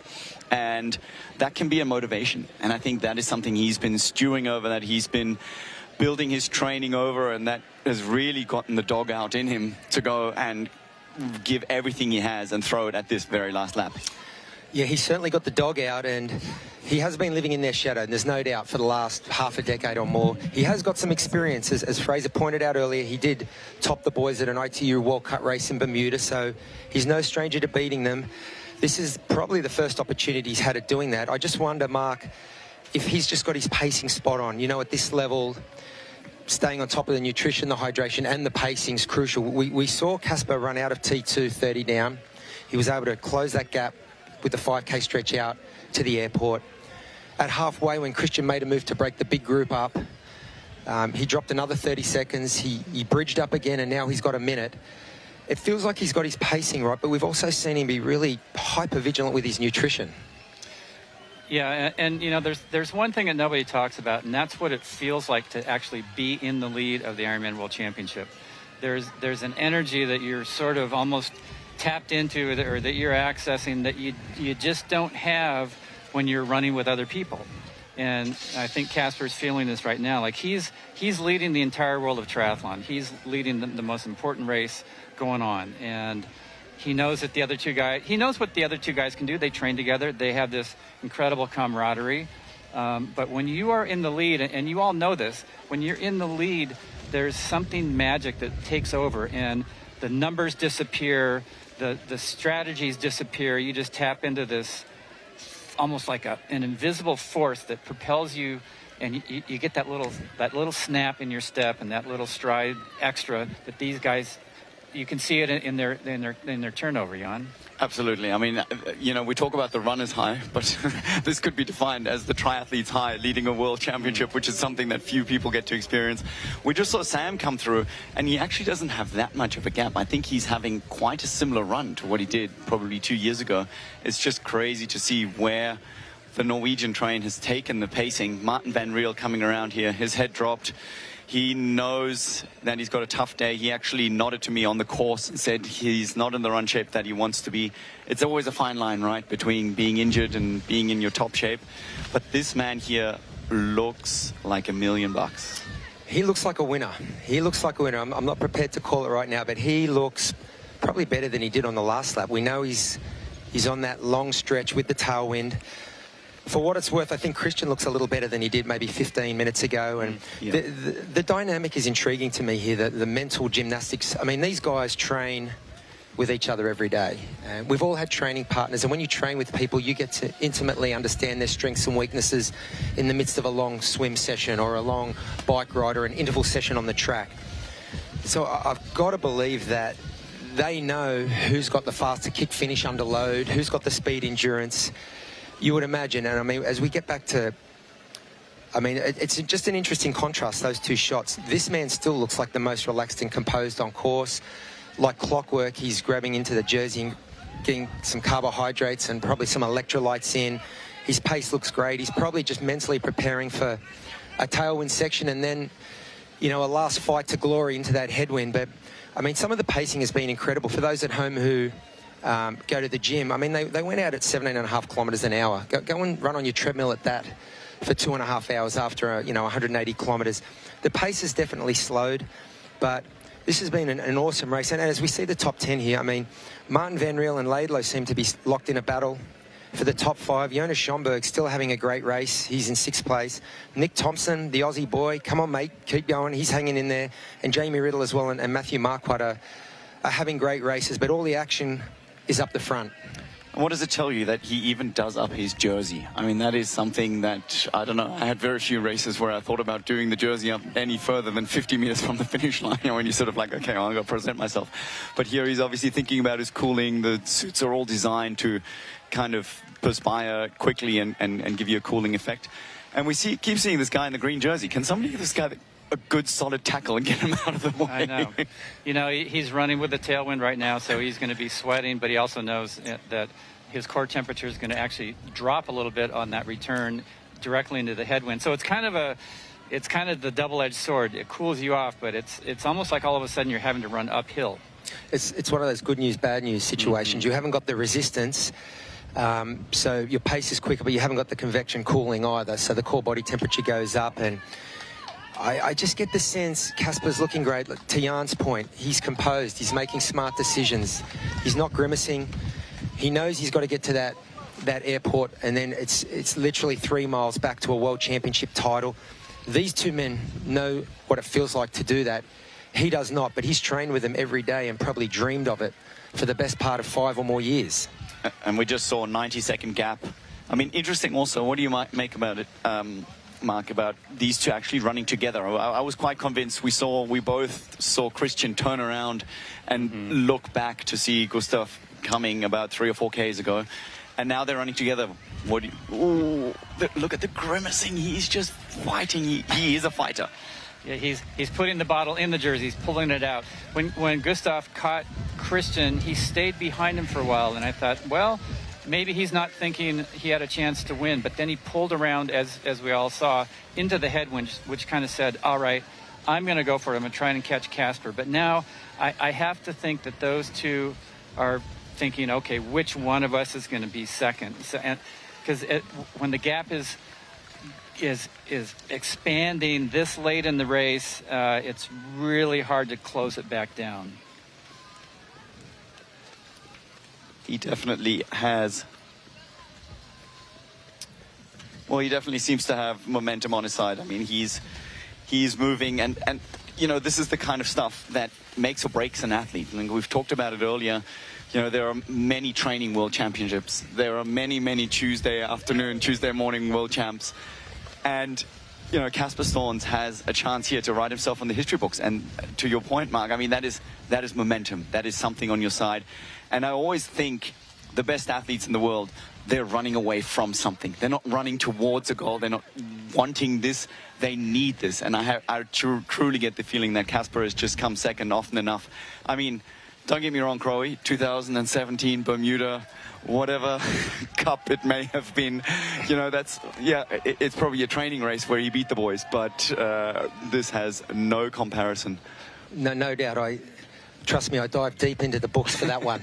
I wanted to find something where Casper had any sort of moral victory, as we now see again. I mean, this dynamic is just incredible. It looked like a minute ago, Jan, we saw that grimace, we saw him, he looked, but one thing we know about this man, he has a capacity to suffer, unlike many others. Gustav looks like he's hit a real flat spot here. I mean, when these guys blow, they really do blow, but then they have the capacity to come back. I just think this change of pace, this change in style, these facial expressions are just indicative of the fact that these two men are operating on heart and maybe muscle memory. Casper looks like he's just got a little bit left in the legs. As we see again, Christian just grimaces, but the leg turnover is still good. There's a fight. There's a fight on here, and again, these men know each other's game so well. They train day in, day out, have done since they were 13 or 14 years of age. They know each other's mental game as well. So the tactics here, I mean, they would have to know who's got the best sprint finish under load, who's got the best kick from distance.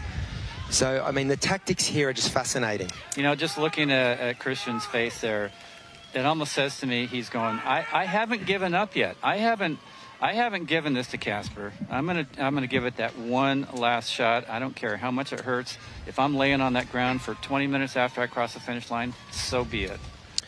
Yeah, well, I think it's one of the indicative things of the World Championship mindset. It's never over, and you fight to the death. I mean, one foot after the other, that's a simplified way of putting it, but as you guys know, sometimes you just break it down to the bare bones, and that's where you're at. That's all you have left.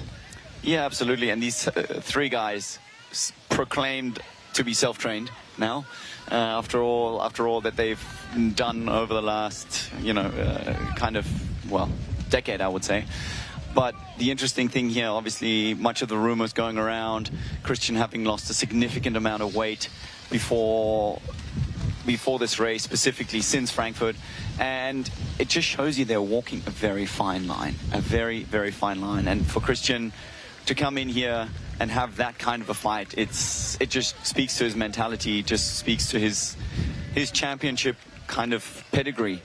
That's what you need. And he posted on Instagram, he goes, it's a fine line between effed and fit. And he goes, I'll find out which one it is on race day tomorrow. Well, I think he's finding it out right now, but again, Mark, he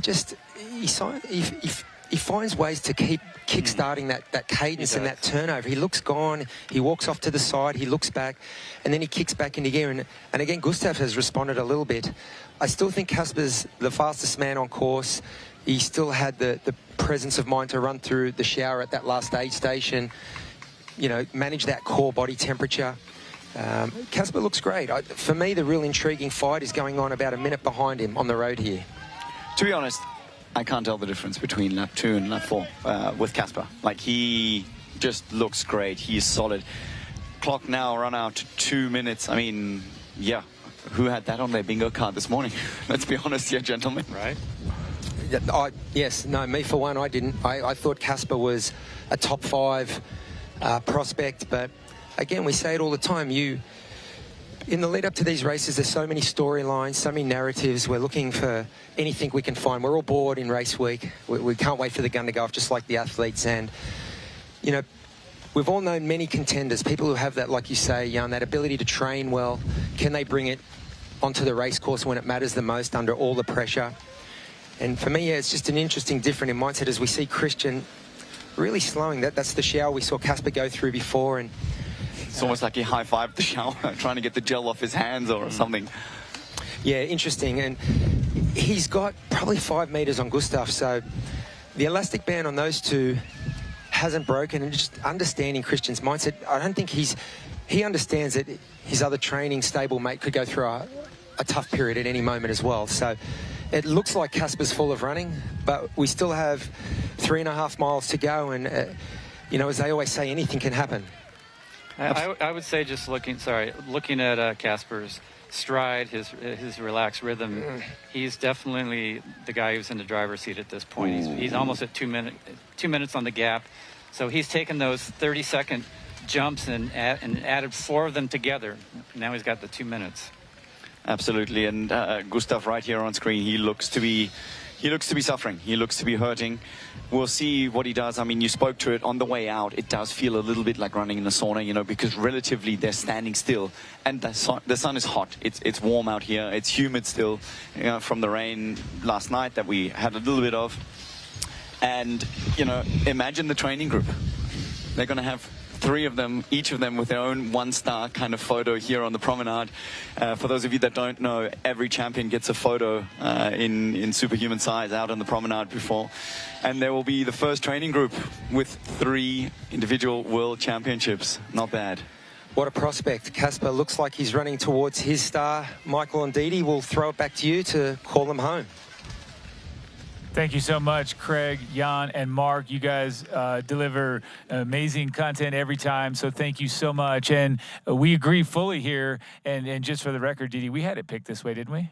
Yeah, I mean, I knew it all along. At least for the last 5 minutes. I knew it all along. But yeah, I mean, one of the things they didn't mention, Gustav is obviously in a world of hurt right now, and I think he's having some stomach issues. We caught a little bit of an ejection of the calories just a moment ago, and he looks like he's still got that battle in his hand. So when that stomach settles, still mindful that he wants to get those calories down the hatch for that final 5-kilometer push. So he hasn't discarded the bottle just yet, but definitely has slowed to let the stomach sort of unwind a little bit and take one last swing at his countrymen there. I agree. I don't think there's anything going to stop Casper Stornes at this point, but the battle between Christian Blumenfeld and Gustav Iden is not yet decided.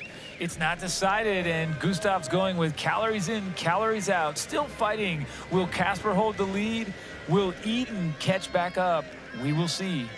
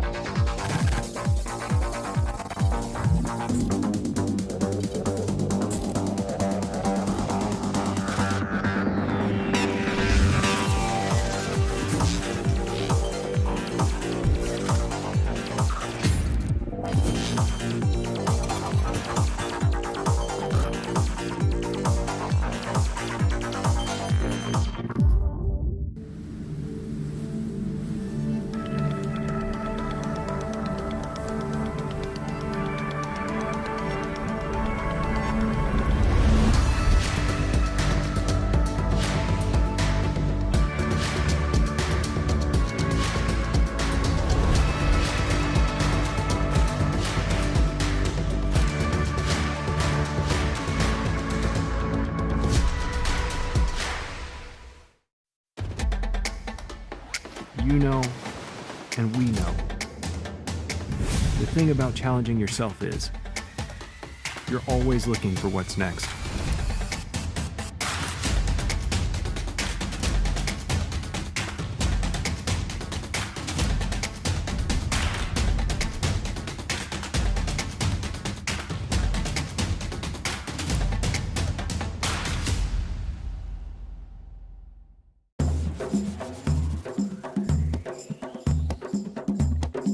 It's the beauty of Oman.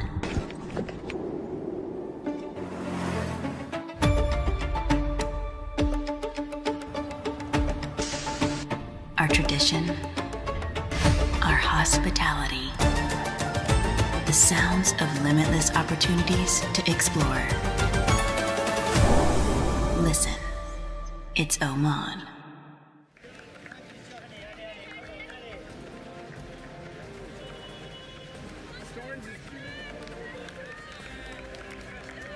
And we are following along behind second place here, Christian Blumenfeld, as he comes it up to the turnaround for the 4th and final lap of the Hoka Run course in this, the Ironman World Championship.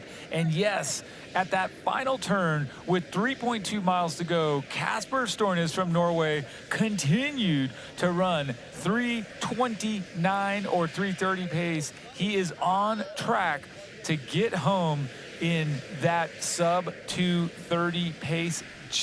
I mean, I think really he's actually probably still at that 2:28 high. If some seepage of the pace, he might get into the 2:29s. It also depends, like how much is he going to want to celebrate versus breaking that 2:30. And Didi, if the math is correct, 7:55 is really in the cards here today, 7:56, and this is amazing. When they were talking sub 8 hours on a course like this, I think people thought they were Cuckoo for Cocoa Puffs, and the fact that it is, I mean, we talked about it on the bike, average paces over 40 kilometers an hour with that amount of elevation gain.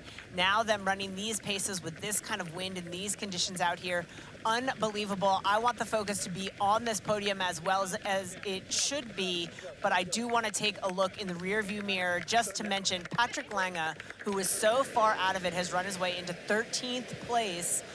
He is considerably far back at 21:39 back, but continuing to pick off at one athlete after another, and it is not outside of the realm of possibility that he could run his way into the top 10, which would be pretty unbelievable. Would be pretty Patrick Lange. No, don't be sorry. That's great. Look at this. I'm actually rerunning the math, and if we're actually at 4.2...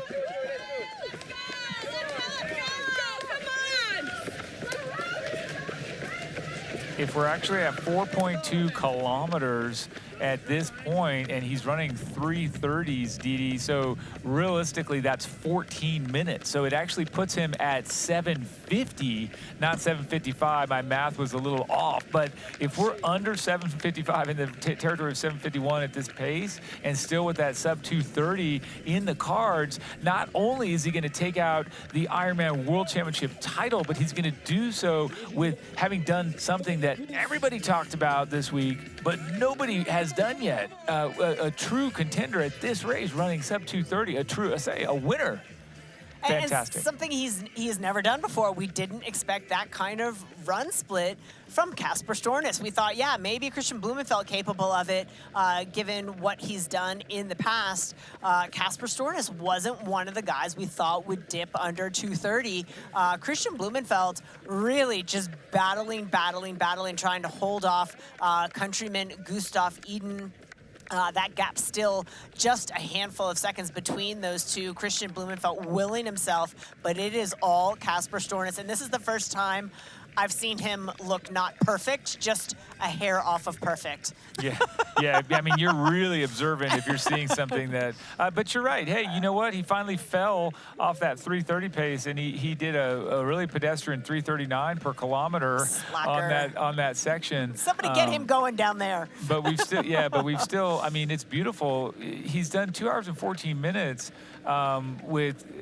with only 4K to go. And again, 14 minutes, that's 2:28, really just approaching 2:29. I'm still saying that it's up to this guy as how much he wants to celebrate. Gustav is back. The stomach settled. He got some calories on board. He is re-engaged, back by Christian Blumenfeld. I tell you, these guys not letting this be a dull race. It is, yes, Norway, but the race dynamics between the three of these guys on this Hoka Marathon course have been truly memorable and historic. Well, a lot of back and forths. Eden has come through and did not pause at all on that. He did find himself feeling better and rolled through. You did see Blumenfeld looking very rough when he was on camera. His face was on camera a couple of minutes ago. And our spotters are even saying, too, that back we're seeing a little bit of another lead change where Martin Van Riel is coming back on Sam Laidlow. So still fighting for 4th place and 5th place back there, Didi. But, you know, who can look past the 3 Norwegians? I mean, Casper has not looked back, and the other 2 Norwegians, just a whole ton of cat and mouse.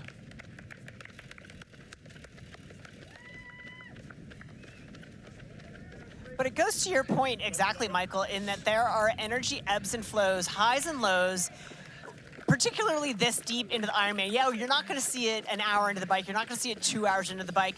You are going to see it 2 hours into the marathon, where everyone's going to go through a bad patch, and it is, how bad is that bad patch, and how long does it last, and can you get it back? And what we've seen Christian go through a really bad patch and get it back. We've seen Gustav go through a really bad patch, and now he has it back. The only one that has seemed somewhat impervious to the bad patch is the guy in the front of the race, and that's Casper Stornes. The only time we could even say that it looked like maybe he was suffering was in the first 2 miles, Yeah. where he lost that time and you thought, oh, he's 30 seconds back, maybe it's just too much. But he was really just adjusting to running. And ever since then, Didi, you are exactly right. Zero faltering from that. And that's, honestly, I'm so excited to see, because I do believe if he stays there, that 2:29 and change is going to happen today. It is unbelievable, because to me, Christian Blumenfeld looks better than he did a lap ago. He just came around. He literally looks better than he did a lap ago, but Eden has rebounded by more. Yes. Yeah. Yes. Yeah. And back to that point of the troughs, you know, the peaks and the valleys, and Eden was vomiting. And when you lose those calories like that and you then compose and bring them back in, there's going to be a rebound effect. And those calories have obviously kicked in and helped. He got more in, and perhaps something that was slowing him down was there in that GI, and he's emptied those contents and started over. So again, that's, to me, that really speaks a little bit more to that experience level, where some of the rising talent might not know that it's okay to vomit in a race and still win. It's okay to vomit and still come back to an excellent run. But anyway, as we come back to the man on the camera, give him more credit. He was the third wheel of the Norwegian train, but no longer he's going to be the fastest and the newest Ironman world champion. Absolutely. No longer the other Norwegian, right? No longer the other Norwegian. He is the Norwegian of the hour. Kasper Stornes on his way in his rookie debut at the Ironman World Championship, going to take home a title to become the Norwegian of the hour. Kasper Stornes putting on a show here today ahead of his fellow countrymen Gustav Iden and Christian Blumenfeld. That's right. And back here with Gustav Iden, rolling along with him, and then back to Blumenfeld. So fun to just bounce back and forth and watch these athletes just really do what they are set to do, which is not just fight each other, but fight the distance, the ups and downs, the ins and outs of this. And now look, run in, he's still cooling himself. He waved ahead of time and said, give me that hose, cool me off. We have crept up in temperatures into the upper 70s, nearly 80.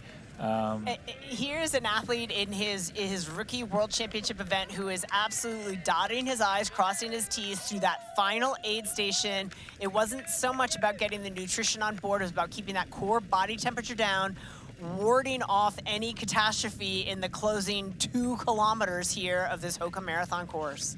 Wow, just really fantastic. And we were trying to find a little bit of breakdown in his form as he just looks at his watch, Kasper Stornes, but he doesn't have any of that run ugly, that suffer of the late stage of the Ironman. He's right up on that forefoot just as he was when we saw him at the beginning. Just such execution, and I mean, just a huge amount of respect to come in here and realistically do what he's doing with only, from a standpoint of finishes, he's only finished 2 Ironmans. I mean, he dropped out of Ironman Germany in his first go-round, and he has finished 2 this year. So that would be in Texas, and then, of course, at Ironman Frankfurt, the European Championship. But wow, this is finish number 3. Yeah, and again, the story of the rookies. We saw 3 rookies at the front of the race early on the bike,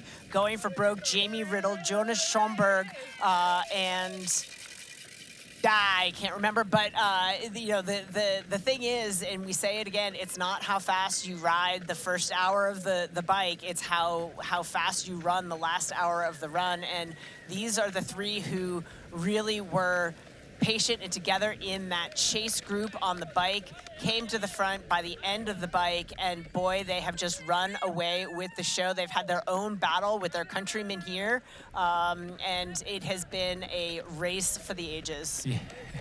As Crowe said, the gift that keeps on giving.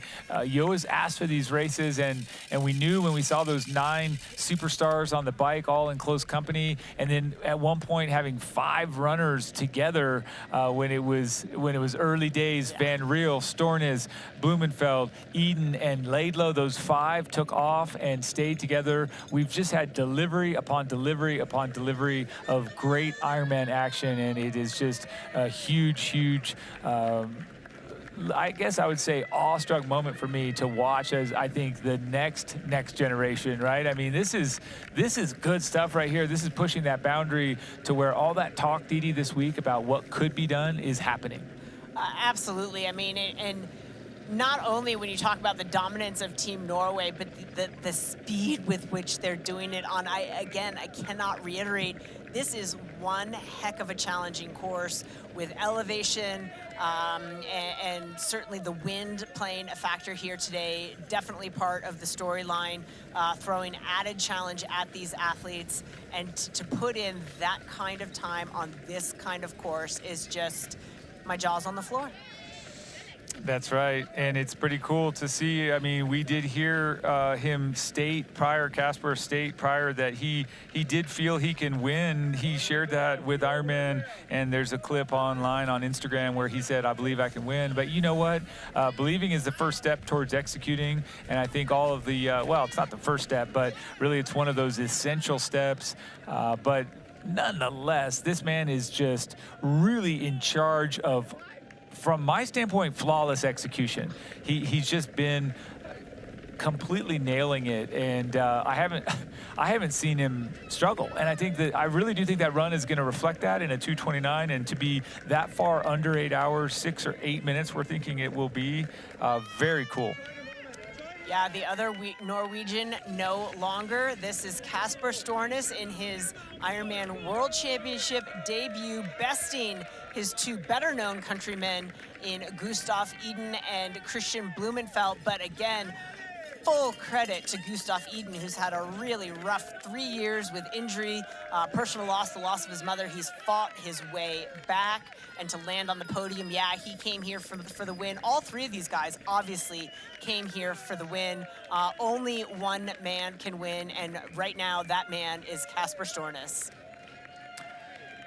So smooth, Didi, that overhead shot, looking down, just again, light as a feather on his feet. As we come back to second place, Gustav Iden, he turned the ship around really well, and is just nice forward lean, nice quick foot, and second place again. So, I mean, you really could just say, hey, let's just sit here and watch these amazing athletes continue to execute what has been just exciting racing from start to finish. And it hasn't been flawless execution for these two, Blumenfeld and Eden. It's been exceptional execution, and it's been great comeback story after comeback story within the race for them, but flawless execution just shy of that today. But wow, not for Casper Stornes, just getting it done. Absolutely, and to see how the gaps have actually sort of exploded here in this final lap, in the final 10 kilometers there amongst the three countrymen. Casper Stornes went to the lead. Gustav Iden now sitting 2:47 back of Casper Stornes, and that is a combination of Casper Stornes just continuing to drill 3.5 minute Ks, 3.5 minute Ks, 3.5 minute Ks. I think we always saw one split that was maybe 3:38, but he has brought it right back down, starting to enjoy the high fives now. Oh, come on, 12 high fives and a hands on the head, oh my gosh. But one quick look at the watch. I mean, what the heck? This is exceptional. About 4 minutes from the finish line, about a K, a little under, and guess what? Casper Stornes, you get to start celebrating those high fives. Take as many as you possibly can. It's not going to slow you down. Only it's going to speed you up. No, absolutely. I mean, well deserved. So long in the shadow of his fellow countrymen, but to his credit, how much he's learned from his fellow countrymen on how to attack this race, how to approach a world championship event, drawing on the experience of his training partners. He's going to empty the pocket so he looks nice and slim for those finish line photos. No bulging belly full of nutrition in the pockets. It's Casper Stornes on his way to the red carpet. But again, that presence of mind, right? I mean, I think I remember back to Chris McCormack finishing with the sponges and just being so mad that he had not taken it out. So I wish I thought to take those sponges out. But in this era, now we've got a little bit of a limp. Oh, and, boy, cramping. It's that cramping that comes on, and you can see it. It's sort of the question of, are we close enough? Because that is loading up, and you can see him stiffening up in the hand, and just that right leg just really cramping up and giving out. It's a terrible thing. Left leg hamstring. Yep. Yeah, and a quick walk as we pedal back. He's going to try and straighten it out because he does not. And he's back running. Of course, that was a flashback, but he does not want to get caught by Van Riel, who is rolling through on Sam Laidlow. And as Christian Blumenfeld has his struggles in the final 2 kilometers of this Hoka Marathon course, we're going to bring it to the finish line with our Ironman world champion, the other Norwegian. No longer. No longer. He's giving the disbelief gesture and still soaking up those high fives, a couple of low fist pumps, but really this is his moment. There you go. That is how you celebrate some high fives and really a proper celebratory fist pump. This man has earned every second of this praise and recognition today for what he has done. And Gustav Iden has resurrected himself, looking fine as he charges his way towards the finish line. Halfway through this last lap, he went through a bit of bother, and Christian Blumenfeld got by him, but he was able to settle the belly and get back on it. He has gone past Christian Blumenfeld, sitting comfortably in second place, but that's not going to matter because it's all this man, Kasper Stornes, the flag in hand. And that is right. Today we have seen history unfolding, and now the happy face, the celebratory face, and pictures of Kasper Stornes as he comes home with the Norwegian flag proudly draped on his shoulders. Today, our 2025 Ironman World Champion is Kasper Stornes from Norway.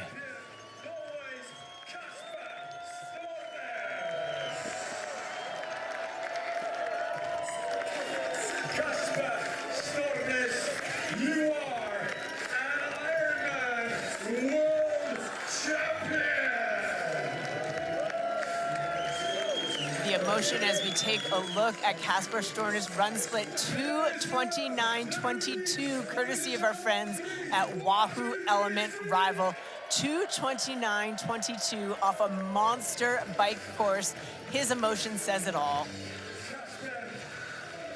I tell you what, that is something special right there. And we said this, that to deliver upon what everybody said they thought could happen, the sub 8 and the sub 2:30, Kasper Stornes is doing both for the victory. So good.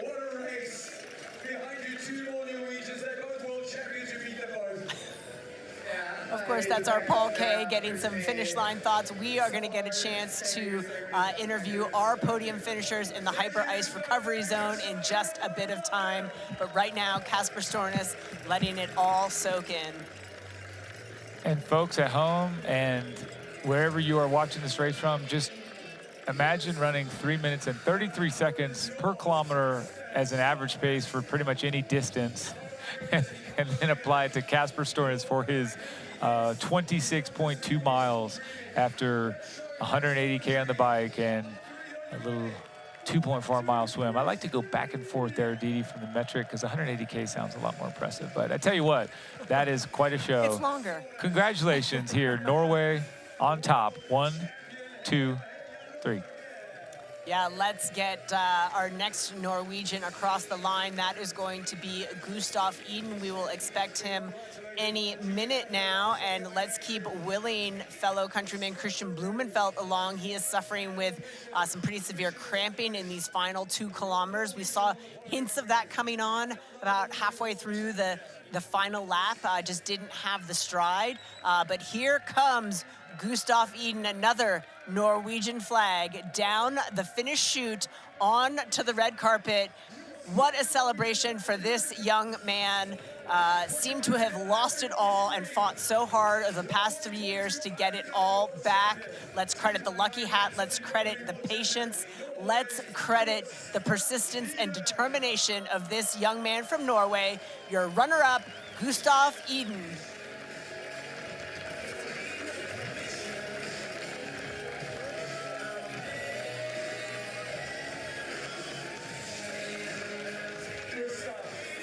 And that's special there to watch the 2 training partners with truly an appreciative embrace there, each one very happy for the other. You know, there's something to be said for self-belief.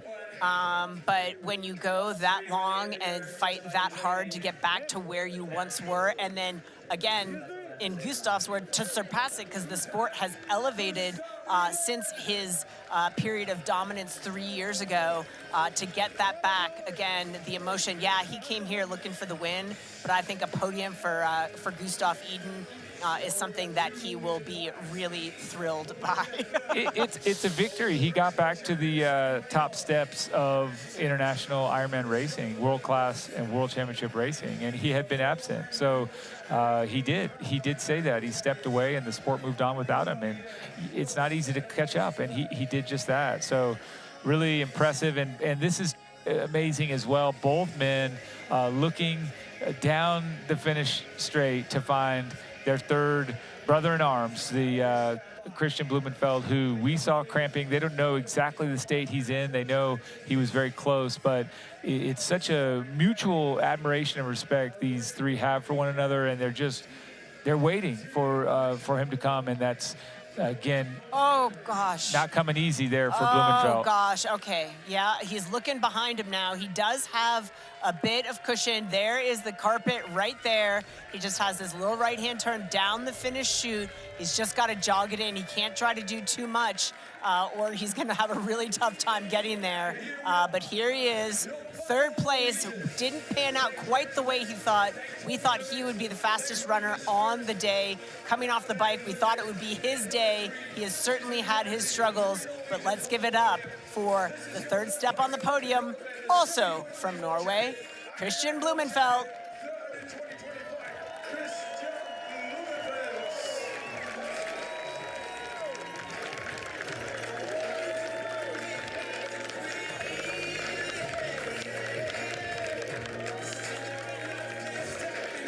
Casper, to welcome and congratulate Christian.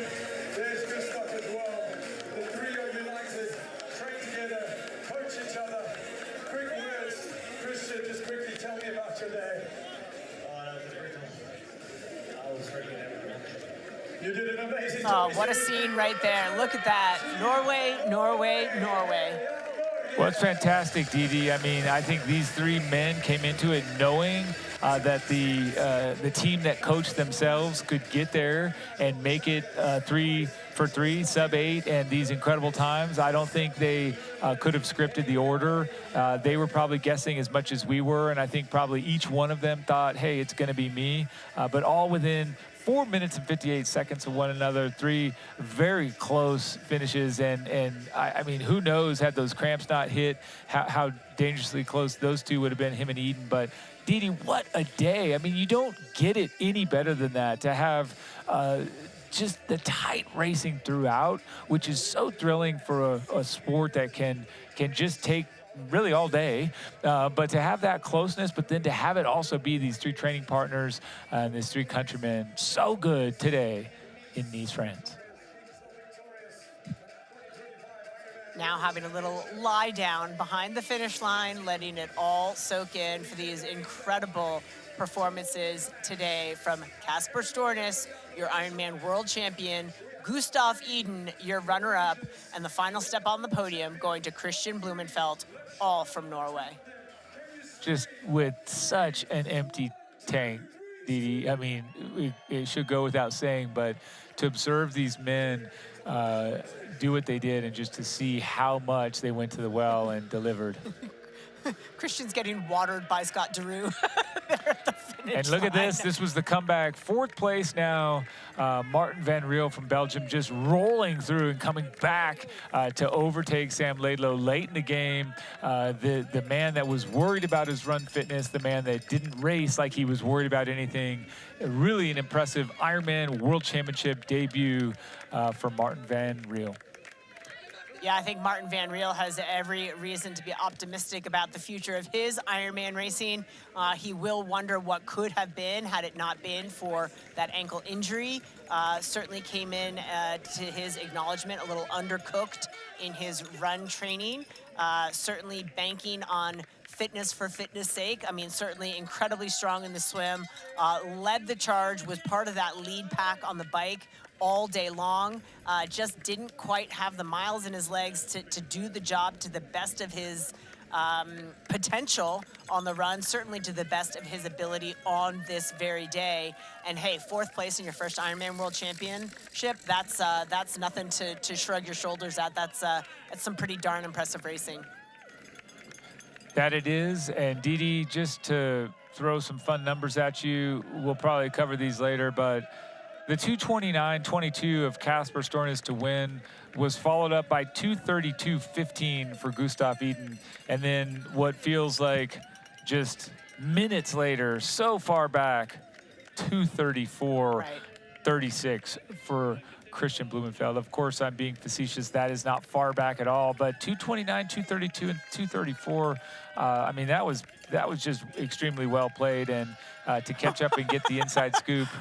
Poor Martin Van Riel is looking for his bib number. What he didn't realize is that whipping wind pulled it off his belt, so he keeps turning it around, looking, where's my bib number? He spun it around 6 times. Yeah, it's like a magic trick. No longer there, my friend. The wind took it, but we know who you are, and we will welcome you to the finish line. He's like, I better get my photo. I better. Want my finish line photo. Everyone still wants that proper photo. But yeah, checking the watch again, and some of that you have to wonder if it's automatic pilot, how much you really care. But Martin Van Riel, really impressive. Oops, I said real twice. And and it is. This is a guy that has been all over the top of international world-class racing for a long time, and now just kind of pushing what is our next wave of Ironman racing. And you know, gosh, I feel like it's been 10, 15 years where we've been listening to folks, legends like Mark Allen and Dave Scott, say things like, the men are underperforming on the run. The men are underperforming when they need to be running faster. They're not running that much faster than we did. And suddenly, well, it feels suddenly. Yes, they are. They are now. We don't talk about 250 and sub 250. We don't talk about 240 and sub 240. We are now down into those very rare airs of low 230s is world class, and now of course that 229, exceptional racing. But let's put our hands together for 4th place, Martin Van Riel. Agony on the face, but has to be very satisfied, maybe dissatisfied, but very happy to have made it 4th place. And you can see the emotion on the man's face. So still wanting for more, but well done. Such a conflict of emotion there to know what you're capable of on your best day and to be off of that on the day that you had, but to put it all out there and give it what he gave, to come back on an athlete like Sam Laidlow, a step off the podium, which may be, again, a disappointment for what he wanted on his best day, but for what he was dealt in the injury, sitting on the sidelines for over 4 weeks, missing run training.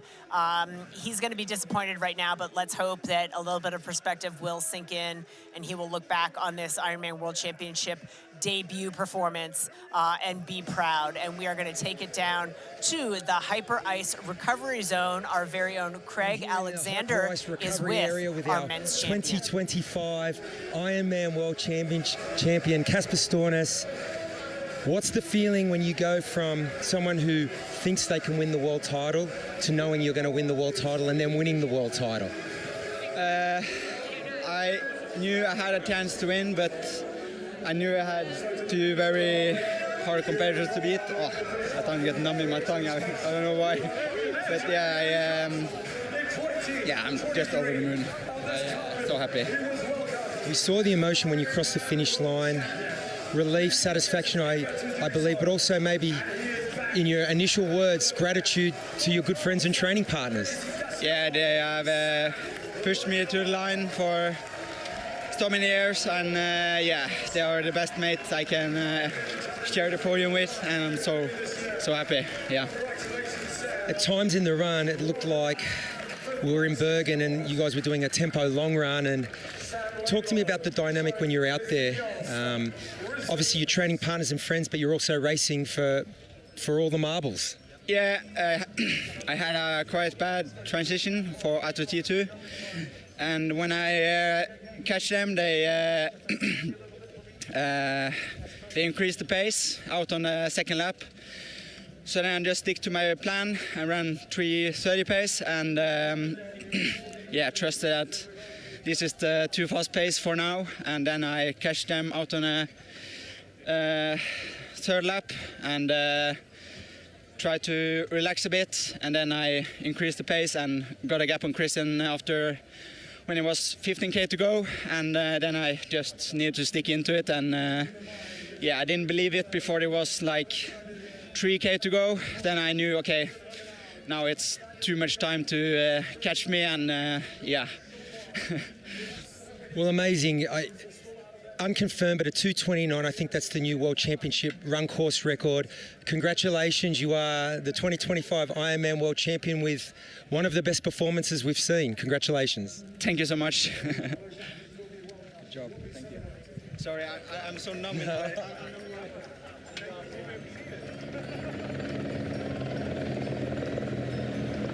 Welcome in. Gustav Eden, it looks like the lucky hat is back.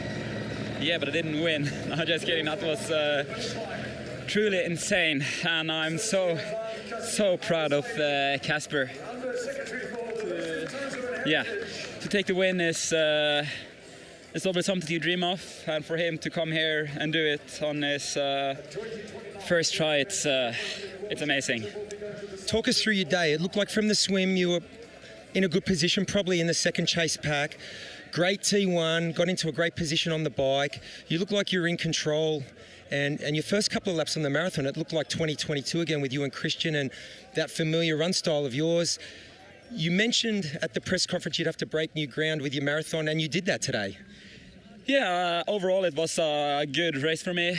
I had a pretty good start to the swim, and I faded a little bit towards the end, but I tried to not stress, because stress in the swim is never the answer, you know. So I stayed calm, had a good T1, ran hard, and then settled in quite good on the bike. And from turnaround, Sam was pushing an insane pace, and I just couldn't hold up. But I knew that my downhill is pretty strong, so I wasn't stressing too much. And then we caught them just before T2, and first 2 laps, super in control, and then the Ironman kind of hits you towards the end.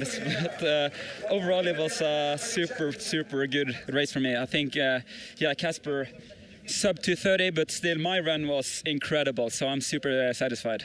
Well, mate, congratulations. Triathlon is just a better place with Gustav Eden on the podium. Thank you.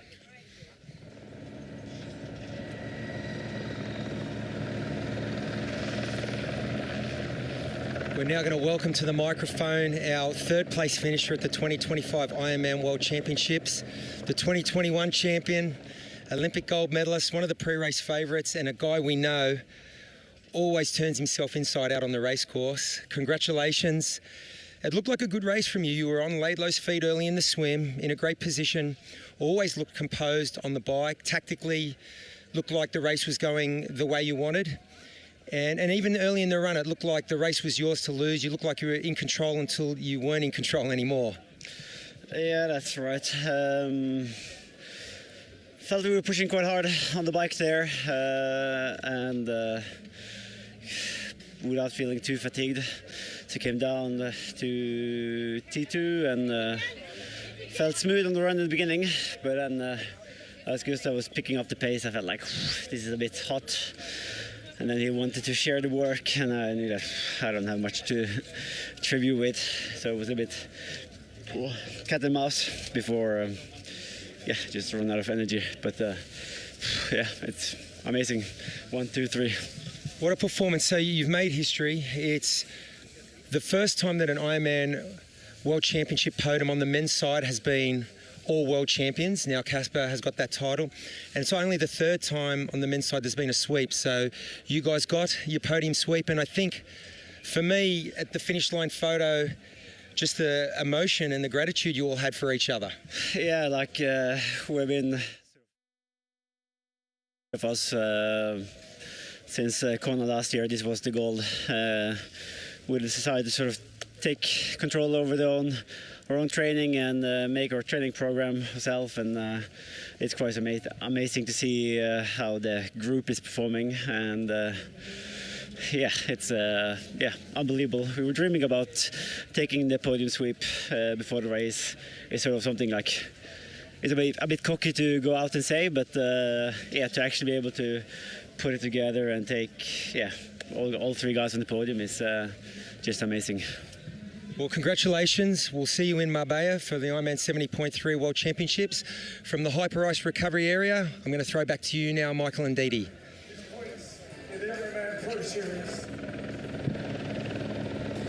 And Didi, that was a wonderful collection of interviews from our Norwegian podium. I got exactly what I wanted to see, which is a grateful, surprised, yet very satisfied and happy Kasper Stornes in first, a very humble and gracious second place for Gustav Iden in third place. Christian Blumenfeld, wow, just completely spent and also very impressed with what his group did. I mean, they guided themselves to this, and that is no small feat. Didi, there's the Aussie, Nick Thompson. Yeah, now the floodgates are open. Of course, Kasper Stornes will obviously becomes Ironman world champion. He will take home 6,000 points in the Ironman Pro Series. And now the clock ticking down at a rate of 1 point per second as they continue to come in across the line. It's going to be a big boost for Kasper Stornes.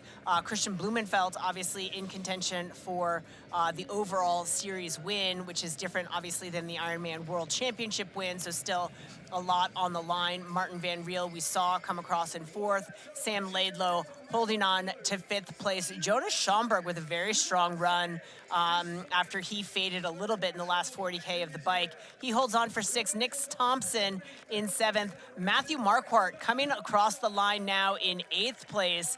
Outstanding performance for the American. What a great day for Matthew Marquardt, who's had his share of struggles this season, his share of triumphs as well. Battled some cramping issues in the early part of the season. Seems to have figured that out, and what a great performance. He really got off to a slow start on the bike, but has just chipped away and finishes in eighth place and the top American finisher.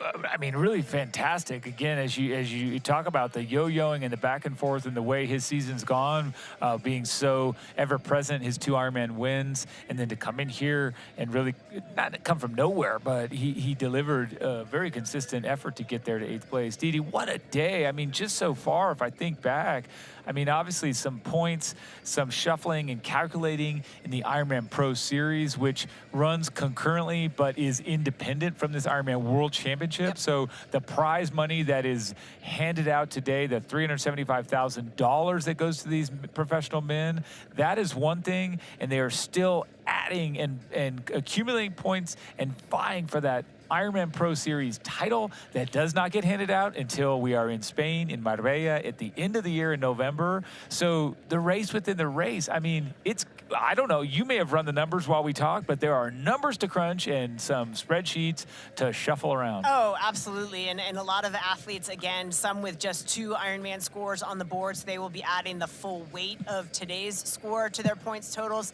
Other athletes with already 3 Ironman scores, so they're looking to better some of those points totals. And then, of course, the 70.3 in Marbella, that is a points boost as well, a more heavily weighted points tally for a 70.3 event. So a lot of changes can happen, and this is where the athletes are looking at their nearest competitor, saying, how close do I have to be to this guy so that I can stay ahead of him in the overall Pro Series standings? Because again, keep in mind that's $1.7 million being handed out as a year-end bonus for consistency and excellence across the season, as you know, in its entirety. And I think athletes already looking forward with the news just a couple of days ago of the 2026 Ironman Pro Series. And here comes your defending champion, Patrick Lange. Boy, what a day for him. What, 9th place? Yeah. I mean, really, you just have to stand up and give a standing ovation here for this man that really, by all accounts, was just going backwards. The gaps, the time deficit that he had to be able to then come and crank out 2:31.33 and snag that third. I mean, that 9th place, that top 10. I mean, really, this guy is just... he's impressive. To do that when you came in with the intent to win and to be so far back on the bike and yet still find the heart and the will to dig that deep. As we see early race leader, this was one of our rookies at the start of the bike who was just so aggressive, one of the real agitators at the start of the bike. He is going to come home in his first Ironman World Championship with a top 10 performance. Of course, this is Jamie Riddle from South Africa. So congratulations to Jamie Riddle. Maybe not the marathon he had banked on, but boy, did he get a valuable race experience. That he did. Impressive show. He was never out of that top 10, and he just showed that South Africa has a bright future at Ironman racing, backing some of the past that they've had with incredible stars over the years from the Rainbow Nation. You know what? Beautiful stuff. And here we are just looking at these incredible shots from above and looking down at more finishers. Didi just coming across the line.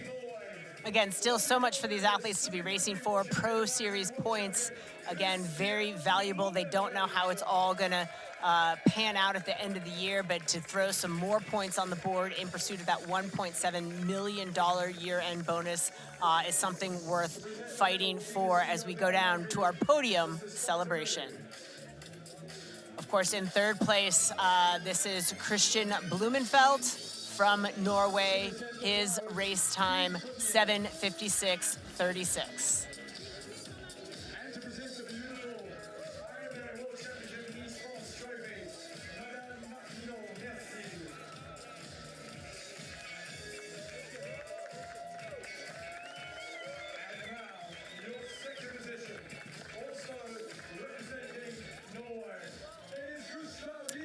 And in second place, also representing Norway, a previous champion coming home in 7 hours and 54 minutes with 13 seconds.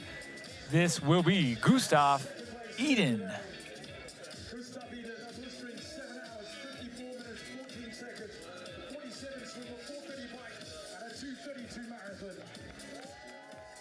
The medal, thanks to our CEO, Scott Giroux.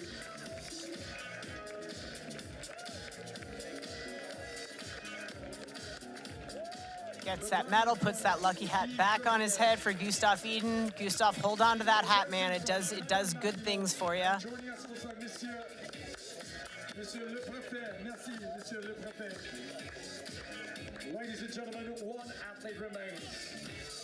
And here he is, folks. He is your 2025 Ironman World Champion. He swam 45:21. He biked 4:31:26, and he ran a jaw-dropping 2:29:25. This is your 2025 Ironman World Champion from, you guessed it, Norway, Kasper Stornes. Didi, and showing the effort of the 7:51:31 time in climbing up to the top step of the podium. It's all Norway all day. Congratulations, Kasper Stornes, Gustav Eden, and Kristen Blumenfeld.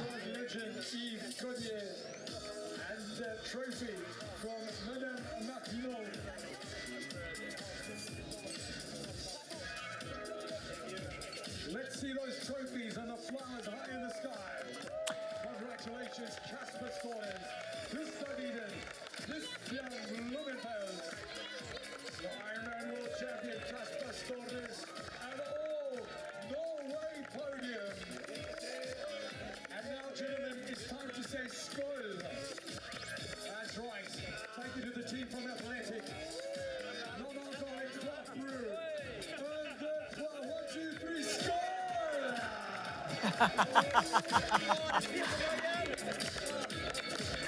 Gustav saying, you know, I don't want to dump all that athletic brew. I'm gonna throw a couple of sips down the old hatch there. Because it was an all-Norway sweep of the podium. And there we go, sharing one flag.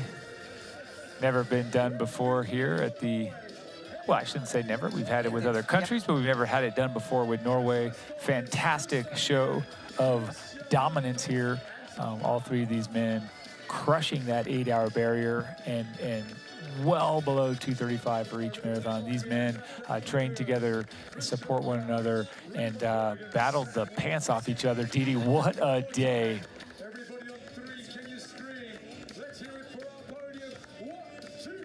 And here are your results from the 2025 Ironman World Championship. Gonna get those up on the screen for you. We've recapped them in bits and bobs, but we'll do a final recap for you of our top standings of our professional men.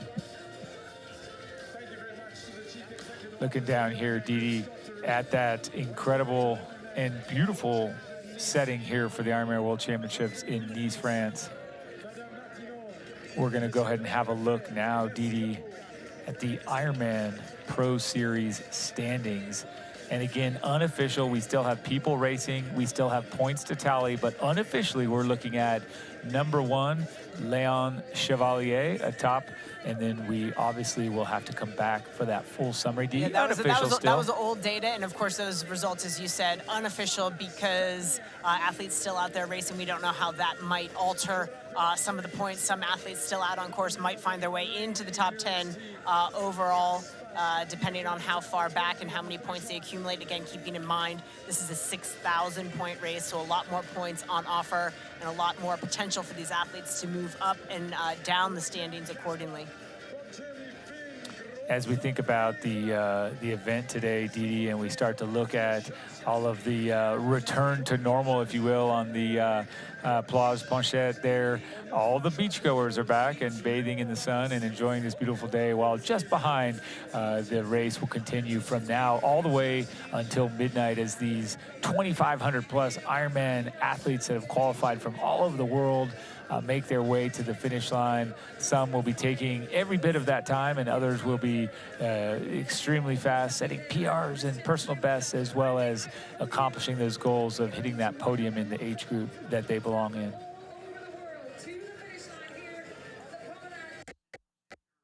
Again, what an outstanding race venue. What a fantastic host city befitting this Ironman World Championship. And the party will continue on well into the night. That it will, and we suspect there will be a lot of folks staying in the area and returning to those beautiful villages in the mountains. But have a look here. This is going to be today's results for the Ironman World Championship. We know first place went to Kasper Stornes, 7:51.39. Norway, Gustav Eden, 7:54 in second place, and Christian Blumenthal for 7:56 and third place, Didi. And of course, Martin Van Riel on debut at a World Championship event in fourth. Sam Laidlow, after a rough start, coming home in fifth. Jonas Schomburg in sixth. Nick Thompson from Australia in seventh. Top USA finisher Matthew Marquardt takes eighth. Patrick Longa, the defending Ironman champ, he came home in ninth, with Jamie Riddle from South Africa in 10th. And then we did tease it earlier, and eventually we will get to share with you. They're still calculating those numbers, is how I read this, but we'll continue to look at these beautiful scenics of just a wonderful spot here on the Côte d'Azur here in the south of France. And really just a spectacular place. We talked about its history, we talked about its challenge, and of course the talent that made their way out here to try their best and to test themselves against the Ironman World Championship course.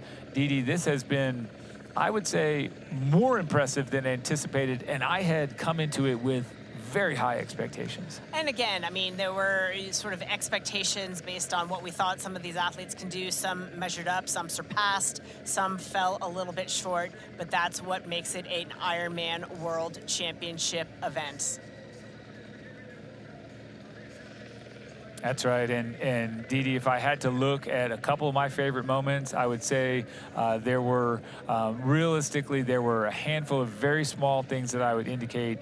Favorite moment, without a doubt, is just seeing the camaraderie of the three Norwegians and coming in and doing exactly what they said. They didn't know which order, but they came in there and said, we have the capability of a podium, we support one another, we train together. To me, that is just an absolute highlight above the individual accomplishments. And for me, again, the theme of this year's Ironman World Championship, resilience. And boy, did we see the resilience from Sam Laidlow, for whom we thought his day was over. before he even got out of the water. And again, from Patrick Lange, our defending champion, who was so far back on the bike, but ran his way into the top 10. Talk about the resilience and the mindset of those champions on full display here today in Nice. Without a doubt. And then, you know, there's also, to me, what would be a secondary moment, if you will, that I really dub as a favorite.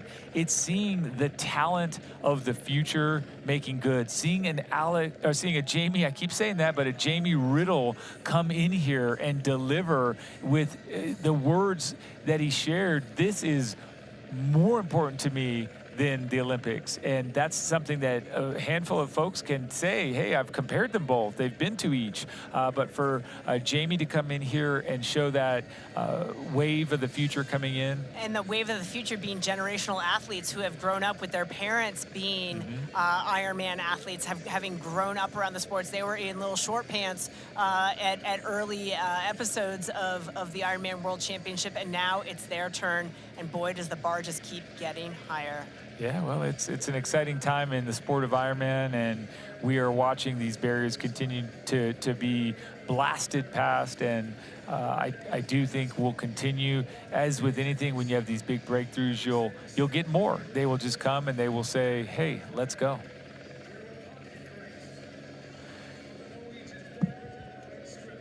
As we look at these beautiful shots of our wonderful venue, I would like to thank everyone for watching the Ironman World Championship men's race. We can remind you to watch on-demand replays of all Ironman Pro Series broadcasts. Exclusively in the US and Canada, you can sign up for Outside Plus today. Globally, of course, you can watch at proseries.ironman.com. Ironman Tri YouTube channel, or any of our global distributors. The Ironman World Championship women's race is in just a few weeks on Saturday, October 11th, and it's going to be absolutely epic with the field on tap. Stay tuned to Ironman's social media channels and to YouTube to catch all of the exciting pre-race build-up. Until then, on behalf of Didi Griesbauer, Craig Alexander, Fraser Cartmel, and Matt Lieto, au revoir from Nice.